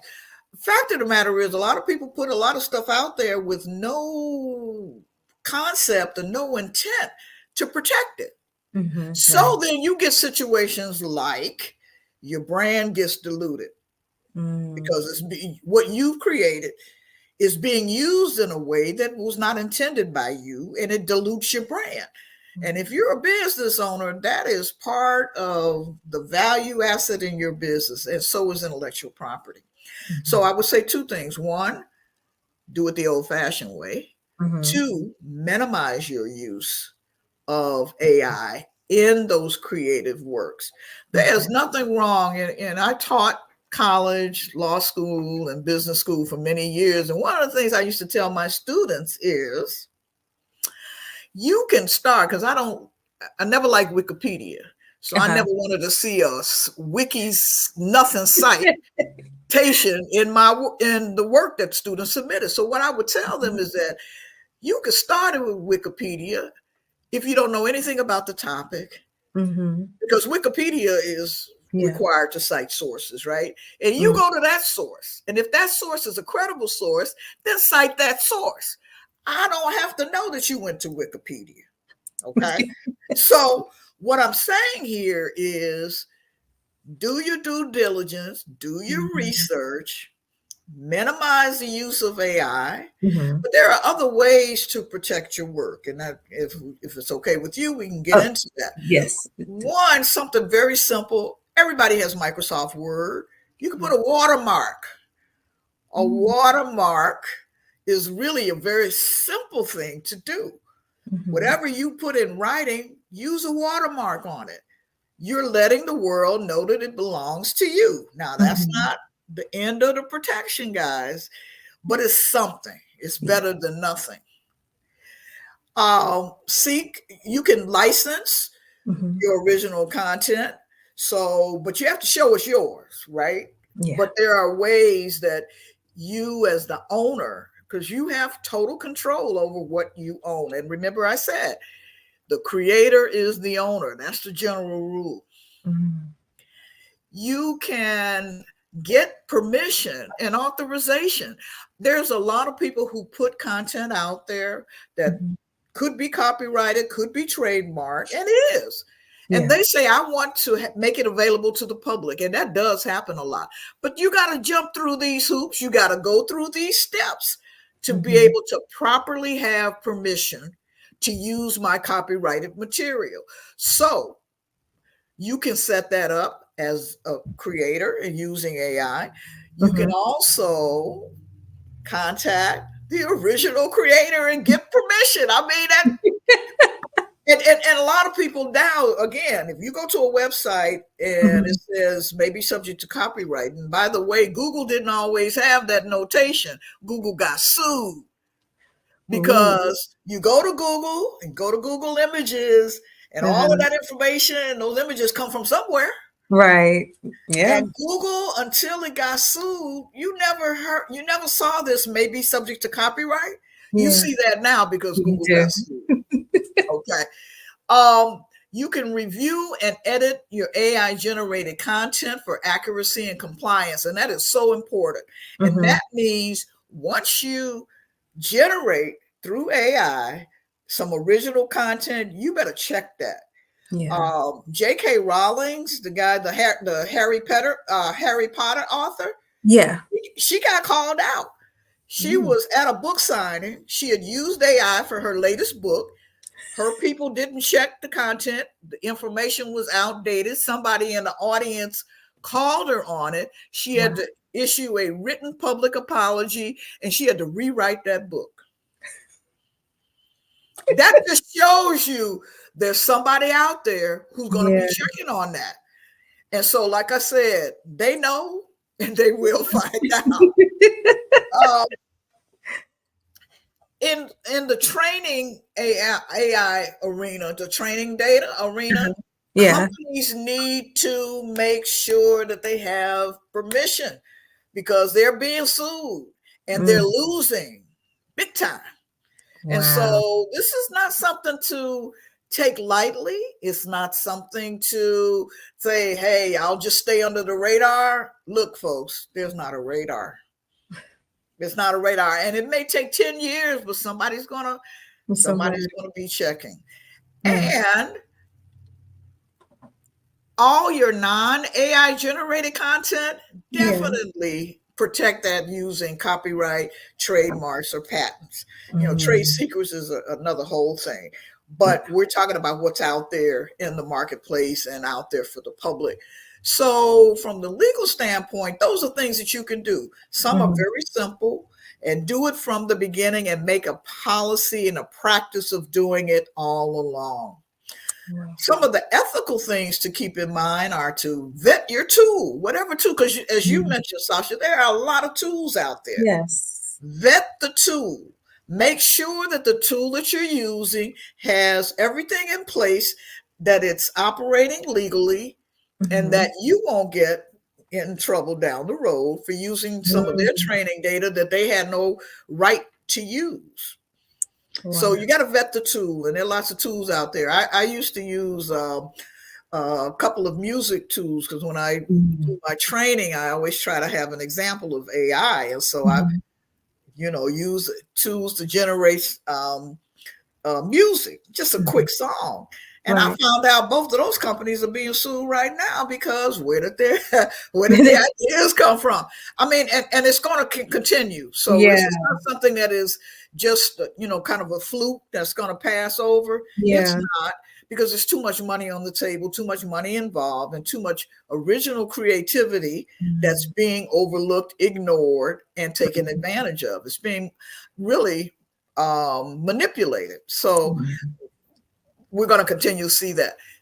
From an ethical standpoint, check on the content.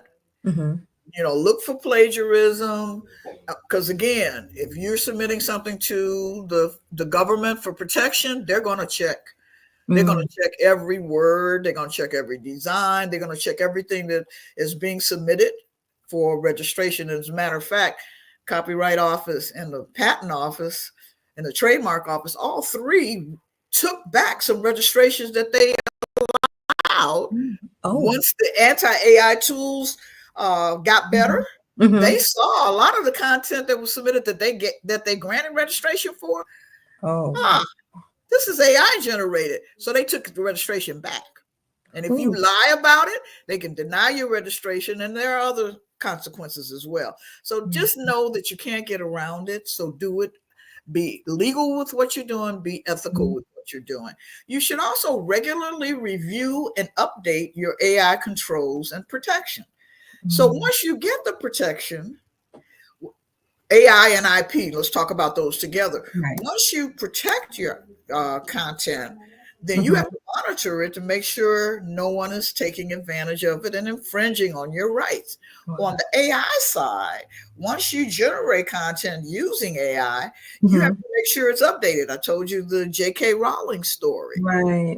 The data, and right now, the data goes back, is as current as 2021 and 2022. How many years ago was that? Data's not current. 3 years, They're getting better about it, but the data's not current. So you always have to check and recheck to make sure that what you're putting out there that's generated by AI is actually the most accurate and up-to-date information. Sounds simple. Not always simple, but it's definitely something you want to do. And then there needs to be a clear policy. Everybody who's using AI, involved in AI, you need to have a clear policy. It needs to be in writing of specifically saying you're not using somebody else's content without permission as part of your training data. And you really have to stick to that. Wow. And so I actually, if we can talk about my offer, I have a book. It's Basics of Copyright, Trademarks, Patents, and Trade Secrets with AI implications. And so I think you have the link to my website, Yeah. www. I'm gonna put it in the chat right now. Oh, okay, great. www.laurenconsults.com/free ebook. You go to my site, you see in the navigation pane on the home page, you'll see free ebook. And that ebook gets into a lot more details and also really challenges you as a business owner and an entrepreneur or somebody who's in charge of, AI marketing. You need to be aware of these things because for so long, people just said, I'm not going to worry about it. I'll just, settle a lawsuit. But hey, it's costly. Yeah. It is time consuming. And frankly, it's not necessary if you start out doing it correctly. I will also say that I'm in the process, I let you know, I'm in the process of writing a book about intellectual property and AI. And our target publishing date is next year in 2025. I'm working on it because this field is changing almost daily. Different issues are coming up. Same issues are coming up in different ways. And people are just really seeing the value of how to really use the tool correctly, number one. And number two, how to avoid the pitfalls of using such a tool. That's good. That's good to know. Then you just got me thinking because I'm a developer. I have a few GPTs out there, and I'm about to really go back in and write and kind of code it up a little bit to kind of help people out. I'm gonna try it. I'm gonna go back in. Yeah, because I developed the GPTs, to source for so many people and to kind of help, minimize that need to know how to prompt. Yes. And so that way, when it gives the prompt, I set it up for it to give more output. Yes. But I also wanted it to make sure that it's giving the most current information if it's going to give anything. But also, I'm going to go back in and kind of like redo some things just to make sure that as much as possible, and I can't guarantee it's going to be accurate, but if I can put it on the development side, and then what it trend out can be a little bit more better. So based on this conversation, you guys, if you're going to use my GPTs, I'm going to try to put some type of stuff in there as much as I can to help you to make sure that it's going to take you in the right direction, compliance wise, as much as I can. But I'm gonna play around with it to find out. Yeah, I'm gonna do that. Yeah, I want to come back and say, I use your GPT, and then this is what it did. Well, our company really does a couple things. One, we help clients identify the intellectual property in their business because sometimes people just don't know. Yeah. Understand it's a value asset to your business, so you really need to know what it is. And then in the book, the ebook, I talk about how to monetize your IP. And so when you're at a point where you're looking to monetize that, you definitely have to have your ducks in a row as far as anything that you may have generated in your business using AI. You just have to be aware. And it's better to do it sooner than later, of course. And so we help you monetize. We actually assist with and actually file on your behalf the applications for registration of your trademark and your copyright.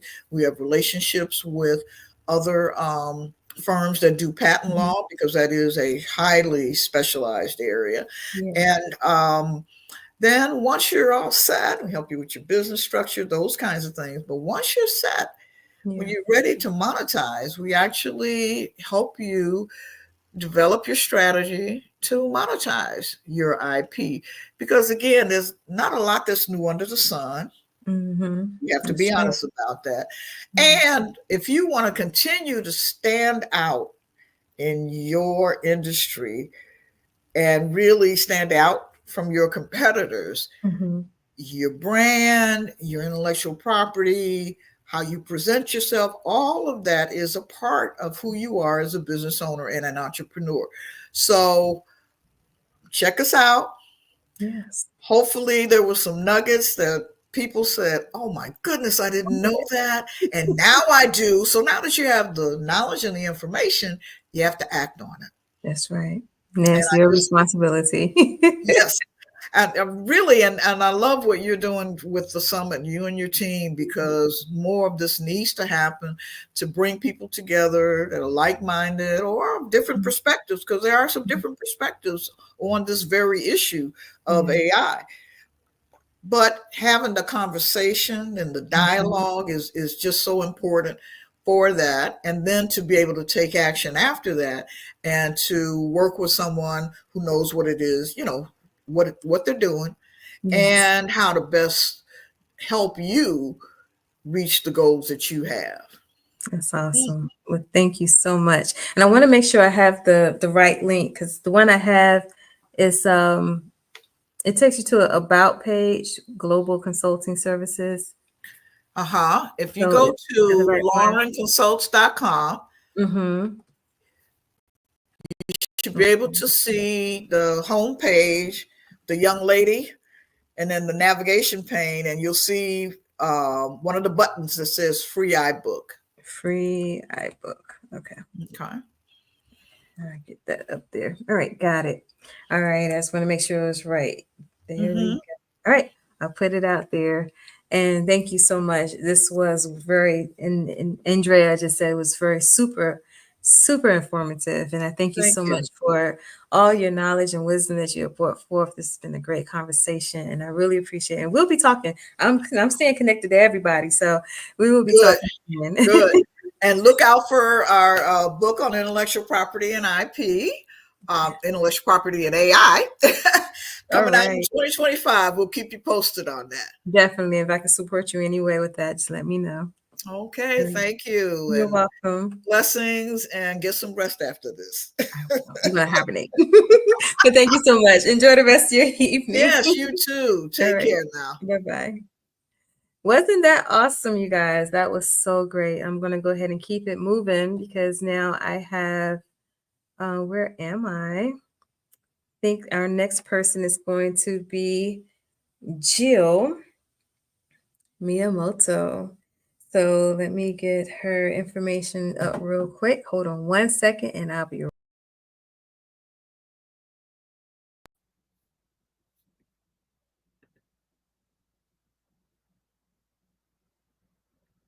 Introducing the VIP Business Suite, a game changer for women entrepreneurs. You know, there's an old saying, the people who are crazy enough to think they can change the world are the ones who do. At VIP Business Suite, we believe every woman entrepreneur has the potential to change the world. And we're not talking about just running a business. We're talking about building something bigger, something meaningful. You see, business isn't just about making a profit. It's about passion. It's about purpose. And when you can align your vision with the right tools and support, that's when the magic happens. The VIP Business Suite isn't just another coaching service. It's a movement. We're bringing together a complete ecosystem of business development, marketing, branding, and PR done with you and for you. Why? Because your time is valuable. You're building the future. You don't need more tasks on your plate. You need smart, strategic support that helps you grow faster and smarter. Here's what you get: monthly coaching that's tailored to your business. Not generic advice, not cookie-cutter solutions. This is about you. Done with you and done for you services that take the weight off your shoulders so you can focus on your vision. 2 pricing tiers so you can choose the plan that fits your needs. Simple, flexible, no commitment, cancel anytime. A free online community of trailblazing women entrepreneurs. We're not just building businesses, we're building a tribe. Why? Because at the VIP Business Suite, we believe in more than just business. We believe in creating something that matters. We believe that when women entrepreneurs succeed, the world gets better. It's not just about what we're offering. It's about why we're doing it. We want to empower women to lead, to innovate, and to push the boundaries of what's possible. That's why we exist. Now, the question is, Are you ready to change the world? Join the VIP Business Suite. The future is yours to build. Let's get started.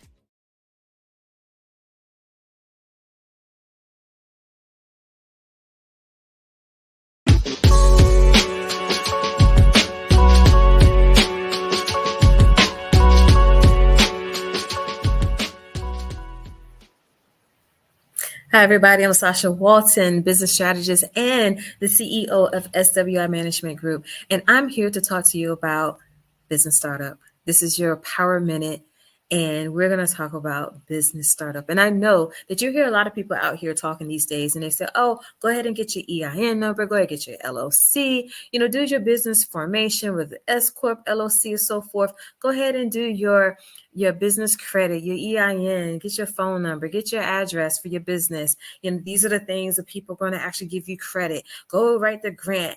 All these things are so imperative for your business, of course. However, there are some elements that they are missing in what they're giving you. And in fact, what I'm going to tell you right now within this 1 minute is going to be the blueprint of why are you going to do all the other things that they just mentioned.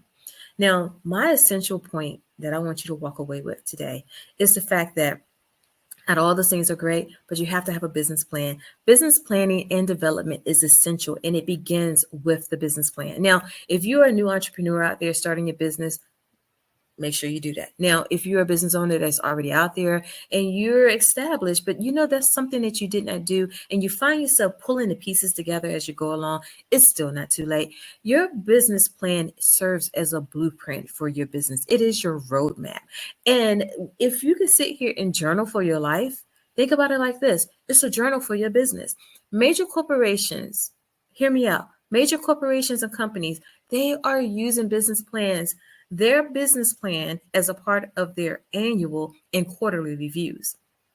It's essential. It helps them to, and it will help you to identify what steps to take going forward. It gives you strategic foresight. It actually helps you to pin down those action steps that you need to take. Are you attaining those goals that you made each quarter?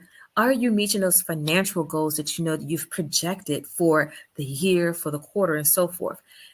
I know a lot of people want to skip this process because it's tedious, but if you look at it as a way of building that vision that you see for your business and writing it out in a business plan, it is essential.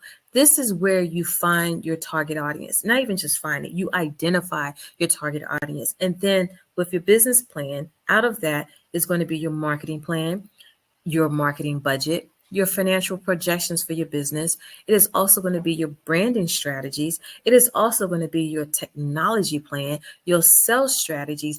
All these things and more comes from your business. And let's not forget succession planning. Okay. This is where it starts. And a lot of times, you guys, you already know what you want your business to do. You already know what you want to be because you tell it. You write it on Facebook. You do it all. You tell your friends. You tell your family. But just take that time and write it out, and you will have something as that roadmap, as that blueprint for you as you're going forward with your business. It helps you to hit that target a lot better without having to backtrack. It's not fun backtracking. And then also, you'll know when and how to develop your team.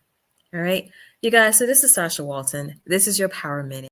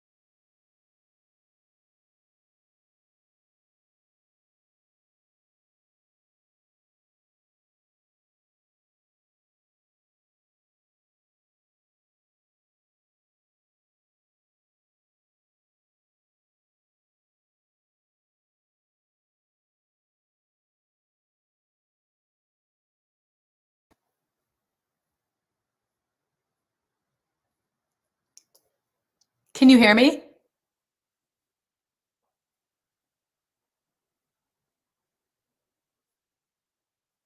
Hi, this is Jill. Can you hear me? I can't hear Sasha, so I'm not sure if anybody can hear me.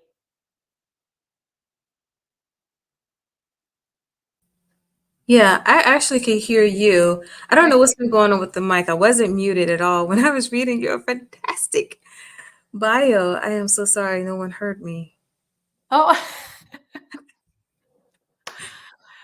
okay. Oh, okay, I'm so sorry. I don't know what happened with the mic. You want me to start it again? I don't know. Did anybody hear anything? I'm not sure what you said. I just read everything. But let's do it this way. Let me just stay online this time and just read it out. All right. Jill Miyamoto, founder and CEO of Jill Miyamoto Brands, brings 30 years of experience elevating businesses from startups to Fortune 50 companies with expertise in operations, sales, marketing, and team building. The businesses she partners with often experience 7 to 10x growth in under 24 months. Passionate about supporting entrepreneurs dealing with sales challenges, overwhelm, and business related stress. Jill offers a proven 3-part framework. Her unique foundational approach ensures healthy, accelerated, and sustainable growth, recognizing the crucial link between a company's success and its leaders' well-being. Jill is now on a mission to lead 101,000 entrepreneurs to growth and resilience by 2028. You guys, here's Jill. All right. Oh my gosh. Can you see me on the full screen right now? All right. I'm not sure if anybody can hear me. So shake your head if you can. All right. Yeah, they can hear you. Somebody said yes in Okay, the comments. awesome. Yes. Awesome. Well, I'm so excited to be here, and thank you, Sacha, for having me.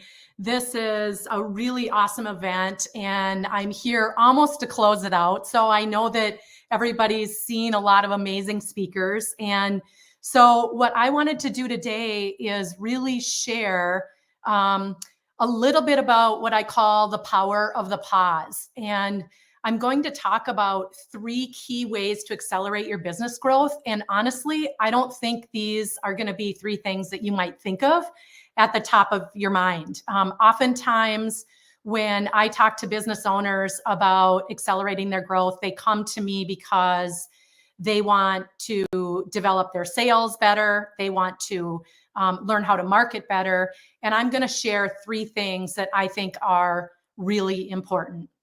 But first, what I'd like to do is I'd like to share a little brief story about the power of the pause in my life. So I'd like to take you back a few years ago, and it was about 9:30 at night on a weekday. And I had so much going on in my life. And at the time, if anybody was looking on the outside looking in, they would think, you know what, she's got it all. Her life is so awesome. I had just got a huge promotion at a Fortune 50 company, and I went from, to a 20 times the amount of people that were reporting into me. So it was actually a promotion that I had wanted for 2 years. It was really the reason why I went to the company, because they were developing this new division, and I finally got this promotion. So it was very exciting. At the same time, I got a house in the suburbs that, I was working on, and that was exciting. I was married. I had been traveling the world. So I had like all these really awesome things going on. Well, I got home that night, and after a long day, I was like, I need to take a pause. I am feeling so overwhelmed. And I was feeling this feeling that you may get it, not necessarily in this situation, but feel it sometimes where it's like, how am I going to handle all that's going on in my life right now? And I went into my bedroom, and the only space that I had where I felt like I could get a little bit of privacy was in my closet. So I went into my closet, and I sat down, and I had one of those cries, the slobbering nose cries. And I kept thinking, like, how am I going to actually get through this? Well, in reality, what was happening was about a half hour earlier, I had helped get my mom to bed. She was living at our house, and I had recently found out that she had terminal cancer, and we had just set up that day her hospice care in my home. So she was my priority. I was really taking care of her. I was thinking through all the feels that you get when you're losing someone you love. And I was also feeling like I was failing at my new role that I had wanted for so long, because I couldn't feel like I was really fully being present for my team and for this new division that I was responsible for setting up, not to mention all the other things in my life. So I had this great cry. It was a pause. It was probably like a 20 minutes, and I cried till I couldn't cry anymore. But what happened at the end of that cry was I wiped my eyes, and my eyes were swollen, but I was so clear on what I was going to do next. And the only way that happened is because I stopped and I took a pause to figure out what I needed to do to change my situation. Now, that pause made so many things happen in my life. And what I decided in that moment was that I can't do this alone. I have been helping everybody, and I have nothing left in the tank. I have no fuel in the tank, and I'm like burning the candle at both ends, and everything is sort of like in this place where I just can't do it alone anymore. And I wanted to be there first and foremost for my mom during this time and have like this really great relationship with her through the final time that I would be with her. And what I decided in that moment was that was the decision. And following that, I hired a coach. And that coach, when I went to the coach, I got really clear on what it was that I wanted and what I wanted for myself in that time, how I wanted to show up, and how I wanted to show up for everyone else.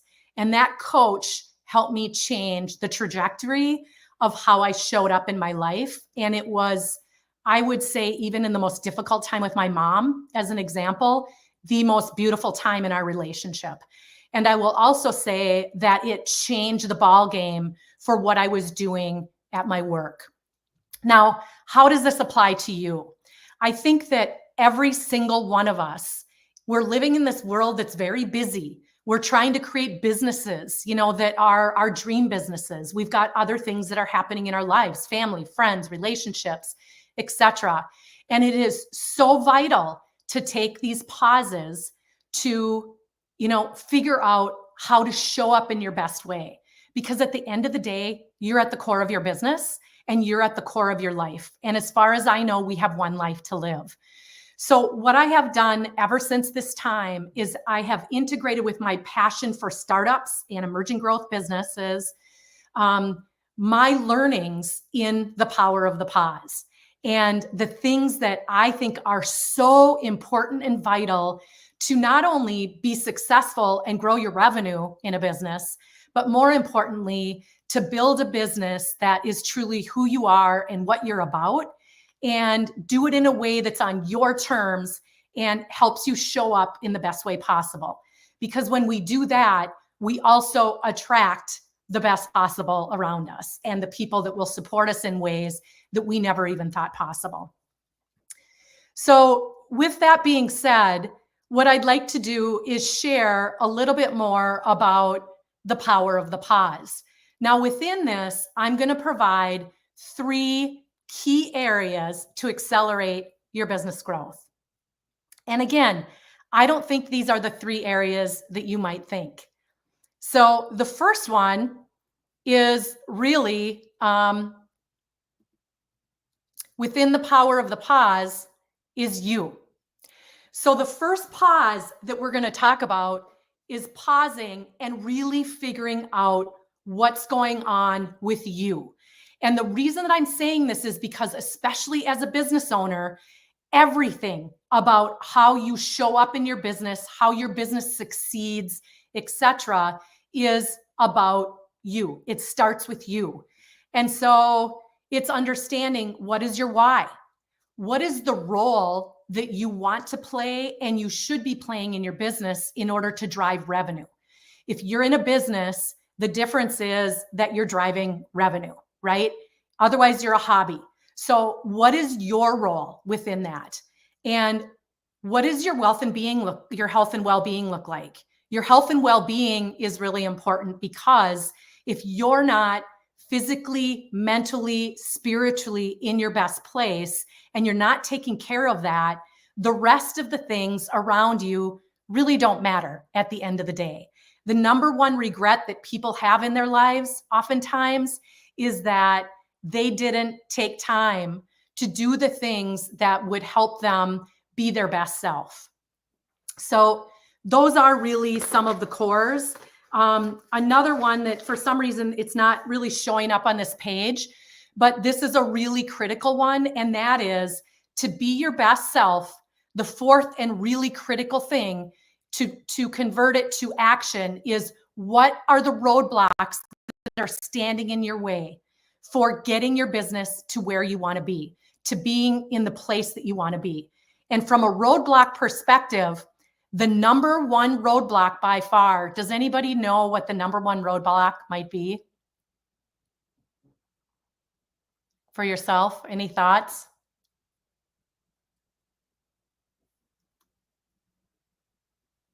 All right. I'm not seeing anything, but I'll share. So just to start out, every day we have about 60,000 thoughts a day, 60,000. And on average, 80% of them are negative. That's a lot of negative thoughts. Okay.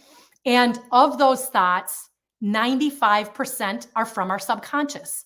And our subconscious mind is truly, it is non-biased. It's not trying to sabotage you. It is literally just a database of information that has come into your life your entire life. And so 95% of our mind is telling us negative thoughts, and we're not even noticing them. So a lot of times it's that one of the feelings might be, I'm not good enough, or I'm not great with money, or I'll never have money like such and such. They're successful, but not me. So what's really important here is that we understand the power of our subconscious mind, and taking the pause and the time to understand what those roadblocks are and what those subconscious beliefs are can have a tremendous impact on everything in your life, including the health of your business. So what I did is I provided everybody, and you should have received this, but it is a link to a workbook. And so if you don't have access to the workbook right now, I did provide the link in the presentation. I think, Sacha, this presentation isn't quite the updated one, so it doesn't include that, but we'll work with it. It's good. But there's a workbook that I've provided that provides you with some information that you can kind of go through these exercises and figure some of these things out as you go. But a couple things that are really true about roadblocks and our subconscious. The only thing standing between you and your dream business, is the stories you're telling yourself in your head that you can't achieve them. So it's really important to identify what these roadblocks are. And I think really importantly too, to live our best life, a life of abundance and freedom, which I believe we all want, we have to align our conscious goals. So our conscious goals might be, I want $1 million business within 2 years.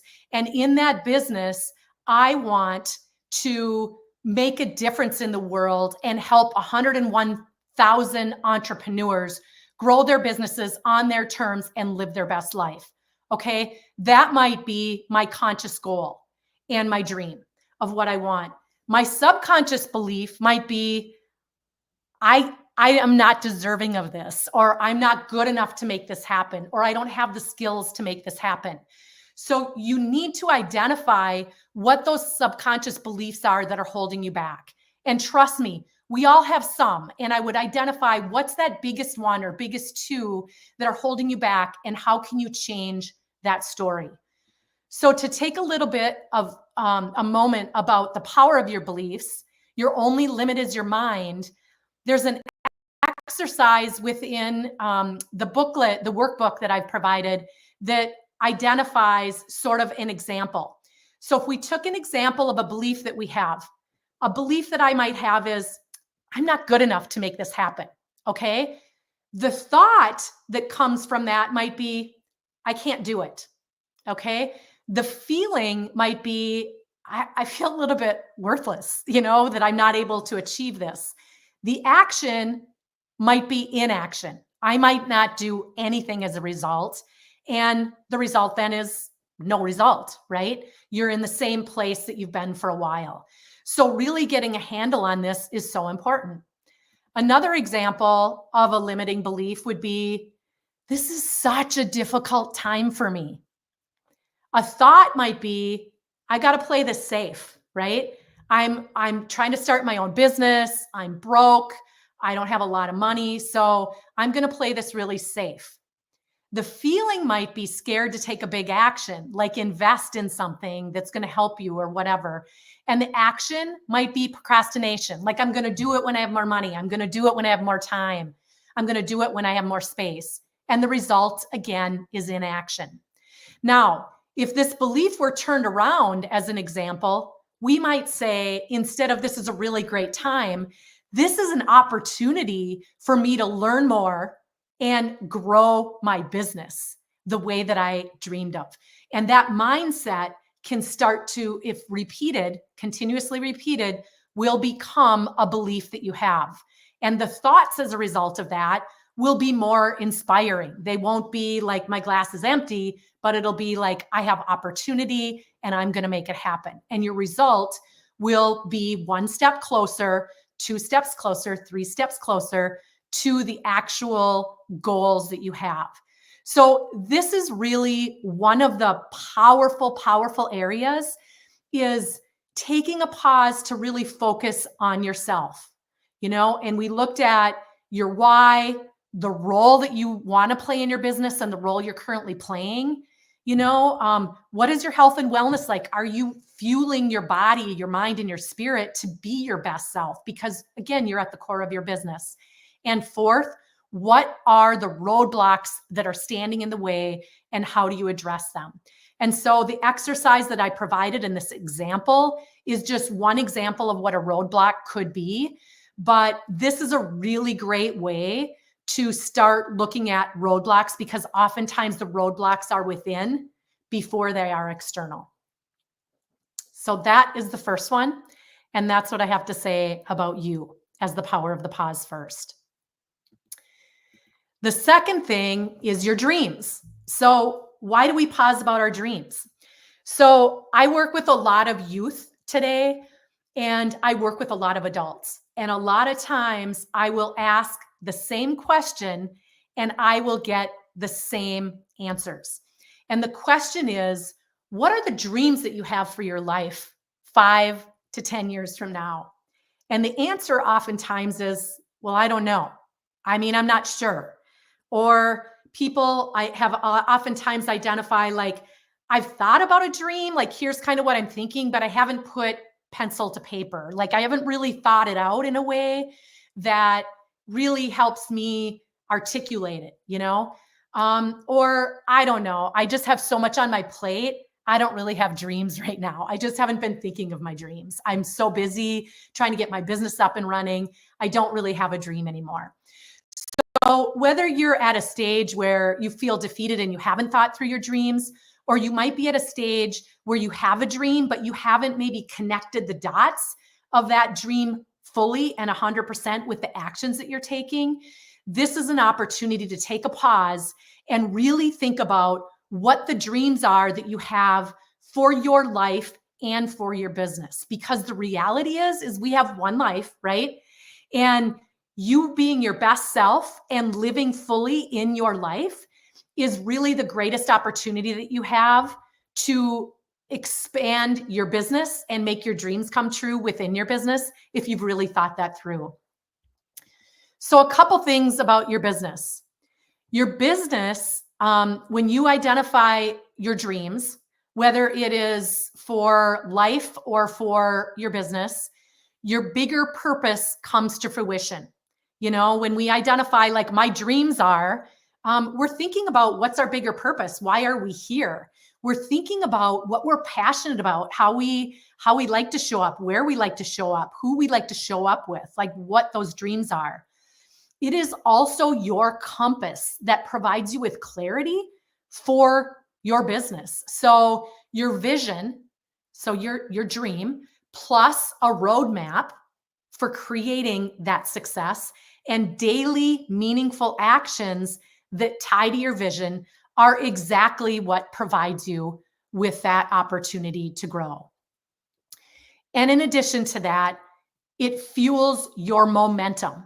When you have a dream and you have something to look forward to, it makes the crappy action items that we sometimes feel we have, which might be our subconscious mind saying it's a crappy item, but the things that we have that maybe drag us down, getting through all the emails, but knowing why we're doing the things that we're doing each day and knowing why we're doing it because it ties to our bigger picture is truly something that can provide you with momentum.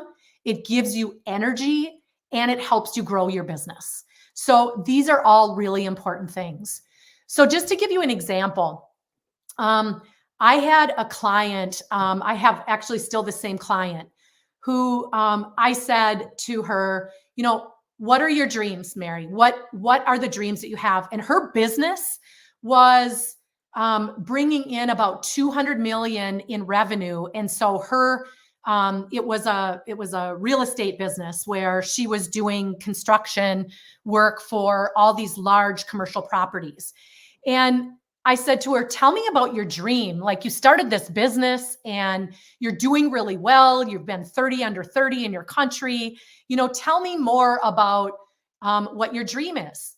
And she said, honestly, I don't even think about my dream anymore. Like, I used to think if I doubled my business, it would be really great, but I don't even know why anymore. I'm so exhausted. I'm not doing the things that I love anymore. My relationships are, you know, kind of fizzling because I don't have time for them. And I'm just in this space where I don't know. I just am not feeling like the dream that I had is really the dream that I want anymore. And so when we sat down and really she fleshed out, like, this is what I really want it to be. And these are the roadblocks in my place right now. She was able to articulate what she wanted in all these different areas of her life. And as a result, we did that same exercise for her business and the different aspects of her business. And she changed the trajectory of her business. Her clients changed to like her ideal clients. The type of work that she was involved in on a daily basis changed. And so the impact that this can have both on your personal and business life is profound. And the only way that you'll get to this, just like doing the exercise on taking the pause to kind of really think through your role in creating business success and happiness in your life, is your dreams and how that's going to contribute to what your overall success is in your business. And so that was such a profound and monumental change for her that I wanted to share that, because this really does work when we take the time. And the reality is that 95% of people don't achieve their dreams, whether it's a business dream or whatever, because they don't have lack of clarity. And I felt that myself at times where I've had like a bigger dream and then I get into the actions and I'm checking things off the list. And I'm like, I hear this from a lot of my clients sometimes. I'm getting so many things done, but I don't know that they're the things that are really contributing to my growth. And really getting clear on what that dream looks like and what you want that to look like across your life and in your business is so vital in getting that clarity, because then you can put the actions to it that will help you grow into that dream. And also, and as important, you can say no, and which is as important oftentimes to things that you might be doing now that are not going to benefit you in growing your business. So I'm super passionate about this because it has helped me profoundly in my life, and it has helped a lot of my clients, and specifically clients that are growing businesses that are really core to who they are and who they want to be and show up in the world and how they want to make a difference. So that is really what the power of dreams can provide. And so what I have provided in the worksheet that you can look at is a dream mapping guide. And this is very simple. And this is a very small part of what I do with my clients, but this is just a brief exercise. And I believe I provided you with 2 pages of this. One is that you can go through it and just identify, what are your goals today in each of these categories? What does it look like? And then there's another page that says, okay, now that these are your goals, what does this look like if you take this to a 10 times better perspective? Now, the first is like income is easy, because if you say, I want to make $100,000 this year, then if you 10x that, the answer is, I'm going to be $1 million business, right? When you get to the other areas, your well-being, your spiritual, your relationships, etc., it's much more personal in what that means, like 10 times better means. You know, it might mean you want to take more time to be in relationships. It might mean something different. It might mean you want a masseuse, you know, like when you have $1 million business, you want a masseuse on call or whatever for your well-being.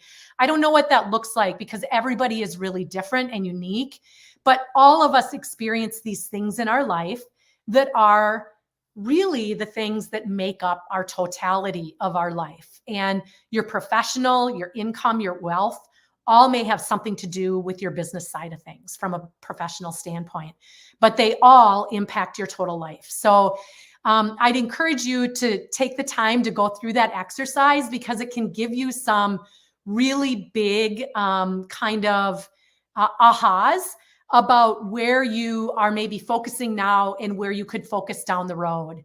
And when I oftentimes work with my clients, we will go through, like I said, a much more in-depth exercise. So this can be much more articulated, and you can tie it to your actions that you're doing every day. But that is that on your dreams. And then the third thing is your stories. So it's interesting because, again, oftentimes I get so many people that come to me, and I have a background in marketing. So it's like, hey, Jill, I need you to help me drive my revenue forward. I need to make more money, and I need you to help me with my marketing. And the first exercise we do is we go through this exercise of my stories.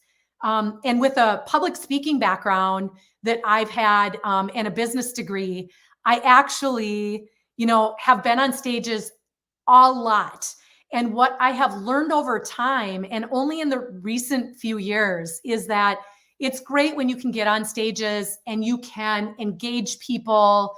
But when you are in your business and you're looking to grow your business, there is a tremendous opportunity to connect the stories that you have to your perfect client, and to engage with them in a way that they really feel like this is for me. And it becomes actually something that is much different for you than, like, I've heard this, I hate selling, or I'm not great at marketing. And the reality is when you start to think and take a pause and think about stories that you have that can resonate. Now, you know, for me, like, one of the reasons that I used the overwhelmed story at the beginning and talked about that I was overwhelmed with all these things happening in my life, everybody else doesn't have that same story, but everybody else may feel that is my ideal client overwhelmed at certain times. You know, when you have your business and you've got, like, you're doing it on your own and you're trying to figure out how to make it happen, and you've got life and other things, it is an opportunity, rather than worrying about the sales and the marketing at the moment, but thinking about, like, gosh, what are those stories that I have that I can connect with the audience and that showcase my purpose, my why. It shows a little bit about who I am and how I showed up, you know, in a situation. And it connects with the audience in a way that's not just about, going through, sales and marketing, but really connecting with like how I can connect to them in a way where they understand me. I mean, there's a million places people can get marketing support.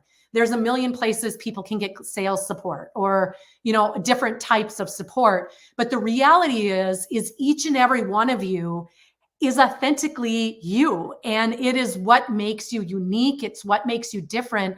And it is the foundational piece to growing your business in this world where there's so much going on out there. And I've heard a lot of great stories this weekend about, people's background and what they're doing, and being able to share that is so important to helping us grow our businesses and connect in ways that are unique. And people say, I like her or I like him. I want the opportunity to work with them. We talked about our stories. We've got internal stories that we talked about earlier. So that was like, what are we telling ourselves every day? And we've got our subconscious and our conscious mind that is talking to us. So that's why I started with you and talking about the roadblocks. And so we've got some stories that we tell ourselves that might be like, that are probably incredibly positive, and it might be why we're running businesses today, right? But we also may have those stories internally that we need to kind of shore up and bring them to a different level and a different rhetoric that can help us, grow our business and come fully, authentically who we are. But then the external stories, it's like, I'm so-and-so and I help so-and-so do this so they can have this, right? That's part of our story. And how do I do that? Well, this is how I do it, right? The other part of our story, and what I'm talking about right now, is this bigger part of our story where it's the stories in our life, oftentimes where we've had hardships or we've learned something that we can translate to our audience. They're stories that when we're talking about things that happen in our life, they help us feel more comfortable in our skin. So they build our confidence, and they also build our credibility when we're tying them to things that resonate with other people. Strong stories convert. And this is the difference between the way I used to get up and present and when you have strong stories that bring people into your fold and say, I love her. I want to be part of what she's doing. And I know she's on my side. So that's really the background on the stories. Now, we just did this as an exercise with some of the clients that I have. And one of the women that I'm working with, Peggy, said, she called me after we were done and she said, this just totally changed how I'm going about things, because prior to that, there was a lot of conversation about, I'm really struggling with my marketing and I'm, churning out all this stuff, but it's just not resonating. And she said, I have this story that I want to tell, and I've now blown it out into all my different marketing and sales channels in how I'm going to communicate it in my blog, in all my stuff. So it was really cool because she said, this has been life-changing because I felt like this huge weight was lifted off of me, because now I'm not trying to do all these other things and create them from scratch. I'm creating them from where I am, where my core is. And so I think that was really an awesome story from her. And it does show the power of our stories. And the following week when we met and she told her story, I was like, oh my gosh, I had no idea. I've been working with you for 6 weeks, 8 weeks. And when she told her story, it gave me a whole new perspective about her and her strength and what she's doing and her why. And I was like so fully in to what she was doing. I couldn't, I was like, oh my gosh, I mean, there were other ways that I want to work with her and things like that. So I just think it opens doors of your heart. It opens doors to new business opportunities, and it opened doors to, really living fully into this business that you want. So the power of stories. So I guess my question here is, what's your story? And it's really not even just your story. It's your stories, because you might have different stories at different times that can be really meaningful for the audiences. So, it might be a story of overwhelm. It might be a story of overcoming. It might be a story of, all different kinds of stories, this is a really great opportunity for everyone, I think, to really just take a pause and really think through those stories that you might have. And this is a little bit wonky right now, but I don't know if you guys have seen, the heart, hands, mind framework. But when I think of the power of the stories, I think about you lead with the heart, right? So heart is when you're telling your story, heart is about the emotion. It's about what emotion does it convey? Overwhelm, sadness, disappointment, I'm stuck, those types of feelings. That's that. The head is like, okay, what is that, what does that look like? Like, how do I solve this? Right. And then the hands is kind of like, how do I solve this? Like, what does that actually tangibly look like? And then we come back to the heart. So like, if you're going to tell a story, those are really kind of those 4 buckets. You can frame it up like that, like in that framework. The other piece of the framework, so it's a 2-part framework. So you think about telling your story in that way. And then you can also think about 3 important elements of your story. So I'm ordinary is the first one. Like, I'm ordinary. We're just alike in this way, in that we're overwhelmed sometimes. So that's ordinary. It's not something that is super uncommon. Or I'm extraordinary. You're extraordinary in that oftentimes that's how you solve the problem. Like, you were in this dire situation that you felt like, how am I going to overcome this? And it showcases how you overcame it, what you did. And everybody has those stories, probably many. And there might be 1 or 2 that come to mind that are like, I want to tell that story. The third one is it shows your why. And that brings you back to like, this is the reason that I'm doing this with business owners, because your why is so vitally important, not only to your core, but to your business and to all the people that you serve, to help them live their why. And so that's really kind of those 2 together within that framework is a way to really think through, like, what could that look like for you and how would you tell those stories? But the first thing that I would challenge you to do is that in your workbook, your mini workbook, there is a question. There's a question that just says, what are the 3 stories that you would want to tell right now? So those 3 stories are different for everyone. And you could write down more than 3, but I would take each of those stories and I would think through those stories and then think through maybe with those stories, how would that look for my audience? What is my audience feeling? What are they thinking? What do they want to see tangibly happen, as a result? And what is that outcome? How are they going to feel when they have that outcome or make that change? And then thinking through that story in that way that we talked about the framework, ordinary, extraordinary, and shows your why. So those are the 3 things that I wanted to share today. 3 things that can accelerate your growth. And again, they're not the things that most people will say, yeah, these are the things that are going to accelerate my growth. But I will say this, when I've worked with myself in every life situation and business situation, as I started kind of building my own business, and importantly, when I work with entrepreneurs, whether they're starting up their business or whether they've been in business for many years and are millions of dollars, this same 3 things apply. And I guarantee you, if you're in a place where even one of those has some opportunity to hone and fine tune, if all 3 of them or 2 of 3 of them, it can make a drastic difference in your business in a very short period of time. It can elevate your health and well-being so that you show up differently, which can give you that energy and motivation and momentum needed to continue the growth in your business. It can feel like a grind sometimes, when we're in our business, when we're working on the stuff and the things and trying to churn things out, if we're not seeing some of the results. But this is a really awesome opportunity to take a step back and really just get clear on what is it that I personally want in my role? How do I want to show up? And how, when I show up, am I going to make my business soar?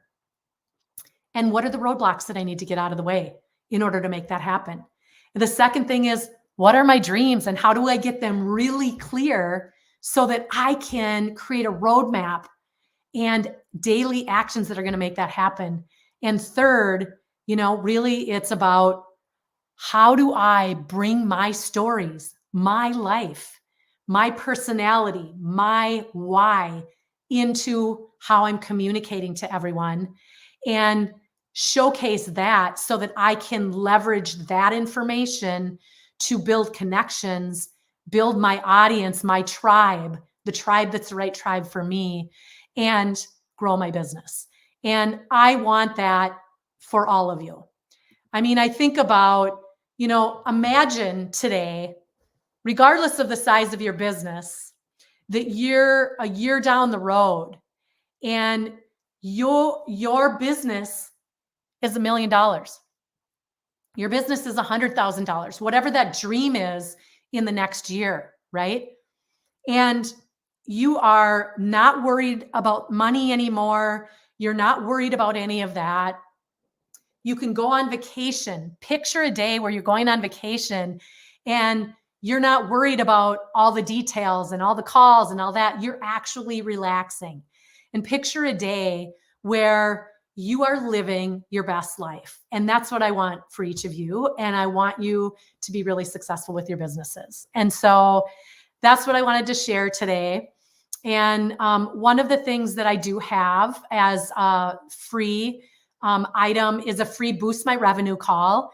And if you'd like to sign up for that, go into my Calendly, do a quick chat.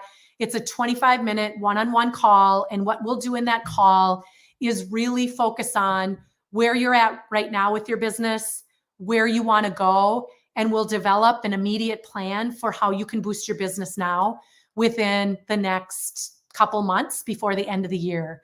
So again, it's totally free. I would love to meet with you. And if there's any way that I can help you or answer any further questions, please reach out. I would love to hear from you. Thank you for your time. I appreciate it. Thank you, Jill, so much for the amazing presentation and everything. Once again, everybody, I mean, everything has just aligned itself with the total theme of the summit, Empowering Women Entrepreneurs, Mind, Body, and Business. I almost got twisted. Mind, Body, and Business. And, this is really a good way of looking at like how to really grow your business, but through the way of storytelling and being effective with that, but also thinking about, and it's been echoed again, removing those roadblocks. You have to remove the roadblocks in order to get to the position that you want to get, or at least step into each level that you want to get to, that ultimate position and success that you're looking for your business. So thank you so much. Anybody have any questions? And then also, I don't know if I had that link for the calendar. If you want to drop it in the private chat, I could put it in the main chat. Oh, for sure. everyone. Yeah. I think it's in the workbook. It's in the workbook. Okay. It's in this. It's on the bottom link right here. Oops, right there. Okay. So you guys, you have the link to the workbook. So when you open it up and you get to that page, make sure you click the calendar, get on Jill's schedule. I mean, she just gave you a wealth of information. And what I love so much about the speakers, it's not just the information that they're giving, but they're showing you the experience and, what they have done within their business and for other businesses. And then when you connect with them, just think about what they can do for you as well. So Jill, thank you so much. Thank you. And just the other thing too, on the bottom here is the Calendly thing, so they can set up time with me. But I really appreciate all your time and thank you for having me, Sacha. What a great event. Thank you. You're so welcome. Thank you. All right, bye-bye. All right, we're going to continue this on with our next speaker, Naomi Ortiz. And let me get this all set up for you.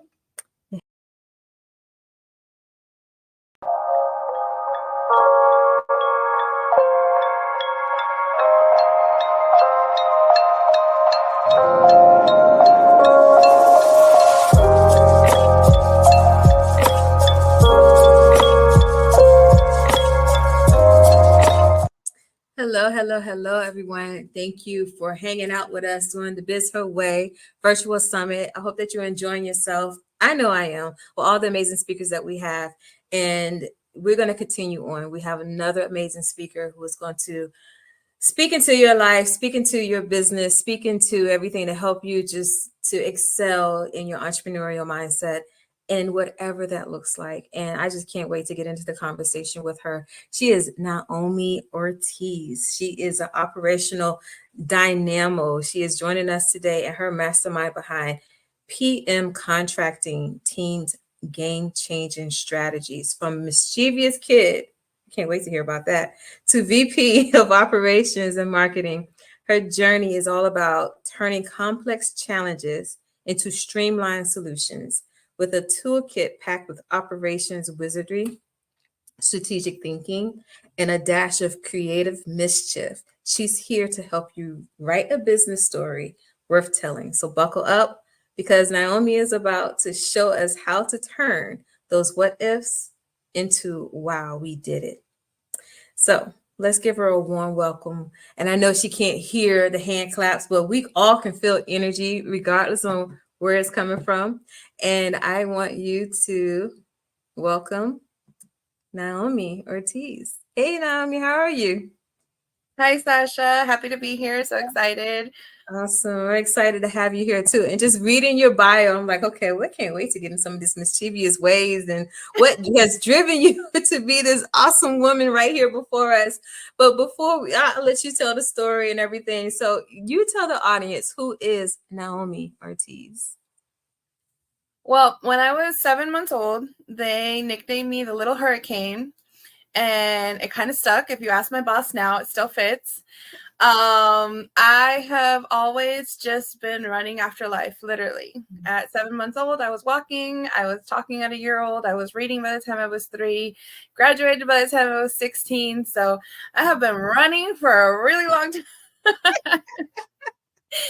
And sometimes when you run, you trip and fall. So I've learned a lot along the way, and definitely have a zest for life. I have 2 kids that are just like their mothers, so they keep me busy.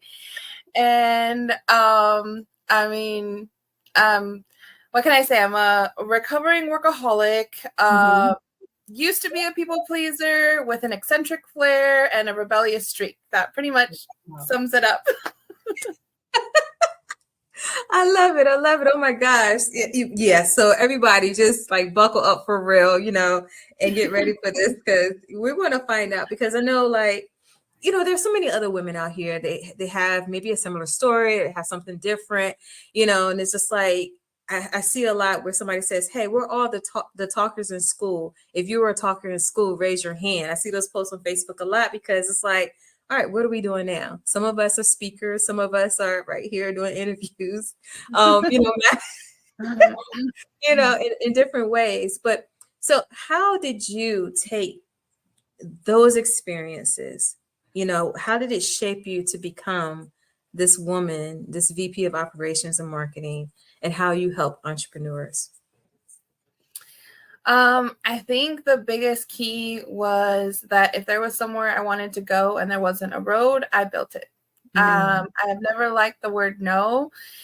And ever since I was in school, if they said, oh, you can't do that, as long as it was legal, I said, why not? So it has kind of just been a history of thinking outside the box and breaking the rules, but in a good way. My boss's wife, who used to work with us, says that I am bossy in the best way. So obviously, in order to succeed in business, you need to be organized. You need to have a system. You need to have priorities and goals.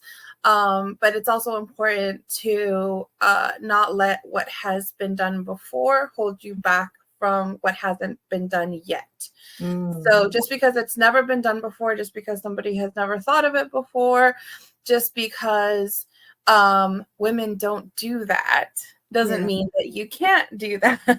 So a lot of times you will be told that you can't or we don't do it that way, or you shouldn't. But it really boils down to what you decide for yourself and who you choose to be in any given industry. And being a woman in construction, I get told no a lot. And I rarely accept no. Like I said, everything's legal, of course, within reason. But there are usually creative ways and solutions to do things that people are convinced can't be done. So that's kind of been my running theme of life. And it's so amazing. And I'm like listening to you thinking, okay, which part am I going to unpack first? Because there's so much information that you just gave. And, you know, I want to start off by saying, you know, everything that you just mentioned, especially the, you know, don't take no for an answer. Like, you know, if it's something that you're purpose to do, that you feel good about it, you're thinking outside the box, run with it. Don't worry about who's going to say what or whatever. And I know with some women out here who could be watching today or watching later, they may be in that phase of, okay, I want to start this business or I want to go in this direction, but it is a male dominated area, like how to handle that. So with you, I know with your story that, you know, you started out as a business owner, entrepreneur, but you knew your own skills, you knew your giftings and how that would help in a better way. And you are working with a company right now as an employee or a VP operations. So you are vice president of operations and marketing with an entrepreneurial spirit. So with women who are out there looking to dive into a male dominated field, whether it is as a business owner or as an executive, what advice would you give them? I would definitely say that I think one of the biggest misconceptions is that you have to like jump into your masculine energy and like elbow your way through the room. And that's how I started off in the beginning. I felt like, oh, I have to stand my ground. I have to really make my voice heard and I have to be really rough and firm. And in the past 15 years being around the construction industry, I have learned that staying true to yourself, because, you know, we're all have different levels of masculine and feminine energy, and wherever you sit on that scale, stay true to that. And simply focus on being very respectful. And of course, there's always going to be people that no matter what you do or how you treat them, male or female, will not respect what you're saying, who you are, or what you're doing. And that cannot be helped. But generally speaking, if you come in, you have done your homework, you know what you're bringing to the table, and you do it respectfully and you listen first, that has been a key factor for me, because usually as in operations, you're coming in and you're trying to fix a problem. People don't like being told what to do when they have already been trying to fix a problem. So they're usually very activated already. It's like, I already tried this. I already tried here. It's like, don't tell me anything else. Don't give me any more instructions. It's like, it's already chaotic. I don't want to add any more to that. Don't give me another task. Yeah. So letting them express that, whoever your team is or whatever the problem area is, allowing them to express that first, listening to their pain points and figuring out where they are and where they want to go. They actually provide a lot of information if you listen first, and then you're able to zero in on exactly how to fix their problem. But at this point, they have already kind of let off that steam. They have understood that you're there to help. You're not going to come in and just like blackball everything. You're actually an advocate and you're there to help. So that really helps to establish that. And then gender kind of stops being an issue, because now you're on a level playing field. Now it's you and them against the problem, not you coming in against the team that is having a hard time. So that has been the strongest point for me, to be able to walk into any room, any team, any company, and not be treated like the enemy because I'm trying to fix a problem. Even if they are in essence sometimes part of the problem. But by not addressing it that way, they can now take a step back, deal with it objectively, and any instruction that is given is directed at the problem, not at any specific team member or individual or department. So now everybody feels a lot more cohesive, and they're jumping in and attacking the problem. Now they feel empowered. Now they're like, oh, wait, I hadn't thought about that. That's actually a really good idea. And then everything starts flowing, and all of a sudden, it isn't a problem anymore. And they're coming up with their own instructions. Sometimes they know the solution, but they're resisting the change. Everybody struggles with change, including me. So when somebody comes at you with a list of instructions of like, oh, you got to do this, this, this, and this, and you feel like you're not meeting that checklist, there's a very different attitude. You were talking about energy. Yet that energy is very different. Yeah. So kind of letting them express that welcomes you into any room. So that has definitely been my biggest tool on my tool belt. That's awesome. But it's a great tool. It's definitely a great tool to have in your tool belt. And you mentioned change. And that's one thing, like a lot of times, like we say, change is inevitable. It's something that's going to happen. We have to get adjusted to it. I mean, it's a cycle. We deal with it with our age when we're aging. I hate to see the 3-letter word. When we're aging, we're maturing in life.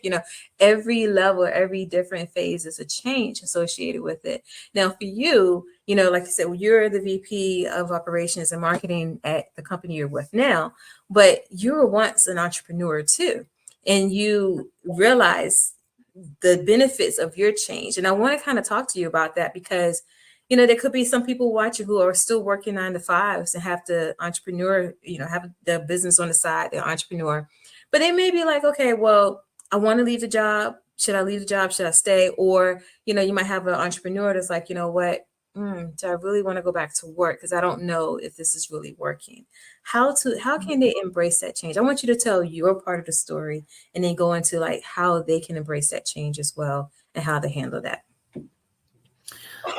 For me, it definitely boiled down to being brutally honest. So I had to really, really sit down and evaluate where am I and where I want to be. So the same methodology that I apply to any company or department where I analyze the problem, in this case, the decision that needed to be made. Do I continue to own my own business, or do I go back and find a home for myself within another company? And it really boils down to being brutally honest with the kind of life that you want, because entrepreneurship comes with its own pros and cons. Yes, you have a lot more freedom and flexibility, but at the same time, it comes with a lot more responsibility. There is a very specific skill set required to thrive as an entrepreneur.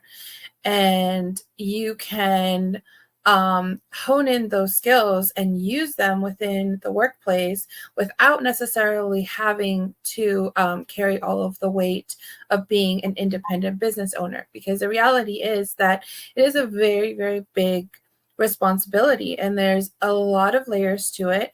And I'm sure every single woman on this summit has a laundry list of skills, but none of us can be good at everything. So when you get really honest about, okay, this is my perfect little zone where I am checking all of the boxes, and this is the life that I want to have, the level of freedom that I want to have, and the level of responsibility that I want to have. And that's what it really boils down to. And you're never going to have a perfect fit. You're always going to have to make a sacrifice one way or another. I know we're told that we can have it all, and we can get pretty close. I can attest to that. We can get pretty close. Yeah. But, at the end of the day, something's always going to have to give. So it's a matter of really knowing yourself and understanding the kind of life that you want, and knowing that there are no rules. Like, you're not locked into anything. It's like right now, this phase of your life, it's like, okay, I'm 37 years old. I have a kid that just graduated high school. I have another one that's going into middle school. It's like they're in these transition phases. It's like that's my priority right now. It's like, I want to make sure that I have the mental, emotional, and physical capacity to be able to give to them what they need. And that's just where I'm at and what the priority is. And then when it shifts, because eventually they're going to move out, they're going to leave, they're going to get married, they're going to forget they have a mom. And then I'll reevaluate, and it's like, yeah, then maybe I'll be a travel blogger at that point, because I've always wanted to travel and I'll own my own business. But it's a matter of being true to the stage of life where you're at and honoring that. So if you're at a stage in your life where owning a business makes sense and that's going to make you happy and you're going to be joyful even when it gets hard, because that was a measuring stick for me. It's like, if you are not happy doing this, even on your roughest day, then you need to adjust. Because if you are having a horrible day, if you have any kind of neurodivergencies or chronic illness or all the laundry list of things that women deal with, then on your worst day dealing with any of those issues, if this still makes you happy, then you're in the right place. If it doesn't, then check your list again. But short of that, there are no rules. And what is going to work for each person is going to be completely individually tailored. So find a way within whatever space you're at and build your life around you, build your career around yourself, whether it be an intrapreneur, an entrepreneur. If you have a 9-to-5 and you have a side hustle that you're passionate about, whatever it may be, the bottom line is that there are no rules. So stay true to what is going to work for you. And what story do you want to tell? Who do you want to be? It's like, if you look back in 5 years, is this a story that you want to tell? Are you going to be proud of the choices that you made? And we all make mistakes. I'm not saying that, that's kind of part of the fun of the ride, right? So it's not like it's ever going to be perfect, but you don't want to stick to something that you already know in the moment isn't the right thing for you. So choose yourself. I think that's the hardest thing for us to do as women, because there is so much pressure to put everything else and everyone else first. Take care of yourself first, and everything else will fall into place. So whether that means taking a step back or pushing yourself to take a step forward, because it depends on who you are. Not sure which one I'm talking to, or maybe both. But sometimes we need that little push. Sometimes it's like, hey, let's settle for a little bit. It just depends. And we have to be flexible, and that way we can keep ourselves in one piece, because what worked for us 5 years ago, 10 years ago, 20 years ago might not be working anymore. And we might have a life built for kids, and then we don't have kids in the home anymore. Or we had a life built for ourselves, and now we have, more members in the family, or lots of pets, or whatever it may be. So, and as we get older, like you were saying, we start aging, our life starts changing, our change, our hormones change. Oh my gosh, everything. So being true to that, and acknowledging your strengths, playing to your strengths, but then also not punishing yourself for any changes, because that can be as simple as all of a sudden you're having trouble sleeping, so you can't be at work at 8 a.m. anymore. So you need to find a better fit. And that's okay. It doesn't matter that you've been at that job 15 years. If it doesn't fit anymore, it doesn't fit. You make the dress to fit you, not you to fit the dress. So it goes the same thing for your career. Yeah, I love that. I love that when you make it fit for you, because you're constantly evolving, as a person, as a woman, as an entrepreneur, as a VP or executive position in a company. Things are always evolving around you, always changing. And and I would say, I agree with everything that you just mentioned, because I know I'm listening to you. I'm thinking about even my own story. A big part of it, it was me always having a business. I always worked full time, had a full time business, started out over 20 years ago and everything. And it came to a place where my full time job at the time, went through a layoff. That layoff excelled me into a full time entrepreneurship, scaling everything, happy with the freedom, happy with everything. I'm like, oh yes, this is what I want. But then that was 2 years. So I was full time 2 years before the pandemic. And then the pandemic happened, and that, like it did with so many other people, it really changed everything to a point where I was just like, oh, I might have to go back to work. And I did, because I had to take care of me. I had to put me first. I have the things that I have, family and so forth. But I would say it was one of the good things. So I share my story on top with you, along with you, is because some people are watching and may be going through the same thing and trying to make that decision, trying to be honest with themselves. I had to be honest with myself, like you had to be honest with yourself and say, you know what, we need to do what we need to do. And as women, we're that species. We're gonna do what we need to do to take care of what we have. And we're resourceful, everything there is. And so I did go back to work, but it put me in a position where it allowed me to be the first person to write certain programs for that company that they've never had, that trains over 800 associates, or a leadership program, things like that you could still leverage. And I would say, like, when you're talking about your topic, being the mischief to mastery and the challenges and triumphs, but how you can master those challenges and triumph that take you into what you are. And we talked about entrepreneurship, you touched on it. You those same skill sets that you had in your business that you can apply to other companies and help them grow. So what would be some, and we're going to move over to the next part I want to unpack. So what are your top 3 steps a woman entrepreneur can do who is going back to work? How can they apply that entrepreneurial mindset into the skill sets that they're going to provide for that company they're working for? You might laugh at this one, but the same way that you would approach a dating profile, that you have your list of like non-negotiables, I would approach it in the same way. The same type of energy that you want in your home, in your family.